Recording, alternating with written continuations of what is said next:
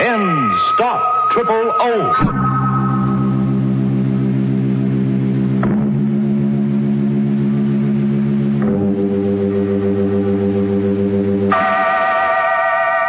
Inner Sanctum Mysteries, brought to you transcribed by High Potency Ends, America's most popular, truly effective chlorophyll tablets.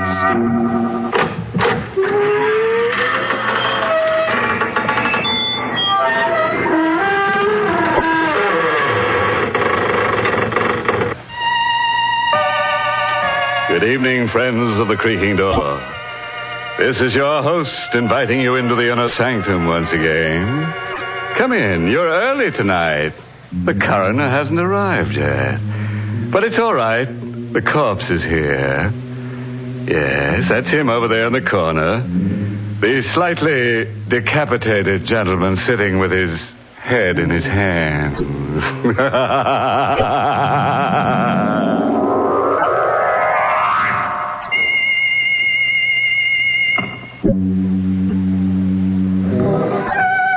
All right, friends.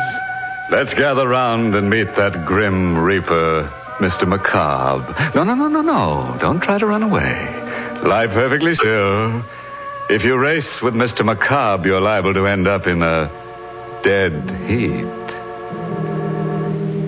From the living room of a small house that has seen better days, a single light shines in the early evening. Inside, Grace Denning waits alone for her father to come home. Anxiously lighting one cigarette from the other, she paces the floor until at last she hears his footsteps on the porch stairs. Father? Is that you, Father? Yes, dear. Oh, were you worried about me? Well, you're never this late for dinner. I thought something might have happened to you. You weren't down at the river again, were you, Father? No. Well, where were you?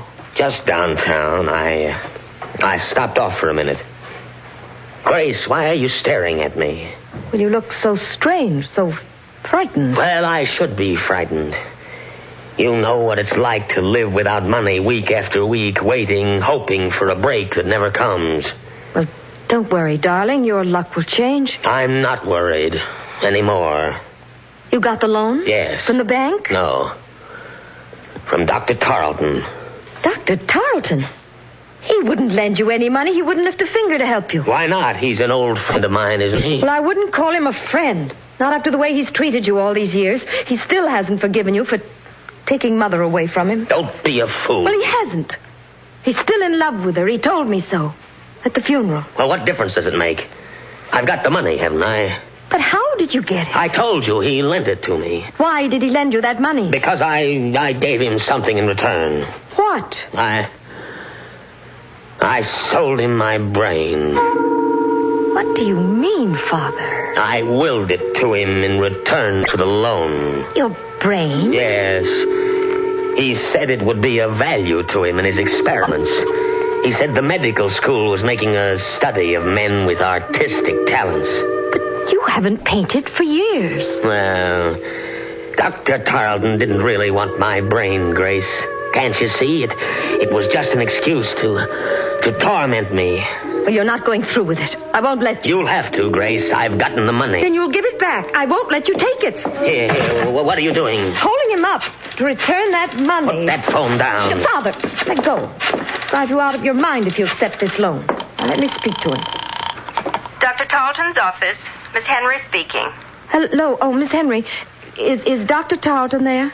Why, who's calling, please? This is Miss Denning, George Denning's daughter. Would you ask the doctor to come to the phone, please? I'm afraid I can't, Miss Denning. Dr. Tarleton is dead.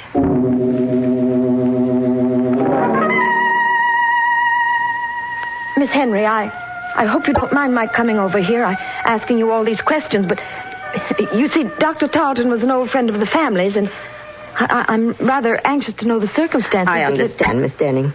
Dr. Tarleton often spoke of you and your mother. When did he die, Miss Henry? This afternoon, about 5 o'clock. We can't be sure of the exact time.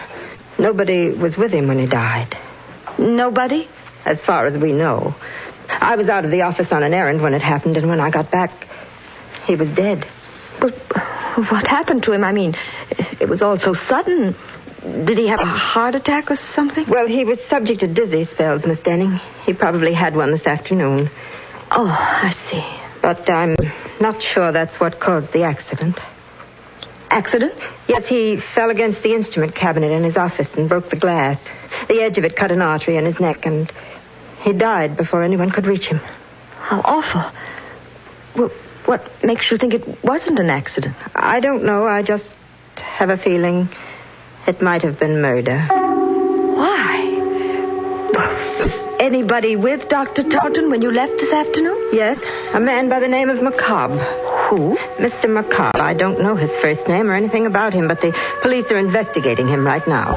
And there wasn't anybody else this afternoon? Not that I know of. Are you sure? Didn't Dr. Tarleton have an appointment with a man who was interested in some sort of brain experiment? What's that? An elderly gentleman, tall, with gray hair and a long, thin face. Why, Miss Denning, that was Mr. Macabre. Where have you been, Grace? Oh, just out for a walk. Now, don't lie to me. Where have you been? Over to Dr. Tarleton's office. Yes? Yeah, well, what for? I told you not to meddle in my business. Tarleton's dead, and my bargain with him is automatically canceled. Is that the agreement you made with him, Father? My agreement with Dr. Tarleton doesn't matter anymore. It doesn't to me, Father. But it might to the police if they find a copy of that agreement. What are you driving at? Don't you think they'll find out Tarleton's death wasn't an accident? Good heavens, Grace, you don't think I killed him, do you? You don't think I murdered a man for the sake of a few $100s? What did you do? You were in his office at 5 o'clock this afternoon, weren't you? Who told you that? What difference does it make? Miss Henry knows you were there. She told me all about it. I didn't speak to Miss Henry. Mr. Macabre did. Oh, for heaven's sakes, Father, don't you think the police will see through a trick like that? They're out looking for you right now. Well, confound it, Grace. I didn't kill Dr. Tarleton. And I never heard of Mr. Macabre. Now, let's not talk about him. All right, Father.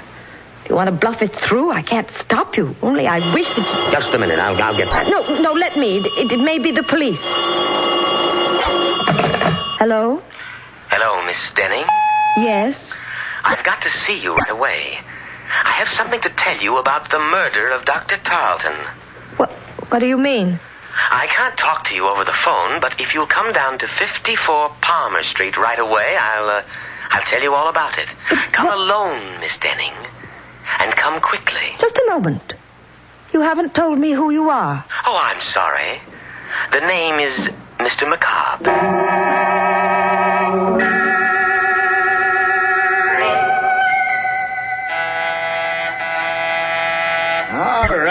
All right, I'm coming. Yes, what do you want? Why, I'm Miss Denning. Weren't you expecting me? I never expect anybody around here, especially at this time of night. What did you ring the bell for? Well, I was supposed to meet somebody here. Are you sure you got the right address? This is the University Medical School, the autopsy lab. We're closed up for the night. That's strange.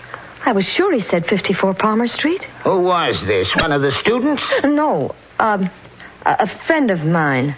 Well, it's a funny place to be meeting a friend of yours, but if he said he'd be here, well, maybe you better come in. Well, Come on, I don't mind you waiting on the inside. Sure. Yeah, I'm always glad to have a little company around. A place like this kind of gets under your skin. What do you mean? Ain't you never been to a medical school before? No, Well, there ain't nothing to be afraid of, lady, but it's just like being in a morgue with them dead ones around, especially tonight. Why tonight? And didn't you read in the papers what happened? Didn't you see where that doctor got killed under mysterious circumstances? Dr. Tarleton? Yeah, that's the one. You knew Dr. Tarleton? Well, sure I knew him. He used to teach down here. Anatomy. Oh, I didn't know that. Maybe that's why I was told to come here. Because of Dr. Tarleton? You know something about his death? No, but the man I'm supposed to meet here does. Have you ever heard of a Mr. Macabre? Macabre? Are you waiting for Mr. Macabre? Yes. Do you know him? Who sent you here? He did. He called me up on the phone and told me he wanted to speak to me about Dr. Tarleton's death. Mr. Macabre said that? Yes. You better come with me, lady. What's wrong? I didn't say there was anything wrong. I just want you to come with me. I gotta know if you're telling me the truth. Where are you taking me? Don't worry, it ain't far. Right in here, come on. But stop pulling me, will you? Where are we? Where do you think? In the lab. But why did you bring me here? Didn't you say you had to see Mr. Macabre? Yes, but... Well, this is where he is. Right in that canvas bag. It's a body. Of course it's a body. And they give them all names. The students, I mean. Oh, no. This one is Mr. Macabre. That's what I want to know. Who put you up to this? Who told you to come over here and tell me he was alive? Nobody. Don't lie to me. Every one of them students know I'm scared of Mr. Macabre. They've been playing tricks on me ever since I got here. Let me go. Not until I make sure he's in that bag. What are you doing? Opening it up. No. Look. It's not Mr. Macabre. What? It's Dr. Tarleton.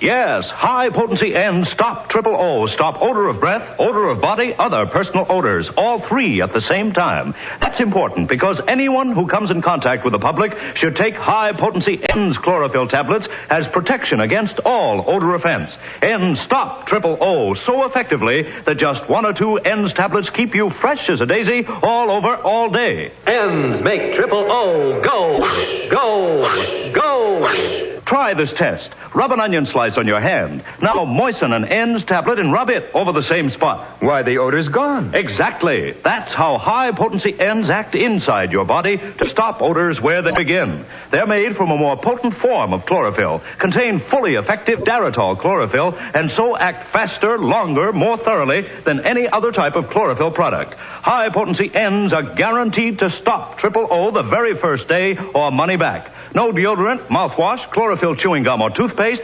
nothing that acts only in the mouth or on the surface can possibly stop Triple O. You must take chlorophyll internally for these results. So get N's, that's E-N-N-D-S, N's, pleasant tasting and safe as any garden vegetable. Get high-potency N's, available everywhere. Trial size only 49 cents, larger sizes even more economical.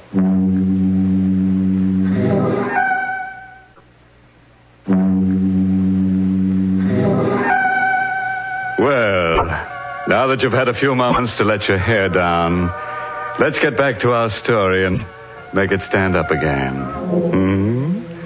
Let's see now, where were we? Oh, yes. In that lovely little dissecting room where the university goes to meet the student body. As I remember it, Grace Denning went there, too, with a night watchman to see a man about a corpse. But the corpse didn't keep his appointment. At the last moment, Mr. Macabre got cold feet and left Dr. Tarleton holding the bag. Are you sure it's Dr. Tarleton? Can't you see it is? I'm going to call the police. Now, wait a minute. You're not going to call anybody till you tell me why you came here. I told you. You told me a lie. You knew Dr. Tarleton was in this bag. You brought him here. Don't be a fool. Well, then who did? Who put you up to this? One of them students? No. They must have, or you wouldn't have told me that story about Mr. Macabre. Where is he? What have they done with him? Nothing. Please, I didn't have anything to do with it. You mean you're not playing a trick on me? Of course not. Then it's true. It was Mr. Macabre. What? He's the one who killed Dr. Tarleton. He's the one who put him in that bag. What are you talking about? You're insane. Insane, am I? You don't know about Mr. Macabre. You don't know where he came from. What do you mean? His body, Miss Denning. They brought it from the state penitentiary. He was a murderer. Stop it! Stop it! No, I can't stop it. Don't you understand? We've got to find him and bring him back before it happens again. Wait, there's the phone. Hello? Hello? Is Miss Denning there, please? Just a minute. It's for you, Miss Denning. That call? Yes, here, answer it. Oh. Hello? Hello, Miss Denning? Yes? Tell your father not to worry about the murder. Dr. Tarleton was killed by a woman. A woman who lives at 9 River Road. How do you know? Who is this? Don't you recognize my voice? I'm Mr. Macabre.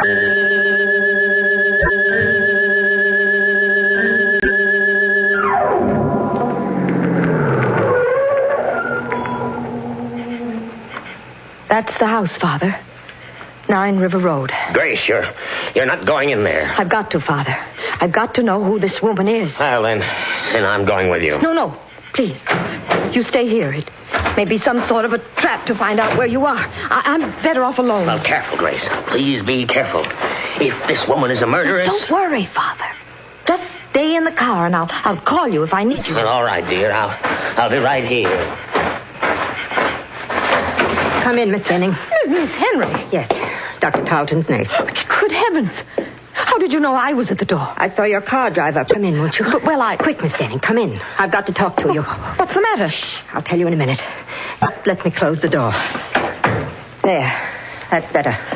Now I can speak freely. You act as though you were expecting me, Miss Henry. I was. That's strange. Nobody knew I was coming. Oh, but you're wrong. I had a message saying you were. A message? From whom? Well, he wouldn't give me his name over the phone, but I had a feeling it was Mr. Macabre. Remember? He's the man I told you about at the office, the one the police are looking for. He called you on the phone? About 10 minutes ago. What did he say? Well, he didn't want to talk very much, but he said you were coming over to see me about Dr. Tarleton's death. He said you suspected me of committing the murder. What do you mean? Do you, Miss Denning? Why, no. I have no reason to suspect you. What made you think I did? Just the fact that he said so. And the way you're looking at me right now. How did you find out about the letter opener, Miss Denning? What letter opener? The one that's missing from Dr. Tarleton's desk. Who told you about it? Why, nobody. I didn't know it was missing until you just mentioned it. Then why did you come here? Because Mr. Macabre... Don't blame it on him. He never saw that letter opener. Well, neither did I. I don't even understand what connection it has. Don't you, Miss Denning? Why would a letter opener be taken from Dr. Tarleton's desk unless it had been used to commit the murder? You mean Dr. Tarleton was stabbed to death? He might have been. The murderer could have stabbed him first and broken the instrument cabinet later to make it look like an accident. Only that isn't the way it happened. How do you know? I know because that letter opener isn't really missing. It's just been mislaid somewhere. And if I had a chance to search the office, I'd probably find it. Why don't you search the office now, Miss Henry? I will, if you'll come with me. All right. I'll come with you. Good. I felt rather peculiar about going down there alone, but if you're with me... Miss Denning. What's the matter? Behind you, look. At the back window. What? I don't see anything. It was there, I tell you. It was there a moment ago. What? A face peering through the window. It's Macabre. That's funny. There doesn't seem to be anyone out back here. Must have been your imagination. No, I saw it. I tell you, there was something... Wait, what is it? Thought I heard something move behind the garage. Quick, let's go in there. We can look through the back window without being seen. Careful now, we mustn't make a sound. Here, hold on to my arm. I can't see a thing, Miss Henry. Who's there? Don't be afraid, Miss Denning. It's me. Who are you? Mr. Crane, don't you remember? The night watchman from the medical school. What are you doing here? I'm looking for Mr. Macabre. He's around here somewhere. I just saw him. Where? Out in the field, behind the garage. I don't see anyone out here. You're not looking in the right place. Come with me. I'll show him to you. No, don't. Don't go with him, Miss Henry. Why not? It may take two of us to bring him back. He might not want to come with me. Please. Will you leave us alone, Mr. Crane? Go back to your job and let the police find Mr. Macabre. No, wait. He might know where Mr. Macabre really is. Of course I know. I just told you he was down there in the field. Then you go find him, Mr. Crane, and wait for me. I'll be there in a minute. All right.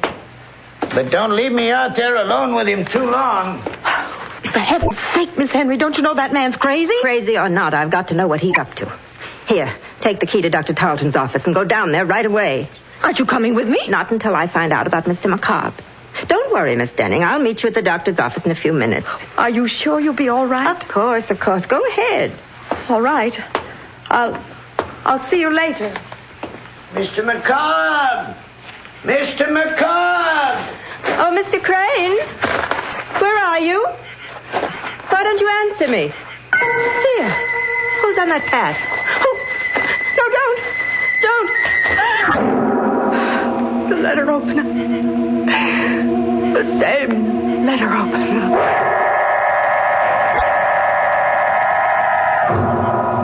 Father. Aren't you in the car, Father? Where are you? It's all right, Grace. I'm here. Oh, where? Right here in the doorway. Why did you think I'd left you? Didn't know where you were. Why didn't you wait for me in the car? Oh, I don't know. I just got tired sitting there. Besides, I thought I heard some voices back in the house. Is anything wrong? No. At least I don't think so. I'll know better after we get to Dr. Tarleton's office. What are you going down there for? A letter opener, Father. I've got to find out if it's really missing. Oh, Grace, will you stop butting into other people's business? But this is our business. Don't you understand? Are you coming with me? Or shall I go alone? No, dear. I'll go with you.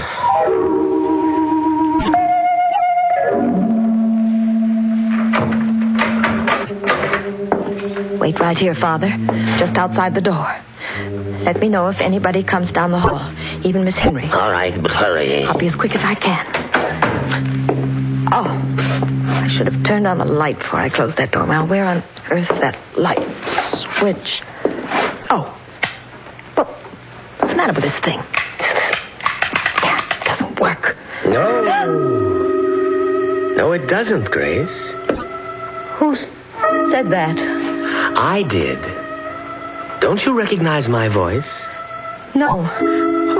Where are you? Over here, sitting at my desk. Dr. Tarleton. Yes. You're alive. No, my dear. I'm just living on borrowed time for a while. Just long enough to tell the police who murdered me. It's a trick. You're not really dead. No. You shouldn't have come back here to return that letter opener. That was the trap we set for you. Only we never dreamed you'd kill Miss Henry. You fool! Who are you? Dr. Tarleton, dear. The man who was foolish enough to leave you half his estate because of your mother. You're a murderess, Miss Denning. Be quiet! Be quiet or I'll kill you! You can't kill me, Grace. You've done it already. I'll do it again. I'll do it right this time, the way I killed Miss Henry. Here, put that letter opener down. Let me go. Grab her, Gus. I've got her hand. No, don't touch her. It's all right, Miss Denning. We won't frighten you anymore. We've got all the evidence we need now. You're a detective. You guessed it. The dead man. The one you had propped up in the chair. Who was that? Don't you know? That was Mr. Macabre.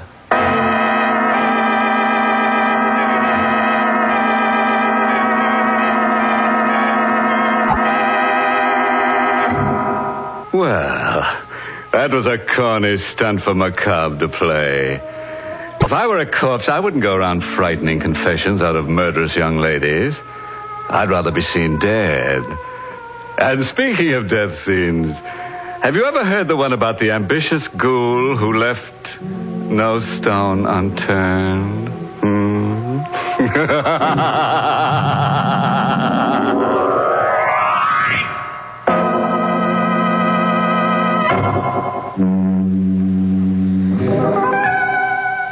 Tonight's Inner Sanctum Mystery was written by Robert Sloan and starred Barbara Weeks in the role of Grace.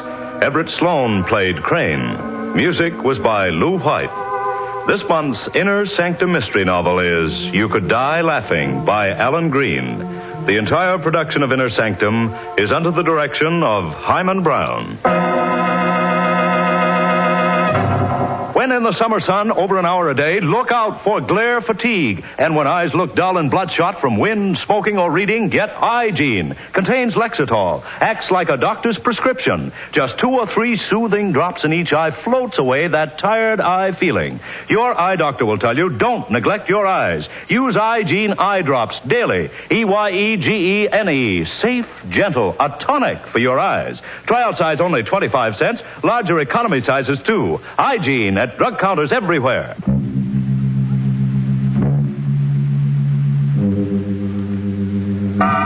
Well, friends, it's time once again to close that creaking door. Until next week at the same time. Next week's happy little horror, entitled Strange Passenger, concerns itself with a bright lad who keeps on killing the same girl over and over again, until he realizes that she's taking him for a sleigh ride. You'll be sure to listen, won't you? Until next week, then, good night. Pleasant dreams.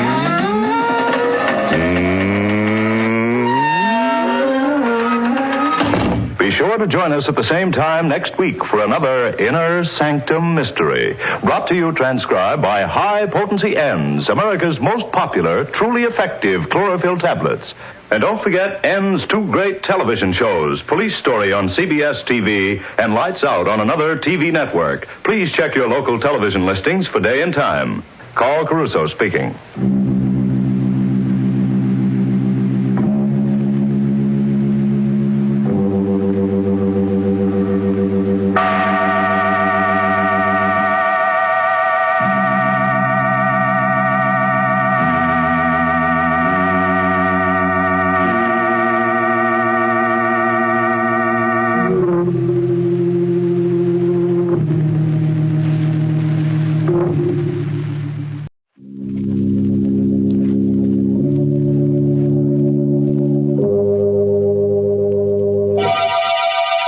Lipton Tea and Lipton Soups present Inner Sanctum Mysteries.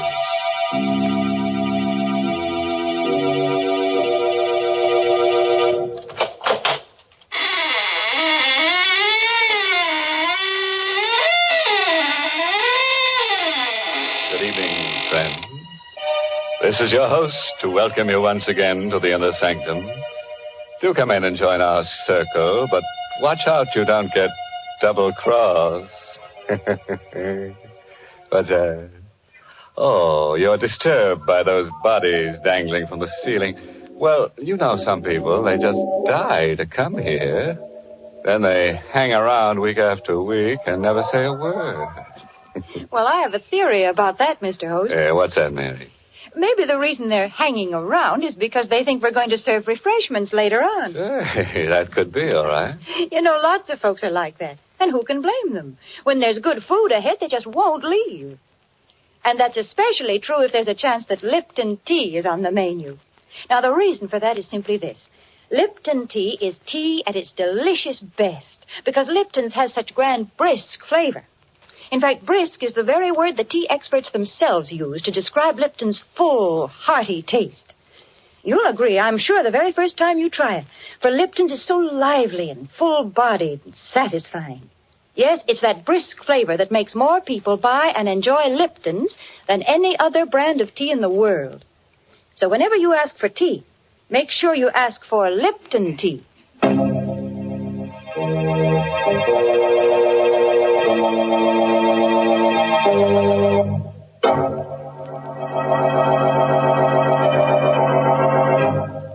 And now, friends, draw close your chairs.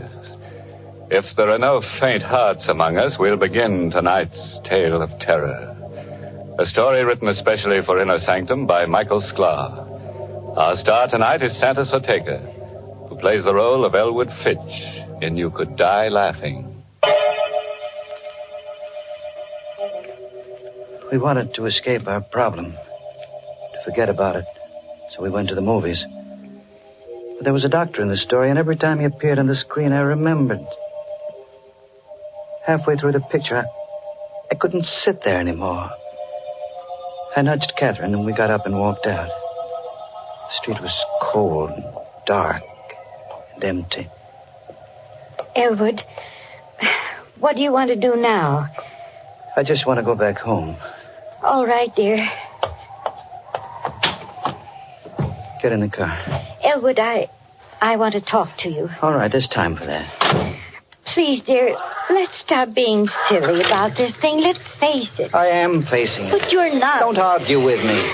For heaven's sake, don't you understand? The doctor said you only got a year to live unless we move to Arizona. Doctors are human. They can make mistakes. Not 3, Doctor. I don't care. Oh, why are you so stubborn? Why are you so dead set against Arizona? You ought to know why, Catherine. Me? Yes, you. Because of me? Yes. I haven't given you much, Catherine, not even children. But I've been able to make a living. We've been able to get along. What would I do in Arizona without a job and without money? Elwood, slow down. I can still drive a car, Catherine. You're speeding. Let me alone. Passing through a red light. Elwood, that man crossing the street. Look out! Hi. Catherine. Did I? Yes. He's lying on the ground. Good Lord. He walked in front of the car. Well, we've got to help him. Is he? He's dead. Oh, well, I didn't mean to do it. I couldn't help it. It happened so fast. Better call the police. Police? Well, you said he's dead. The police? Catherine, there's no one but us on the street. Nobody else saw it happen. What difference does that make? Get back in the car. Elwood, are you suggesting I was that... speeding. I passed a red light. And now this. They'll arrest me. They'll put me on trial for manslaughter. But my... He's dead, isn't he?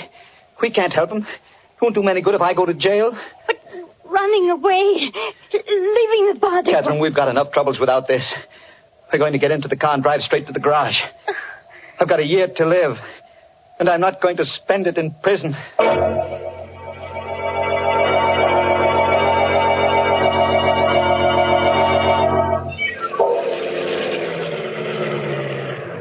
Good evening, Mr. Fitch.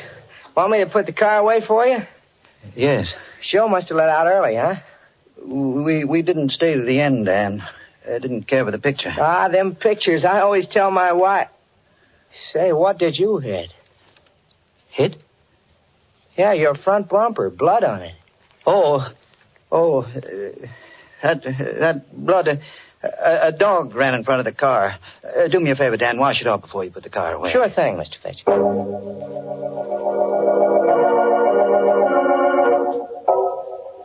I didn't sleep well that night. Bad dreams, all mixed up. About doctors. They all looked like the man lying on the street. And their faces were covered with blood. I woke up exhausted. Breakfast is on the table, Elwood. Just a moment. That newspaper can wait. Your toast is getting cold. Oh, here it is. What are you looking for? The story. You mean last night? It's in the newspaper? Listen to this. Stenger, victim of hit-and-run driver. The body of Augie Stenger, underworld character, was discovered early this morning at the intersection of Broad and Main Streets. Police believe Stenger was the victim of a hit-and-run driver. The front door. Yes. Do you think it's the police? I don't know. Get a grip on yourself. I'll see who it is. Morning. You, Mr. Fitch? Yes. What can I do for you? I don't like to talk business on the front doorstep. Business? It's about last night, that accident. What accident? Don't try to act innocent. I saw that hit and run. Now can I come in? Let me handle this, Catherine. Who are you? The name is Chandler. I was sitting in my car last night at Broad and Main Street. I saw the accident and I followed you home. Thought I ought to talk to you about it this morning. What do you want? The cops are looking for that hit-and-run driver. I'm the only guy that knows you're him. It ought to be worth something for me to keep my mouth shut. You want money? Yeah. Blackmail. Don't talk to him, Elwood. Send him away. No, we can't do that, Catherine. He'd go to the police. But Elwood... Leave this to me. All right, Chandler. I'll give you the money. How much? $500. That's chicken feed. 1,000. Ah, now you're talking sense. When do I get it? I'll give it to you now. It's in my coat pocket. Here. Here it is. You'll find exactly $1,000 in $20 bills. Thanks. Now, get out of here. Now, wait a minute. Don't get nasty, Fitch. I'm doing you a favor. You got your money. Now get out. I'm going. But I'll be back. We call this the first installment. Elwood, where did you get that money you gave him? Money? Last night you said we couldn't go to Arizona because we had no money. You just gave that man $1,000. Where'd you get it? I was ashamed to tell you. I took it from Stinger. Stinger? The man we hit. I put my hand inside his coat to see if his heart was beating. The money was in the inside pocket. Elwood, how could you? Don't look at me like that, Catherine. We've been married a long time. Long enough for you to know that I'm not a crook or a murderer. But to kill a man and then take his money. Try to understand. All day long I've been thinking. A year to live. A year to live. When you know you're going to die, it does something to you. You forget what's right and what's wrong. I thought, with that $1,000 and the few hundred we've got in the bank, I thought we might be able to go to Arizona after all. Well, the money is gone. Yes. Don't think about it anymore. How can I stop thinking? You heard what Chandler said. That $1,000 is the first installment. He'll blackmail us out of everything we own.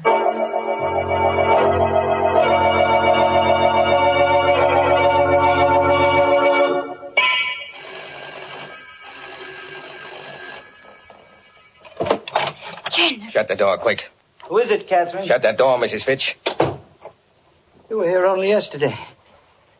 What do you want now? The cops are after me. You and me on the same boat. What have you done? What do they want you for? Murder. Murder? You shouldn't have come here. I figure this place ought to make a pretty good hideout. No. You can't stay here. Who's going to stop me? I won't allow it, Elwood.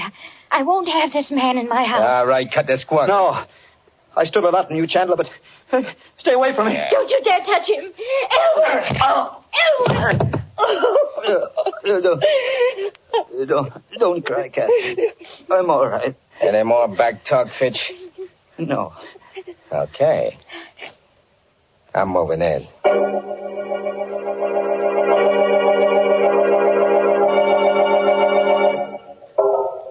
He took over the house. He used Catherine and me as servants, treated us like dirt. There was nothing we could do about it. Just the three of us, cooped up in that little house. We couldn't go out. Food and cigarettes were sent up from the store. Went on like that until Tuesday morning. Hush, Elwood. Chandler will hear you. He can't. He's in the bedroom. You're going to give yourself up? I can't stand this anymore. I can't stand it.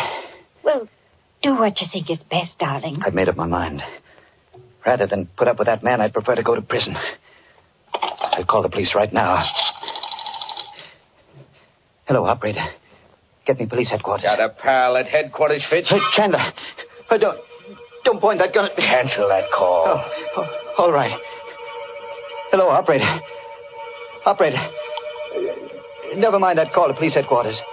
No, nothing's wrong. I just made a mistake. Thank you. You made your last mistake, Fitch.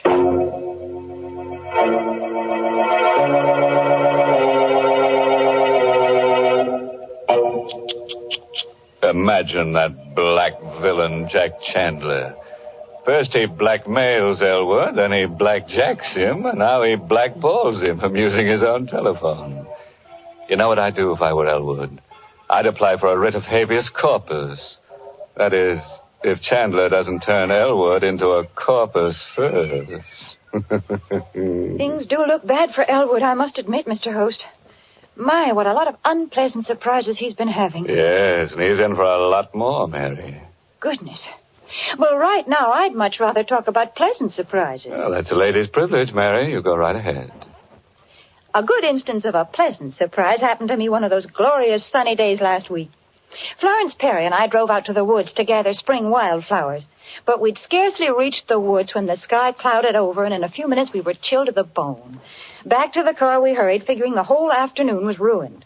And it was then that Florence brought out that pleasant surprise I mentioned. A whole big thermos of heavenly hot Lipton tea. Well, we sat down and had ourselves a regular tea party right there in the woods. Suddenly everything seemed bright and cheery again. Lipton's had certainly saved the day with its bracing, cheery taste, its delightful, brisk flavor. The same thing happens so often with so many folks. Any time during the day, Lipton's is a pleasant, refreshing treat. Tea with a glorious, full-bodied tang that adds extra zest to every occasion. The reason? It's worthwhile remembering, friends. Lipton tea has brisk flavor.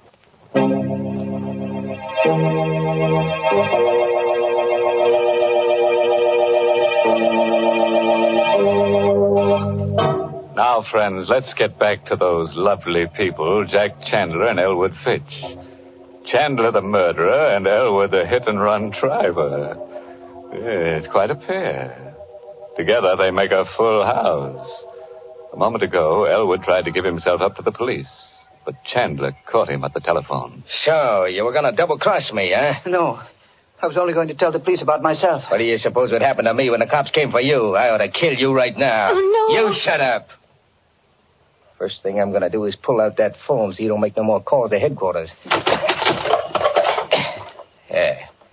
That settles the phone. Now, stand up. What are you going to... The door. Can you see who it is through the window, Fitch? Yes. Take a look. But remember, I still got this gun. Don't try any tricks. It's a man. Recognize him? No. Now listen. Before you open the door, I'm taking your wife into the next room with me. I'll be able to watch you and hear every word you say. You know what I'll do to Mrs. Fitch if you double-cross me. Yes. Okay. Now answer the door. Mr. Fitch? Elwood Fitch? That's right. May I come in? Yes, of course. I'm Detective Farley from headquarters. Here's my badge. Mind if I ask a few questions? What about? Well, I've been assigned to the Stenger case. Familiar with it? I read about it in the newspaper. A hit-and-run driver. That's the case. What do you know about it, Fitch? Why, nothing. Are you sure?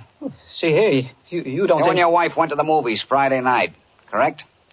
Yes, that's right. Did you drive straight to your garage from the movies? Why, no. It wasn't a good movie, so we left early and went for a ride. Did you pass the corner of Broad and Main Streets?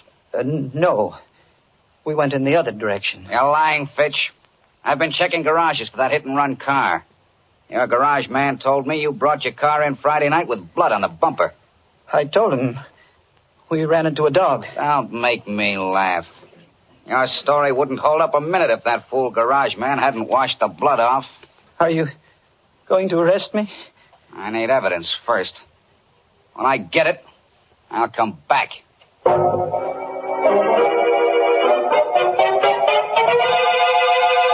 Blood on the bumper. That cop is wise to you, Fitch. He said he'd be back. Sure. He'll be snooping around looking for proof. Yeah, this is one heck of a hideout. I'm leaving.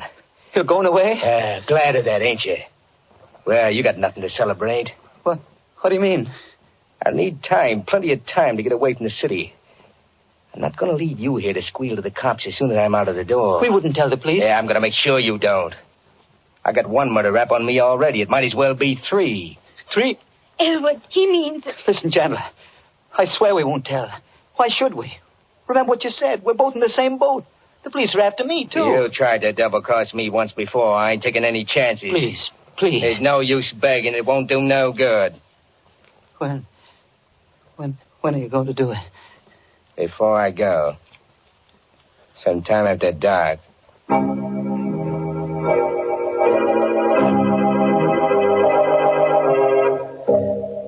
The rest of that day was a nightmare. Chandler wouldn't let me separate from Catherine. Everywhere we went, everything we did, he was always behind us with that gun in his hand. The gun. I had to take it away from him. He was much younger than I, big and tough. But I had to try. I watched for my chance. It came late in the afternoon. He was lighting a cigarette. He put the gun down on the living room table while he felt in his pockets for a match. Both of us were the same distance from the gun. I made a dive for it. Hey, get away from that rod. No, let go.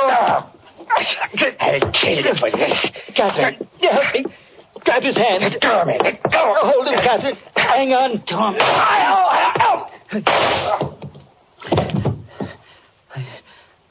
He's dead. I had to shoot him. I had to. Now what will we do? I don't know. What would he do if the positions were reversed? Call the police. No. The money. The money I gave him.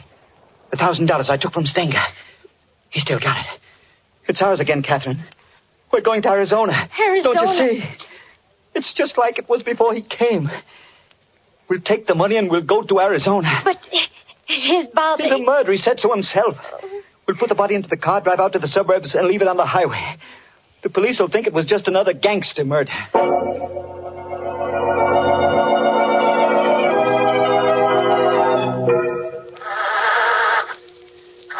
I was just able to squeeze the dead body into the luggage compartment. Hurry, Elwood. Let's get away before one of the neighbors sees us. Oh, my gosh. Now what's the matter? The gasoline gauge. It's almost empty. Oh. We'll have to stop at the garage.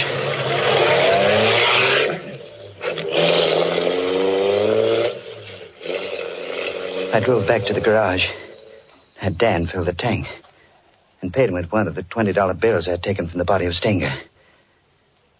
Dan gave me a queer look as he brought me the change. Here you are, Mr. Fitch. 13 gallons out of a $20 bill. Thanks, Dan. Oh, by the way, did a detective come around to your house the other day? Yes, he did. I hope you don't hold it against me, telling him about that blood on the bumper of your car. Oh, of course not, Dan. Why should I? After all, I had nothing to hide. No, that's right. Well, to tell you the truth, Mr. Fitch, I was a little suspicious of you. I thought you really might be that hit-and-run driver. Not that it matters much now. No? No. The police don't care much now about that driver. Why not? Oh, he's small potatoes now. I just heard over the radio that guy Stenger was just about dead even before that hit-and-run driver hit him. How could that be? Well, the way the radio explained it, Stenger was shot in the back, and he staggered out into the street, and then a car hit him. But you said he wasn't killed by the car. Yeah, that's right. The coroner's inquest showed that he died of a bullet wound. He'd been murdered. The police even know who killed him. They know the killer's name? Uh-huh. I heard it over the radio just a minute ago. Oh, yeah, Chandler. Jack Chandler.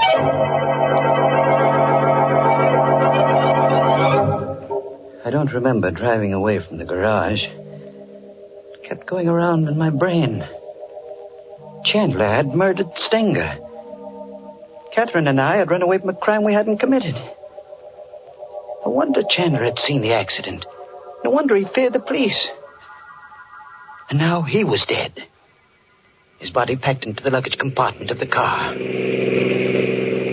Elwood, you're not listening to me. What? Oh, I was thinking about Chandler. That's what I was talking about. If he killed Stenger, why can't we go to the police and confess everything? Because we killed Chandler. But it was self-defense. Would the police believe that? They'd have to believe it. Even if they did, it would be murder in the third degree. They'd learn about the $1,000. I'd be held for trial. We'd never get to Arizona. No, Catherine. We've got to go through with our original plan. Elwood, that siren. It's a police car behind us. What are you going to do? They may not be after us. If they do stop us, let me do the talking. Hey, forward! Stop that car! Don't be afraid, Catherine. I'll handle it. Uh-huh. Middle-aged man and woman. You answer the description, all right. Name Fitch? Yes. What's the trouble, officer? There's an alert out for you. You bought gas back at your garage a few minutes ago. Paid for it with a $20 bill. That's right. Got any more of those bills on you? Why, yes. Hand them over. Here. Here they are. Uh-huh. Looks like it's all here. This is the stuff, all right. What stuff? What are you talking about? This money. It's counterfeit. Just like the bill you gave the garage man. Counterfeit? Phony money down to the last dollar. Move over. We're driving to headquarters.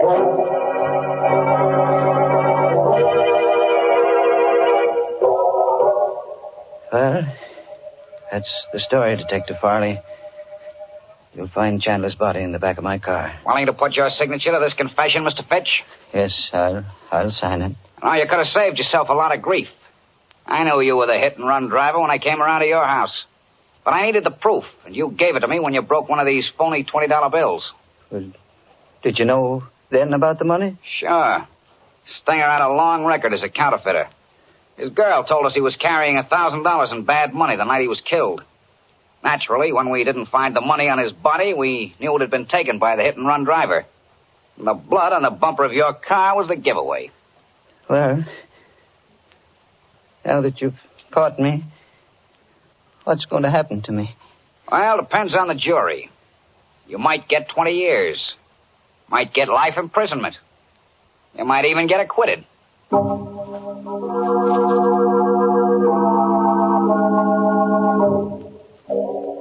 I'm in the courtroom now. Catherine beside me, waiting for the decision. The jury just filed in. The judge has asked if they reached a verdict. The foreman of the jury is rising to his feet. Your Honor, we find the defendants not guilty. Catherine. Oh, Elwood, thank heaven. I don't know whether to laugh or cry. Oh, darling, you were right from the very beginning. Money or no money, we're going to Arizona.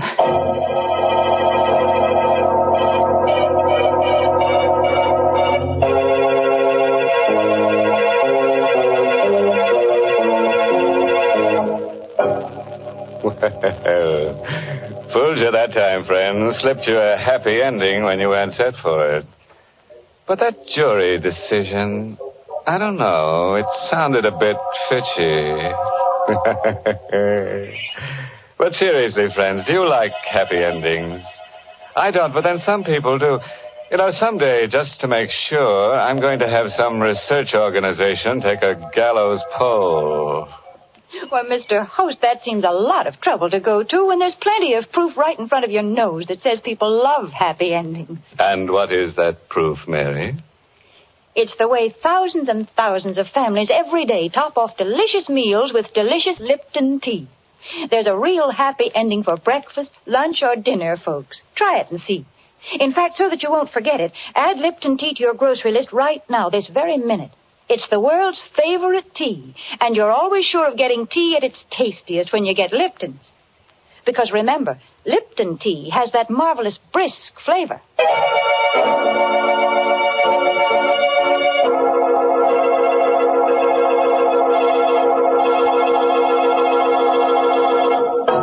A parting word of advice, friends, drawn from the experiences of Elwood Fitch. If your wife wants you to take a trip, don't argue. No, don't protest. Simply bash her on the head and deliver her to the police. You can always say she tripped. Oh, yes, this month's Inner Sanctum Mystery novel is I Hate Blondes by Wolf Kaufman. And next week, the makers of Lipton Tea and Lipton Soups will bring you another Inner Sanctum story directed by Hyman Brown and called Screams in the Night. Of course, there'll be lots of screams. The kind you like. Blood-curdling. And there's the usual triangle. A man, his wife, and another girl. But the joker is, He who grasps best gasps last. Don't get it? And for the details, better be listening to Inner Sanctum next week. Until then, good night. Pleasant dreams.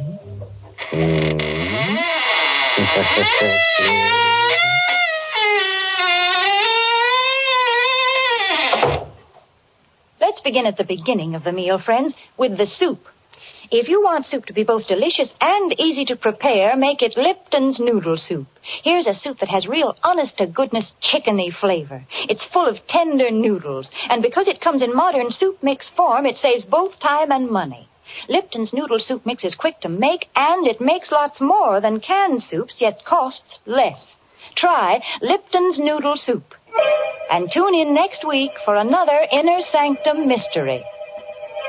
This is CBS, the Columbia Broadcasting System.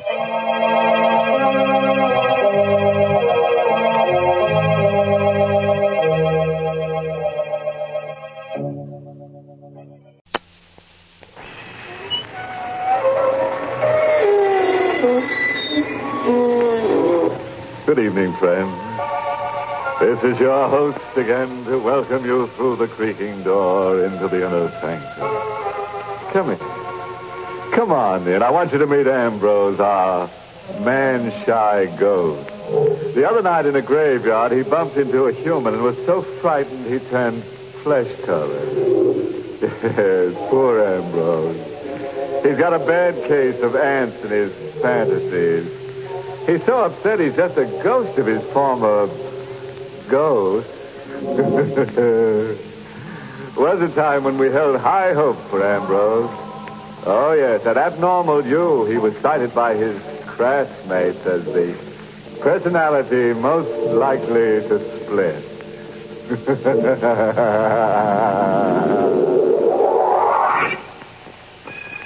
And now, let's visit Murder Mansion. For over 100 years, the old house has stood on the cliff, weathering the relentless ocean winds that have battered at its gray shingles.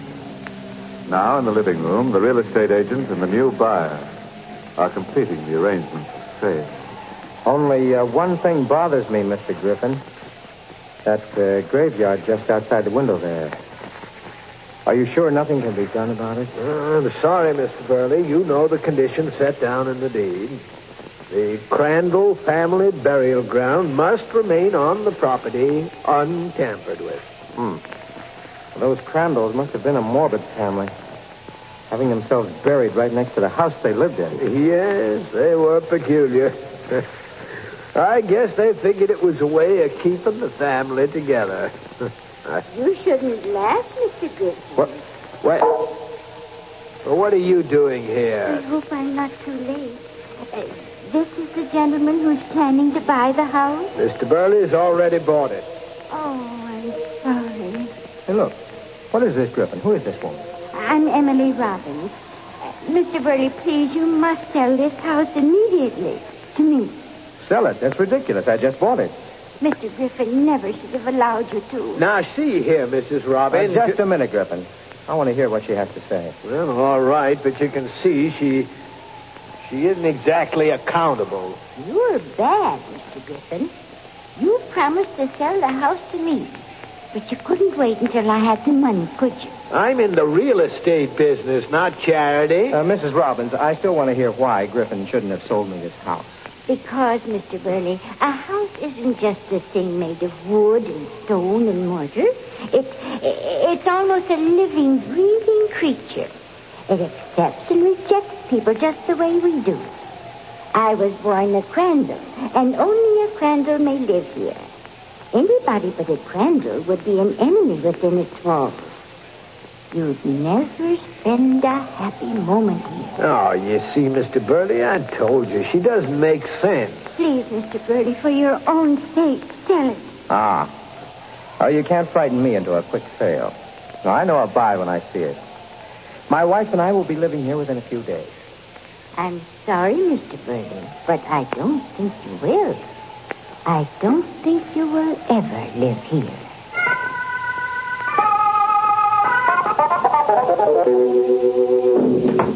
Helen.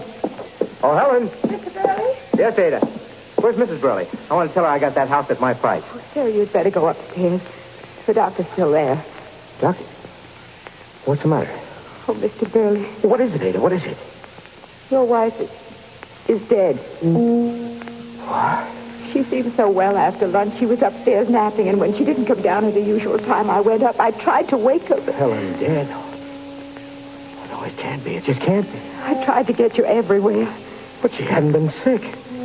There's no reason she should die. Dr. Hirschman said the same thing. He said... Oh. Hello? Is Mr. Burley there, please? Well, Mr. Burley can't come to the phone right now. He... Oh, it's all right, Ada. I'll take it. Yes, sir. Hello? Mr. Burley, this is Mrs. Robin. Listen. I called to ask you if you've changed your mind about selling me the house.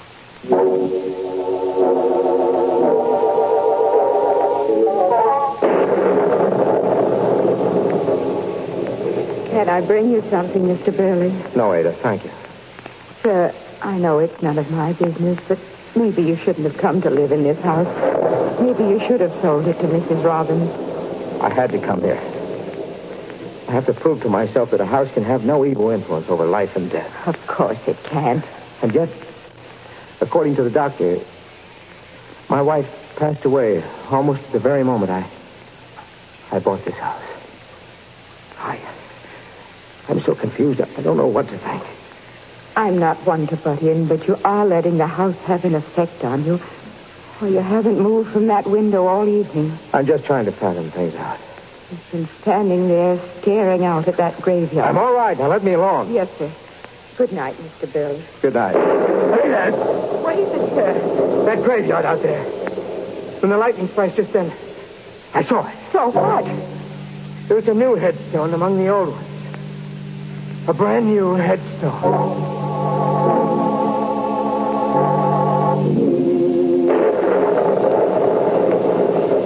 Mr. Griffin, how long ago was the last Crandall buried in the graveyard out there? The last one? Let's see. Oh, yes, it was Vincent Crandall. He died 20 years ago. 20 years? Then his headstone would have been a little worn by this time. Well, sure it would, but what are you... Then what is the meaning of the new headstone? New? Come to the window. I'll show you. Oh, now, Mr. Burley... There's a brand new headstone out there, over a fresh grave. Oh, but that's impossible. I saw it first in the lightning flash. Well, you must be imagining things. Then see for yourself. Here, take this flashlight. Shine it out there on the graves and see for yourself. All right. Well? Mr. Burley, maybe you better see a doctor. Doctor? They're all old headstones out there. The new one is only in your mind. Give me that flashlight. Mr. Griffin, what? You've been under a terrible strain. Your wife's sudden death and all. I don't know. What made me think I saw a new headstone out there? I want to sell this house. Right away. Well, you know, it takes a little time to arrange a sale. What about that Robbins woman? She'll buy it. She's been bothering me all along to sell it to her. Yeah, but Mrs. Robbins can't pay you a decent price. Well, I don't care. I'll take anything she offers. I want you to get in touch with her.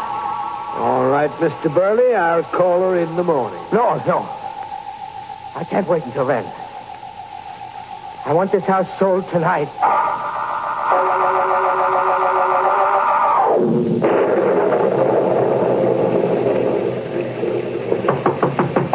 I don't understand, Mr. Griffin, why Mr. Burley had to bring me out here this time of the night. Well, he's made up his mind to sell. He wants to close the deal tonight. You don't want me to have this house, do you? Look, Mrs. Robbins, I don't care who gets it, just as long as it's at a decent price. So you can get a higher commission. You're a very selfish man, Mr. Griffin. Not in business for love. Your wife did well to leave you. She was as crazy as you are. Why doesn't he answer the door? What's taking him so long? Mercy! What was that? Someone screaming. It came from... Say, the garage. There's a light in there. Come on. Whoever screamed must be in that garage. Well, we'll soon find out. But maybe this best to go in there. That's a chance I'm going to have to take. What? Ada. Mr. Griffin. Well, that was you who screamed, huh? Yes, Why? What happened? Mr. Burley. What is it, Ada? What about Mr. Burley? He's dead. What? He left the house an hour ago. I looked out of the window and noticed that the garage here was lit. I came out and I found him slumped over in the car, dead. How dreadful. Well, this place is filled with carbon monoxide fumes. It wouldn't have happened. None of it. If he hadn't bought the house. Now, look, Mrs. Robbins, this is no time for that superstitious nonsense of yours. She's right, Mr. Griffin. It is nonsense. What do you mean, Ada? Here. Look. On the back seat of the car. Good Lord. A new headstone.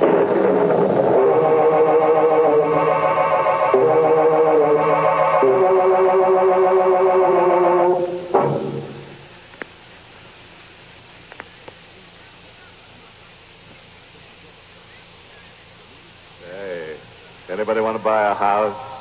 The Crandall place is a real buy. All you have to give for it is your life. Too bad about our friend Mr. Burley, huh? Thought he was getting a bargain basement, but instead he's ended up in a basement he didn't bargain for.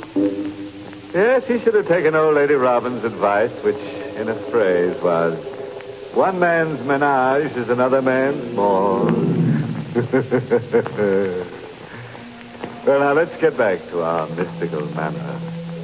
A week has passed since Burley's death, and the real estate agent, Mr. Griffin, has found a new buyer. Here's your check, Mr. Griffin. Oh, thank you, Mr. Wagner. I consider this house a real buy. Well, you're the only person who's had any interest in it since Mr. Burley died. The place has gotten a bad name. Most people are superstitious, I guess. Wouldn't live here if you paid them. Superstition never bothered me. Mr. Griffin. Yeah? What are you looking at that way? That graveyard out there, I don't understand. Understand? What are you trying to say? There were always 10 graves out there, I'm sure. But now there's 11.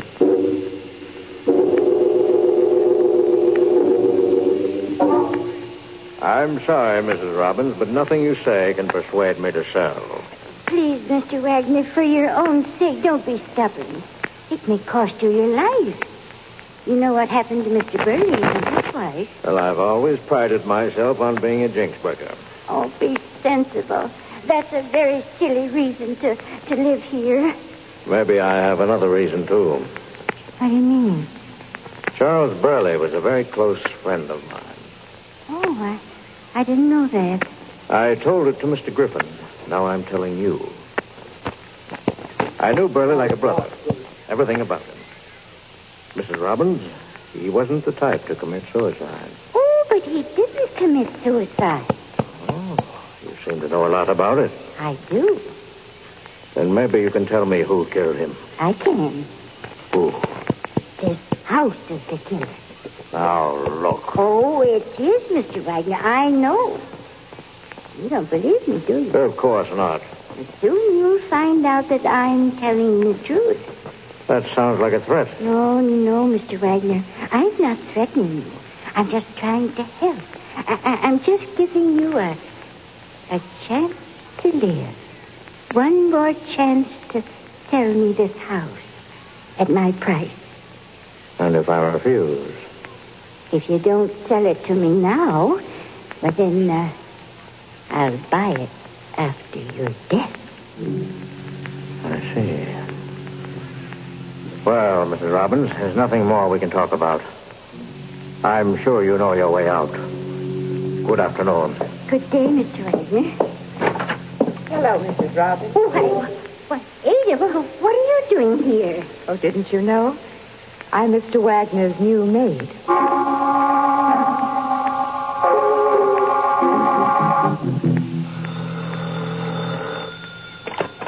Hello. Mr. Griffin? Yes? Come over here to the Crandall house right away. Mr. Wagner wants to see you. Why, who is this? It's very important, Mr. Griffin. Come as quickly as you can. Yes, but who is this? Hello. Oh. Your number, please. Operator, get me Maine 6539 and hurry. Yes, sir. I'm sorry, sir, but that line is disconnected. Disconnected? What? Well, that's impossible. I just spoke to someone at that number. Try them again. I'm sorry, sir, but I checked. There is no way I can get you the number.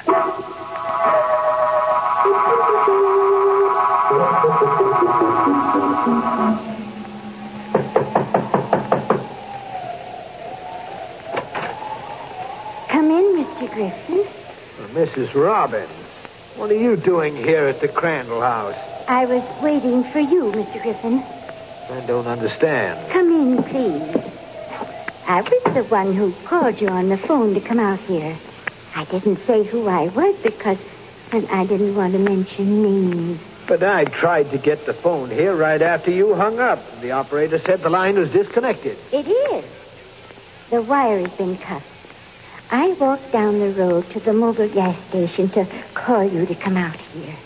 Mrs. Robbins, just what is this all about anyway? Why are you here, and where is Ada and Mr. Wagner? Ada's left. She's gone away. For good. What?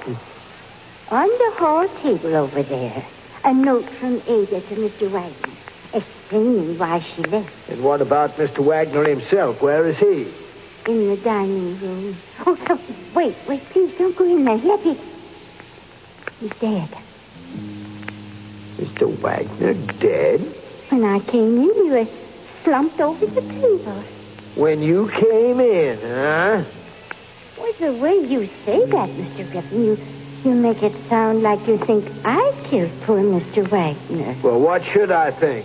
Oh, I wouldn't do a thing like that. Then suppose you tell me exactly what you're doing out here tonight. Well, it's like this, Mr. Griffin. I was home in bed, but I couldn't sleep. A strange feeling kept running through me that I should come out here and try to convince Mr. Wagner that he should sell the house before another day passed. Oh, a feeling. You can believe me. Oh, sure. When I arrived out here, the door was open and everything is just as you see it. What about the police? I didn't call them. Why not? Because I wanted to speak to you first. Speak to me with a murdered man in the next room? It wasn't murder. It was just the will of this house. And I want this house. You'd do anything to get it, wouldn't you? Yes. Anything. Even murder? Yeah. Mrs. Robbins, I'm driving down the road to make a phone call to the police.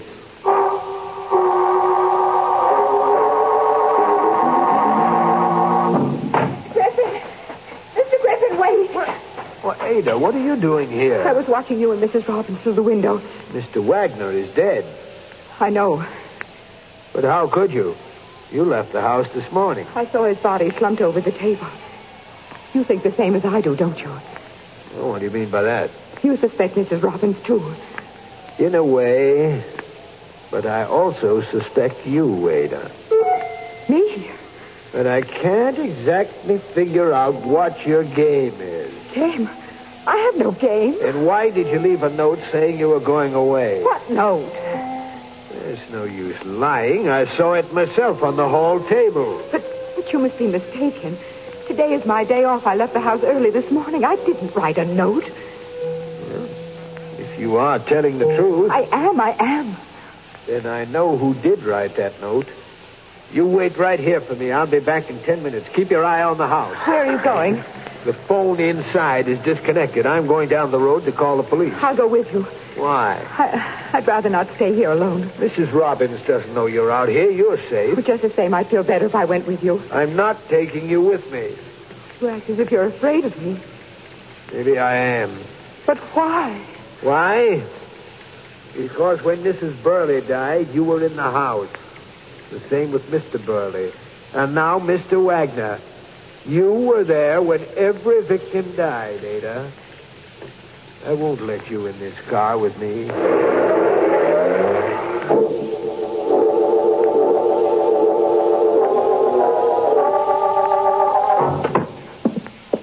You called the police, Mr. Griffin? Yes, they're on the way out now. By the way, what are you doing here in this kitchen? Oh, I was just walking through the room, recalling the happy moments I spent here when I was young. You sure that's the only reason? Why, yes. I thought maybe Ada had something to do with it. Ada? You know very well she's left. You saw her note. Ada didn't write that note. What? I talked to her outside this house 15 minutes ago. She was to wait out there for me until I got back. She wasn't there. What's happened to her? I didn't see Ada, but wait. What is it? About 5 minutes ago, I thought I heard something move down the cellar. The cellar? Yes, but then I thought it was just my imagination. Hold on a minute. Smell it. Just now. I heard it, too. Something or someone is down there. Come on. We're going down into the cellar to look around. Mr. Griffin, look. Look, it's lit down there in the cellar. Yeah. Go on. You're going first so I can keep my eye on you. Mr. Griffin. What is it? The hole in the floor here. Huh? One of the stone flooring slabs has been removed. There's an old well down there. I remember it was sealed up when I was a little girl. Yes.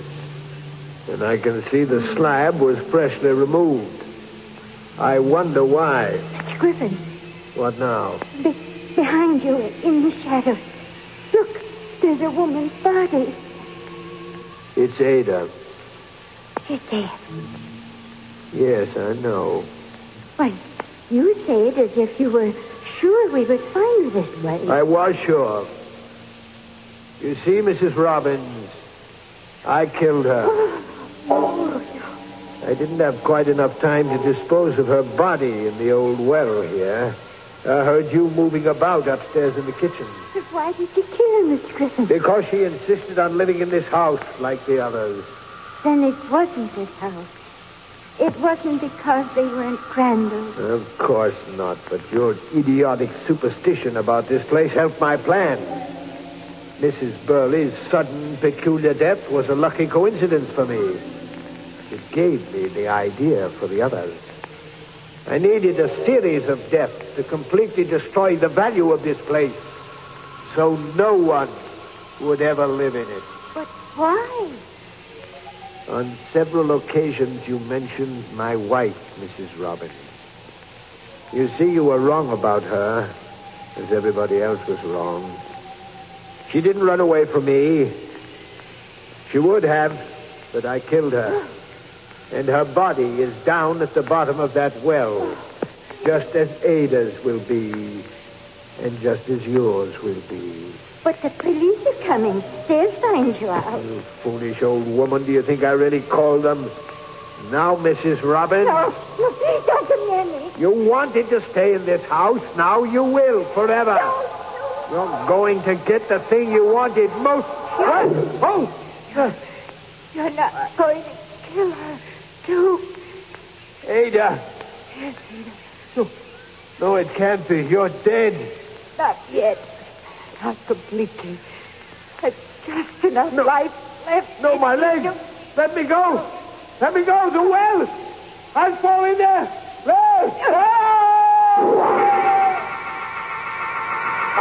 Ada. Oh, Ada. You thought it was nonsense, didn't you, Mr. Griffin? But it was this house that kept her alive long enough to protect me. My house, Mr. Griffin.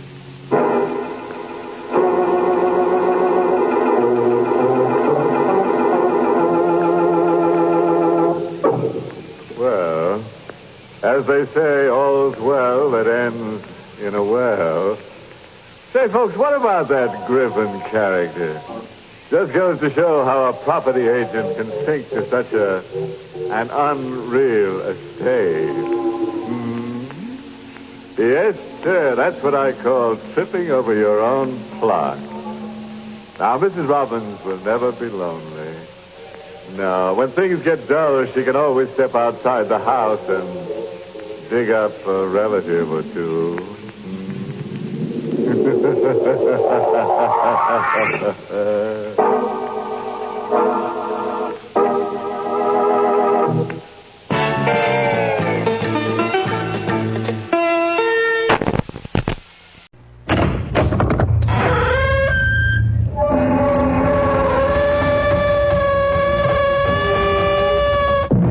Come in. Welcome to the Inner Sanctum. I'm Hyman Brown. I have a strange and frightening story about an onyx eye and the effect it had on the lives and happiness of several people. It's a well-known law of physics that any action has an equal and opposite reaction. If you press down on one side of a seesaw, the other side goes up. If you drop a stone into a puddle of water, the water rises in exact proportion to the displacement of the stone. If good luck is on the face of a coin, wouldn't the other side bring the reverse? It's for you, Kathy. Oh. A birthday present. Now close your eyes and hold out your hand. There. You may open your eyes now. Oh, why, it's beautiful. You don't like it? Oh, yes. Yes, I do. It's very unusual. It looks like an eye. Well, the little man I bought it from said it would bring us luck. It's onyx. The eye in the onyx makes it valuable as an oddity. Oh. What's the matter? It moved. It moved in my hand. Take it away, Jack. Take it away. Please!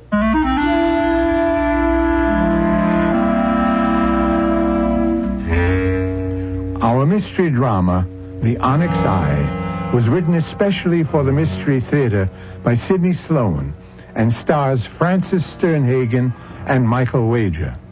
I'll be back shortly with Act One.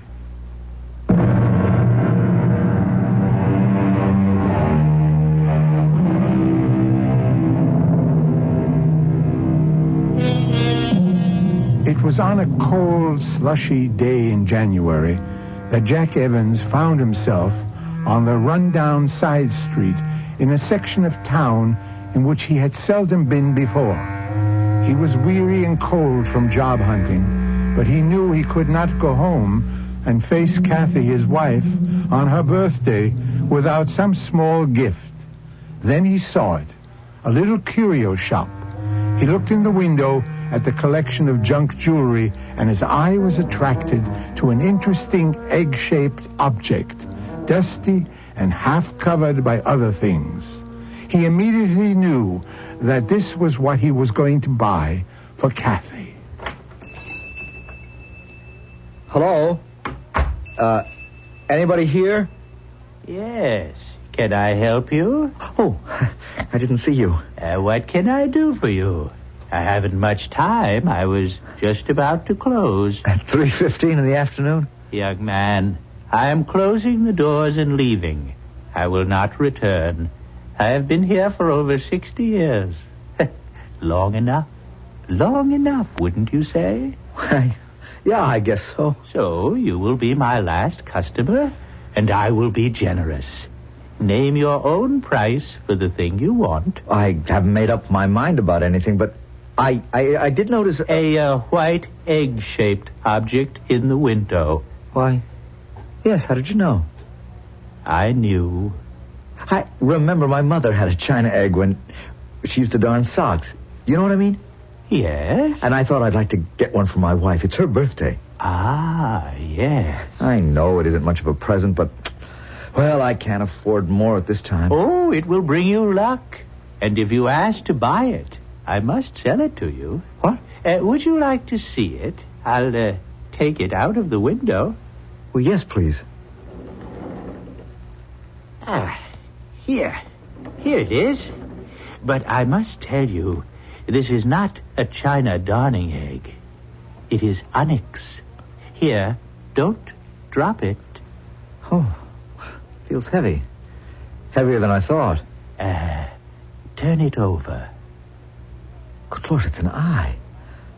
It looks like an eye. If you still want it, you may have it at your price. Whatever you offer, I must accept. But you must be sure you want it. And all that goes with it. Because you will have it with you forever.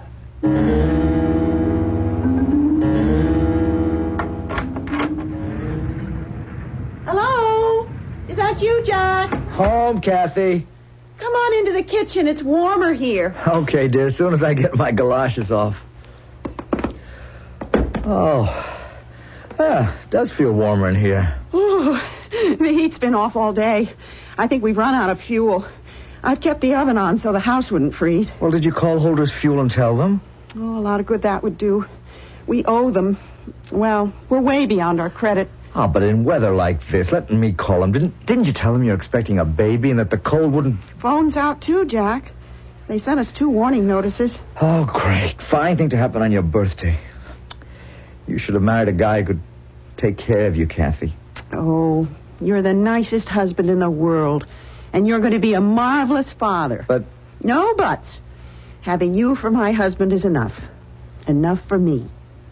What did you do all day, dear? Walked around looking for a job. Any luck? I had one promise from Ellsworth Manufacturing. You think it's a possibility? I wouldn't bank on it. I think the guy in the employment office, Mr. Mazurek, was just trying to brush me off. But, look, I don't want to talk about that. I want to celebrate. Now, kiss me before I show you your real surprise. There. Now, close your eyes and hold out your hand. There. Now open your eyes. Oh, why... It's beautiful. You don't like it? Oh, yes. Yes, it's very unusual. It looks like an eye. The little man I brought it from said it would bring us luck. It's onyx. The eye makes it valuable as an oddity. Oh. What's the matter? It moved. It moved in my hand. Oh, Kathy, it didn't move. That's just your imagination. Take it back and get your money. I don't want it here. There's something... I don't know how to say it. There's something about it that I... Look, I'm sorry, Kathy, but it seemed so different, so unusual. Yes, different, but not in a pleasant way. It's ugly. Take it back, dear. I can't take it back. What? I don't want to. The old man said it would bring me luck. Well, we could use a little. I don't believe in luck, Jack, and you know it. I just can't have that evil-looking eye around. Luck or no luck. The phone. It's been off all day. Answer it. Answer it, Jack. Hello? Who? Yes, this is he. Oh, you will? Who is it? It's the fuel company. They're making a delivery in an hour. Yes, we'll be here. I won't have the money to pay you tonight, Mr. Holder. Oh, well... Thanks. They're extending our credit. Mr. Holder said that since we've been a good customer for over 6 years, Kathy, it's the eye, don't you get it? It's really changed our luck. Oh, Jack, that's childish. Well, how about the phone coming on after they'd cut us off for not paying our bill? I still don't believe that thing had anything to do with it. There's the phone again. Get it, Kathy. Hello? What? Yes, he's here. Who? Yes, I'll get him. Jack, it's Ellsworth Manufacturing calling. A Mr. Mazurek.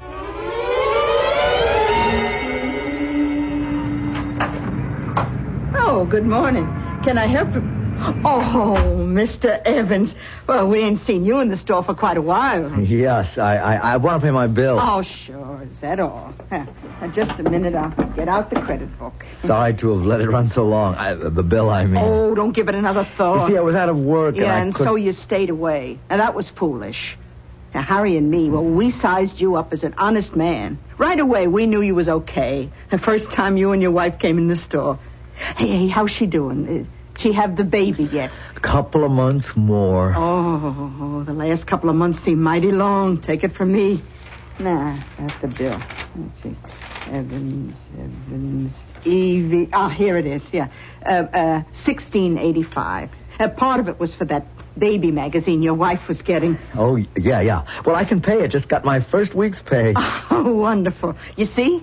Nothing like a baby to bring a couple luck, Mr. Evans. Now, you'll find that Providence provides for a baby. I guess you're right. I'm working for Ellsworth Manufacturing. I'm a foreman. Oh, that's great. Hey, I just thought, why don't you buy a lottery ticket on the state lottery for the baby? It's just $2. And with your luck, I'm sure... I don't want to push it too far, Mrs. Mazza. I got a load of bills to pay before I start taking chances on $1 million to one shot. Well, someone's got to win. Hey, look, I'll put up the money for you. The ticket will be in your name. If you hit, we split. Nothing to lose and everything to gain. It'll be my present to the baby. How about it? Okay, but you're throwing away your money. I never won anything in my life.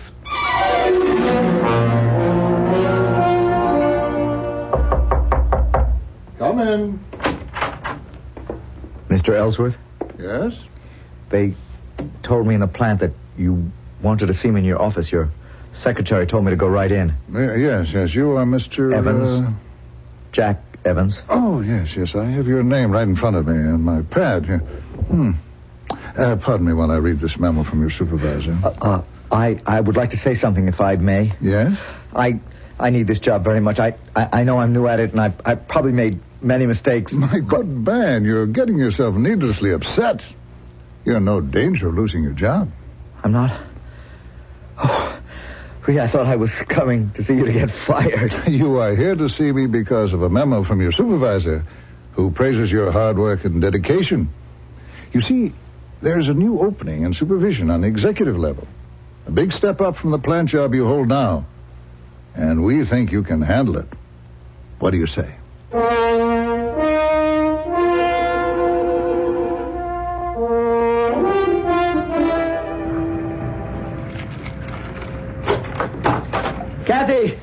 Kathy! I've got wonderful news! Kathy! Well, that's strange. She doesn't go out at this hour. Kathy! A note. Jack, dear, I'm getting pains. I thought I'd better not wait. I'm asking Mrs. McCarthy next door to go with me to the hospital. Love, Kathy. Good Lord. It's too early. Too early. Yes? Yes, this is he. Oh, yes, I know. She left me a note. How is she? Yes, I'll be there in 10 minutes.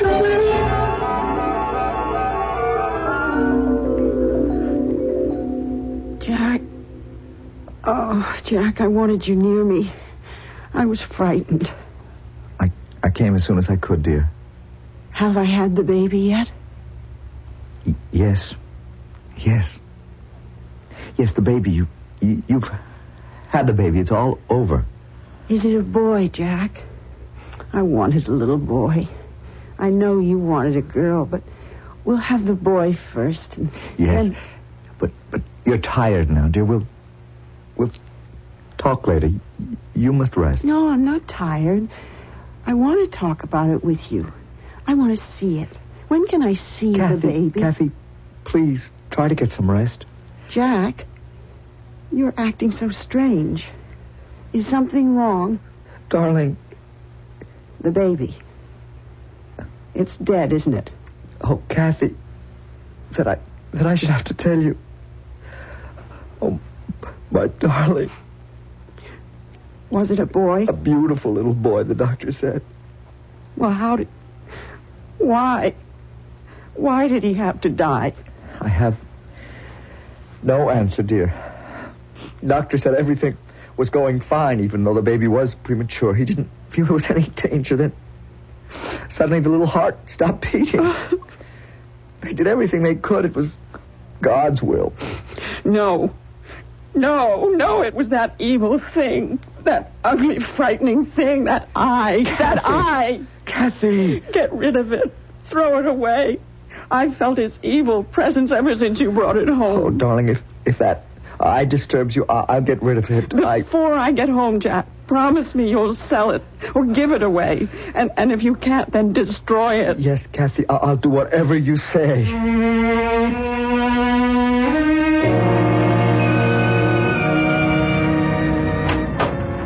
Hey, I was just closing up, mister. It's me, Mrs. Mazza. Oh, sure, Mr. Evans. I hate to bother you so late, but I spent most of the evening at the hospital with my wife. And... Yeah, I heard about that this afternoon. Mrs. McCarthy told me.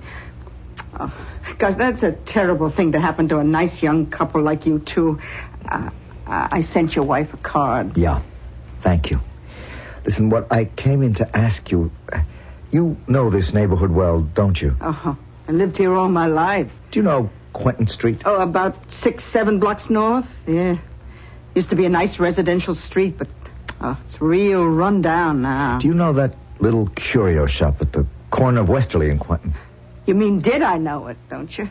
Oh, it's been closed for ages. Years. No. I was in there last week and made a purchase. You couldn't have. Well, that building's been empty for nearly 20 years. Windows are broken, it's fallen apart. You know, I remember it when I was a girl. There was an old man. A small old man? Yeah, we were scared of him when I was a kid. But I bought something from him, a present for my wife on her birthday. It was just a few weeks ago. Oh, you couldn't have. Well, the building's been condemned for over 5 years. It's supposed to be pulled down. But he was there, I tell you, in the shop. January 29th, my wife's birthday. Mr. Evans, I seen the ambulance come and take him away exactly 20 years ago. I think it was in January, too. He was dead. If you seen him, you saw a ghost. The pendulum is swinging back. Payment is being demanded. What seemed like one piece of good luck on top of another is now being eroded and lost. The payment burden may get to be even heavier, more than Jack and Kathy Evans can bear. I'll be back shortly with Act 2.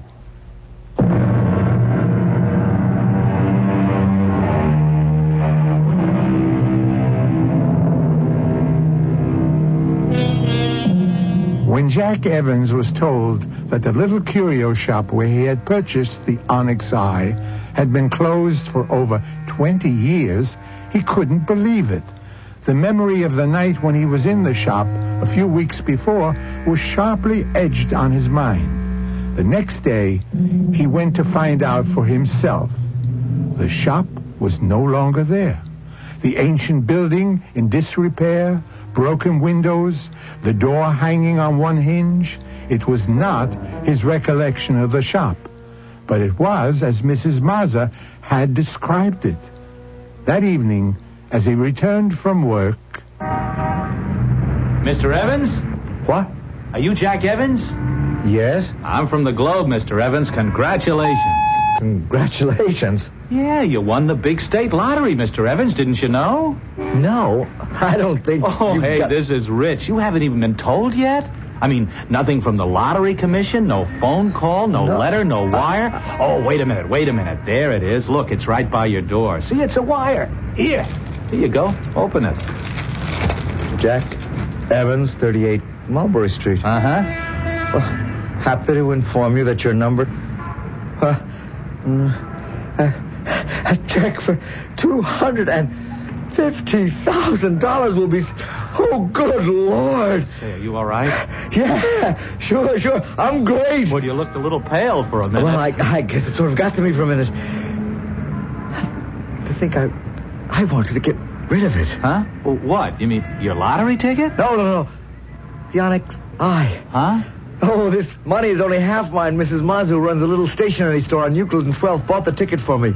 We're going to split the money if I won. Mrs. Mazza, Euclid and 12th. Got it. Now, what about this eye? The Onyx eye you just mentioned?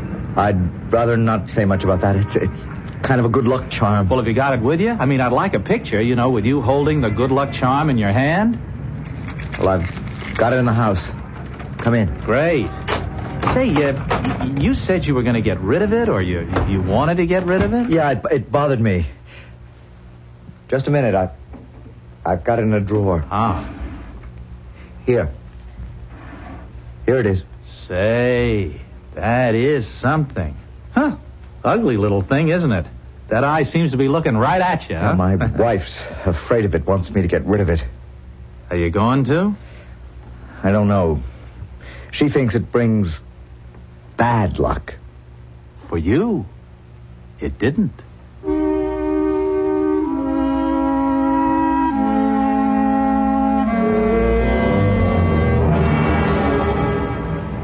Here we are.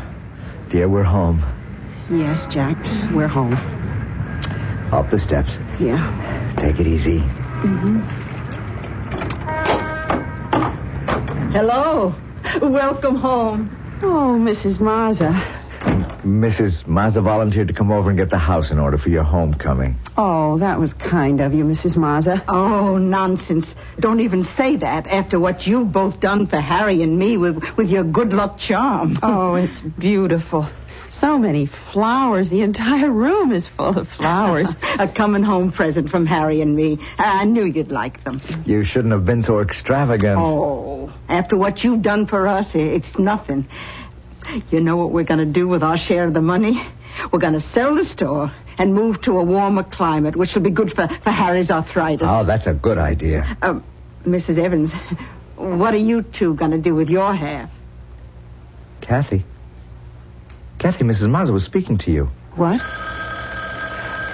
Would you pick up the phone, Mrs. Mazza? There on the table. Oh, yeah, sure. Hello?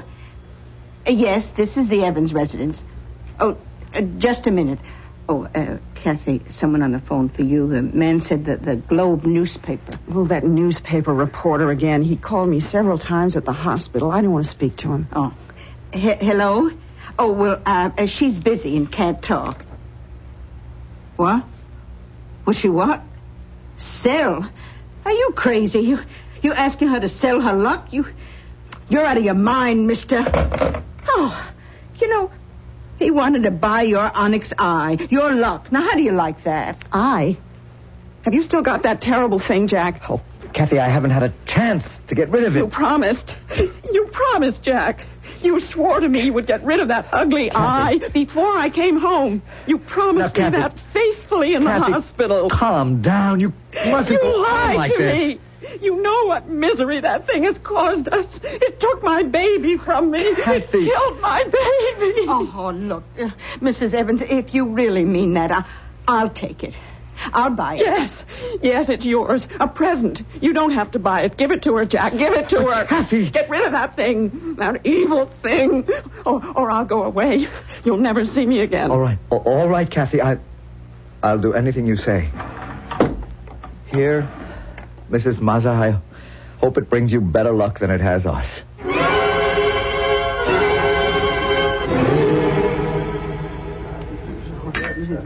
Well, Jack, like my choice of restaurants?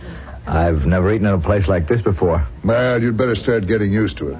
The firm has a charge account here. We do most of our business entertaining here. Oh, yes, Peter Fairley told me. That all he told you? Jack, we like you. When you came into that money, when you won the lottery, you didn't change. We all thought you'd buy cars, clothes, jewelry, a new house. But you took it all in your stride. No fuss, no feathers. Made a big impression on the board, I can tell you. I wasn't trying to make an impression, Mr. Ellsworth. We knew that, Jack. We all knew that. You were just that kind of a man. Which brings me to what I started to say a moment ago. Jack, the board of directors has voted to make you an officer of the company. You are now a vice president of Ellsworth Manufacturing Incorporated.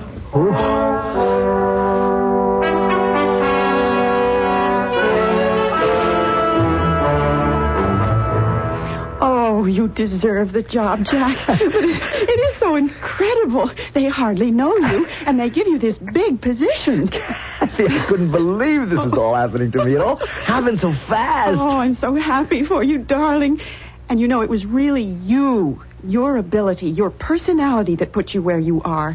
It wasn't some stupid good luck charm, some magical eye. Oh, I'm so relieved since that thing is out of the house.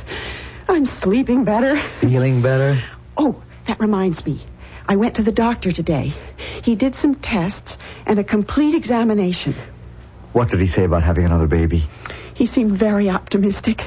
He said he'd get back to me as soon as he had all the results from the tests. Good. I'll get it, Kathy. Hello? Oh, hello, Mr. Evans? Yes. Oh, Mrs. Mazza? I'm sorry to bother you and your missus so late at night. Oh, it's not so late. We haven't gone to bed yet. Oh, that's good.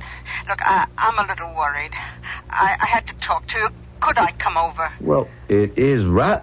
Well, couldn't it wait until tomorrow, Mrs. Mazza? I'm so upset. I wouldn't sleep a wink if I waited till tomorrow.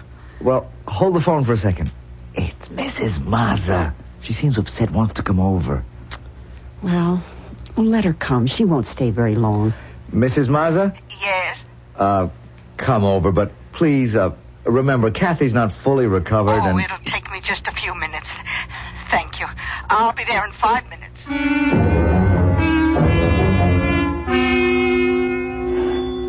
There she is, Jack. Let her in. Okay. I got it. Come in, Mrs. Mazza. Oh, I'm sorry to bother you. No bother for a friend. Come in. Thank you. Hello, Mrs. Mazza. Sit down, won't you? No, I'm only going to stay a minute. I just had to tell you. It's gone. What? The eye. The onyx eye. Gone? No. No. Now, Kathy, get hold of yourself. Mrs. Mazza, I think... It's gone, I tell you. I wrapped it in an old piece of chamois in my drawer in the bedroom dresser. Tonight I went to look at it. It was gone, and the chamois was still there. Stolen? But what else could it be? What else? It could have come back here. Did you stop to think of that? It could have returned to us. Returned to destroy us. Kathy, that's superstitious nonsense, and you know it. Mrs. Mazza, my guess is that it's stolen. Someone must have known that we'd given it to you. Oh, yeah. I suppose you're right. Oh, what a pity. Harry said that just having it in the house made him feel good. Oh, well, I'm sorry to have bothered you. I'll go now. Want me to walk you home, Mrs. Mazza? It is late. Oh, no, I'm okay. I know the neighborhood. And good night. Good night. You're sure you'll be all right going home alone? Oh, sure, Jack, sure. Look, on the doorstep. What? Oh, my God. Oh, it's the onyx eye. It's come back. It's come back. Well, quick, look outside. See if anyone's near. No one. There's not a living soul on the street. It's come back. We'll never get rid of it.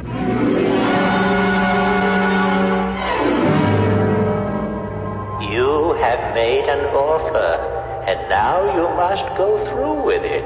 No, we don't want to take it back, please. That is impossible.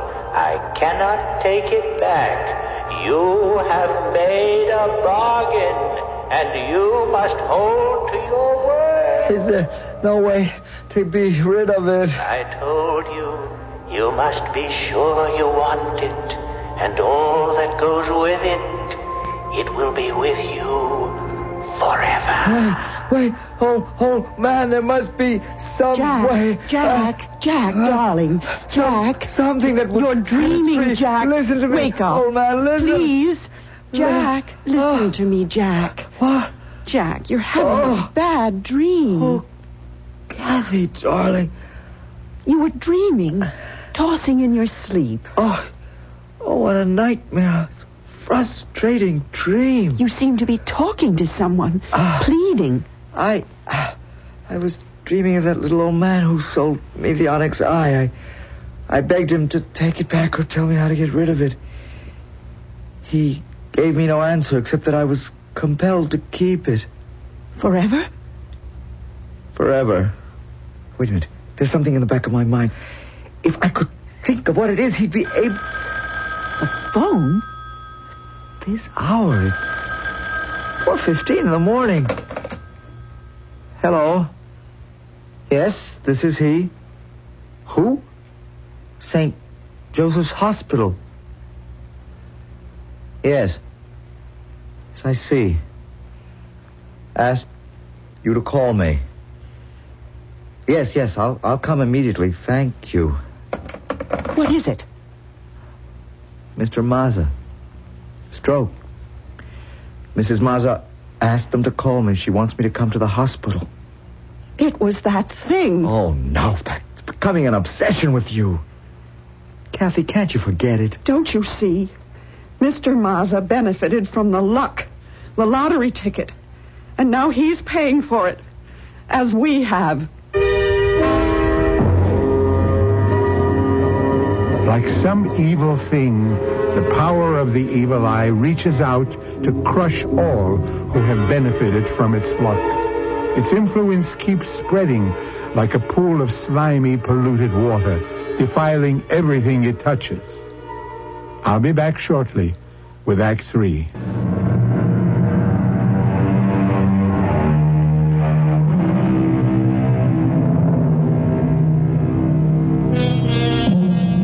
Jack went to the hospital that night and sat waiting with the wife of the stricken man through the long gray dawn.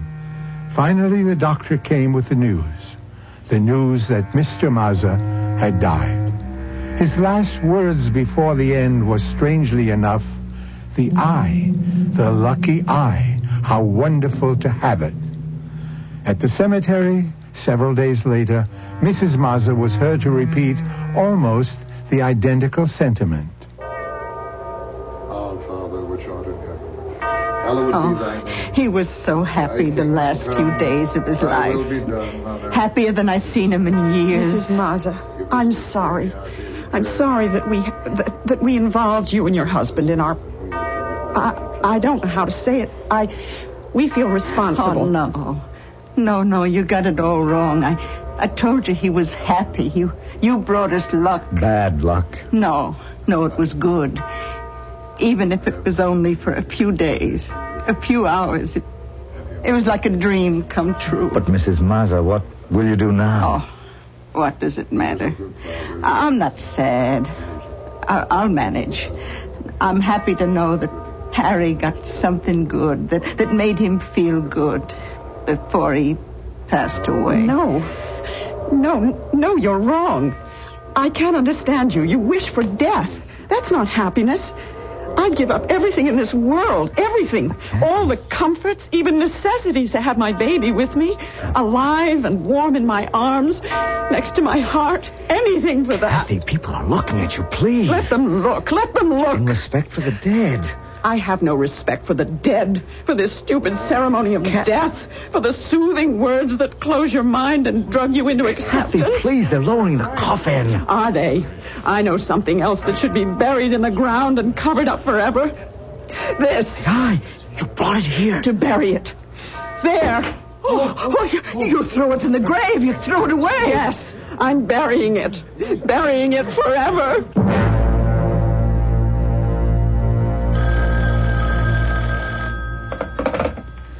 Hello? Hello, Mr. Evans. This is Peter Cawley. You know me. I'm the reporter on the Globe. I'm the guy who interviewed you when you won the lottery. What do you want? I'm in the middle of dinner. Well, I see that you found an envelope on the street with over $2,000 in it and that you turned it into the police. That's right. Well, you don't seem very excited about it. $2,000 seems like a lot of money to me. It's not my money. Yeah, but if the owner doesn't come forth and identify it, it is going to be yours, right? Really, Mr... That's right, isn't it? Is this why you called me to find that out? No. I called you because I see a continuation of the good luck story I did on you when you won the lottery. Sorry to disappoint you. I no longer have the eye. Oh, come on, Mr. Evans. Don't give me that. I haven't got it. That's the truth. It's gone. Buried. You mean, you hid it someplace to keep from losing it? I mean, we buried it to get rid of it. To lose it forever. Jack, your dinner is getting cold. Coming right in. Who was it? Oh, that reporter. You know the one. He wanted to do a story about my finding that money. I told him I didn't want to talk about it. You know, Jack, you found that envelope The morning after Mr. Maz's funeral. Yes. Well, why should that make you pucker your brows? Well, it's the kind of thing that would happen when we had that... But we no longer had it then. Which only goes to prove what I've said. All that superstition about good luck and bad luck is childish nonsense. Now, let's forget it, shall we? What did you do today? Oh, I did the shopping. Went to the cleaners to pick up your suit. Oh, and I went around to the post office to pick up that parcel. What parcel? Don't you remember last Wednesday when we came home? From Mr. Maz's funeral? Yes. Well? There was that slip from the post office saying that they had tried to deliver a parcel, but we weren't home. Oh, no. Yes, I remember. Well, I went over this afternoon and picked it up. It's over there on the desk. Oh, yeah. Let's see what's in it. Jack, don't open it. What? Don't open it. It's that eye. It's come back. Then I've got to know. I've got to know. Oh, good Lord. I was right. It has come back. We'll never get away from it. Stop it. Stop it. For God, I'll smash it to bits. Grind it into dust. There. It's shattered. We are free of it now.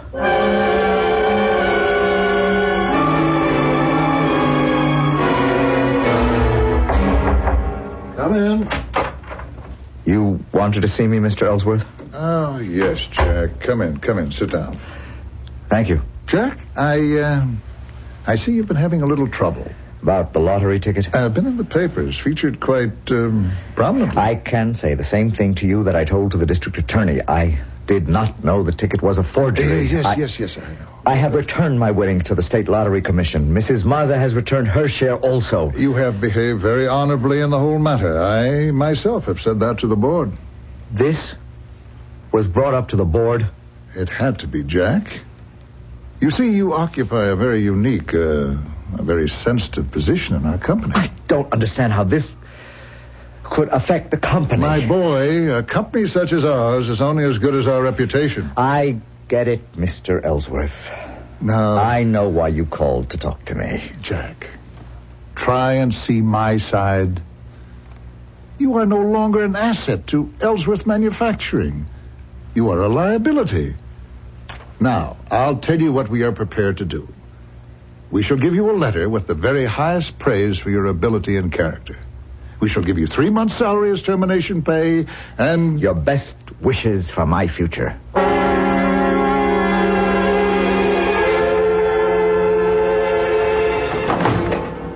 Is that you, Jack?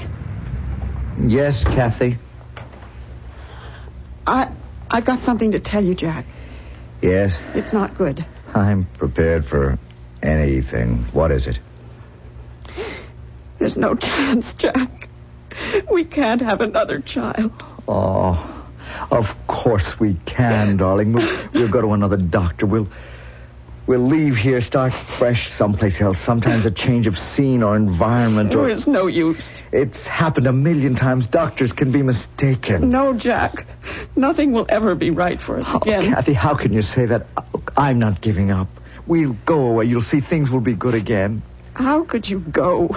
You couldn't leave your job. What job? I've been let go, fired. Oh, Jack. Darling. I knew it. I knew it when I saw... Look, Jack. Look what's on the floor next to the window. Oh, no. No. Your good luck piece. But I smashed it. The dust swept it up, put it in a cloth bag, weighted it, dropped it off at the ferry boat in the middle of the harbor. Look at it. Not a scratch. Not a crack. And that eye... That evil eye glaring at us. How did it get there? I don't know. I didn't see it this morning. And then when the phone rang, I came in here to answer it. And when I finished the conversation on the phone, I saw it. I screamed and ran out of the house. I'm going to beat this thing. There's some way to get rid of it. There is got to be. I remember there was something that little man said, but it seems blurred in my mind. I keep reaching for it, but it gets away from me. You can't give it away. When we gave it to Mrs. Mazza, it returned. But how could the old man give it to me? He did give it to me. And the door. Get it, Jack. I'll go into the bedroom and finish packing. Start packing for me, too. We'll go together. All right, dear. Not that I expect it will do us much good to run. Hi, Mr. Evans. You. Hey, wait, listen. Leave us alone. Can't you stay away from us? No, please, I've got good news. I don't want to hear it. It always turns out bad. Oh, please. Now, don't shut the door, okay? Okay, what is it? Now, first, that money hasn't been claimed. You know the money you found? It'll be released to you at the end of the 30-day waiting period. I won't be here to claim it. Well, why? You going away? Yes. Because you lost your job? That's only part of it. But you haven't lost it. What do you mean? Look, the Globe carried the entire story in this afternoon's edition about how you were innocent and also that it was rumored that you had lost your job with Ellsworth Manufacturing because of the scandal. Yeah, that's about it. Well, 20 minutes after the paper hit the street, the paper got a call from Mr. Ellsworth himself denying the story and saying that the company had never doubted your integrity and all that sort of guff. You know, he told our editor to retract that story tomorrow or face a possible lawsuit. That's very funny. Only hurts when you laugh, huh? You going back to Ellsworth? No, I'm going away. Away from this place for good. You're serious? Dead serious. I want that good luck charm. That Onyx eye. You don't. I want it. I know what it's done for you, and it could maybe... It's done nothing good for me. We've had nothing but grief and humiliation from it. I want it. And I'll give you $5,000. All I have. I want it. If you offer to purchase, I must accept. That's it. That's what he said to me. Then you'll let me have it? Look, I must warn you, it will bring you nothing, and its gifts are empty. And you'll pay heavily for all you get. Or think you get. I want it. I insist that you sell it to me. Very well. You are sure you want it. And all that goes with it. I'll get it for you. I've got the money with me in cash. Here. Here. Hold out your hand. Yeah. There. And here's the payment. And thanks. Thanks for parting with it. May the Lord have mercy on your soul.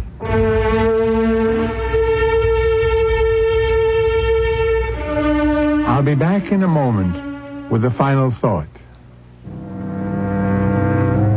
The Onyx Eye is now in the possession of a new owner, a new master, despite the warning Jack Evans gave him that he would pay for every piece of good luck, pay perhaps with his blood or the happiness of those near him.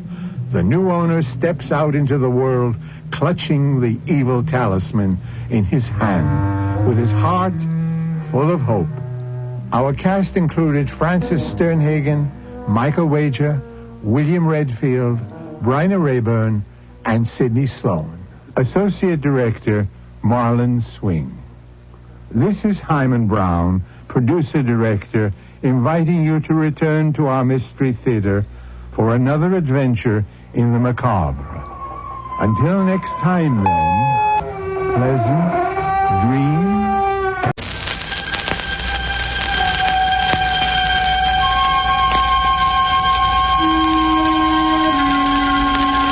Good evening. This is Peter Lorre. Would it bore you to hear a tale of tragic murder? Are you unwilling to sit through the telling of a strange and horrible story? The brief narrative of a man caught in a web of evil? You're not? Then, my friends, keep right on listening to the Mystery Playhouse.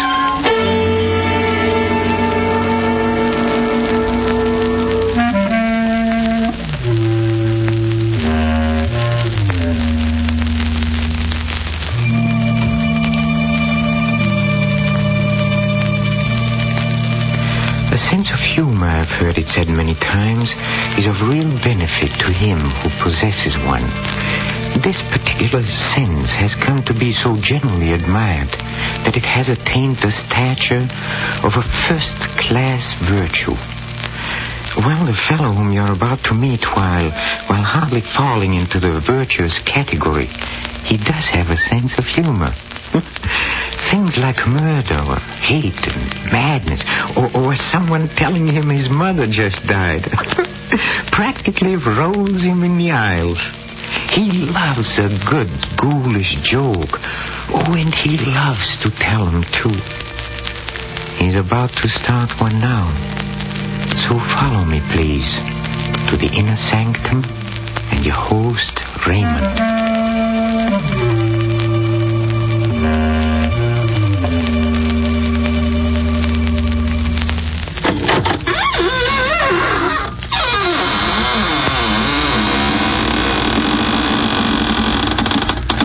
Good evening, friends of the Inner Sanctum.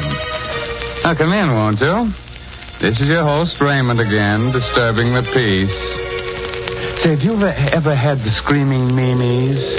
Did you ever get an attack of the yelling and wailing jitters? You walk in your sleep? Do you ever wake in the middle of the night shrieking at the top of your lungs? Oh, you do?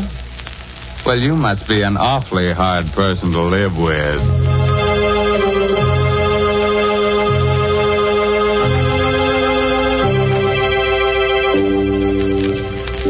Well, friends, it's time for our story to begin. From this point on, forget everything pleasant. Get a finger ready to chew on, turn the lights down low, and listen to Peter Lorre tell you the blood-curdling tale, Death is a Joker. Come with me to the criminal courts building. A tense hush falls upon the spectators as Charles Luther takes the stand. Gentlemen of the jury, I'm accused of murder. I'm an actor, a comedian. Look at my face. Ugly, huh?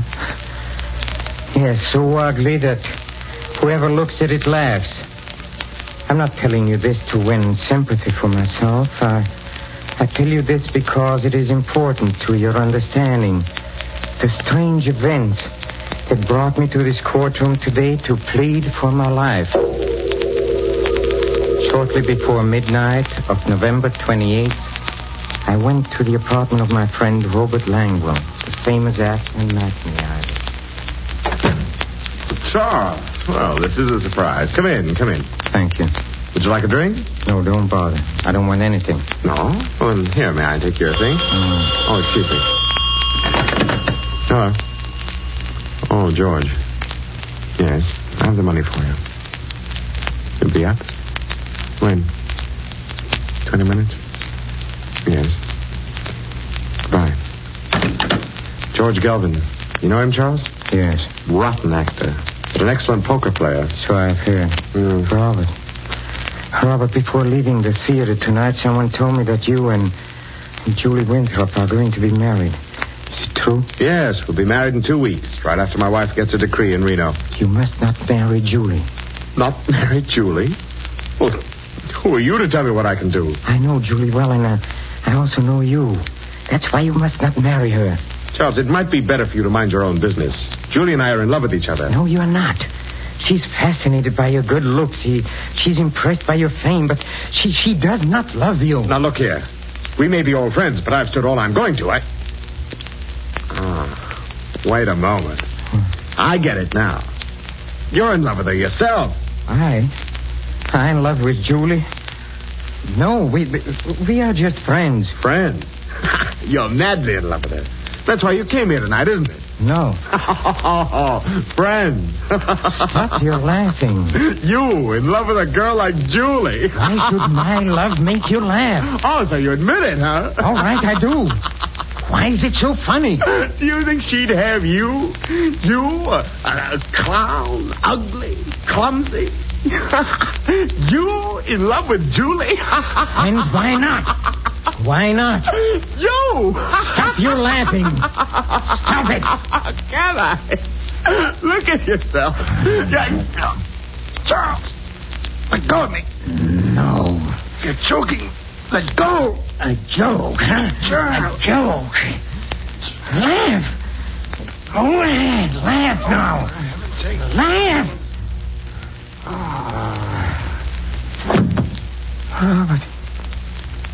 Robert. I didn't mean it. Robert. Lord, what have I done?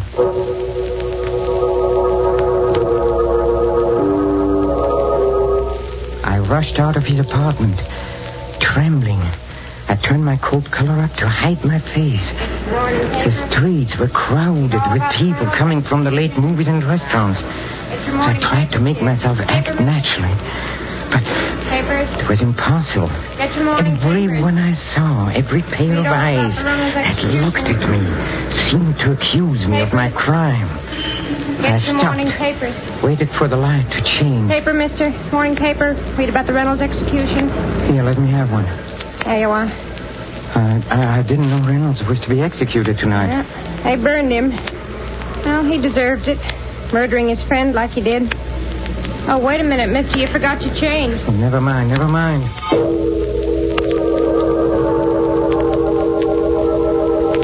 I went to my apartment and I looked at the newspaper I had bought.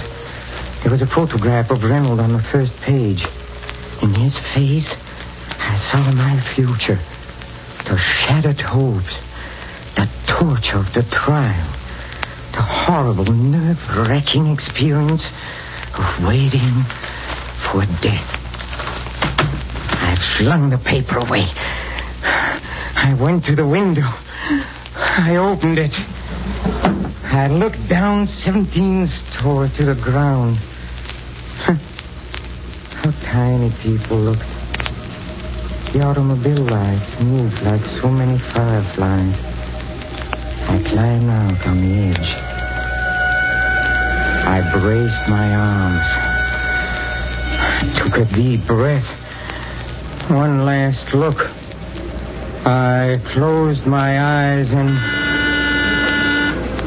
Doorbell rang. I hesitated a moment. I decided to answer it. I closed the window, went to the door. Hello, Charles. Julie.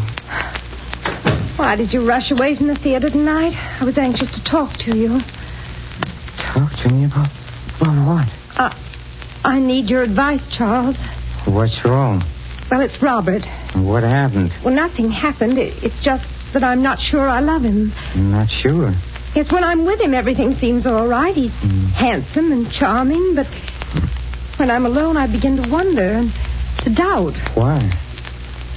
Can't you guess why? Guess?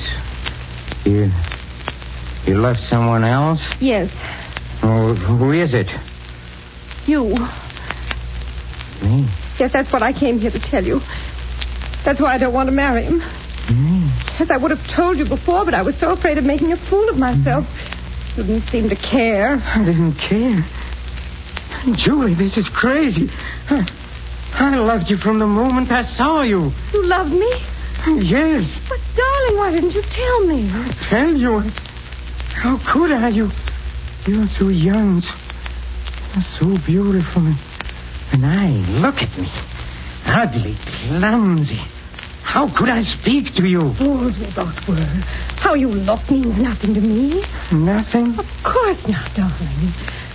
How lucky we are we found out in time. In time? In time?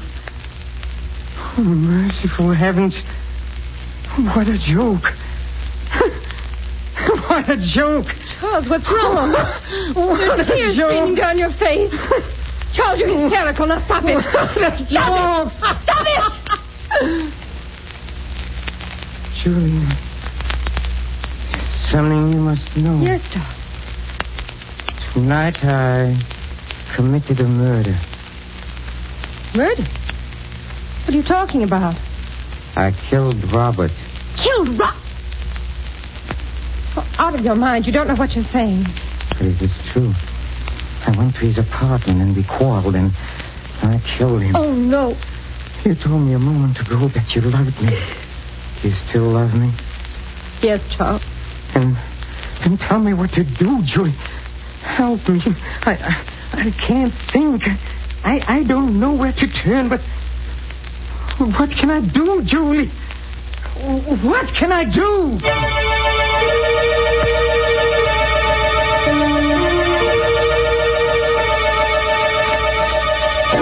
Pull yourself together, Charles.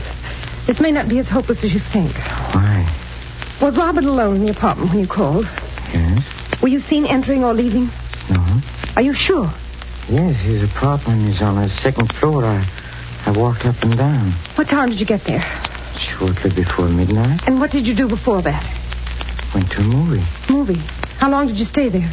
Oh, only about 20 minutes. Do you have the ticket stub? Huh? Yes, here it is. Charles, do you realize what this means?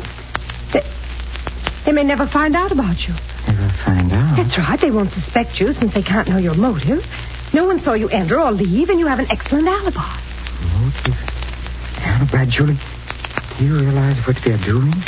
We are talking of this as if we planned this crime, as though we were criminals. But I committed a crime, yes, but I'm no criminal. I didn't mean to do it. I know, darling, I know. But you must think of your own life now.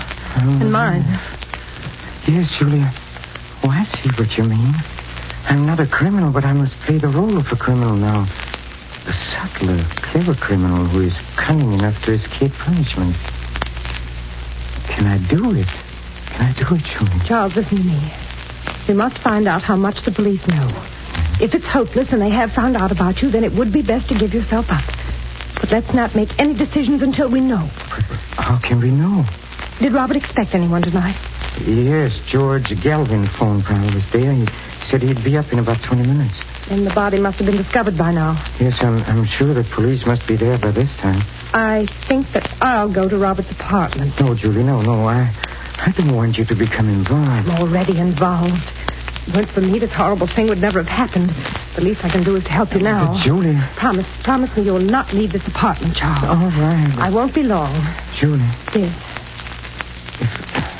If something happens, if something goes wrong and we're separated before you return, I want you to know that I don't know what to say, Julie. You don't have to say it, darling. I know what you mean. Goodbye. Goodbye. A criminal. I have to think like one, to act like one, have to be one. What question would they ask? Where were you at 12 o'clock midnight of November 28th? I was in a movie. Here's the stub. No, they can see immediately that I'm lying. My voice must not tremble. I shouldn't be so quick with the answer. Where were you at 12 midnight of November 28th? Where was I? Let me see. Well, I left the theater and I went to a movie. It was a very amusing picture. Very amusing. Can you prove what you say? Prove? Well, I don't know. It would be difficult. Well, I may have the ticket stuff somewhere. Yes, here. Let me show it to you. Here it is. Did you ever quarrel with Robert Langwell? Quarrel with... We were friends. We played in many shows together. We were on the best of terms. That's all, Mr. Luther. You may leave now. Yes, I can play it. It is possible. I can escape punishment. Police. Can it be the police? Or maybe it is Julie. Good evening, Charles. George Gallows. I know it's rather late for an unexpected visit. Yes, it is. But this is important, Charles. A matter of life and death, you might say. What do you mean? Have you a cigarette? Huh? Yes, here. Thanks. What's the matter, Charles? Your hand's trembling. It's nothing. You don't seem to be your usual self this evening. No quips, no jokes. What's wrong? I don't always feel like joking. Yes, Charles. It's strange about human nature, isn't it? Who would have ever dreamed that tonight, a few minutes before midnight, you entered Robert Langwell's apartment, quarreled with him over Julie, and choked him to death? What are you talking about? You're an excellent actor, Charles. But you're wasting your talents on me. Save them for the footlights. Or the police? Police? Will you please tell me what all this is about? Still acting, Now look, Charles. You killed Robert shortly before midnight tonight. You are mistaken. I was in a movie at that time. Oh, so that's your alibi. Very clever. No, Charles. Either we discuss terms now, or I go to the police. Wait. How did you find out? That is my secret. What do you want? Money. All you have on hand. All you can dig up. All right. Come with me. I have some money in the bedroom. All right. Just a moment. What is the business? Yes. Why? I'm taking no chances. Let's go. All right. Well, where's the money? Charles, stand back or I'll fire. Stand back. No! Let go of my hand. Let go. I'll twist it. I'll twist it till the gun points to your head. Charles, let go of my hand. You don't know what you're doing. Go on. Fire now. The bullet will enter your brain. Fire. Charles. Fire. Charles, don't. I'll make you fire. I'll squeeze your finger. Charles, let go. Go on. This is all a joke. I'll make you. Stop it, Charles.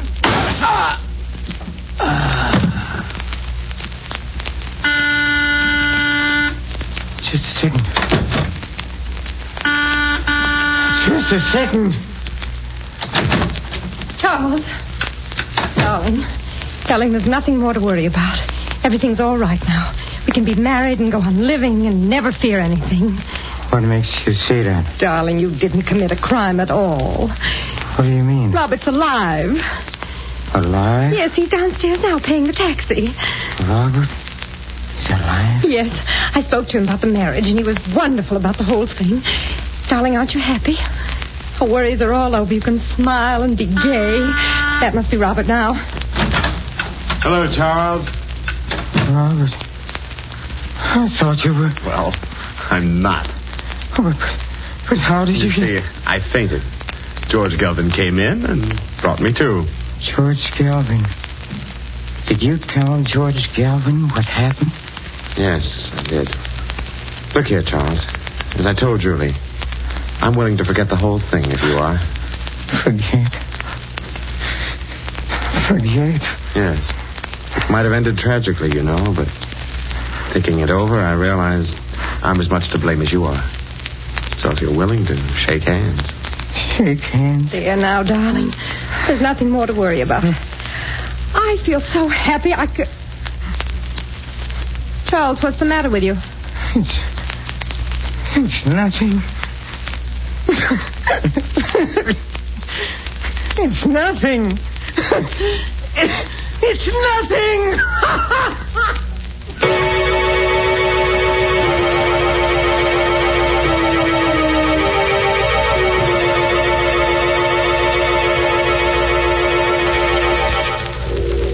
Gentlemen of the jury, I became a criminal well, because I thought I had committed a crime and I had to think like a criminal. My motives were those of all men. I wanted happiness and wanted marriage to the woman I loved. What would you have done in my place?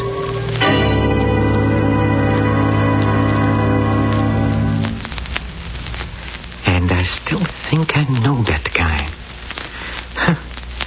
I wish I could place him. Well, it must be wonderful to have a sense of humor, but I don't think Charlie feels much like laughing. Do you? We'll pay a return visit to the Inner Sanctum and its fun-loving host Raymond soon, but don't go, please. Not until we drop in at the green room, where the players are rehearsing our next performance in a mystery playhouse. Come with me, please. Come. Change the dressings at midnight and again in the morning, nurse. Yes, Doctor. Well, Doctor, what did you find? Will I be blind? Is it very bad? Now, take it easy, Mr. Denton. There's nothing to worry about. Nothing at all. You're sure? You aren't just saying that. I'm quite sure. Valerie, did you hear that? I'm not going to be blind. Valerie, where are you? Right here, darling. Did you hear? I won't be blind. Isn't that wonderful? Yes, darling, it's marvelous. You don't sound very excited. Valerie, don't you realize I'm going to see again? She doesn't sound excited because I don't want you to be excited, Mr. Denton. You've got to relax. Try to sleep. Sleep? With this ungodly pain? My eyes feel as though they were on fire. That will stop as soon as the opiate I gave you takes hold. You'll be comfortable, I'm sure. Now, good night. You're going now, Doctor? Yes, I'll look in on your husband in the morning. Stephen? Yes, Valerie? Do you mind if I step out into the corridor for a moment? But you promised not to leave me. I'm afraid, Valerie. Everything's so dark. The nurse will be here, dear, if you want anything. I just want to ask Dr. Wade some questions. Questions? But he's already told us. Yes, Stephen, I know. But I'd like to find out about the treatment and how I'm to take care of you when we get you home, you know. Just little things. All right. But hurry back. I want you near me. I will, dear. Good night, Mr. Denton. Good night, Doctor. And thank you. You're quite welcome. After you, Mrs. Denton. Thank you. I suggest we step into the consultation room across the hall. We'll have more privacy. All right. Here we are. Thank you. Well, it's been a long time, Valerie. Yes, Paul, it has. Almost 10 years, isn't it? About that. Strange that you should have called me, of all people, to treat your husband's eyes. Oh, I was panicky, Paul. I didn't know what to do. It all happened so suddenly. Stephen was working in his laboratory at the house when suddenly I heard a violent explosion. I ran in and found him clutching his eyes and screaming, "I'm blind." First thing I thought of was an ambulance. Then you. Why didn't you think of me 10 years ago? That's not fair, Paul. Was it fair to turn your back on me and then to marry a man almost twice your age? Paul, please, why bring up ancient history? It isn't ancient history to me. I've never forgotten you. Paul, about Stephen's eyes. What about them? I have a feeling that you weren't telling him the truth. You're right. Oh, you mean he's not going to regain his sight? He's going to be blind? Oh, Paul. You don't expect me to be terribly concerned, do you, Valerie? After all, he did take you away from me. Don't be vindictive, Paul. It wasn't Stephen's fault. He didn't even know of your existence. And you never told him that we were on the point of being married? No, never. It's rather ironic that we should meet again at the bedside of my rival, your husband. A man who may forever walk in darkness. Don't say that, Paul. It's horrible. But unfortunately true. A moment ago, you told me not to be vindictive. I'm not, really. But if I were, I could have my fill of vengeance if I told him about us. And then told him that he'll be blind forever. You wouldn't, Paul. Or I might take another form of revenge. I could tell you that an operation is called for. A very delicate operation. Are you trying to say that there might be a chance? Yes. But supposing I refuse to perform the operation? Paul, you're joking. You can't mean that. Perhaps not. But you call me vindictive. Suppose I operate and my scalpel slips. What if he dies? That would be murder. You're not a murderer, Paul. You wouldn't risk your professional reputation. Why must you torment me this way? You really love him, don't you? Yes, I do. Then forget the things that I've been saying. I want you to think of me as a friend. I want you to trust me. I do trust you, Paul. Thank you. Now as to the possibility of surgery. Here is the situation. The transparent film over your husband's eyes, the corneas, were burned and torn by the explosion. They've been so damaged that blindness will result, even though the eyes heal. But you think an operation would cure that? Possibly, although it's a very delicate job. The injured cornea must be peeled away and replaced by a fresh, healthy one. Where can you get healthy corneas? From the eyes of the dead. Oh. It isn't quite as horrible as it sounds, Valerie. You know, dying people often will their eyes for just this purpose. We maintain what we call a corneal bank. It's much the same as a blood bank, only but there's this difference. Corneal tissue can't be stored more than 48 hours. It must be fresh, or it's no good. You have some available in the bank? No, that's the trouble. I'm afraid we haven't. But there's got to be some, Paul. I don't know where, Valerie. Unless... Unless what? I was just thinking. Last night, one of the interns asked me to look at a charity case that puzzled him. The patient is a Hindu or a Persian named Chandra. He lives in a dirty little shack near the waterfront. Yes, Paul. I stopped by and examined him. I found an incurable condition. There's no way to save him. He won't live more than a day or two. But his eyes are healthy. You mean you think he might... I don't know. You'd have to have his consent, of course. Take me to him, Paul.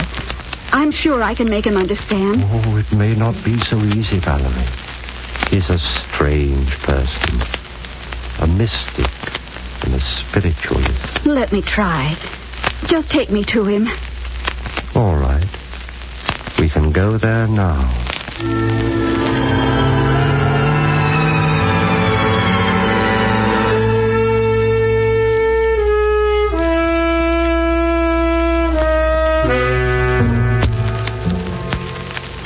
Doesn't the doctor sound familiar to you? Huh?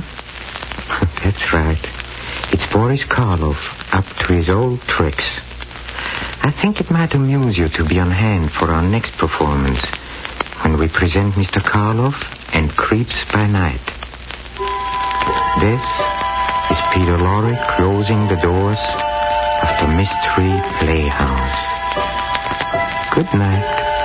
Sleep tight.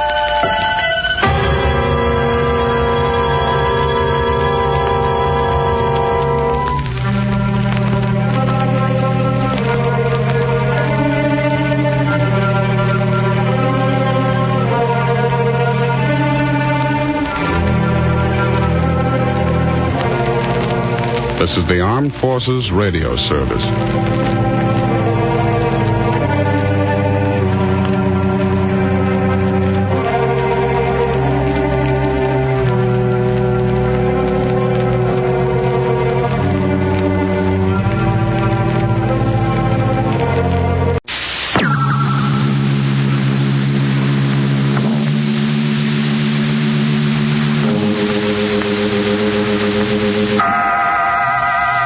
Inner Sanctum Mysteries.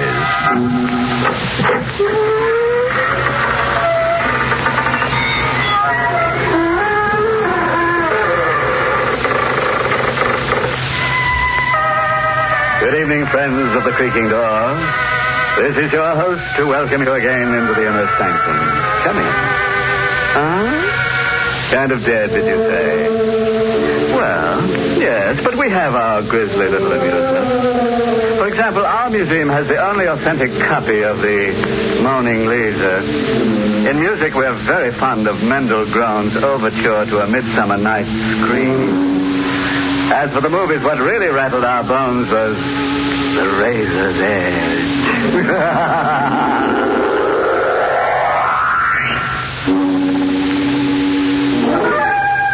Well, as the dentist said when the drill hit bottom and the patient screamed, you've got a nerve.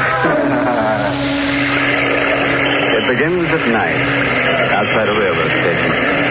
It's raining, and Anne Winslow has just missed the last train that would take her to the house she lives in a couple of miles outside the city. Taxi! Kind of hard getting a taxi in the rain, man. I know, but I've got to get one. I've missed my train. Taxi! All taken. Want me to check your bag? No, Porter, I've got to get home. Hey, there's one with his flag up. Stop at the light. If you run, maybe... Oh, yes, thank you. Oh, lights, please, don't change. Don't change. Oh. Hey, lady. Later. I guess you didn't see me waiting for you from the sidewalk. I ain't taking passengers. Well, you've got to. The lights changed. Yes, but listen, shut up, you mother. You see, I missed my train and I live some way out. Not really very far at all. On the Reservoir Road. The Reservoir Road? I know, it's outside the city, but I'm willing to pay a little extra, and the flag on your meter was up, so Okay. Oh, thank you very much. Well, I guess I can relax now. What's the matter?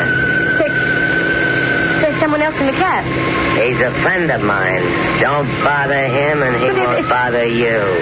If you already had a passenger, why didn't you turn your meter down? Because he ain't paying for the ride. I was frightened. The man on the back seat of the cab with me didn't say anything or do anything, but I was frightened. His overcoat collar was turned up around his neck, and his hat was pulled forward over his eyes. And I was frightened. Driver? Yeah? I think you passed the Reservoir Road. I did. It was a road that turned off to the right just a little way back. I didn't notice until after you'd passed it. Okay, sit tight. Hey, what's eating you back there? I have to turn around, don't I? But the man, when you stopped short, he slid over. He's leaning on me now. So what? He won't bite you. He's just tired. But I don't know him. Believe me, lady, if you did, you wouldn't be any happier. He leaned against my shoulder without speaking, without moving. His hat was still over his eyes, and the upturned collar of his coat still around his neck. My shoulder began to hurt, and the weight grew heavier. And somehow, from the silent body beside me, there came a feeling of cold. Of deadly, paralyzing cold. I straightened up and pushed him away. He fell the way a dead body falls. On his back across the seat, and his hat fell off. And the collar of his coat parted. And I saw that his throat had been cut. Hey. Yes? What are you yelling about now? Nothing. I fell asleep and had a nightmare. Well, stay awake. I don't like that kind of music. All right. I'll stay awake. This it? Yes, this is where I live. Kind of isolated, ain't it? How much is it? Couple of bucks. Here. Thanks. Good night. Yeah. The key. The light. Oh, he didn't know I knew. He didn't know. The door. I forgot to lock it. Who is it? Me. The little pal here. He wants to sit down. Yeah, this ought to be nice and comfortable for him. You can't... I did. You see, lady, he got kind of fond of you on the long ride together. He didn't want to go back to the city with me. He wants to stay here with you. No. Yeah. He's a very headstrong fella. I wouldn't care to argue with him. You can't leave him here. Hey, I better hurry. Looks like the rain's coming back. Take him with you. He don't want to go. Besides, you wouldn't send him into the storm, would you? In his condition? Good night, lady. No, come back. Come back. No. He's gone. And I'm alone except for... No, the phone. The phone. Of course. I'll phone the police and they'll take him away. Hello?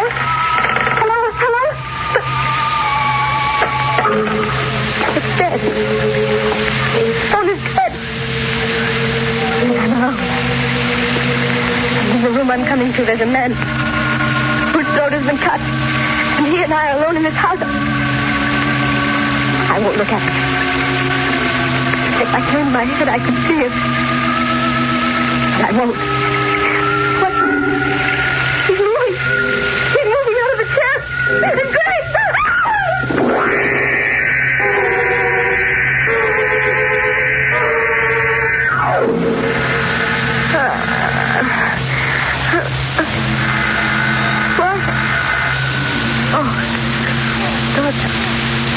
Doorbell.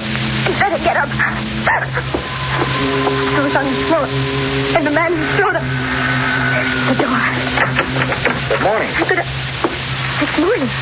Yes, I would have come earlier, but... Morning, then I must have been unconscious all night. I beg your pardon? Who are you? Manson, detective, 2nd grade, county police. From the police? Yes. Oh, but I couldn't reach you last night. The phone was dead. I tried... The lines were out all through this area. That's why Mrs. Blaine didn't get through to us till this morning. Mrs. Blaine, the old paralyzed woman down the road. Yeah, that's right. As soon as the telephone lines were working again, she phoned us. She was worried about what she'd heard during the night. She heard something during the night? A woman screaming, miss. From this house. That was me. Well, you seem to be all right. Why did you scream? The dead man in the living room moved. The dead man in the living room? I see.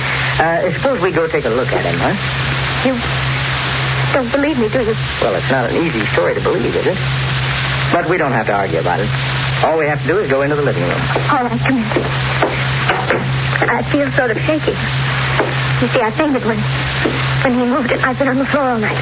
This is the living room? Yes. I think I'll stay out here if you don't mind. I'd rather not look at him again. There's nothing to be afraid of now. A policeman's here. And it's daylight, and they'll take him away. Well, miss. You saw him? I guess you must have been dreaming. Dreaming? Mm-hmm. Because, you see, there is no dead man in the living room. There's nobody there at all. Try looking under the sofa next. Right. Oh, you weren't looking around for the corpse. Uh-huh. You were just hunting for that collar button you lost last spring. All right. Have it your own way. But if you happen to reach in under a hunk of furniture and your hand touches something cold and wet, that won't be a collar button, friend. Well, let's get back to Anne Winslow, who was a nice girl, but who had corpses walk out on her. No dead man in the living room. But he must be there. I don't believe Now, it. look here, miss. He was in that chair in that... Now, miss, it was just a dream. Or maybe a shock you had of some kind. Don't call me Miss. My name is Anne Winslow. That's a pretty name for a pretty girl. He was there. I took a taxi in the city last night when I missed my train, and he was on the back seat. And when I pushed him, he fell over. I saw that his throat had been cut. And when we got here, the taxi driver brought him into the living room and went away and left him here with me. Well, sometimes it's hard to tell the difference between what you dream and what really happened. Stop trying to be kind to me. He was here. If he was, he'd still be here. Corpses had a habit of staying where they're put. Oh, wait. There was blood on him. There'll be some on the chair. On the back, maybe, or the seat cushion. Well? Nothing. How'd you happen to miss the train last night? I was at a party. Did you get the taxi's license number? No. The driver's name or number? No. I was too frightened to think I'd... Would you recognize the driver if you saw him again? I'm not sure. It was dark, and I might, but You're not giving me anything at all. There are thousands of cabs, thousands of drivers, and I've got nothing to go on. I'm sorry, Mr. Manson. Well, forget it. The drive out here wasn't bad, and I met someone nice. Thank you. I just wish I could be of more help. Well, if anything comes up, don't be shy about yelling for me. It's my job. You don't think I'm crazy? Of course not. This whole business, well, it was just one of those things, huh? Well, I'd better get back to headquarters. Yes. You've been very patient. That's all right. So long. Goodbye. Just one of those things. One of what things? He was in that chair. It's all right now. There's nothing. Nobody in it. But I can't listen it. The cushion's getting shabby. Maybe if I turn it over. On the other side. Someone already had turned it over because it wasn't a dream. It wasn't a dream because it's blood.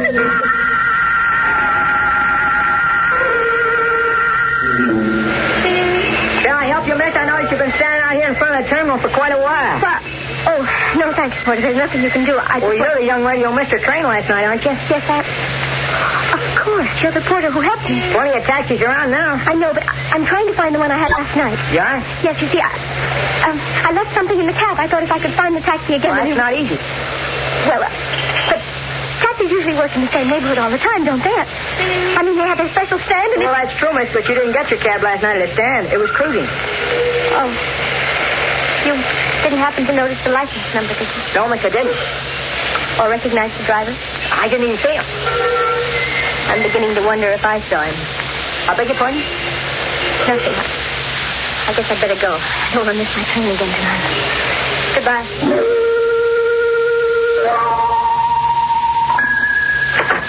Tonight I locked the door. Funny. Left the lights on. Hello. The cab driver, what are you... Heard you were looking for me, miss. Yeah, I'm the cab driver who drove you out here last night. And a friend of mine. Hey, I notice he ain't around. No. Where is he? I don't know. I was awful fond of him. I wouldn't like to think of him wandering around cold, maybe, and, why were you looking for me? The police didn't believe it. Policeman, huh? Didn't believe what? That there had ever been a corpse. Too bad. So, no harm's been done, and you haven't anything to worry about because the policeman probably thinks I'm crazy. Maybe he'll change his mind. Maybe one of these days you'll spot me and call a cop. Maybe the cop will start asking questions, and I ain't good at answering questions.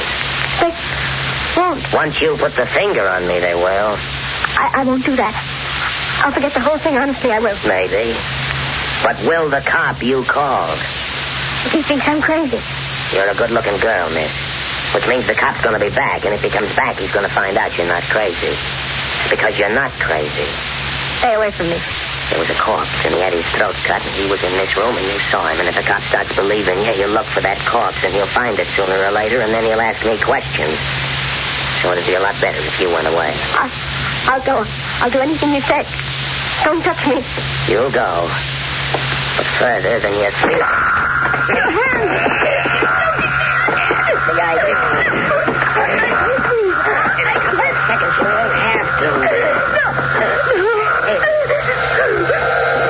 won't have to. Maybe you better go bye-bye for a while till I can get rid of the guy at the door.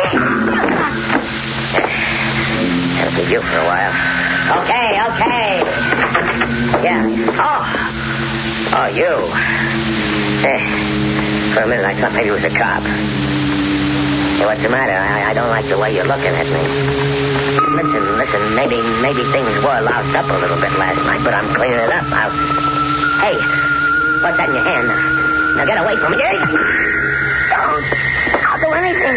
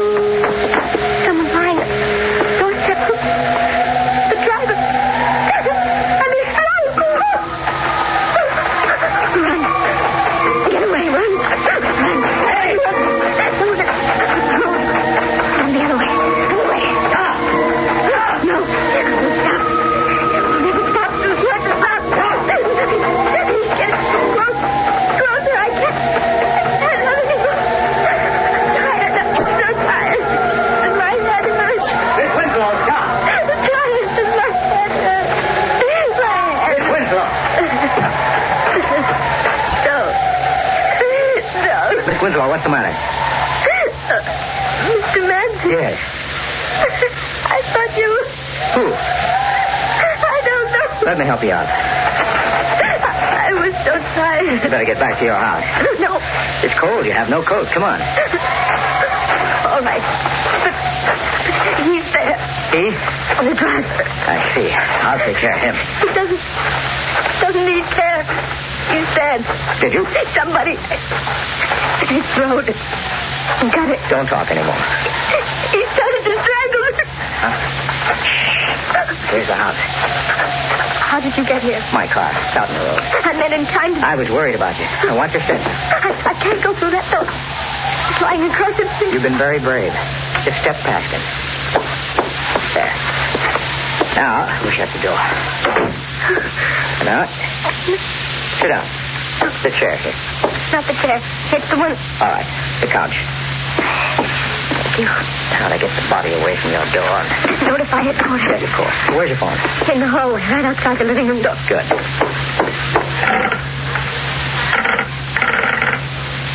The phone's dead. The lines? They're all right. But the wire on this phone must have been cut. For the driver, maybe. I gotta get word to town now. Yes. Can you drive? No. That's too bad. Otherwise, you could hop into my car and... Look, I'll be gone only a little while. No, don't. Our man was murdered. And his murderer must be found. We can't waste time. You're right, but please... I leave. You lock the door of this room behind me, see? Nobody can get at those windows. So with the door locked, you'll be perfectly safe. All right? All right. Now lock it. And don't open it for anyone but me. Yes. Then I'll be seeing you. Lock the door. And don't open it for anyone but Miss Manson. All right. And I'll be perfectly safe. Perfectly safe.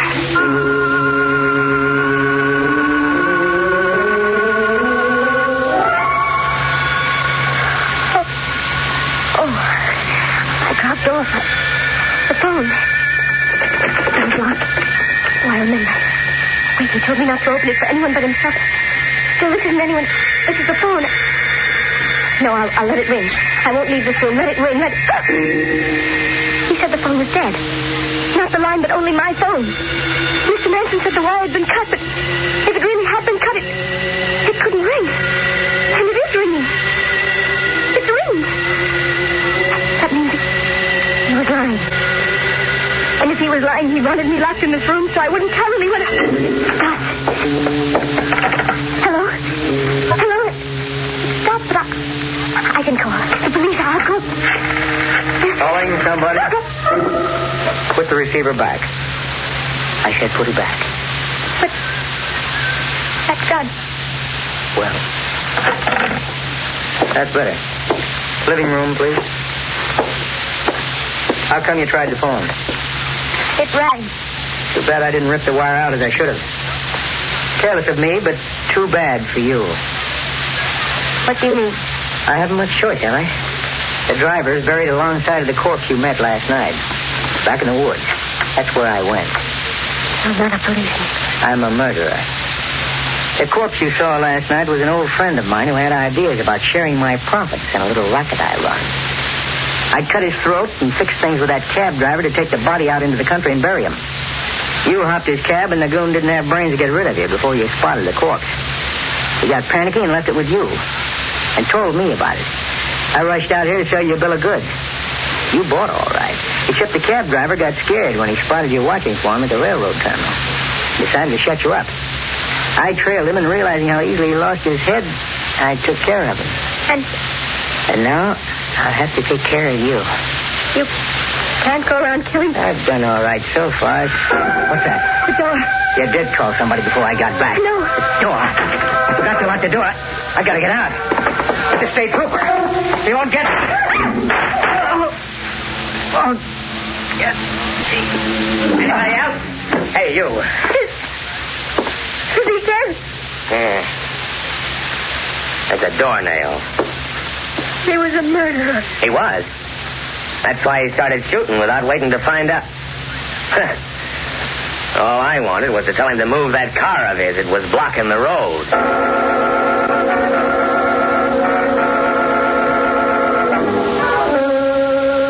Quite a cut-up, Mr. Manson, wasn't he?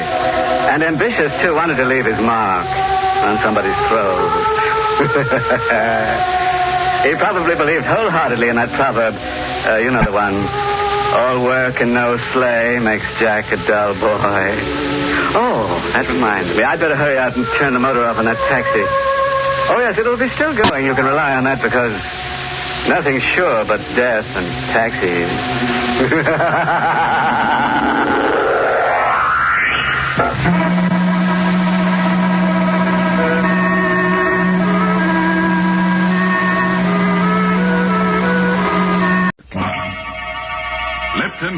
and Lipton Soup present Inner Sanctum Mysteries, starring Boris Karloff.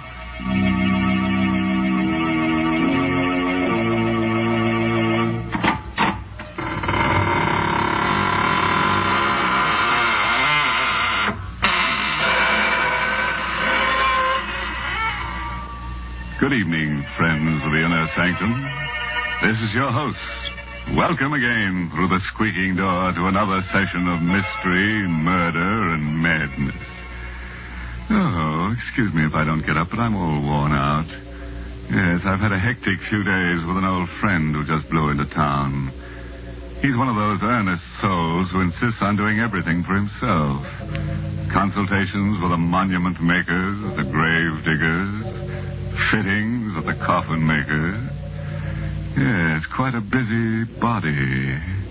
But then we only die once, you know. Our story is called The Corridor of Doom. And our star tonight is a man who gives even me the shakes. The famous star of stage, screen, and radio, Boris Karloff. Have you thought about death lately? Not the fact that it's inevitable, that it must come to all of us someday, but rather how it will come. Do you think of it as a sleep and a waking, of a sudden transition from one state of being to another, or to a state of non-being? John Clay was one of those people who never thought about it at all, until he found himself walking down that dim and endless passage which... But suppose we let Boris Karloff in the role of John Clay tell you about it himself. If your blood pressure will take it, put out the lights and come on a little trip down the corridor of doom. When I woke up, I had no idea of where I was or how I'd gotten there. I was lying on a hard, white bed in a clean, white room. There was a dull pain in my abdomen. Touching it tentatively, I felt a bandage. So that was it. An operation. But for what? And where was I? At that moment, the door opened, and she came in. Good afternoon. Or is it evening? Whichever you prefer. It doesn't matter. My name's Clay. John Clay. Yes. And yours? You can call me Nadar. Exactly. Where am I? In what hospital? It has no name. What? Oh, that's ridiculous. I'd like to speak to Dr. Rogers. If you'll get him for me, please. There is no Dr. Rogers. At least, not here. Then who operated on me? And for what? Listen, I'm not a well man. I've a very bad heart. Will you get someone who can talk to me? If you wish.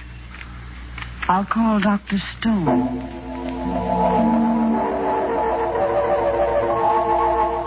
A chill crept through my bones. It wasn't cold.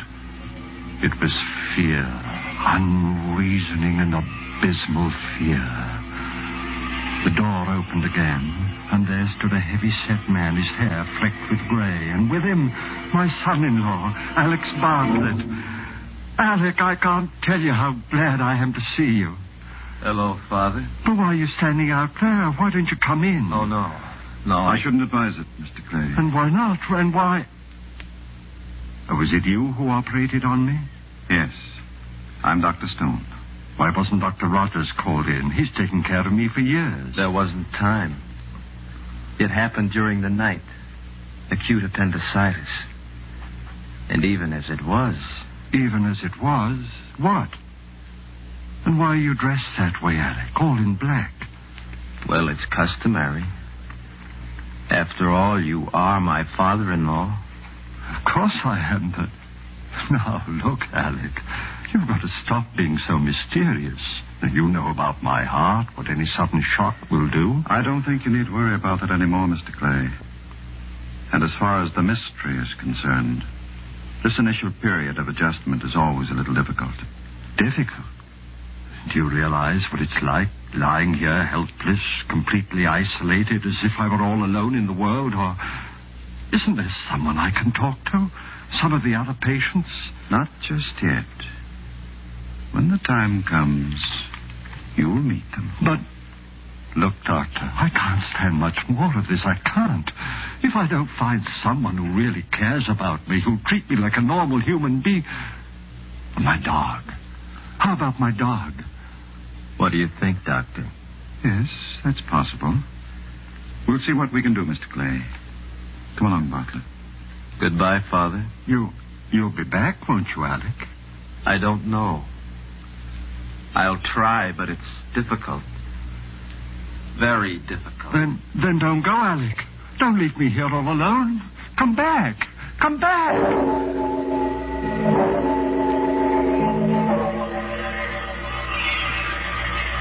I waited and watched and waited.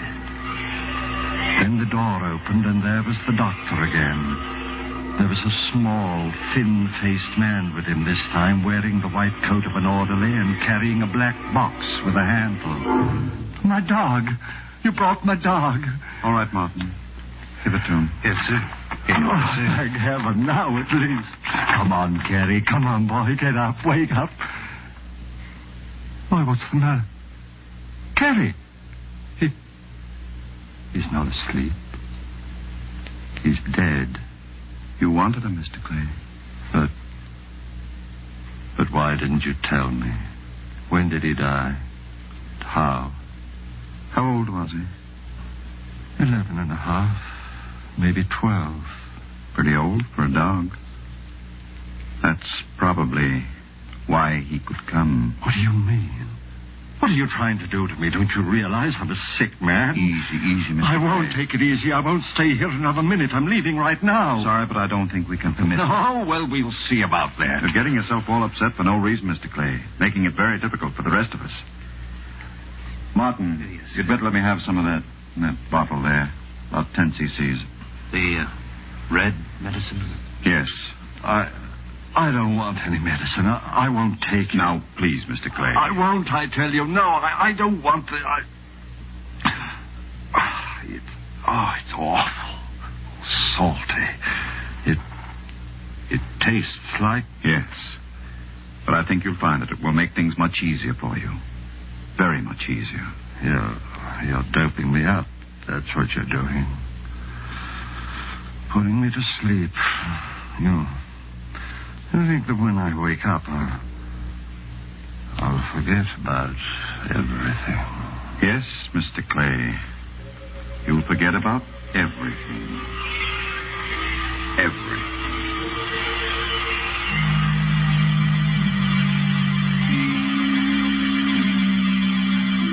I was somewhere deep down under the earth. It was a passageway, stone-flagged and with stone walls, and I was walking slowly down it in my bare feet. I could feel the chill of the cold stones through the thick layer of dust. The passageway stretched ahead of me, endlessly. And suddenly, I noticed that there were doors set into the walls on either side, closed doors. And on each door there was a name. Abel, Abercrombie, Abington. Where was I? What was this place? What was behind those awful, ominously closed doors? Something seemed to be drawing me on down the terrible passageway. Addison, Ager, Allen. I could feel the cold creeping up my legs, higher and higher, my heart pounding faster and faster. And suddenly I knew where I was and where I was going. Knew what was waiting for me there ahead of me down the passage. Exerting all my will, I turned, tried to go back. With a roaring in my ears, I was falling through the darkness. Falling.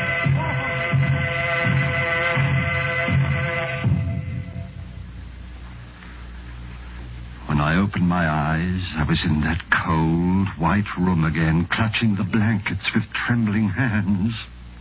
How do you feel now, Mr. Clay? You cried out, sir, as if... A dream. The most awful, horrible nightmare I ever had. A dream? The doctor will be very interested. Would you care to tell me all about it? Oh, I don't even want to think about it. It was about your former life?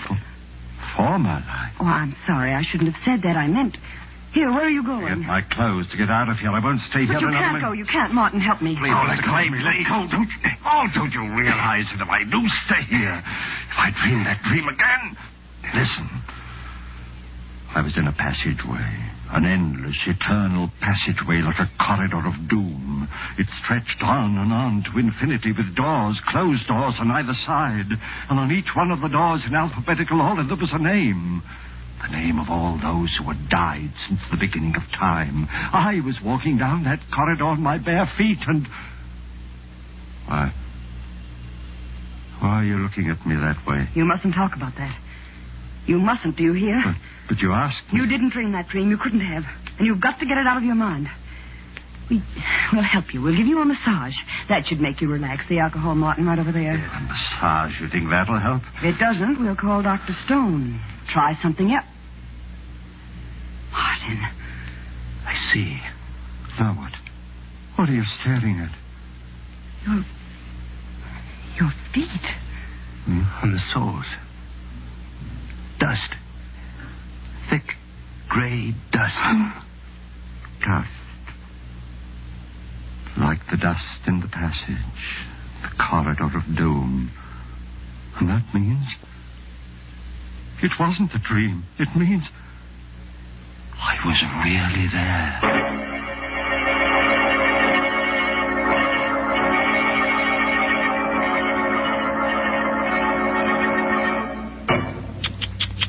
Dirty feet on those nice, clean sheets.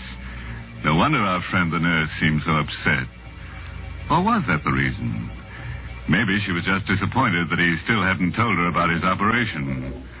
Yes, that always has them in stitches. Great big stitches. Like the ones they take in a shroud. Well, now I think it's about time to take another little walk. Yes, down the corridor of doom with our star, Boris Karloff. And by the way, don't be concerned about getting too tired, because you'll only have to walk one way. That's the nice part of a trip like that. You don't have to worry about coming back. I lay there, staring down at my feet. No, it had not been a dream. But there, on my feet, was the thick, heavy dust from the corridor of doom. I had been there, walking down its awful silence, not in my mind, but in the flesh. My heart clenched like an icy fist that I threw the blankets aside, started to get up. Mr. Clay, what are you doing? Where are you going? Let me go. But you can't get up. You can't leave. Oh, let me go. Martin, quick, help me. Please, Mr. Clay. Oh, for heaven's sake, let me go. Don't you realize what this means? If it wasn't a dream, and if I stay here, go down to that horrible place We've again... got to make him quiet down. Some more of that medicine, Martin. Another 10 cc. Right. Oh, no more of that. It's here, Mr. Clay. You must take it. You must. It will make you sleep. Sleep so soundly that you won't be able to go down there again. No, but... All right. Give it to me. Here. You stay here, Martin. I'll go get Dr. Stone and tell him. Better, Mr. Clay? I don't know. Color. Dark red. The taste. It's like... Yes, I know. And it makes me sleepy. My eyes get heavy and... Have you been here for a long time, Martin? No, not long. What is it like outside of this room? It's strange. Like no place else. And the other patients, what are they like? They're strange, too. Listen, Martin. I'm a rich man. You're the only friend I've got here. You've got to help me. Whether you're rich or poor doesn't matter. As for helping you, that's what I'm here for. You've got to stay here. Watch me. Every minute. My heart. I don't think it'll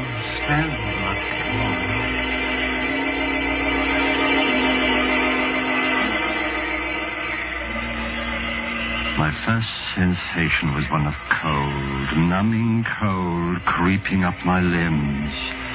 I reached for the blankets, couldn't find them.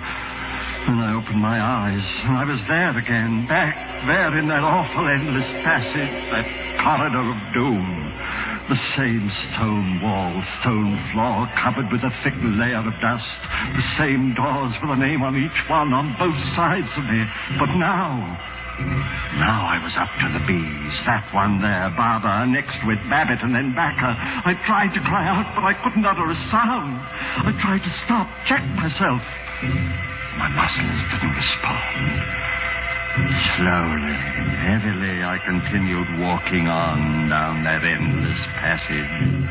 Past Badger, Baffin, Bagley, past the bees and towards the seas. Towards a door with my name on it. My heart pulsed, pounding with terror. My breath rasped in my throat. Convulsively, I clutched at the walls, forced myself completely around. Then, as if I were fighting against a roaring gale, I drove myself back. One step I took, 2, 3, then I stumbled. I was falling again, falling through darkness, complete, absolute, unending.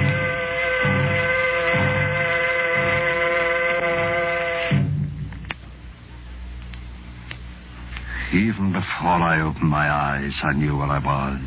Back in my room, the sheets crumpled in my sweating hands. I lay there for a moment. I knew that this was my last chance.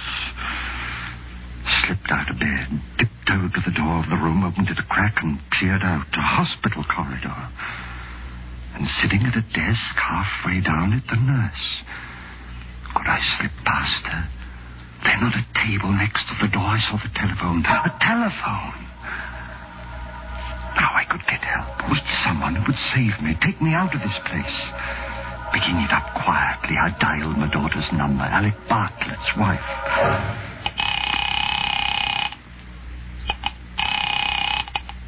Hello? Jane? Oh, thank heaven. Hello? Jane, it's your father. Listen, you've got to help me. You've got to come and get me. I'm at the hospital. Alex knows where. Hello, is anyone there? Yes, can't you hear me? Didn't you hear what I said? It's your father and... Jane! Hung up. I heard her, but she couldn't hear me. Something wrong with the phone, her phone.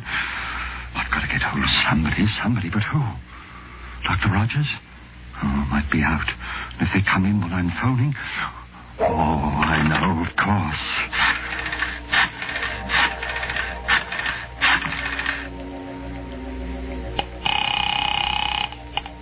Police headquarters, Ryan speaking. Hello, police. This is John Clay of Riverside Road. I'm at the hospital. I don't know where. Hello? Can't you hear me, officer? For heaven's sake, listen. It's a matter of life and death. John Clay at a hospital. My son-in-law, Alec Bartlett, can tell you where. Hello? Officer, listen. Don't hang up. Don't. Officer, hello. Anything the matter, Mr. Clay? Dr. Stone, your telephone, there's something wrong with it. No, Mr. Clay. There's nothing wrong. Not with the telephone. But I tried to make 2 calls. 2 different numbers, and... I know. You should have known. Nurse, orderly. Should have known what? Why couldn't they hear me when I could hear them? Why? Yes, Dr. Stone? Will you put Mr. Clay back into bed? No. I'm awfully sorry, sir. I only went out for a minute. Come on, Mr. Clay. No, please. leave me alone, please. Mr. Let go. Clay, No use struggling. You know that, don't you? Yes, I know. Doctor, I won't have to go back down there again, will I? Down to the corridor? That's not up to me. All right, nurse. I think we're ready for another dose. The final one. Yes, Doctor. No, doctor. No, not that red medicine. Not again. I'm sorry, but you've had a lot of time. All the time we can give you. All right, Mr. Clay. No, I won't Here. take it. You know what it means, doctor. I go back down there again to the corridor. It'll be to the letter C. To the place where my name is. If he won't take it by himself, perhaps you'd better help her, Martin. Yes, sir. No, Here, I Clay. won't.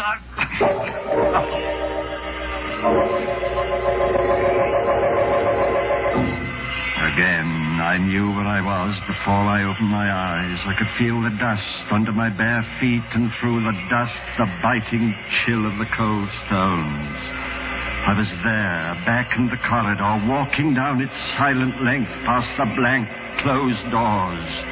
For the names on the doors, now they were all C's. Cabot, Cadden, Cahoon. On I walked, the beating of my heart, the pounding of my pulse loud in my ears. On down the passage, no longer even trying to fight against what I knew was inevitable. On past Cameron, Chelsea, Chiswick, and then, suddenly, terribly, one door. A door with my name on it, gaping, waiting for me. I tried to stop, to turn, but my legs carried me forward. I was but 2 doors away. I could see into it now, see that it contained nothing. Absolutely nothing, not even a coffin. Just stone walls and a flat stone slab. I was turning to step over the threshold. I made a last convulsive effort. Merciful heaven, help me. Save me.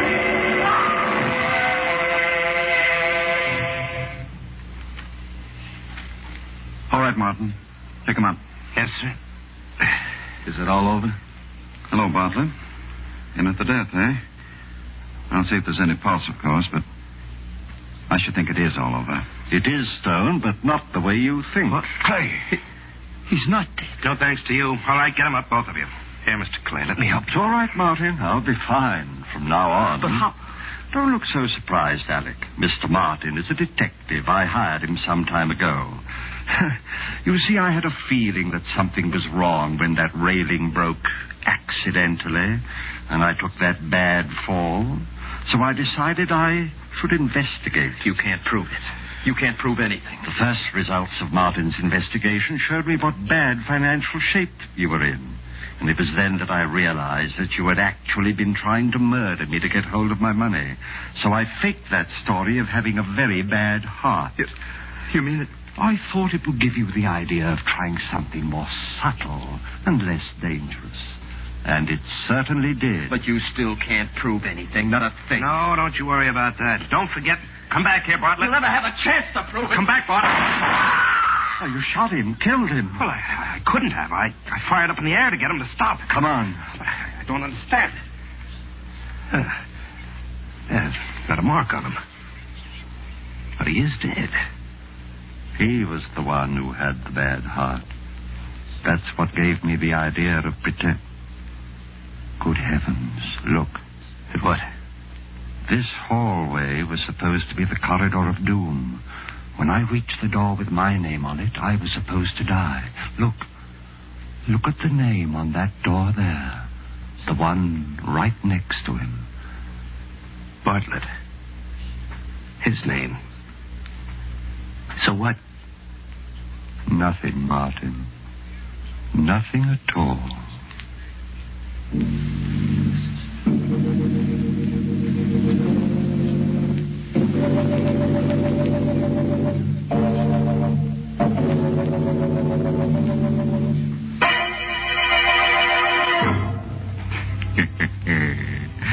Now, where do you think old Dr. Stone got the idea for that little alphabetical graveyard? That's right, for me. Huh? You don't believe me? Then come on home with me tonight, and I'll show you the one in the cellar of my house. What's more, I'll show you a door and a neat stone slab with your name on it.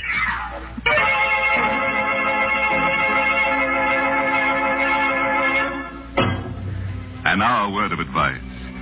If you should wake up tonight with a sudden chill, find yourself walking barefoot down a dusty stone corridor with doors on both sides of it, don't get excited. Just insist on a doom with a view. Next week's story is about women. Yes, 2 women who like to be treated rough. Choke 'em to death, shoot 'em, murder 'em. They'll love you for it. And who do you think is going to be their boyfriend? That's right. Boris Karloff. Boris Karloff will be with us again next week, because who else could love such women? So, if you're in a tender mood, tune in next Tuesday. Until then, good night. Pleasant dreams.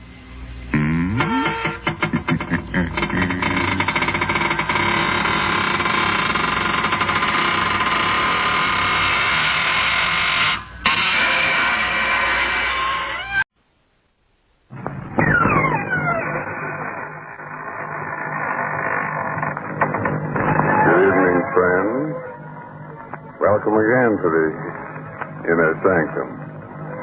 I'm Raymond, your host. Come in, won't you, and sit down? Well, very nice to see so many of you here. People who believe in black magic, haunting, and ghosts. Huh? Oh, you don't believe in them?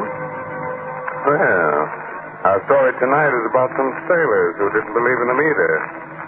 But it didn't take them very long to find out that such things did exist, that they were wrong, dead wrong. Inner Sanctum Mysteries brings you one of Broadway's and radio's best-known stars, Arthur Vinton. Tonight, Mr. Vinton appears as Captain Bates in Dead Reckoning, an original radio drama by Robert Newman. When you have that all-in, down-and-out feeling, you may be a victim of irregularity. Then you can help restore your usual peasant figure by taking one or two Carter's Little Liver Pills with a glass of water when you go to bed tonight. Carter's Little Liver Pills help you feel better by providing remarkable two-way relief. Relief you cannot expect from a simple laxative alone. Here's what happens. First, Carter's Little Liver Pills wake up the flow of a vital digestive juice, and they do this usually within 30 minutes after taking. Second, they help restore regularity. It's this two-way relief that works so fast and so differently to help you feel up on your toes again. So don't go on feeling way below par when you can get this kind of relief with Carter's Little Liver Pills. Get a box from your druggist now, only 25 cents.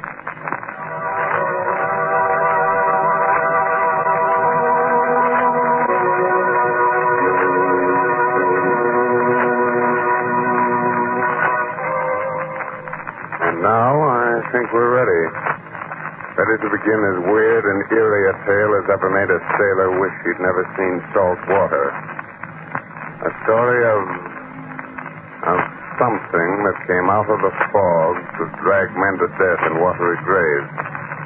So, if your nerves are good and you're not afraid of nightmares, then turn down the lights and listen to Dead Reckoning. Great banks, which lie off our eastern seaboard, are perilous waters, shrouded throughout most of the year by heavy fog. Slipping through the thick gray pall, with fog on wailing like a lost soul, is a small tramp steamer. It is late afternoon. There are two men on the bridge. Suddenly, the door of the wheelhouse opens. Afternoon, Mr. Ross. Good afternoon, Captain. Weather still is pretty dirty, eh? That's better than ever. You got lookouts posted? Just one man on the bow and one aloft. Good. I've been sailing these waters for 20 years, and I'm never really happy till I'm off the bank. I know it, sir. Gets the fog. Never knowing what's ahead of you. What's likely to come out of it. Something's ahead, sir.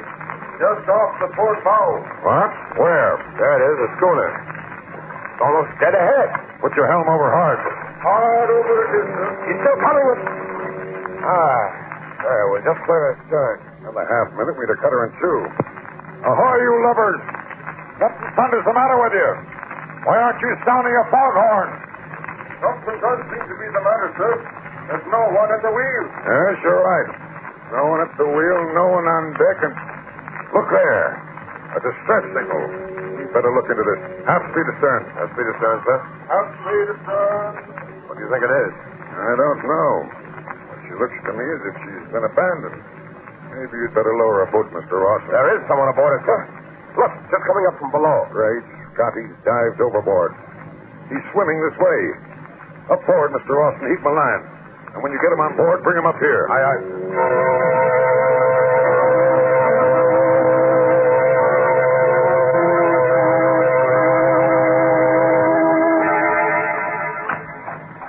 There he is, Captain.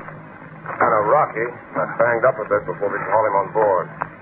Take it easy there. I'm all right. Listen, Captain. Get away from here fast. Get away? What about the schooner you jumped off? The rest of the crew? Dead. Every last man. Dead? I'm the only one left alive. Dead of what? That thing got them. One after another. That gray thing from the sea. If I hadn't locked myself in the galley, it would have... What are you talking about? Oh, I'm sure you'd better lower her boat. Take a look, see, Mr. Ross. Aye, aye, sir. No. No, you fools. Don't you realize that it's still there? On the schooner. Do you want it to follow you back here? Kill you off one by one, too?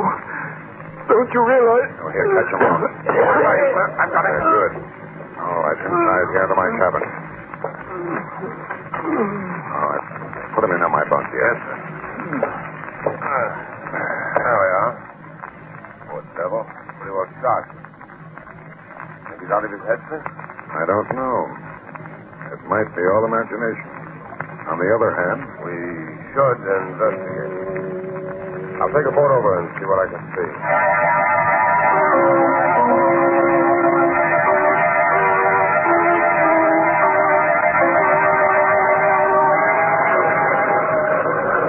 Get aboard, man. Let her run. Around the stern.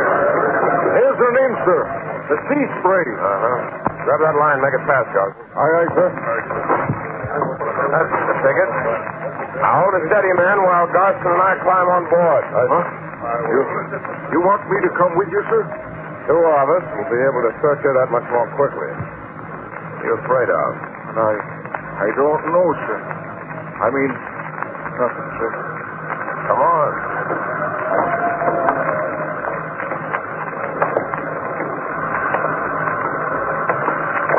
She still got all her sails set, sir. And everything's battened down, just as if there was nothing wrong. Ahoy, anybody about? Ahoy! Now let's go below. What's the need of that, sir? If there was anybody down there, wouldn't they answer? Suppose they're sick. Suppose it's the plague or something. Well, okay.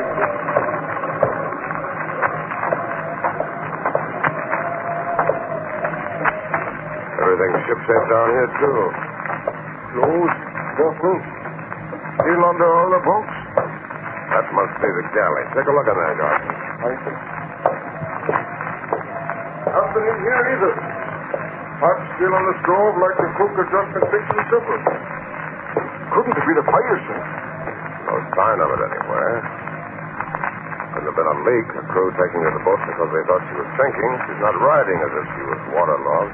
Let's get out of here, sir. What's the hurry? What are you so jumpy about? Jumpy? Who's jumpy? It's just a... Well, suppose I am. A crew don't abandon ship out in the middle of the banks for no reason. No, that's true. They don't. I'd give plenty to know what that reason was. Well, okay, Garson, come on. Let's get back to the ship.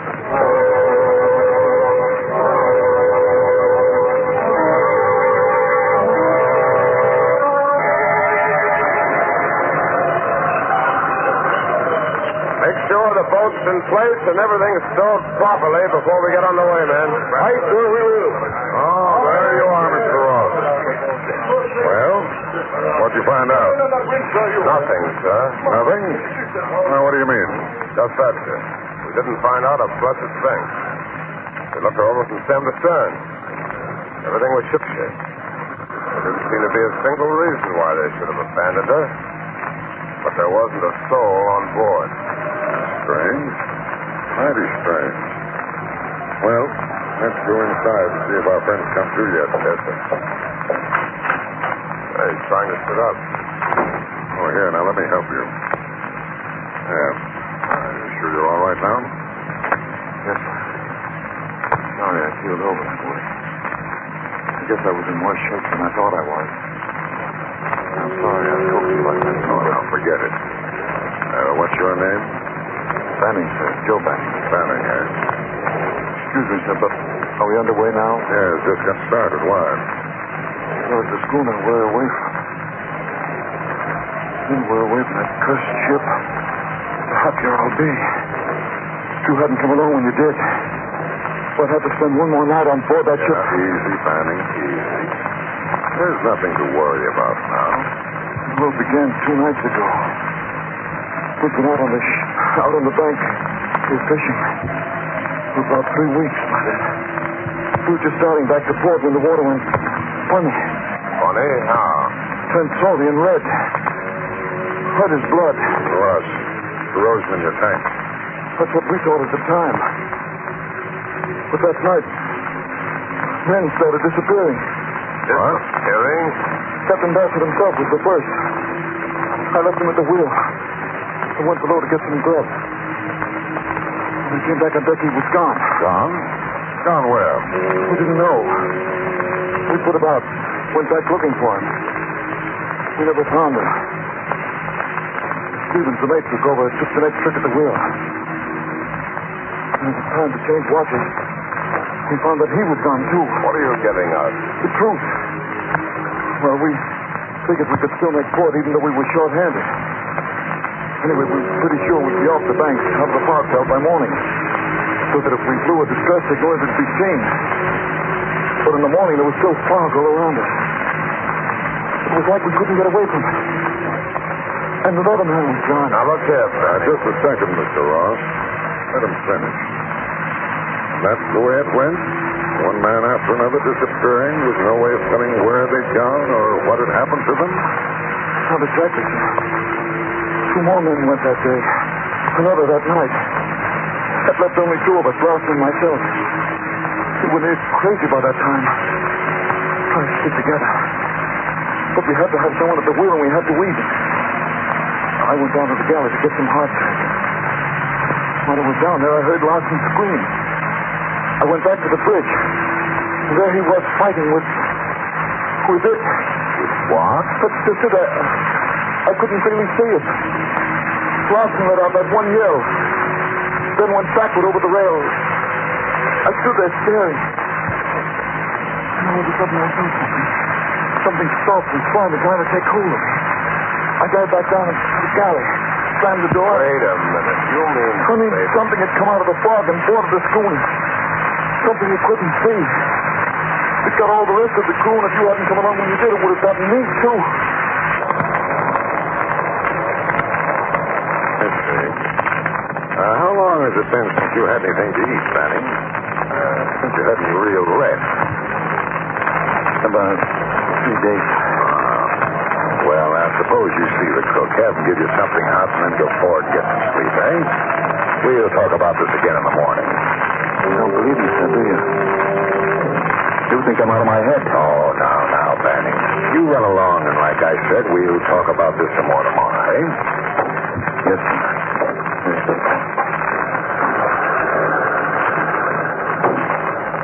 You don't believe him, do you, sir? You mean you do? Well, I don't know. But I won't be sorry when we get off the bank out of this fog tomorrow.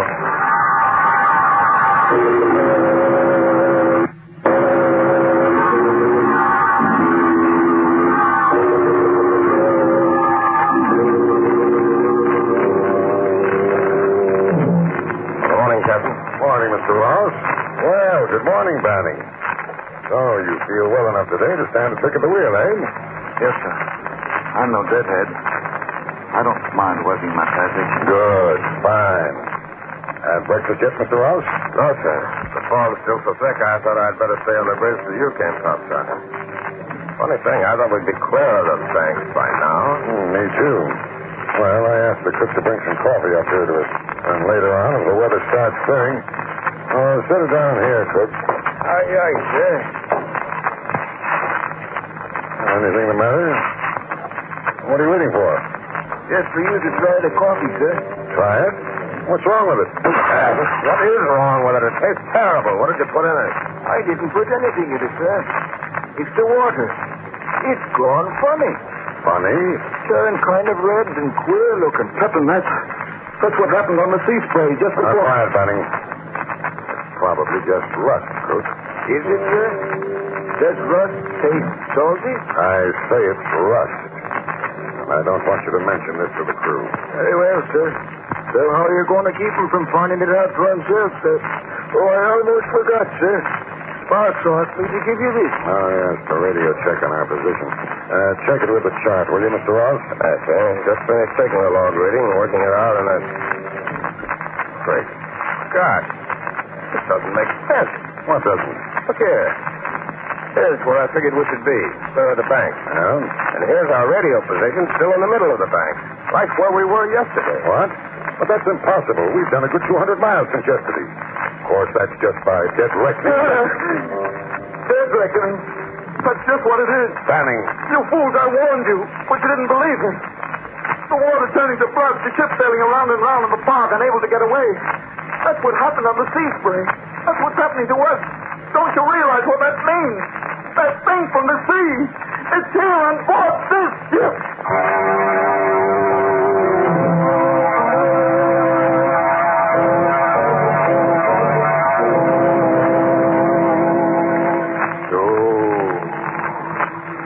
The thing from the sea, the thing that can't be seen that came out of the fog and dragged an entire crew to its doom has taken possession of another ship. Will the same thing that happened to the sea spray happen again? In just a moment, we'll find out. Meanwhile, don't sit back and envy the life of the party all that pep and ginger. You may suffer a headachy, sluggish feeling due to irregularity, but thousands of others do too. And many of them shake it off by taking Carter's Little Liver Pills. Try them tonight according to the directions on the package. Then tomorrow morning, see if you don't feel you can lick your weight in Wildcat. Here's the sound medical reason why Carter's Little Liver Pills are so effective. They can give you two-way relief for sluggishness, something you cannot expect from a simple laxative. First, Carter's Little Liver Pills wake up the flow of a vital digestive juice. And they start to do this usually within 30 minutes after taking. Second, they help restore regularity. It's this two-way relief that helps you feel better.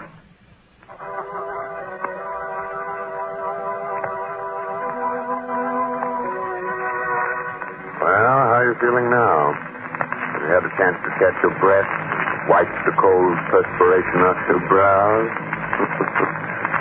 Oh? Oh, what you've heard so far hasn't bothered you, huh? Wait. Just a moment later now, and the three men are still on the bridge. Standing at the wheel, Ross and Captain Bates staring at him incredulously.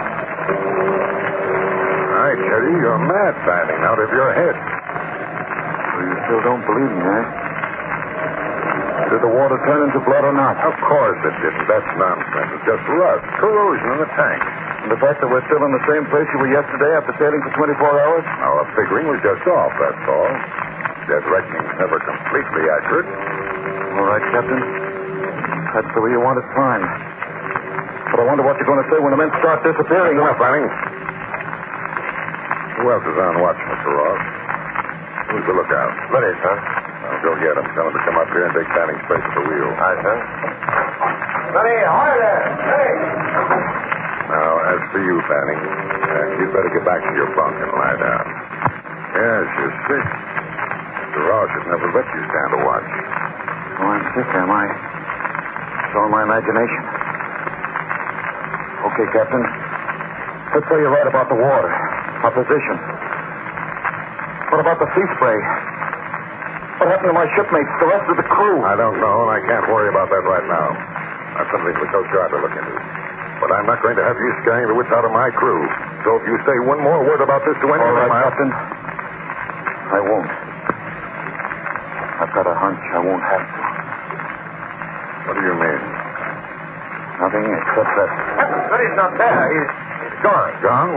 Gone where? I don't know. He was boarded here at 8 bells, went up to the bow to relieve Blake. That's the last anyone saw of him. Is that McGilly, the forecastle? No, sir. He must have dropped off to sleep or something.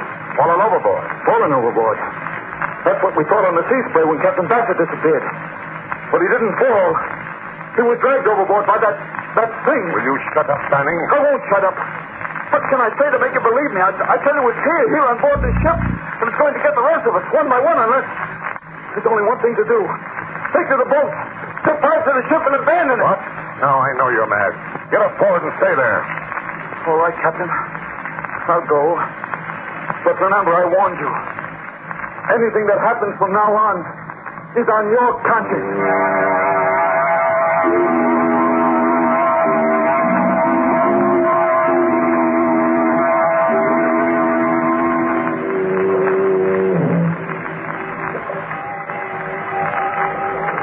Six bells and all's well. Keep where she goes, Garson. South-southwest. Aye, sir. South-southwest. Blasted fog. Still as thick as ever. Can't see a ship's length ahead. No, sir. Begging your pardon, sir. Yes? Shouldn't we be off the banks out of the fog by now? Why, no, Garson. We evidently made a mistake in our reckoning. According to the radio compass bearing we got this morning, we're still around the middle of the banks. Won't be clear until tomorrow. I see, sir. Oh, by the way, Garson... What are the men saying about Smitty's disappearing that way? Why, nothing, sir. Except... Yes? Well, sir, they can't understand how he could have fallen overboard with the sea so calm. And then there's this here business of the water turning funny. They're feeling kind of jumpy about that, too. Yeah, well, what's that? Sounds like a small craft fishing boat. Bessie is off the starboard, sailing parallel to us. A schooner. Who's up at the bows? Look out. Blake, sir. Well, what's the matter with him? Is he asleep? Why didn't he sing out when he saw us? I don't know, sir. Listen, Bates. I thought I told you to stay below, Benning. You did, but that schooner. Do you recognize her? Recognize her? She does look familiar, but... Great Scott. It's the sea spray. What? Can't be. We left her drifting a good 200 miles from here. You only think you left her. Besides, when we left her yesterday, she was deserted. But now, she gets out of the foghorn. There are men aboard her. You can see them. Yes, men. But what kind of men? Look at them through your glass, Mr. Ross. Just what I'm doing. Good Lord. Her face. All green, bloated, swollen. Why, they look as if they were dead. Look. They are dead. Drowned men come back out of the sea, sailing on and on through the fog, following us and waiting until... One more word out of you, Banning, and I'll put you in irons. Give me that glass, Mr. Ross. Too late, sir. The schooner is gone. Well, come on forward with me and let's see what's wrong with Blake. Yes. I'm coming, too. Me, too. Now, what's that? You're on watch, Guardsman. Stay at the wheel. He'll stay on course. If anything has happened to Blake, I want to know it. And the rest of the crew will want to know it, too. Well, all right, then. Come on.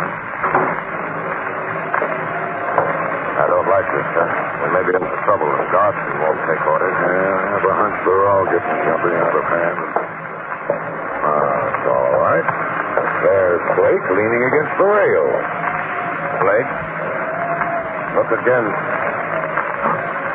It's not Blake. It's Smitty. And look at him, sir. He's dead. Wringing wet and with seaweed in his hair. He was drowned, but he came back from the sea just like my mates on the sea spray. Blast you, Banning. I warned you, but you wouldn't listen. Now will you abandon ship, take to the boat? Now I've had enough of this. Enough of you and your warning. Blast from Carson, Mr. Ross. I won't go through it again.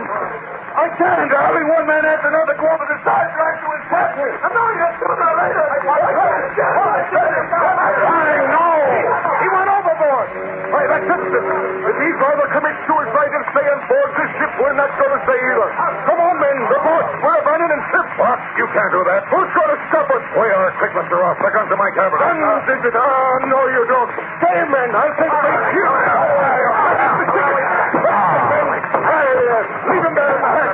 If this blasted ship means so much, we'll let him free on it. We'll take him to the boat.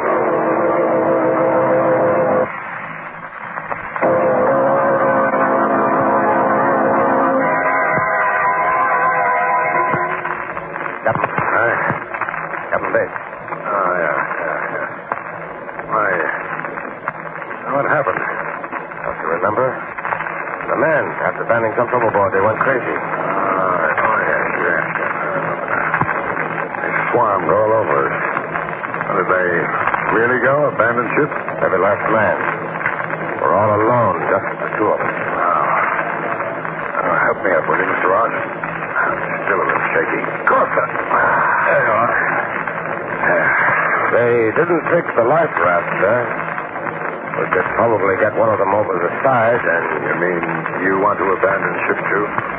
Well, not exactly, but after all, the two of us couldn't get her into port. Is that the reason, or is it because you're afraid? Because you're starting to believe in that thing from the sea also? It's about half and half.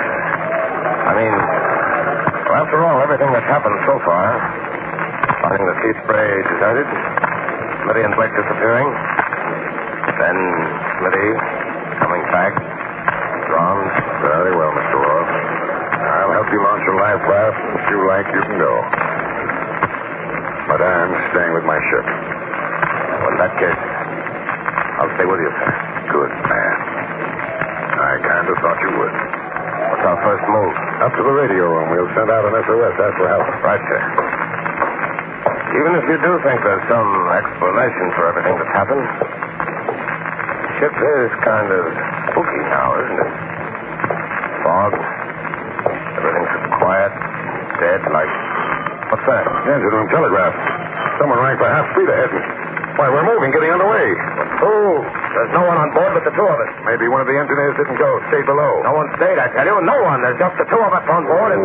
Foghorn. So I don't like this. You don't like it,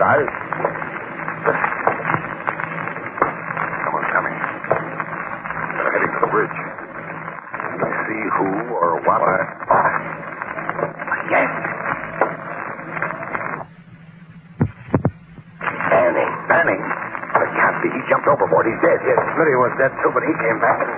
Where are you going? I'm going to get to the bottom of this. I'm going to see if a corpse can fight back. Captain, wait, I... Look out, Captain, he's got a gun.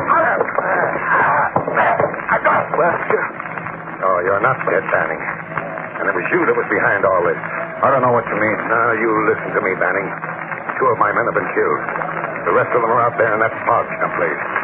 Either you talk, tell me what you were up to, how you did it, or I'll let you have it right between the eyes. You wouldn't dare. Oh, I wouldn't, eh? Give me that gun, Ross. No, don't. All right, I'll tell you. It wasn't me that was behind it. It was Abnadine. Abnadine? Yes. He thought up this idea. Scaring a crew into abandoning ship and picking it up and claiming salvage. Salvage? Oh, of course. Why didn't I think of that? How did it work? There wasn't anybody on the sea spray when I boarded her. Of course not. As soon as we spotted you, Dean and the rest of the crew got into the dory, pulled away into the fog until after you searched the schooner. Meanwhile, I had two jobs to do. I jumped from the binnacle to throw your compass off so you'd sail in a circle. And drop a chemical into the water tanks that would turn the water red. And what about Smitty and Blake? I killed him. I dropped Smitty's body over the side with a rope tied to it so I could hold it up again. Hit Blake from the chain lock. Oh, you cold-blooded murderer. Fog's on it. It's the sea spray. They're cruising around waiting for me to pick them up. And there they are. Dead ahead. To the wheelhouse, Ross. Hurry, we're heading straight for them. If we don't get her up, we'll hit them.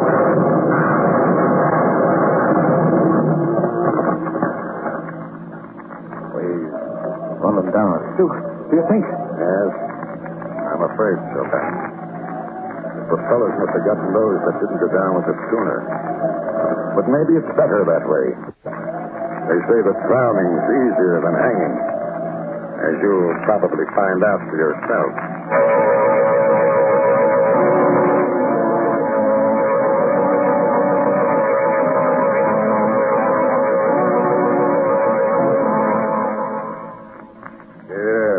Yeah, what's that? You knew there was no such thing all the time? Of course you did. But just the same, if I were you, I wouldn't try to stand up just yet. With your knees knocking together like that, you might find it a bit difficult, huh? But I do hope you enjoyed tonight's story. That you'll be with us again next week at this same time. And if in the meantime you should happen to take an ocean trip, and if while you're out you should run into heavy weather and while you're standing alone on the deck at night, something should reach out of the darkness and grab hold of you. So don't worry. It won't be the thing from the sea. It'll just be one of the other passengers trying to find his way to the rail. Oh, yes. If you hadn't done so, be sure to read this month's Inner Sanctum Mystery, Footsteps Behind Her, by Mitchell Wilson. Will you wake up tomorrow morning feeling chipper and spry? Or will you crawl out of bed with that sluggish, headachy, what's-the-use feeling due to irregularity? Well, try this. Just before you go to bed tonight, take 1 or 2 Carter's Little Liver Pills with a glass of water. Then see if tomorrow morning isn't rosy and bright. See if your usual pep and cheerfulness aren't back. There's a sound medical reason why Carter's bring you these remarkable results. Carter's Little Liver Pills provide two-way relief. Relief you cannot expect from a simple laxative alone. First, they wake up the flow of a vital digestive juice. And they start to do this usually within 30 minutes after taking. Second, they help restore regularity. It's this two-way relief that helps you feel better so fast and so differently. Good night. Pleasant dreams, huh? This is the Blue Network.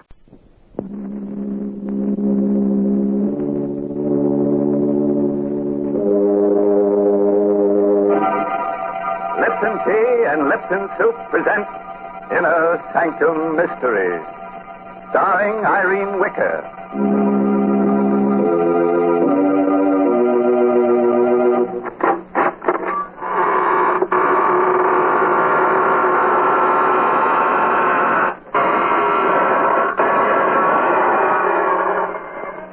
Good evening, friends of the Inner Sanctum.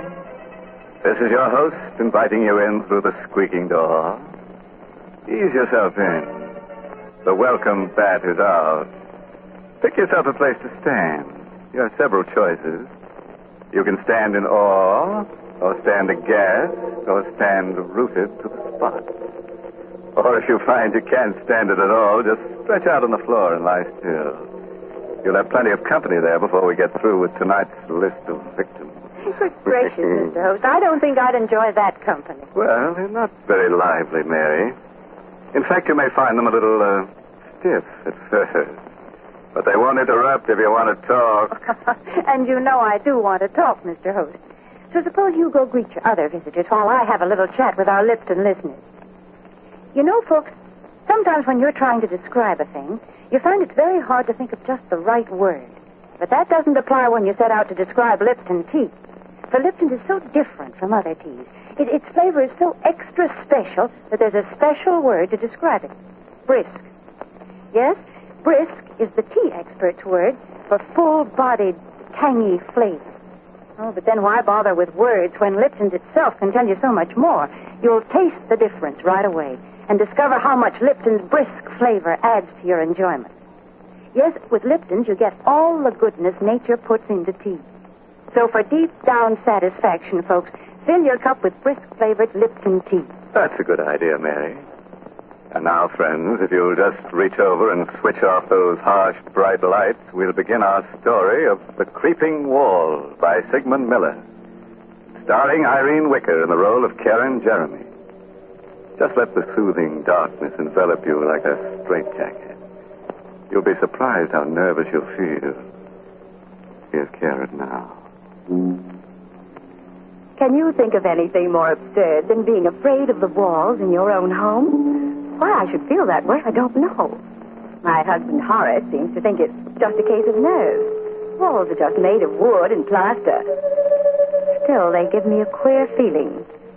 Once, while sitting alone and reading, I had an odd sensation that the walls were tilting. I looked up, and sure enough, they were all leaning toward me. I closed my eyes, but when I opened them again, they were all straight again. Oh, it was a horrible experience. But a much worse thing happened to me last night. I was asleep, dreaming that I was sitting in front of my vanity, making myself pretty. I was alone. It was late at night.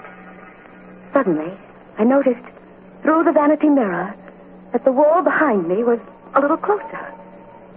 I sat quite still for a moment. Then I turned round, and it was closer. You have to experience it to know what a dreadful feeling that is.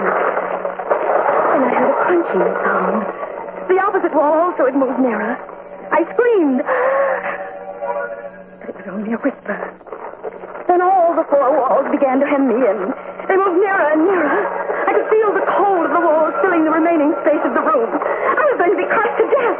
There was a book of matches on the vanity. I lit a match and held it near the cold walls. They stopped moving.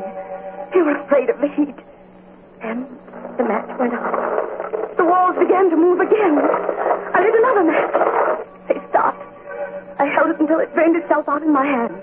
I frantically lit another one. The last. It flared up, and then it died out. The walls began to move. They were just inches away now. And one of them touched my hand, icy cold and dreadful. In an agony of terror, I beat against the walls, and I screamed with every breath of life.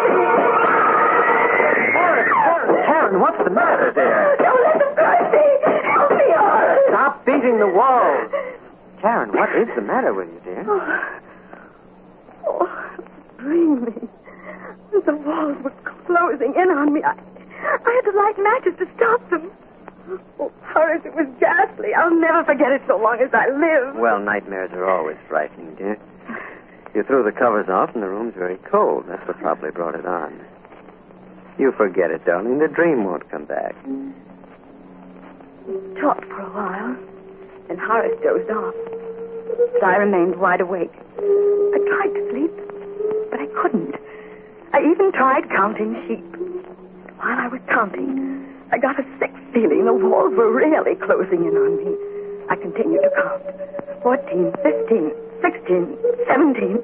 The walls were coming closer. I mustn't believe it. It was my imagination. Only in mind. 18, 19, 20, 21, 22. I could feel the walls hovering over me. They were moving silently this time.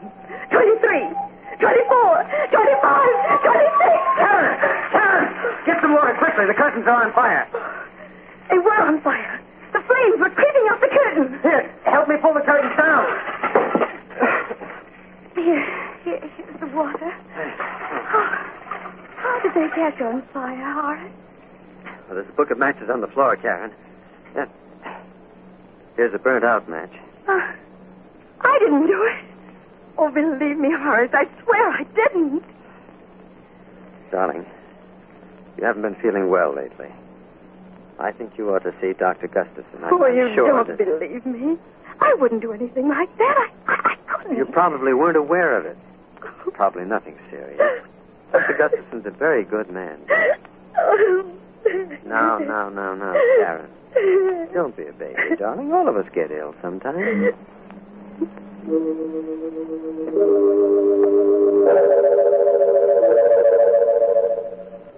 Dr. Gustafson is a little man with sharp eyes. I told him the whole story about the walls and the dream. Tried to be at ease. There was a mirror on his desk, and as I talked, I kept fixing my hair. Didn't look so well today. 2 new gray hairs I had to pull out. He kept watching me very closely. All the time asked me questions about my youth. I told him everything, even about winning the beauty contest when I was 17. He seemed very interested. Mrs. Jeremy, it seems to me you have an obsession about being beautiful. You're not as young as you used to be. Neither is your appearance. That's why you're afraid of close scrutiny. That may account for your fear of close spaces. Went on like that, looking at me as though I were a drab, middle-aged woman. He didn't like me, and I didn't like him. I didn't like the way he spoke to me, the way he watched me. Karen! Put the letter opener down. I was just holding it. You'll hurt somebody holding it that way, darling. No harm was meant, I'm sure. The first thing you should do, Mr. Jeremy, is to get larger living quarters. Your wife may be suffering from acute claustrophobia, among other things.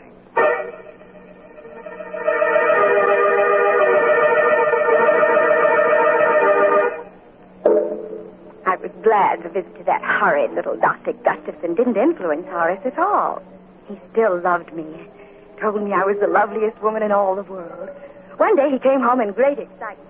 Darling, I've got a wonderful surprise for you. I've just bought the famous Meadow Mansion. Oh, Horace, do be careful. You must my hair. What is this Meadow Mansion? Well, it belonged to John Aiken. You know, the famous naturalist. Mm-hmm. He was killed, poor fellow, in an auto accident. It's a huge house, and you won't be troubled by walls ever. Come on now, darling. We have to see the agent. Sign lots of papers. We went to the agent's office. Mr. Swanson was his name.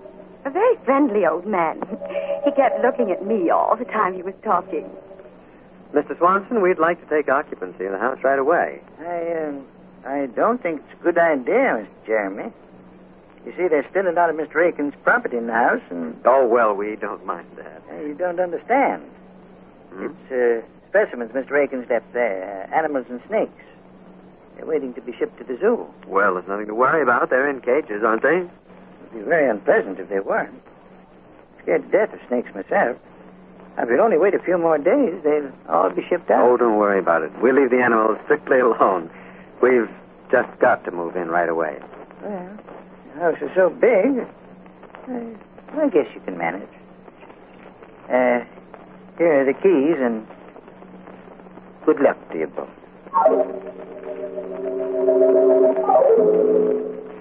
Meadow Mansion was magnificent. It was big and gracious. The rooms were huge and beautifully decorated.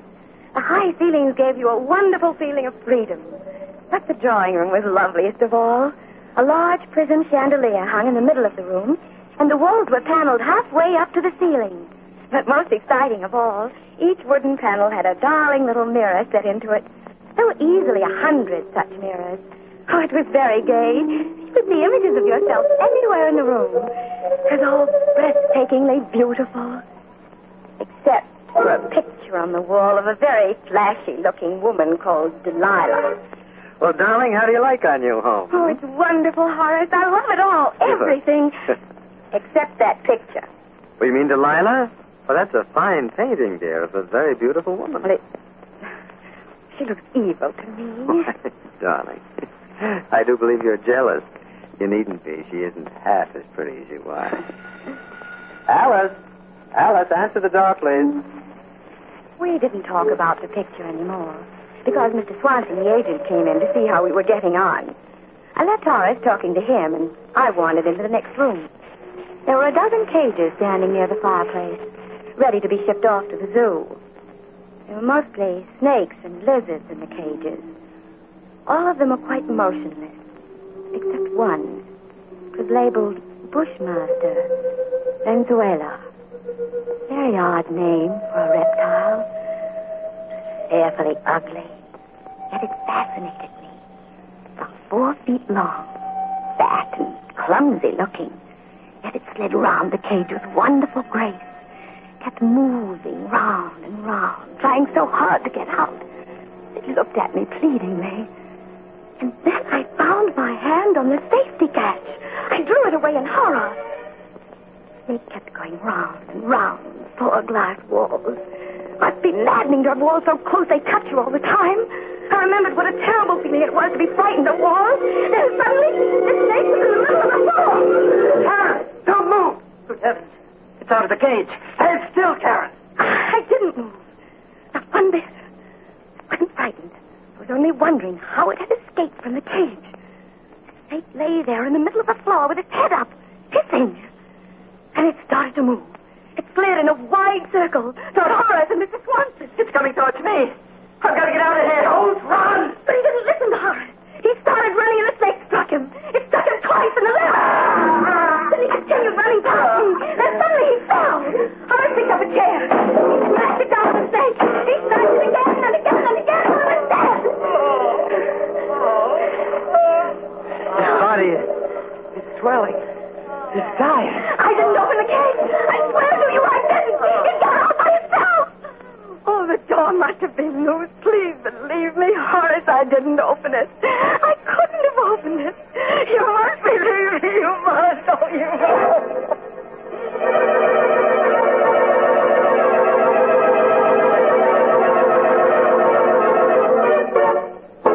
Oh. You know, I'm really upset about poor Mr. Swanson. He hardly opened his mouth in the story when he was out like a light. Not a nice way to make an exit. I'm really sorry we had to lose the Bushmaster. A very valuable reptile, and we could have used it in another story. But that's the way it is in our business. Our losses are terrific. Houses burn down, money is stolen, characters die away on us. Every week it's something else. It's simply murder. You do have a lot of trouble, don't you, Mr. Host? Mary, we have so much trouble on Inner Sanctum, even our troubles have trouble. Well, I think there are times when all of us feel that trouble is piling up on us. But you know, friends, I've found a good way to get over that feeling. Just say to yourself, I'm going to relax and have a cup of Lipton tea. Then when you're comfortably seated with your teacup within easy reach, give your mind something pleasant to think about. That Lipton tea, for instance. Notice Lipton's deep amber color and its welcome, familiar fragrance that's so tempting. Then taste it and discover how really delicious that brisk flavor is. Just for real enjoyment, any time during the day, just take a few minutes out to enjoy a piping hot cup of brisk-flavored Lipton tea. Well, I'll certainly give your suggestion a try, Mary. And now, friends, if you'll give me your hand, we'll go on with the story. Or would you rather take yourself in hand? Things are going to be a little rugged from now on, so take a firm stand, sit tight, and buckle down. And it won't be a bad idea to grit your teeth and square your shoulders at the same time. By the way, if you can do all those things at once, let me congratulate you. You're quite an athlete. Well, here she is. Karen Jeremy. I was ill for a long time. I don't remember how long. Weeks, maybe months. Horace never spoke about that horrible afternoon. And after a while, I stopped thinking about it. I liked my new home. Meadow Mansion was such a beautiful place, I rarely left it. I loved best of all the drawing room, with its darling little mirrors and the wooden panels. I could see myself from all sides. It was so much fun. My absurd fear of walls was beginning to fade away. There was only one thing that irritated me. That was the picture of Delilah. I was determined to get rid of it. Karen, stop glaring at that picture. I don't like it, Horace. I wish we'd get rid of it. It's a fine work of art. Why? I don't care. It's an evil picture to me. Karen, look here. You're just jealous of her. You're jealous of any beautiful woman, even if she's only a painting. You don't care for me anymore. That is a ridiculous thing to say.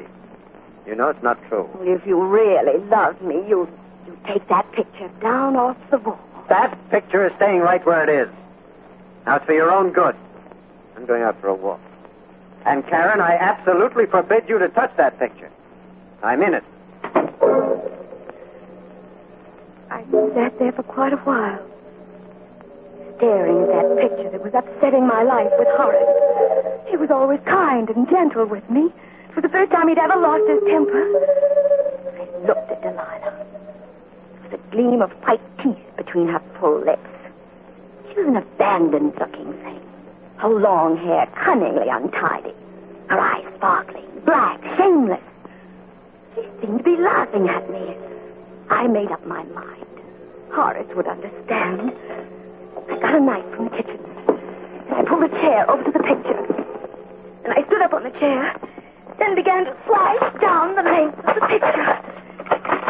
Mrs. Gerald, what are you doing? It's no business of yours. Go away, Onyx. Oh, you mustn't do that. Mr. Jeremy will be angry. I told you it's none of your business. Please come down off that chair. You're destroying a beautiful painting. You meddling little fool. I'll teach you to interfere.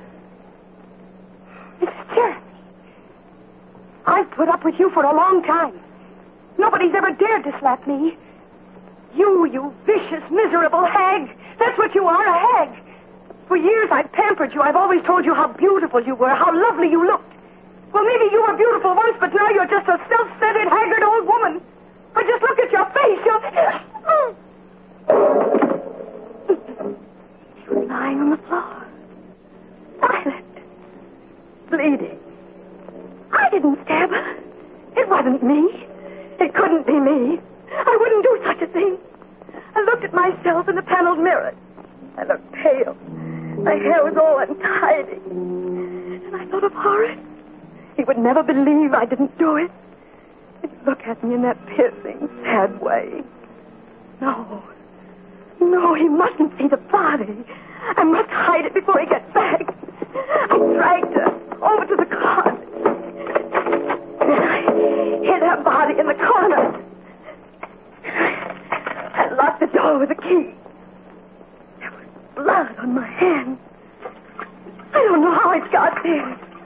But I had to wash it off. And the knife, it threw it in the garbage pail. There was blood on the carpet, too. I took a scatter rug and carefully placed it over the spot. And I sat down and waited for Horace to come home. The room was very queer. The chandelier seemed to be lower. All the walls, they seemed to be closer. I sat there fighting off that old terror, praying and praying that Horace would come home. As soon as he came, I'd put my arms around him and never let him go again. Never let him go. And I heard the doorknob turning. I hurried over to the door. Hello, Karen. Oh, darling, I'm so sorry. It was all my fault. Please forgive me, Horace. I can't bear your being angry with me. Please say you forgive me. That's all right, Karen. I shouldn't have lost my... What happened to the painting? It's cut. I don't know what came over me. But you see, I didn't cut it all. I stopped. It's just cut a little. I can repair it. It'll be just as good as new. I'll never do it again. I swear I'll never touch it. Well, it's not too badly damaged. I'll get Alice to take it over to the art shop. Maybe they can repair it. Oh, Alice isn't here. She's gone to get your blue cloak from the tailor's. Karen, that is not true. Alice got that coat this morning. Where is she? I don't know where she is. Karen, you do know. Where is she? She was here just a little while ago. She must have gone out. Alice! Alice! I'm going to find her. No. Please don't leave me. Please, Horace. Tell me where she is, Karen. I can't remember. I can't remember anything. Karen, did you do anything to her? No, nothing. You're not telling me the truth. Something has happened to her and you're hiding it. Now, I'm going to find her. She must be somewhere. No, she isn't in the house. How do you know she's not here if you don't know where she is? I didn't mean that. I'm going to look around. All right. There's blood on the floor near the closet. Yes, I cut my finger. The closet is locked. Have you the key, Karen? No, I don't have it. Karen, give me that key.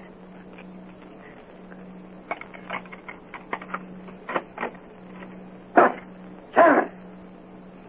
You killed her! No. I didn't kill her. I couldn't do such a thing. I saw her lying there on the floor, so I hid her in the closet because I didn't think you'd believe me. But I didn't kill her. I didn't do it. I'm going to get Dr. Gustafson, Karen. Maybe he can help. Please don't go. I can't bear being alone. The walls, they'll crush me if you leave. I'll be back as soon as I can. He left me in the room all alone. I looked at myself in the mirror. All my beauty was gone. I looked haggard. I wasn't beautiful anymore. My face was all wrinkled and pale. My hair hung down lifelessly. I was ugly. I mustn't let Horace see me now. I looked evil. I bolted the door. I didn't want him to come back and see me looking this way. He would hate me.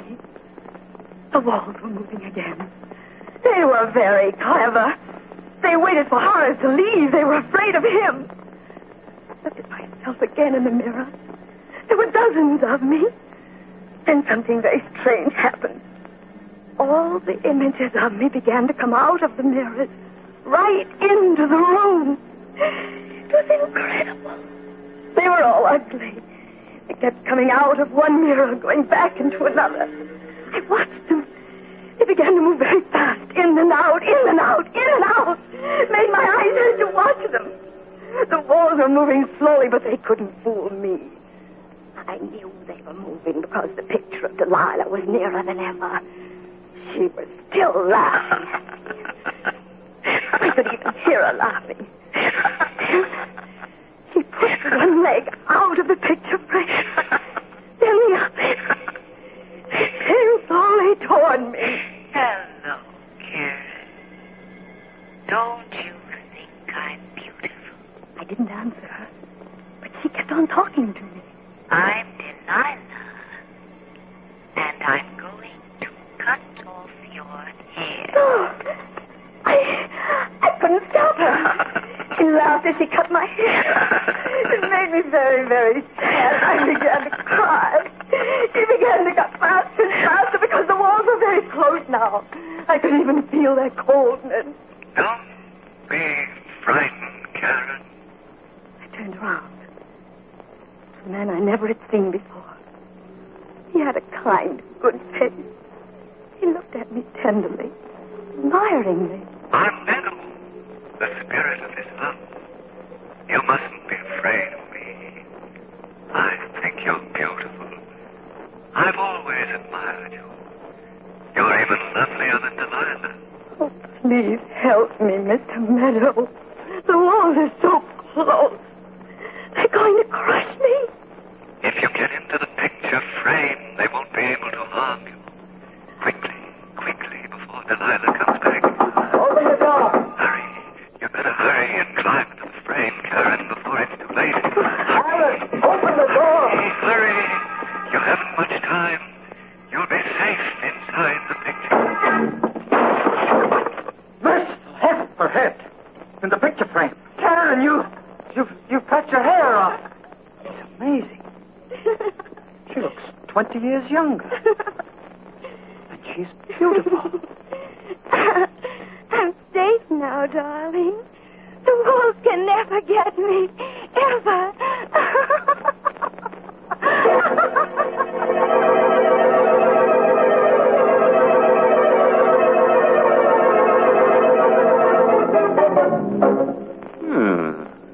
I think we did rather well tonight. 2 of our characters were gathered to their forefathers. I'm sort of sorry about that maid. She seemed like a nice sort, and I don't think it was quite kind to be so cutting to her. But that ranting agent, you couldn't get an apartment out of him anyhow. As for our heroine, it's true we didn't kill her off, but we certainly framed her. Well, it couldn't have been a very pretty picture, Mr. Host. No, Mary, but you'll have to admit it was remarkably lifelike. Well, while you're admiring it, I have a few words for our friends listening in. You know, some people tie a string around their finger to remind them of things. Well, I'm not going to ask you folks to do that. All I want you to do is just remember all the good things I've told you about Lipton tea, and let them remind you to get a package of Lipton's tomorrow. Lipton's wonderful, brisk flavor, its full-bodied goodness mean more contentment in your teacup. Remember, Lipton's is the tea that gives you extra pleasure and extra satisfaction. Ask your grocer for a package tomorrow. Well, that should be easy to remember, Mary. Well, friends, it's time to close the squeaking door until next Tuesday, when we'll get together again for another killing time. Oh, by the way, this month's Inner Sanctum Mystery novel is The Pavilion by Hilda Lawrence. Yes, the next week's Inner Sanctum story, directed by Hyman Brown, and brought to you by Lipton Tea and Lipton Soup. Next week's story is called The Edge of Death. Feeling a little edgy already? Very interesting story. Yeah, it's sort of a mixture of Russian legend and modern psychiatry that tells of a beautiful and sinister old sword. But I'm sure you'll get the point. So, until we meet on the edge of death next Tuesday, good night. Pleasant dreams.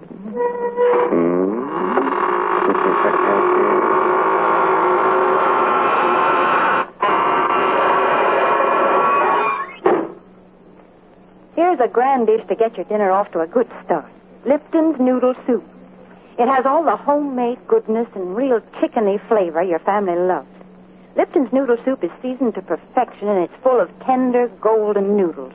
Hard to prepare? Not a bit. It takes only a few quick minutes from package to soup plate.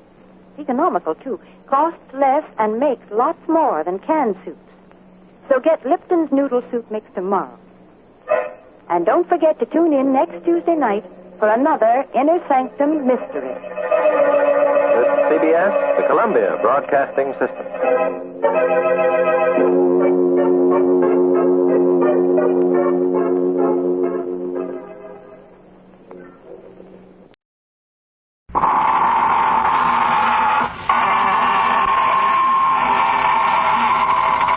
Good evening, friends of the Inner Sanctum. This is your host, Raymond, inviting you through the squeaking door for a grisly little party. Well, now for our weekly news summary of events from the other world. Flash. The Galloping Ghost defeated the marauding murderers in the opening game of the Ectoplasmic Baseball League last week. An invisible crowd of 20,000 saw the contest. Flash. The slimy Spokes Union is considering a strike to charge people for overtime when they scare them during the day. And, oh yes, a fake medium was arrested for saying he could get in touch with humans. Well, that's very funny, Mr. Raymond. Now, that's what I like, when you say amusing things instead of scary ones. Oh, thank you very much. Well, they have a very amusing time in the other world. The other day, they held a masquerade ball, and everyone came disguised as people. Well, that's very interesting. Did they serve refreshments? Oh, yes, they served Lipton tea. Everybody loved it. Why, to count all the cups of tea they drank, you'd have to be a teetotaler. Well, then the other world must be pretty much like this one, because folks here feel the same way about Lipton tea. Why, more people drink Liptons than any other brand. And they don't just serve it at mealtimes either. Yes, sir, Lipton's is an around-the-clock drink. It helps lots of housewives through their work day, and it's a grand beverage to serve your friends when they drop in of an evening. And, of course, there's one big reason why Lipton tea is so popular. It's because of that famous brisk flavor. That word brisk means that Lipton's always tastes tangy and full-bodied. It's never flat or wishy-washy. Yes, folks, you just don't know how good tea can be till you've tried Lipton's. Friends, while you're trying things, try on this rope for size. Oh, didn't I tell you? We're going to hang a very attractive lady tonight. Our story is called The Girl and the Gallows. It all adds up. It's an original radio play by Milton Lewis, and our star is that glamorous motion picture actress, Wendy Berry, who'll play the role of Karen. All right, friends. On a nice spring evening like this, a few chills running up and down your spine are just what you need. So, get yourself a sweet companion. Turn the lights down low. Put your arm around her. Oh, brother, sit back and get ready to have the wits scared out of you. Let's go. The door was open, and I walked into the strangest apartment I'd ever seen. A sweet, thickening odor overwhelmed me as I looked around. It was a rare incense, burning in a hollow skull that stood on the mantelpiece. I looked closely.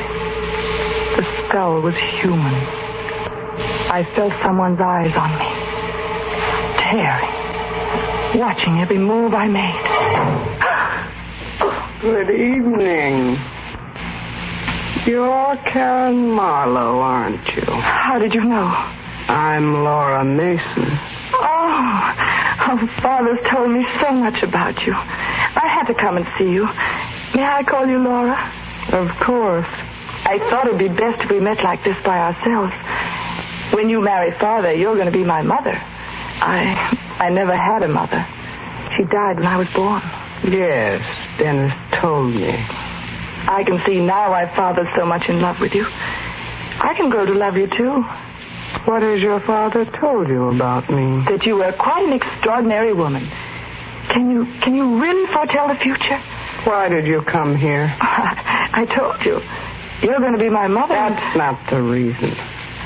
I don't understand. Sit down, Karen. Before you leave here, you will understand. And you'll believe everything your father told you about me. She sat next to me, held my hand. Hers felt like ice. Suddenly, her body shook and quivered as though she were being seized by some terrifying unseen demon. Her eyes had little dancing flames. Then they were gone. They became hollow, endless, like two round black holes with infinite space. She was in a trance. Her hand held mine like a vise.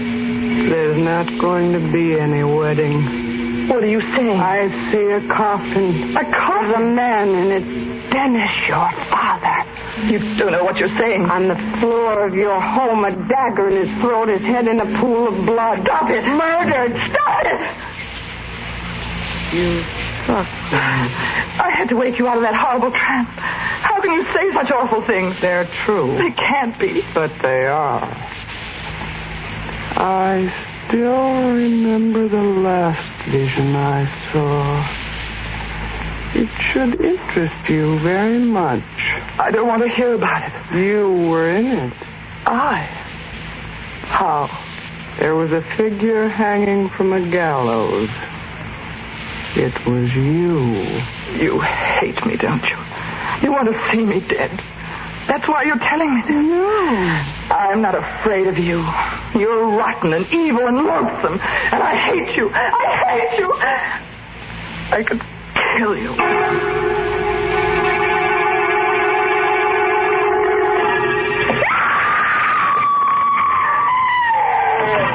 What's wrong, sister? Father. You Karen Marlowe? Just as you said. The dagger in his throat. Murdered. Father. Don't look at him again. But he's been murdered. Yeah, I know it. Here. Drink this. But shut up and drink it. Thanks. Who are you? Blue Lock. Homicide. The police? Yeah. We got a tip. But how? Someone called in. This is awful. Yeah. Yeah, it's tough on a kid like you. Feel well enough to talk? Yes. Okay. When did you see him last? Tonight. At 7. Here. Then where'd you go? To see a woman named Laura Mason. Laura Mason. Was she home? No. She arrived a minute after I got there. She predicted this. What? She said this would happen when I saw her. Oh, yeah? Did you know what was in your father's will? No. No, he never told me. He left all his dough to you and Laura Mason. If either one of you dies, the other gets it. How'd you find out? We get around. 7:30, a neighbor heard him scream. 7:15, a dark-haired woman in a red coat was brought up here by the elevator boy. She was very attractive. Do you know anyone like that? Yes, Laura Mason. You sure? Yes. Mm-hmm. Who made that head of your father? Oh, sculpture in Paris, many years ago. Why? Because your father mentioned it in his will. How?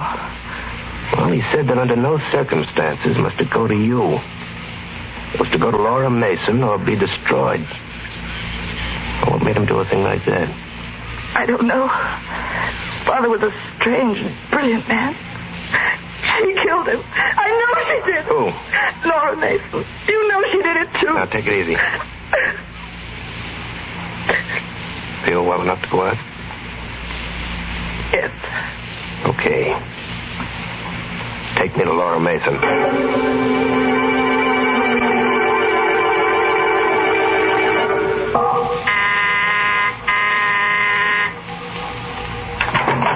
Yes? I'm Lou Locke. Homicide. Please? Yeah. Where's Laura Mason? Laura Mason? Don't play dumb. Oh, I never heard of her.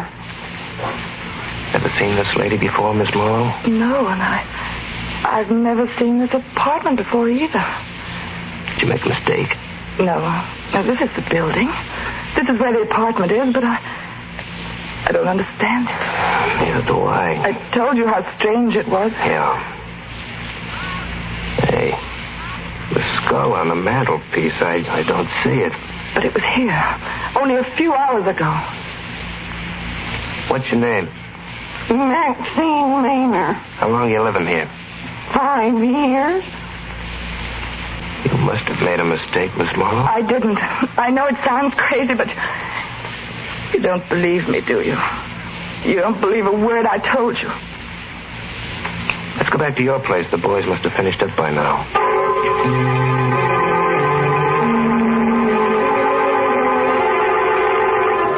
You'll be okay here tonight, Miss Marlowe. Are you leaving? Yeah, I got to get back to headquarters. You still don't believe me?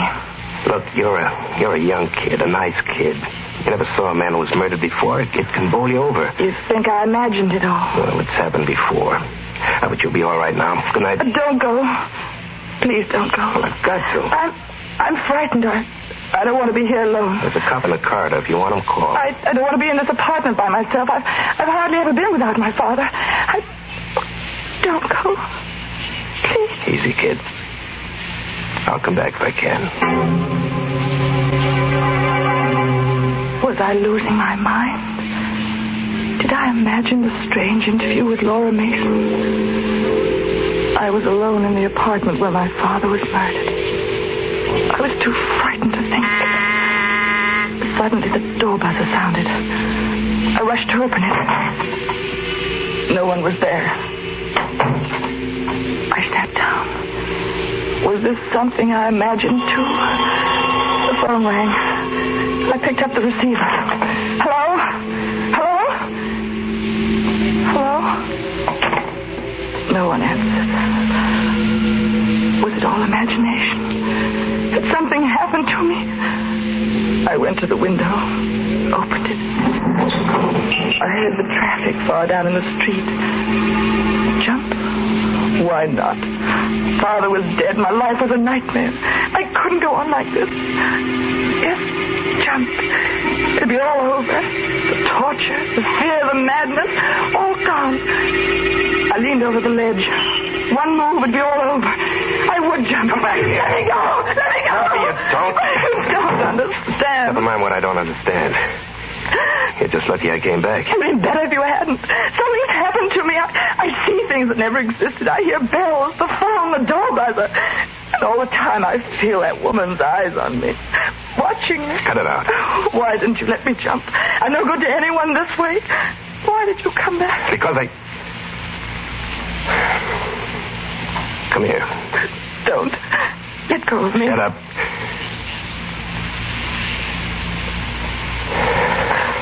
You kissed me. Yeah.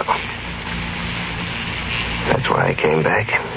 You... Let's not talk about it now. Oh, but why? Because you're beautiful. I wanted to do that ever since I saw you. You still want to jump now? No. No. Okay. I'm going to take you to a good doctor. You think there's something the matter with me? We'll let him decide. But I did see that woman, just like I told you. We've been checking. We can't find any trace of a Laura Mason. Why'd you jump like that? The door buzzer. You did hear it ring, didn't you? That was the door buzzer. Sure, I heard it. Oh, thank heaven someone else heard it. I'll open the door. What's the matter, Karen? Oh, it's her. Standing in the doorway. It's Laura Mason. Good evening, Karen.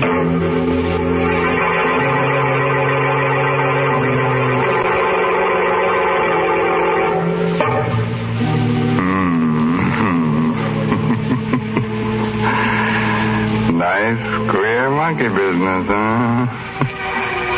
Say, I wonder what happened to that apartment with the burning skull on the fireplace. Oh, that'd make a cozy little place for a vampire. She could invite her friends up and have a few drinks. Oh, now, Mr. Raymond, I just can't stand the thought of vampires. Oh, well, tell the truth. I feel the same way, Mary. I always say that I could kill a vampire and it wouldn't bother my conscience at all. After all, I wouldn't be spilling her blood. It'd be somebody else's. Now, please, there are no such things as vampires. So let's talk about something else. Something sensible. Heaven forbid. Well, then you just be quiet, because I'm going to give some sensible advice. I'm going to remind all the folks who drink Lipton tea that it's wise to buy the larger, more economical size packages. Oh, yes, it's thriftier, but that isn't the only reason. I mean, Lipton tea is the perfect drink for so many occasions that unless you keep a good supply on hand, you may be caught short just when you need it, such as when friends pay a surprise visit to your house. So, when you buy Lipton tea, the tea with the brisk flavor, Be sure to get it in the larger size packages. Oh, sure, and there's still a large package of murder ahead tonight, so let's get back to our star, Wendy Berry. See, where were we? Oh, of course, Karen was trying to make up her mind if she was going back when suddenly the door opened and in walked Laura Mason. I'm Detective Lou Locke, homicide. Better sit down, Miss Mason. Thank you. Karen, will you please fix me a drink? Yes, but you've got to tell him what happened this evening. He doesn't believe me. Fix her the drink, Karen. I'll do the talking. All right. I suppose you've been wondering about me, Mr. Locke? Yeah. Did you know about his will? I did. I suppose you've gathered quite a bit of evidence against me. We've got enough. Did you kill him? Do you have my drink, Karen? Yes, here. Thank you. No, I didn't kill him, Mr. Locke. We'll let the jury decide that. Would you care to know who did murder him? I have a certain curiosity. She did. Karen? Yes. You don't know what you're saying. Why don't you tell him, Karen? Why don't you confess? But I have nothing to confess. I didn't kill my father. Lou, you don't believe her, do you? You know she's lying. I listen to everybody. That's my business. Are you going to confess, Karen? What are you trying to do to me? You know I didn't kill him. You know because you killed him yourself. Mason, I understand you saw the body of Dennis Marlowe in a vision. Yes. The vision came after the murder. After you were known to come to this apartment earlier this evening. She killed him. That's why she could see these things in her vision. What have you got to say to that, Miss Mason? I think I'll have to convince you too, Mr. Locke. You don't believe in these powers of mine? No. You will. Let me hold your hand. She held his hand, just as she held mine. That same strange shudder went through her body. Her eyes again became the round black wells of infinite space. In a moment, you'll be looking at the body of a woman, Mr. Locke. She's lying on the floor of this apartment. She's dead. Yeah. Who is she? I can't see her face yet. Wait. I'm beginning to see it now. What's the matter? This drink has been poisoned. What are you talking about? Karen poisoned my drink. The body lying on the floor is me. She's murdered. No, it's a lie. It's some trick. You won't win, Karen. My body will disappear. Not like yours. Not like any of you. You won't be able to arrest me. What happened to her? What's the matter? Just a minute. She's dead. Dead? Murdered. She's been poisoned. Poisoned? That's right. Look at her eyes. But I didn't do it. You saw me pour the drink. I wasn't watching you. But you can't believe I didn't that. say you killed him. But that's what you're thinking. What I'm thinking now isn't worth a button. Give me that shawl on the piano. Here. I want to cover her. You don't really believe it. Listen, you stay here. I'm going into the next room to phone headquarters. I'll be back in a minute. I looked at the shawl covering the twisted heap on the floor. What kind of a woman was she? Why had she lied? As though hypnotized, I walked over to her, picked up the shawl. She was beautiful, even more beautiful in death than in life. Then out of space, just as I'd felt it before, I felt her eyes on me. They were closed, yet I knew she was watching me, staring at me, looking at every move I made. Suddenly, I heard myself screaming at her, "You can't see me! You're dead! You're dead! You can't see me!" I couldn't bear it another moment. I ran out of the room, terrified and hysterical. She's watching me, Lou! I can feel her! Karen! She's watching me! Karen, get a grip on yourself. Oh, I tell you, I feel her eyes. Karen! You must believe me. Please, believe me. Oh, look, you'll be okay. I finished my call. I want you to come back inside. No, I can't. You've got to. Look, if you'll only realize that there's nothing to be afraid of, you'll be all right. Come on. I'll go. I'll go if you tell me you don't believe what she said. I don't believe it for a minute. She put that poison in the drink herself. She knew the game was up. She just wanted to make trouble for you. The whole thing was an act. Here's the... Lou, look. The shawl's on the floor, but Laura Mason has disappeared.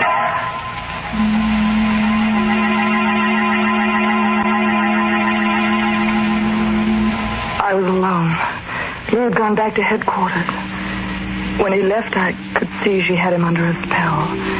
He, too, was puzzled and confused. Just as before, the door buzzer rang. No one was there. The telephone rang. I picked it up. Hello? No one. I was being beaten. I knew it. You can fight evil when it's human. But what can you do when it's not human? She wanted me to die on the gallows. Somehow I knew I would. She was too powerful for me. How could I stop her? How? Good evening, Karen. I looked up, saw her. Another hallucination. I said good evening, Karen. What do you want? I want you to confess to the murder of your father. That's what you wanted all along, isn't it? That's how you wanted to go to the gallows, isn't it? Yes. Call the police, Karen. Tell them how you murdered him. No. Why suffer any longer? You know you'll do it in the end. No. I have patience. I'll wait. Just let me take something out of my purse. A knife? Yes, Karen. Dennis died by being stabbed in the throat. Perhaps you'd like to know how that feels. You wouldn't dare. I'd dare anything, Karen. Don't you come near me. You know you've got to die, Karen. Go away. Go away. No, Karen. I have a weapon, too. In this drawer. Oh, a gun. Do you think that'll have any effect on me? You tried to poison me once. It didn't work. I'm warning you. Go away. Get out of here. Fool. No, I'll shoot. Put that gun down. No, I'm going to kill you. You see, Karen? It had no effect. No effect. Blood. You're bleeding. You are human. You won't disappear again. Not this time. And I won't see you again. Ever. Ever. Karen. I killed her. She wanted to murder me. Look, she still has a knife in her hand. I killed her. She confessed that she murdered my father. She wanted to murder me, too, so she could have all the money. Is that right? Yes. Had a chance to do some checking up, Karen. We trailed that woman we found in the apartment she took me to. Oh, then I wasn't wrong about the apartment. No. We questioned the old lady, and she confessed. The apartment was a trick one she used to hold seances in. It could be changed, like a stage set. They rigged up wires in this apartment so they could make the buzzer in the phone ring and make you think you were going out of your mind. They wanted me to confess to murdering my father. That's right. It's all over now, Lou. No, it isn't. She wanted you to confess because she knew we'd stacked up a lot of evidence against her. But I asked why she should pick on you. The answer was obvious. Because you killed him. What? You heard me. You killed him. You waited till she saw your father and left. Then you murdered him, slipped out of the house by the servants' entrance. She came back and saw what you had done. You don't believe that. You can't. It's true. But why should I do it? Well, the money you'd inherit is a good enough motive. Then there may have been a it's nonsense. I've always had all the money I needed. But would you get it after your father married Laura Mason? Well, that piece of sculpture interests me. Why should he say you weren't to get this? Don't you touch it. Why not? You'll break it. No, I won't. You broke it. You deliberately broke it. Oh, he's dead now, and that's all I have to remind me of what he looked like. I could kill you for this. I could kill you. Like you killed him because he wanted to marry Laura? Yes. That's enough, Karen. That's all I wanted to hear. Lou, listen to me. I must have been out of my mind when I did it. Father was all I had. I couldn't lose him. But now that he's dead, I don't feel that way anymore. Is that right, lady? It happened when you kissed me. Did it? You can forget what I told you. Everyone will believe she killed him. I have money, lots of money. I could make you very happy. Oh, it's gonna break my heart, baby, but you're gonna die. You've told me enough to send you to the gallows. Come on, Karen.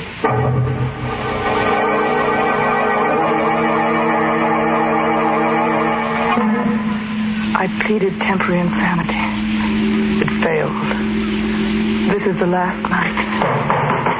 That noise. The gallows. They're testing it. Laura Mason was a strange woman. All I can think of now is what she told me. It seems so long ago. There was a figure hanging from the gallows. It was you.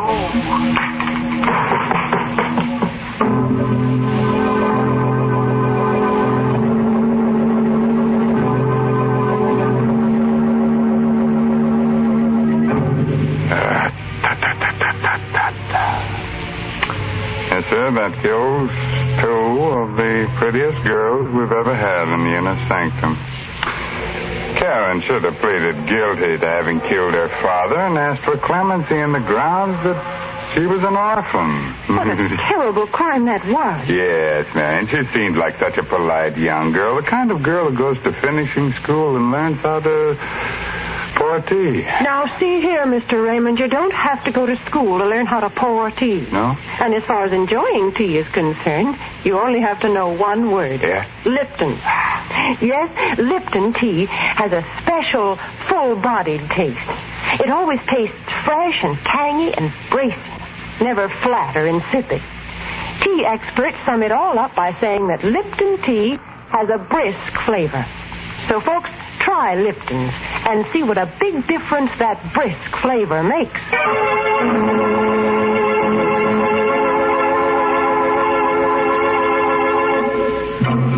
A word of advice, naturally. If you wake up in the morning and feel like stretching, and go hang yourself, bud. By the way, this month's Inner Sanctum Mystery novel is The Lucky Stiff by Craig Wright. Oh, yes, and next week's Inner Sanctum Mystery story directed by Hyman Brown and brought to you by Lipton Tea and Lipton Soup. Next week's story will be about a pair of young lovers who don't think two can live as cheaply as one. So they murder a rich old man. Oh, isn't that ducky? I wouldn't be surprised if she sits on his lap in the electric chair. Oh, well, now it's really time to close that squeaking door until next Tuesday. So until then, good night. Pleasant dreams.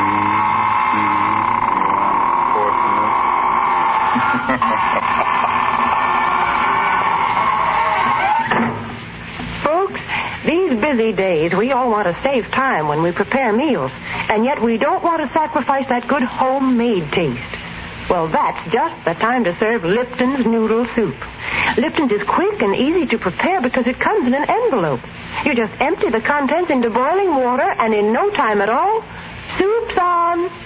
And Lipton's has a real homemade chickeny flavor. It tastes just like the chicken noodle soup you'd make right in your own kitchen. It's economical, too. Lipton's costs less and makes more than canned soups.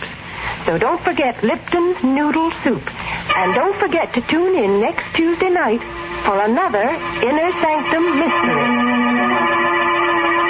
This is CBS, the Columbia Broadcasting System.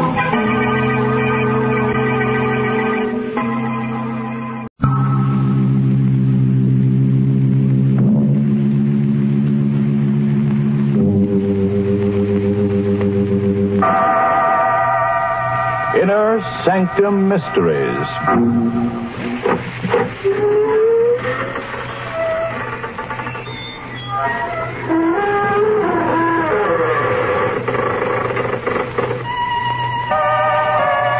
evening, friends. This is your host to welcome you through the creaking door into the inner sanctum. Come in. Say, how about joining our Shriek of the Month Club? We're offering free a shroud-bound copy of Die Alone and Like It. It's about an unsuccessful authoress who dies of marital illness. Yes, her husband got sick of her. However, he was thoughtful enough to bury his novelist wife in the basement. And now, at last, she's in the bestseller class.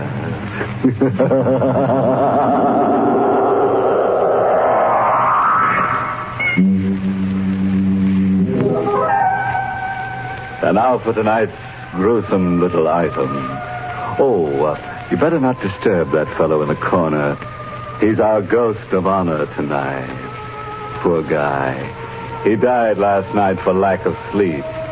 Now he's in for a wake. Meet John Thompson, age 29, driving a blue coupe across the George Washington Bridge, heading west. It's kind of a close night. Heat lightning is dancing up in the sky when I come down off the bridge into Jersey. Running a mobile gas station isn't bad when things are breaking right. But the way things are, I figure I'll do better out west. I hit the highway and let her out of it. I spot her a few miles past the bridge.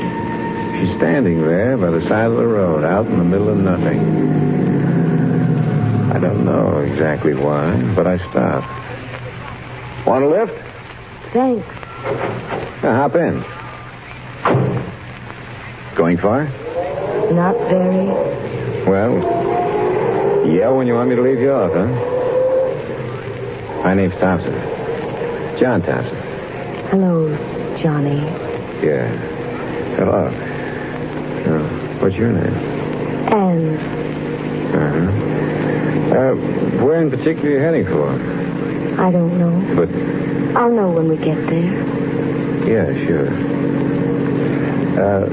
Look, this ain't the old routine, but you look like I kind of know you from someplace. Do I? I don't remember from where or when, but your face... maybe just reminds me of somebody I used to know. Don't anymore. Maybe. You don't remember me, huh? Should I, Johnny? Well, it would be kind of more sociable. I'll try, Johnny. We go on like that for a couple of 3 miles. Her not saying anything and me sneaking looks at her. She's pretty young and nice to have next to you, but there's this feeling that I ought to know her and don't.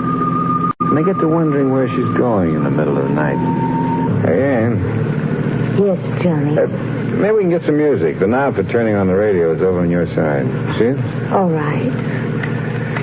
They got these all-night programs for people like us, you know, driving at night or jockeying a truck or sitting up with a sick friend.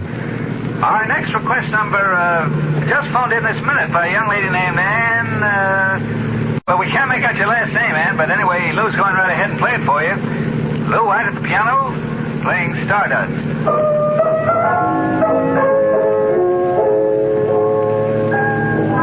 He plays a nice piano, huh? Very nice. Kind of funny, a girl with the same name as yours just phoning in to the show and we started listening to it. I mean, with the same first name. Is it? Yeah, well, I guess it's a coincidence. I like Stardust. Maybe you better try another station. Why? I like Stardust. Yeah, but get another station. I'm happy with this one. Get another station or turn the set off. I don't care which. Do what I'm telling you. Why? Don't ask me why. I can't take that music. It bothers me. Will you please? No. I said, will you please turn it off? No. Look, it's my car. It's my radio. I want you to... Oh, never mind. I'll turn it off myself. You better watch the road. You might have an accident. I'll turn it off myself. And I'll let go of my hand. No, I don't want you to turn it off. Let go. I got to keep my other hand on the wheel. I won't let go. I want you to listen to Stardust. I like it. But I don't. I'm warning you. Very pretty. All right. This is what you wanted. It's Chucky. I told you to turn it off. You let go of the wheel. You wouldn't listen to me. No. No, It's too late. Anne!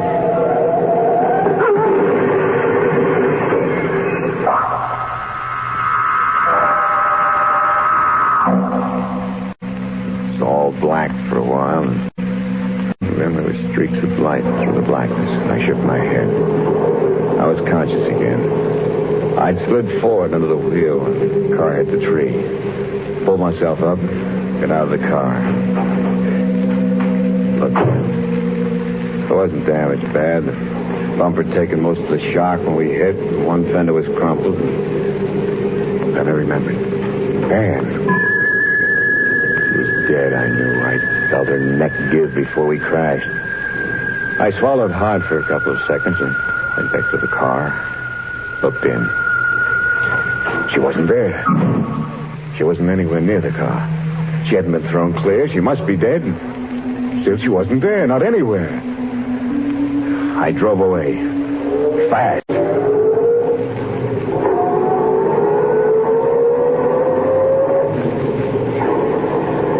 My head don't feel so good, but I stop thinking as I go through the night. I do puzzles and arithmetic. Multiplication. 49 times 76, 102 times 27, so I won't think. But not thinking isn't easy when you're alone, so when I see a diner, I think that's for me. And I stop and get out. I walk over to the diner.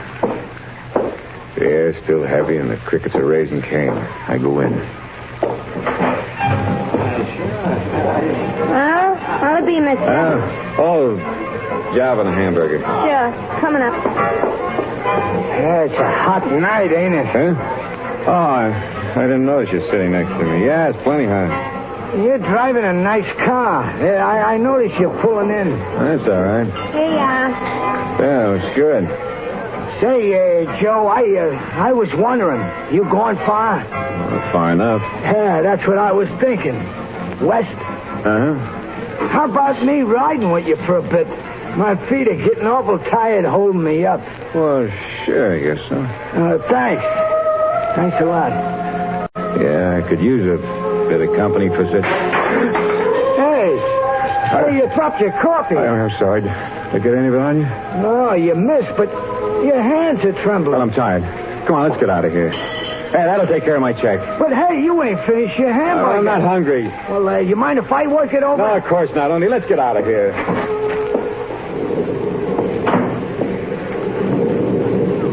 Sure is a dark night, huh? Hurry up, will you? Yeah. Dark enough to hide a corpse in.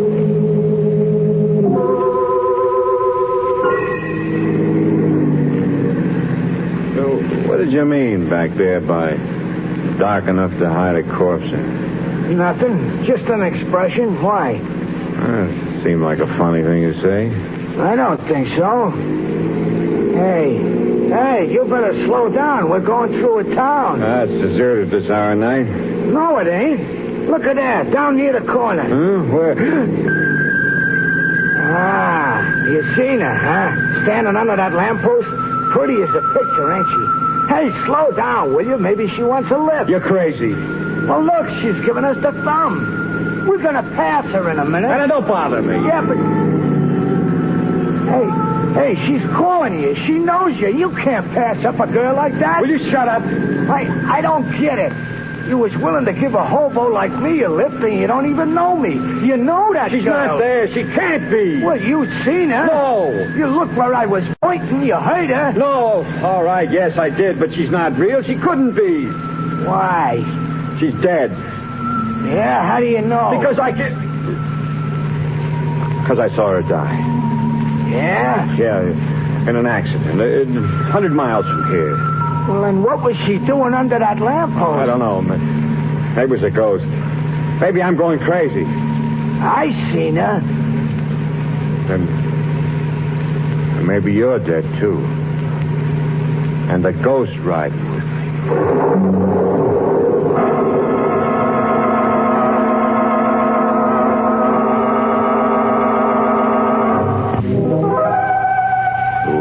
Well, look at you. Chips off an old block. of ice, splinters from the petrified forest. Or are you always that way? Oh, you're not really frightened, just pretending, huh? Well, then suppose you climb down off that chandelier and listen to the rest of the story about John Thompson, who took a girl for a boogie ride. John and the bum he'd picked up rode on for a while in silence. Night was closer and heavier, and John was tired. Hey, watch it, will you? Oh, sorry. I closed my eyes for a second. Well, you better keep them open. It's healthier. Yeah. Well, I'm kind of pooped. It's been a long night. That chatter about ghosts. Yeah? How come? Oh, I was kidding. You were, huh? It wouldn't be because... How would you like to get out? I'd like it fine. I get nervous riding with a guy who turns green when you mention corpses. Hey, watch that bridge! Hey, you nearly dunked us in that stream. I can't keep my eyes open. What if I wash my face? Bathe my eyes with cold water? Yeah, that's an idea. You can stay in the car. It'll only be a couple of seconds. No, I'll go along. I could use a drink. That water looks good. Dark, peaceful. You know, you could sleep in water like that. Yeah, sure, but you wouldn't wake up. Go on, wash. Huh? Oh, yeah. Too slow. Sure. It's cold. It's good. Uh-huh. Good for what ails you. But what does ail you, mister? Nothing. I'm tired, that's all. It's getting sleepy. I'm better now. Okay. Well, let's get back to the car. I'm walking the rest of the way. What? Yeah. But I want to get there. There's nothing wrong with my driving. I didn't say there was, mister. But are you sure there ain't something wrong with you? All right. Walk. I don't need anybody to ride with. No, mister. You already got somebody or something riding with you.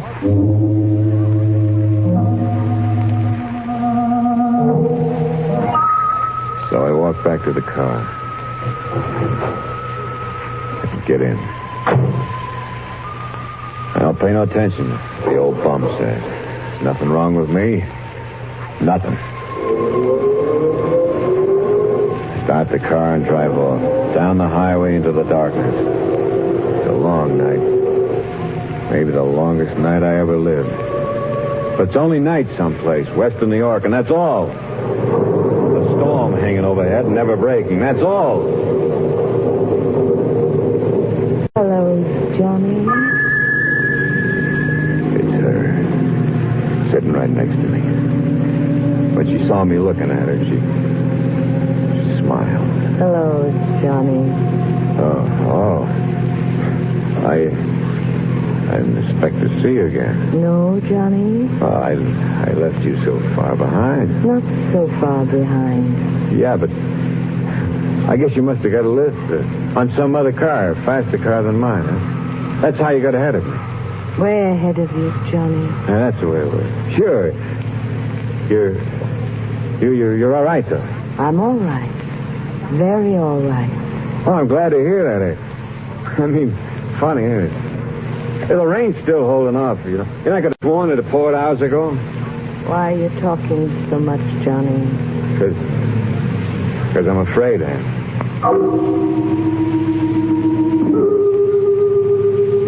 When will we get there, Johnny? Get where? Where you're going. I don't know. Why? Because I'm going there with you. Oh. Yeah? Nothing. Back again. That song's back again. I don't have to take it. I can't take it. She ought to sing that song. I told her I didn't like it. I'm not going to tell her again. It won't do any good. This time I'm going to play it smart and sure. She looking straight ahead, watching the road slide under the headlights. So I choked the car. Hey! What is it, Johnny? Motor. There's be something wrong. Oh. Yeah, I better get out and see. I'll wait here. Sure. Get the hood up. Mm-hmm. And? Yes? Yeah, I can fix it, but will you bring me the wrench? Where is it? In the dashboard compartment. All right. I got it, Johnny. Swell. Will you bring it to me? Here it is, Johnny. Thanks. Now all I have to do is... Hey. What's that behind you? Where? Well, turn around. You'll see. All right. So she turns her back to me, looks down the road we came, and I lift the heavy wrench. And I... This time I made sure. She's dead, lying on the road. But I still got to make sure she won't, even dead, be riding with me again. So I lift her up, put her back in the car. Get in myself next to her. Yeah, start the car up. I remember the stream. It's not much of a stream, but deep enough for a thin girl to lie in. And that's where I go.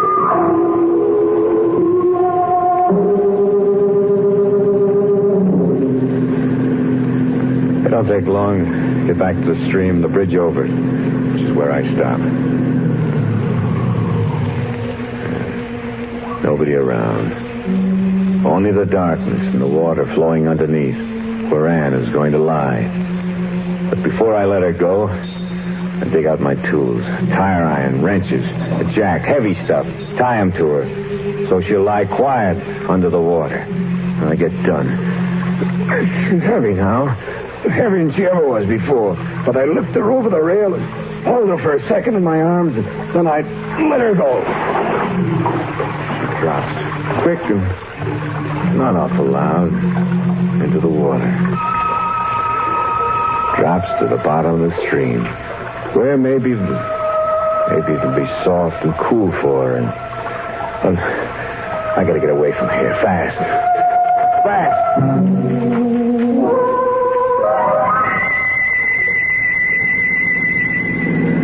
Every time the wheel turns around, every time the valves open and close, every time the sparks fire, I'm getting further away from her.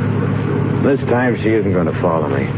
This time she's deep under the water with irons tied to her and her head bashed in. I'd never turn around again and find her sitting next to me. I'd never hear her calling Johnny again. I'd never see her eyes or her thin body again. Clouds are pressing down now. No more moon. Thunder's purring closer like a big cat. I don't care. I'm through with her forever now. I'm so happy I could sing.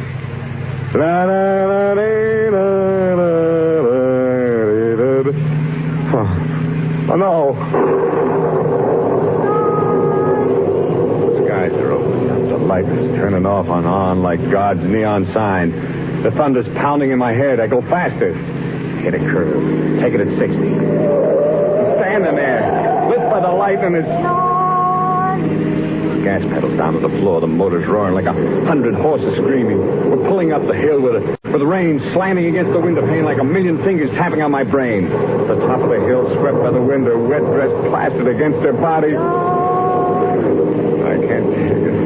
I can't take it much more. The car's sliding down the wet road like death on butter, and she's there all the time now, running with the car, face plastered against the closed window next to my seat. Johnny. Ann, you're dead. Am I, Johnny? You're dead. I killed you. Don't you remember? No, Johnny. Back there, I hit you. I dropped you into the water. I hit you. You're dead. Am I, Johnny?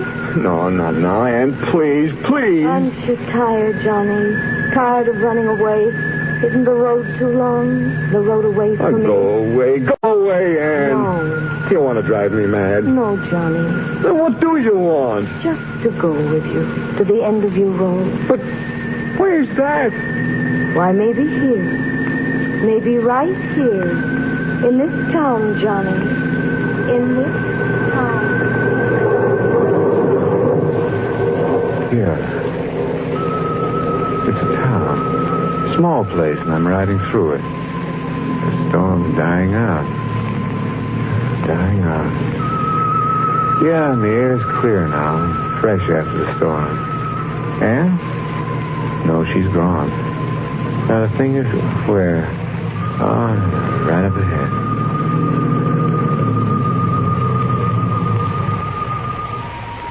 Sure. They always have one. Yeah, with a green light shining over the door. And they're always open. And there's always a...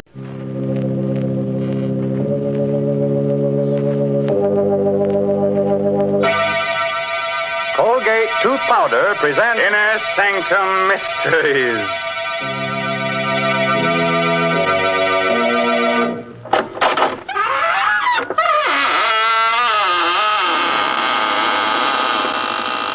Good evening, friends of the Inner Sanctum.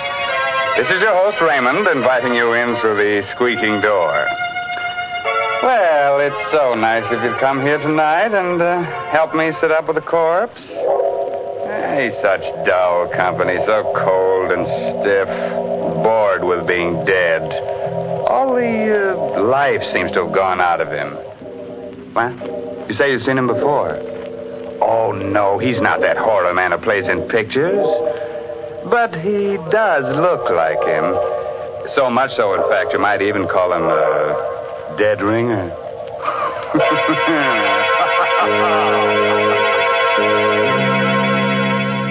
Tonight's Inner Sanctum Mystery, Voice on the Wire, is an original radio drama by Robert Sloan and stars Miss Leslie Woods in the role of Geraldine Reeves. It's produced under the direction of Hyman Brown. Use Colgate tooth powder. Keep smiling just right. Use it each morning and use it at night. Don't take a chance with your romance. Use Colgate tooth powder. Romance. What is romance? Romance is the light on the path of love. But a light so delicate that even a breath may put it out. Even a breath. You'd hate that to happen to you, wouldn't you? Well, don't let a breath of trouble ruin your romance. Don't let unpleasing breath offend the one you love. I tell you what, brush your teeth night and morning and before every date with Colgate tooth powder. Because scientific tests have definitely proved that in 7 cases out of 10, Colgate tooth powder instantly stops unpleasing breath that originates in the mouth. And let me add, Colgate tooth powder is the only tooth powder that offers proof of this fact. And then, too, Colgate tooth powder cleans your teeth beautifully. No amount of money can buy you a dentifrice that will clean your teeth more quickly and thoroughly. Remember the name Colgate tooth powder, with the accent on powder. Don't take a chance with your romance. Use Colgate tooth powder.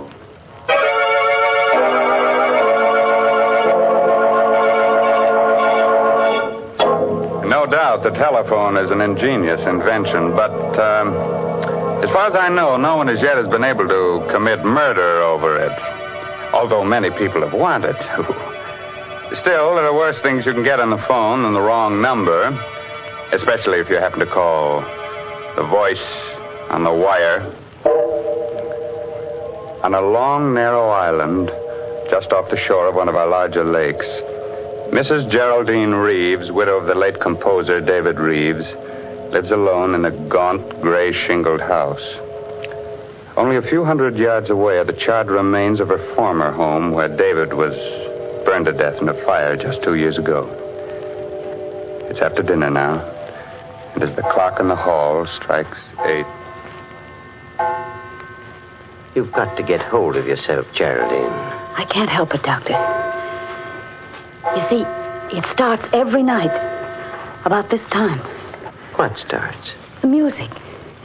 David's last composition. I hear it being played on a piano.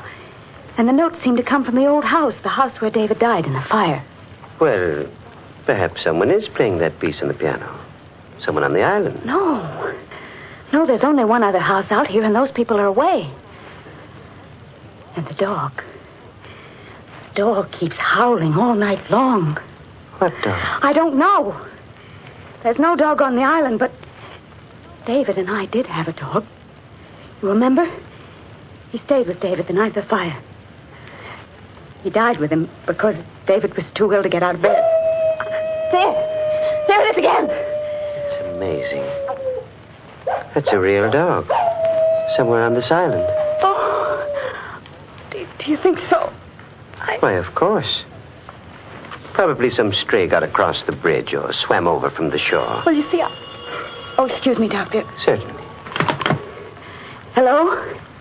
Hello. Mrs. Geraldine Reeves. Yes, speaking. Who is this? Listen.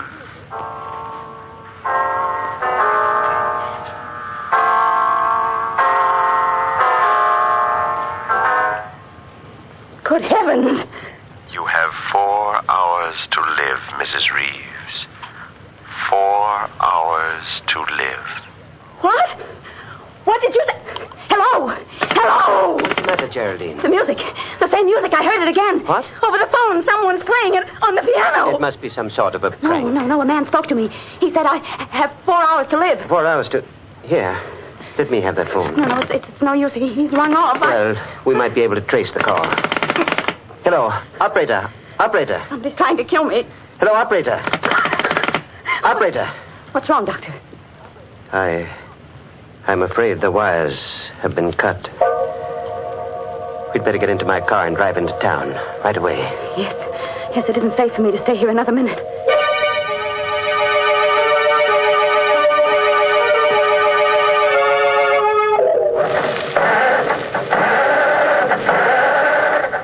Can't understand it. The motor won't turn over. Somebody must have meddled with this car while we were in the house. Well, try my car, Doctor. I think perhaps I'd better. Is it in the garage? Yes, Great heavens, it's gone. The garage is empty. The car's been stolen. Now, let's not lose our heads, Geraldine. We're not completely cut off yet. We can't use a car. We can still walk. But it's almost a mile to the bridge, and the road is so dark down along the water. It won't be too dark with a flashlight. We can go down through the woods to the edge of the water and walk along the shore. Oh, wait a minute. What's the matter? I just remembered. David's brother's driving out here tonight. Harvey? Yes, and his wife, Laura. They said they'd be here by 8:30, and if we wait for them, they can take us back in their car. What do you think, Doctor? That's safer than trying to make it alone. If we wait right here, perhaps we can watch the bridge and see them coming. For heaven's sake, Geraldine. What are you staring at? The bridge, Doctor. The bridge, look. This end of it's been washed out.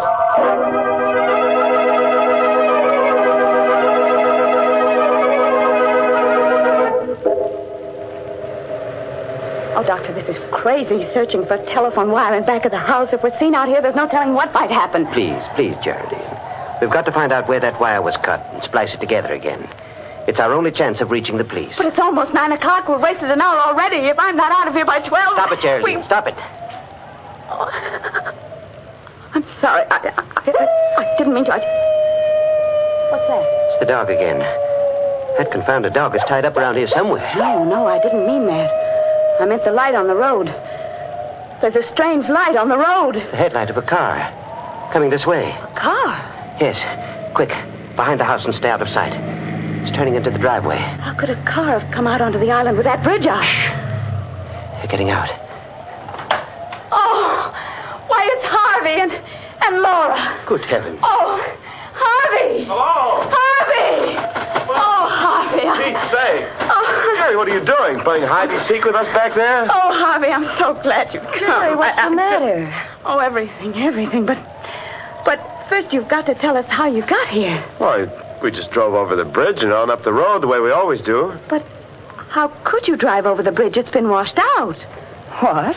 Well, I saw it with my own eyes, and Dr. Pricing saw it too, didn't you, Doctor? I certainly did. Oh, you must be mistaken. We drove over the bridge not more than 2 minutes ago. Are you sure you haven't been on the island longer than that? Well, I'm positive. Why? Well, some very strange things have been happening here tonight. Geraldine's life was threatened. Her car stolen, and mine tampered with. What? What are you talking about? Look, I'll show you. The starter in my car won't even turn the motor over. Here. By George. It's working now. Say, what is this, Jerry? Have you and the doctor been taking a few pills? Did you drink too much wine at dinner? Oh, no. Everything he said is true. Even the telephone wires have been... I must be going out of my mind. That is my telephone ringing, isn't it? Yes, of course. Aren't you going to answer it? Well, I'm almost afraid to. Come with me, Harvey, will you, while I do? Sure.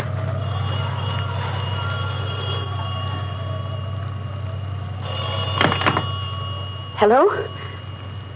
Hello. Mrs. Reeves. Yes? Listen.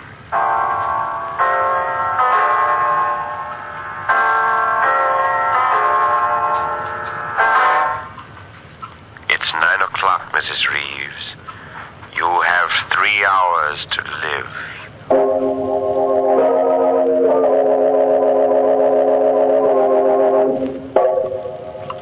This waiting, this endless waiting. Why don't the police come? Easy now, Jerry. They'll be here. You only phoned them a few minutes ago. Something can happen before they get here. I have a gun ready, just in case anything should happen. And I won't hesitate to use it. You have a gun, Doctor? Why, yes. Geraldine gave it to me before you arrived. Oh. What's the matter? You trust me with a gun, don't you? Why, of course. Laura. What is it? A face at the window. I just saw a face at the window. Laura, please, you're letting your imagination run away with you. No, I saw it right there. It was the face of a dead man. Quick, Harvey. Out the back way. Right. No, please don't leave us. We'll be right outside the window. Jerry, I'm afraid. Well, there's nothing we can do, Laura. They won't be far away. But I don't trust Dr. Prizing. You never should have given him that gun. Why not? Because I think he's a murderer. Huh? Yes. Don't you remember how he acted at the trial? When you were accused of starting the fire that killed David? He testified against you time and again. Subtly. To make them think you did it. Because he started that fire himself. What on earth are you saying? I'm telling you the truth. During the trial, he swore that he wasn't on the island the night of the fire. But he was. And I can prove it. How? By this cigarette case of his. Here, look at it. You see how it's charred and melted on the side where his initials were? He must have left it in the fire that night, by mistake. But he couldn't have. The police searched everything the next morning. They would have found it in the ashes. Not if it wasn't there. He came back for us that same night, as soon as he missed it, and dragged it out of the fire. He knew it would incriminate him if it were found in his possession, so he threw it into the lake as he drove home over the bridge. And that's where we found it, in the water. The last time we were out here. Oh, Laura, I hope you're wrong. So do I. But if I'm right, we're all in for... Laura! The lights! Somebody's cut off the lights! Laura! Laura, where are you? Carry the door! Carry through the door! It's the face I saw! Laura!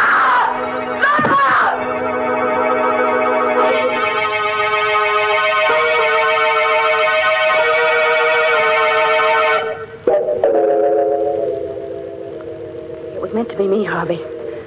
Whoever came through that door intended to kill me. Jerry, please. How is Laura, Doctor? I'm afraid I can't do anything for her, Harvey.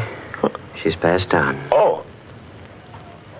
Laura, darling. You'd better not touch the body, Harvey. Oh, leave me alone. You've done enough already, Dr. Prizing. I beg your pardon? You'll have a lot of explaining to do when the police arrive, Doctor. I'll tell them how you ran away from me out there before the lights went out. And how you were here in this room when they went on again. Harvey, don't say things you'll regret later on. Just a moment. Where is the cigarette case Laura had in her hand when the lights went out?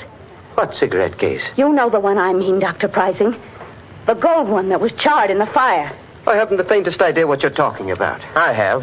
And if you're as innocent as you claim to be, you won't mind being searched. Not at all. Go right ahead. I will. Whom are you calling, Geraldine? The police. Can't understand why they haven't arrived yet. It's almost 10 o'clock. Maybe something's happened to them on the way. Maybe their car broke down. Their car, too? Huh? Nothing. Only it seems as if your car is the only one that works when you want it to. Headquarters. Oh, Sergeant. Sergeant, I can't understand why your men aren't here yet. A murder's been committed. Do you think you've been calling the police department all this time, Mrs. Reeves?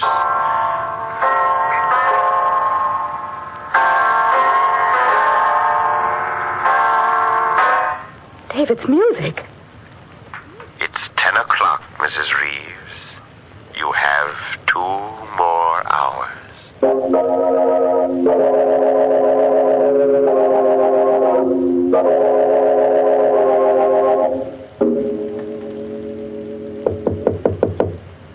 Jerry, are you in your room? Yes, Harvey. What is it? This is our chance, Jerry. We've got to run away from Dr. Pricing now, while we're alone. Yes, of course, Harvey, but how will we go? In my car. It's just... Wait a minute. Listen. What is it? It sounds like footsteps in the living room. Pricing must be in there. No, I saw him go outside. He said he wanted to see if he could find the dog. Oh, there's someone in there. I'm going to find out who it is. Be careful, Harvey. He may be standing just outside the door. Yeah. All right. You stay behind me. Is anybody there? Is anybody in the living room? No. There doesn't seem to be. Don't overlook me, Harvey. Wow. Dr. Pricing. You've been standing at this door with your ear to the keyhole? No, not exactly. I thought you were supposed to be outside, looking for that dog. I was outside for a while. But I saw someone moving around in here, so I came back. When I got here, your wife's body was gone. What? Gone? Laura's body is gone? I assume that it's gone. It's not where it was on the floor. But how could it... Look here, Pricey. You were alone in this room. And so were you. After I left. Wasn't it, Geraldine? Well, yes, now that I think back, he was. Certainly. What's more, Geraldine saw me leave the house. And when I left, the body was still here. After that, I don't know what happened. What are you driving at? Draw your own conclusions. I've drawn mine. Why, you... Harvey, stop it! Stop it! I'm sorry, Jerry. I just... The dog again. I can't understand why you didn't find that dog, Dr. Pricing. He must be right out there where the old house used to be. Well, if you think you can find him, why don't you go? Good heavens, man. What? Look. There's a fire burning out there. On the grounds of the old house. Pricing, you started that fire yourself, and you're burning Laura's body in it to cover up your crime. Harvey, where are you going? I'm going to the fire, Jerry. I've got to stop it. I've got to put it out. I'm going to lose my mind if someone doesn't stop these awful things from happening. Won't anybody help us? Easy, Geraldine.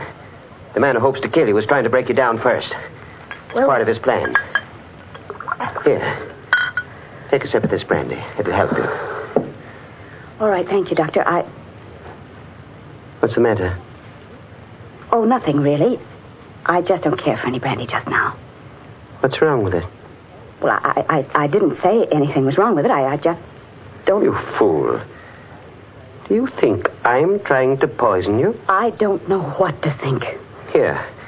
Give me that brandy. I'll drink it myself.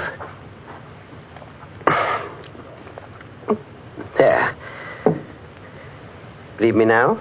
I don't believe anyone. Listen to me, Geraldine. I'm the best friend you have in the world right now. You've got to understand that. Because there isn't much more time. We've got to get away from Harvey while he's still out there. What do you mean? Can't you see? He's trying to kill you. That's a lie. It isn't, Geraldine. Harvey's the one that's lied to us. He and Laura both. They intended to kill you when the lights went out. But in the darkness, Harvey made a fatal mistake. He thought it was you he was strangling, not Laura. I won't believe that. It's the truth. They never drove across that bridge at 9 o'clock tonight. They've been here on the island all evening. How do you know? Because we saw that bridge with our own eyes. And I saw it again just 5 minutes ago. It's still down. You're lying. Come out and see it for yourself. You're just trying to get me out of this house. Stop being such a fool. Here. Take this gun. If it'll give you any security, take it. And hold it in my back while we're out there. But for heaven's sakes, let's get away from Harvey while there's still a chance. All right. Give me the gun. Here.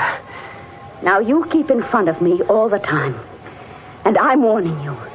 If you make one false move, I'll kill you in cold blood.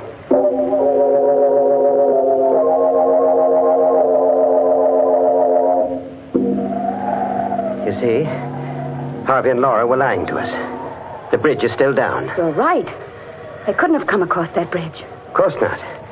The only trouble is, We can't get back over it now either. We've got to get away, Doctor, now, before we're seen. What about that house at the other end of the island? People are away. But they might have a boat. Yes, of course they do have a boat. We can row to the mainland. Come on, quick. All right. I have a feeling we're being followed. It's your imagination. Hurry, Geraldine. Hurry. We are being followed, Doctor. Look behind us. There's a man with a dog. Good heavens. It's just like the dog you owned.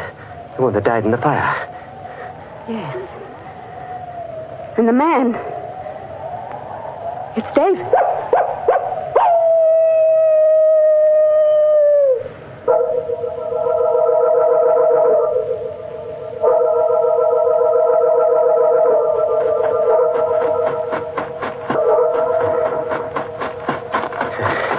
We've lost them. Lost them in the woods. They can't be far behind. Doesn't matter now. The house is just ahead. But the boat, Doctor. The boat's not at the landing. It must be. Oh, it isn't. Can't you see it isn't? Perhaps it's around and back. No, that side of the house faces the road. And we'll have to break in and hide here until morning. Our best chance is to be inside, where we can protect ourselves. After all, you still have a gun. But I hardly know how to use it. Then give it to me. No. Still don't trust me, do you? I don't know, Doctor. But I'm the one who's been threatened, so I really should have the gun. Very well. Wait here. I'll break through the window and come around on the inside. Did you hurt yourself? No. I'm all right. Just wait there for me and I'll unlock the door. Oh, hurry, Doctor, please. Hurry. They're on our trail again. Come inside, Geraldine. Quickly. And lock the door behind you. What's wrong, Doctor? Nothing's wrong. We're in luck. There's a phone here. If it hasn't been disconnected. Hello. Hello, operator. This isn't the operator. Tell Mrs. Reeves it's at 11 o'clock. She has 1 more hour to live.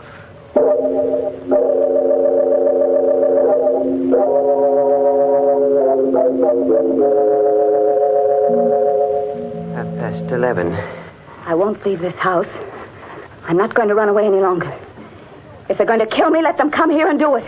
Only for heaven's sakes, why don't they do it right away? Why don't they come here and get it over with instead of waiting until 12 o'clock? Geraldine, please. Well, I can't stand it any longer. I'd rather die than go through any more of this torture. I just... Sit down for a moment. Relax. And try to ease your mind. Oh,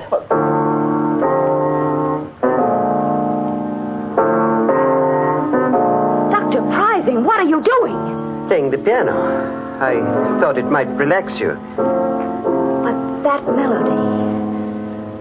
You're the one I hear at night, playing David's music. Playing it right here in this house. Yes, Geraldine. I've rented this house to protect you from David and the dog. Well, stop it! Stop playing that piece! Stop it! Now stay where you are. Don't be afraid. I won't harm you. As long as you have that gun. But the gun won't stop David. David's dead. Is he? Listen. He's right outside the door.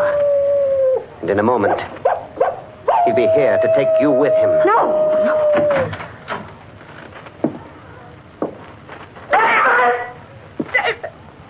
Yes, Geraldine. I've come back to see you. In spite of everything you've done. Stop! You killed me, didn't you, darling? You started that fire because you knew I was too much of an invalid to get out of bed. Stay where you are! You hated me, Geraldine. Stop! No. Your bullets can't harm me now. Nothing you can do can harm me. Because I'm dead and you're still alive. Oh, David. David, forgive me. I didn't know what I was doing that night. Please believe me. I was sorry as soon as I started that fire, but it was too late then. I couldn't put it out. I couldn't. How dare you ask my forgiveness when you're still lying? But I'm not lying. I'm not. I told you everything. Why didn't you tell the police? Because I wanted to live. You'll confess everything now? Yes, David, yes, I will. If you'll only leave me alone, please. It was my cigarette case Laura found in the water. I'd thrown it over the bridge that same night after I took it out of the fire. Well, I guess that's all we need, Harvey. A full confession with 2 witnesses. Harvey! Yes, Geraldine. I do look like my brother in this dim light. And the dog Laura's holding outside is the same breed as the one you own. Laura! Laura! Did you say Laura was alive? Very much so, Geraldine. Wasn't hard for me to pretend being dead. With the doctor keeping you away from my body. Then you were all in this together. You forced this confession out of me. Yes, Geraldine. The blank cartridges Dr. Pricing slipped into that gun of yours really turned the trick. Oh, excuse me. Hello. Oh, hello, Inspector. Yes, it's all right now. You can hook the wires up again. She's told us the truth. And you'd better get to work on that bridge right away. It's still down.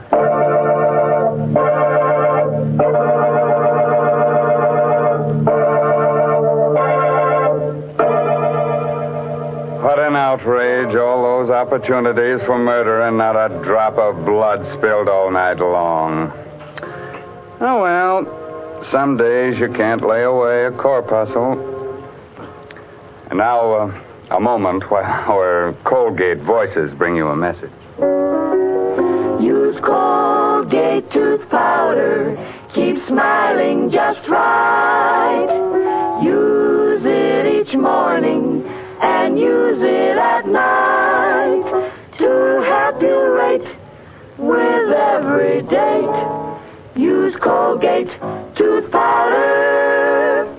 Tell me, do you really mean it when you say, I want to be alone? Or are you just pretending that you don't care about dates? Could it be that a little breath of trouble has cooled your romance? A little breath? What a pity to let unpleasing breath ruin your romance. Why not brush your teeth night and morning and before every date with Colgate tooth powder? Scientific tests prove that Colgate tooth powder, in 7 cases out of 10, instantly stops unpleasing breath that originates in the mouth.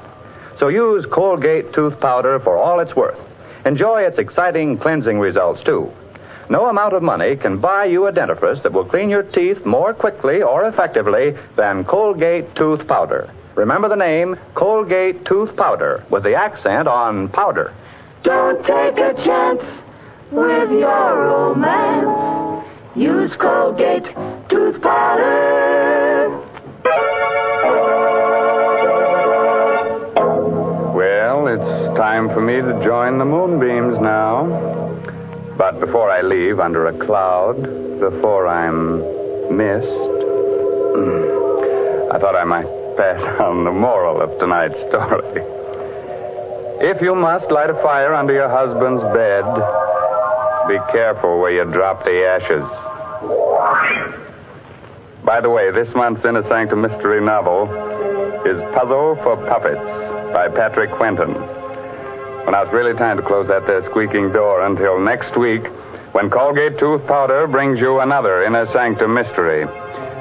So until then, good night. Pleasant dreams.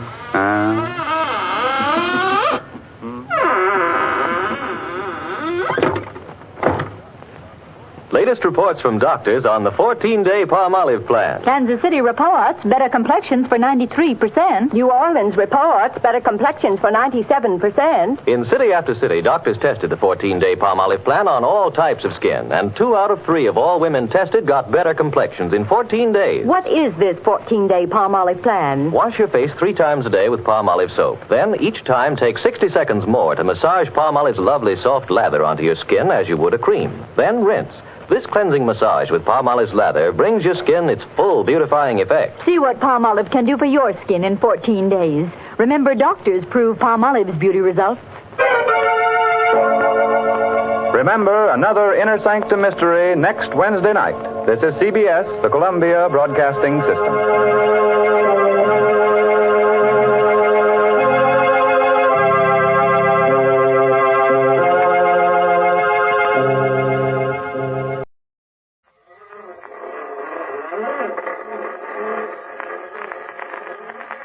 Good evening, friends.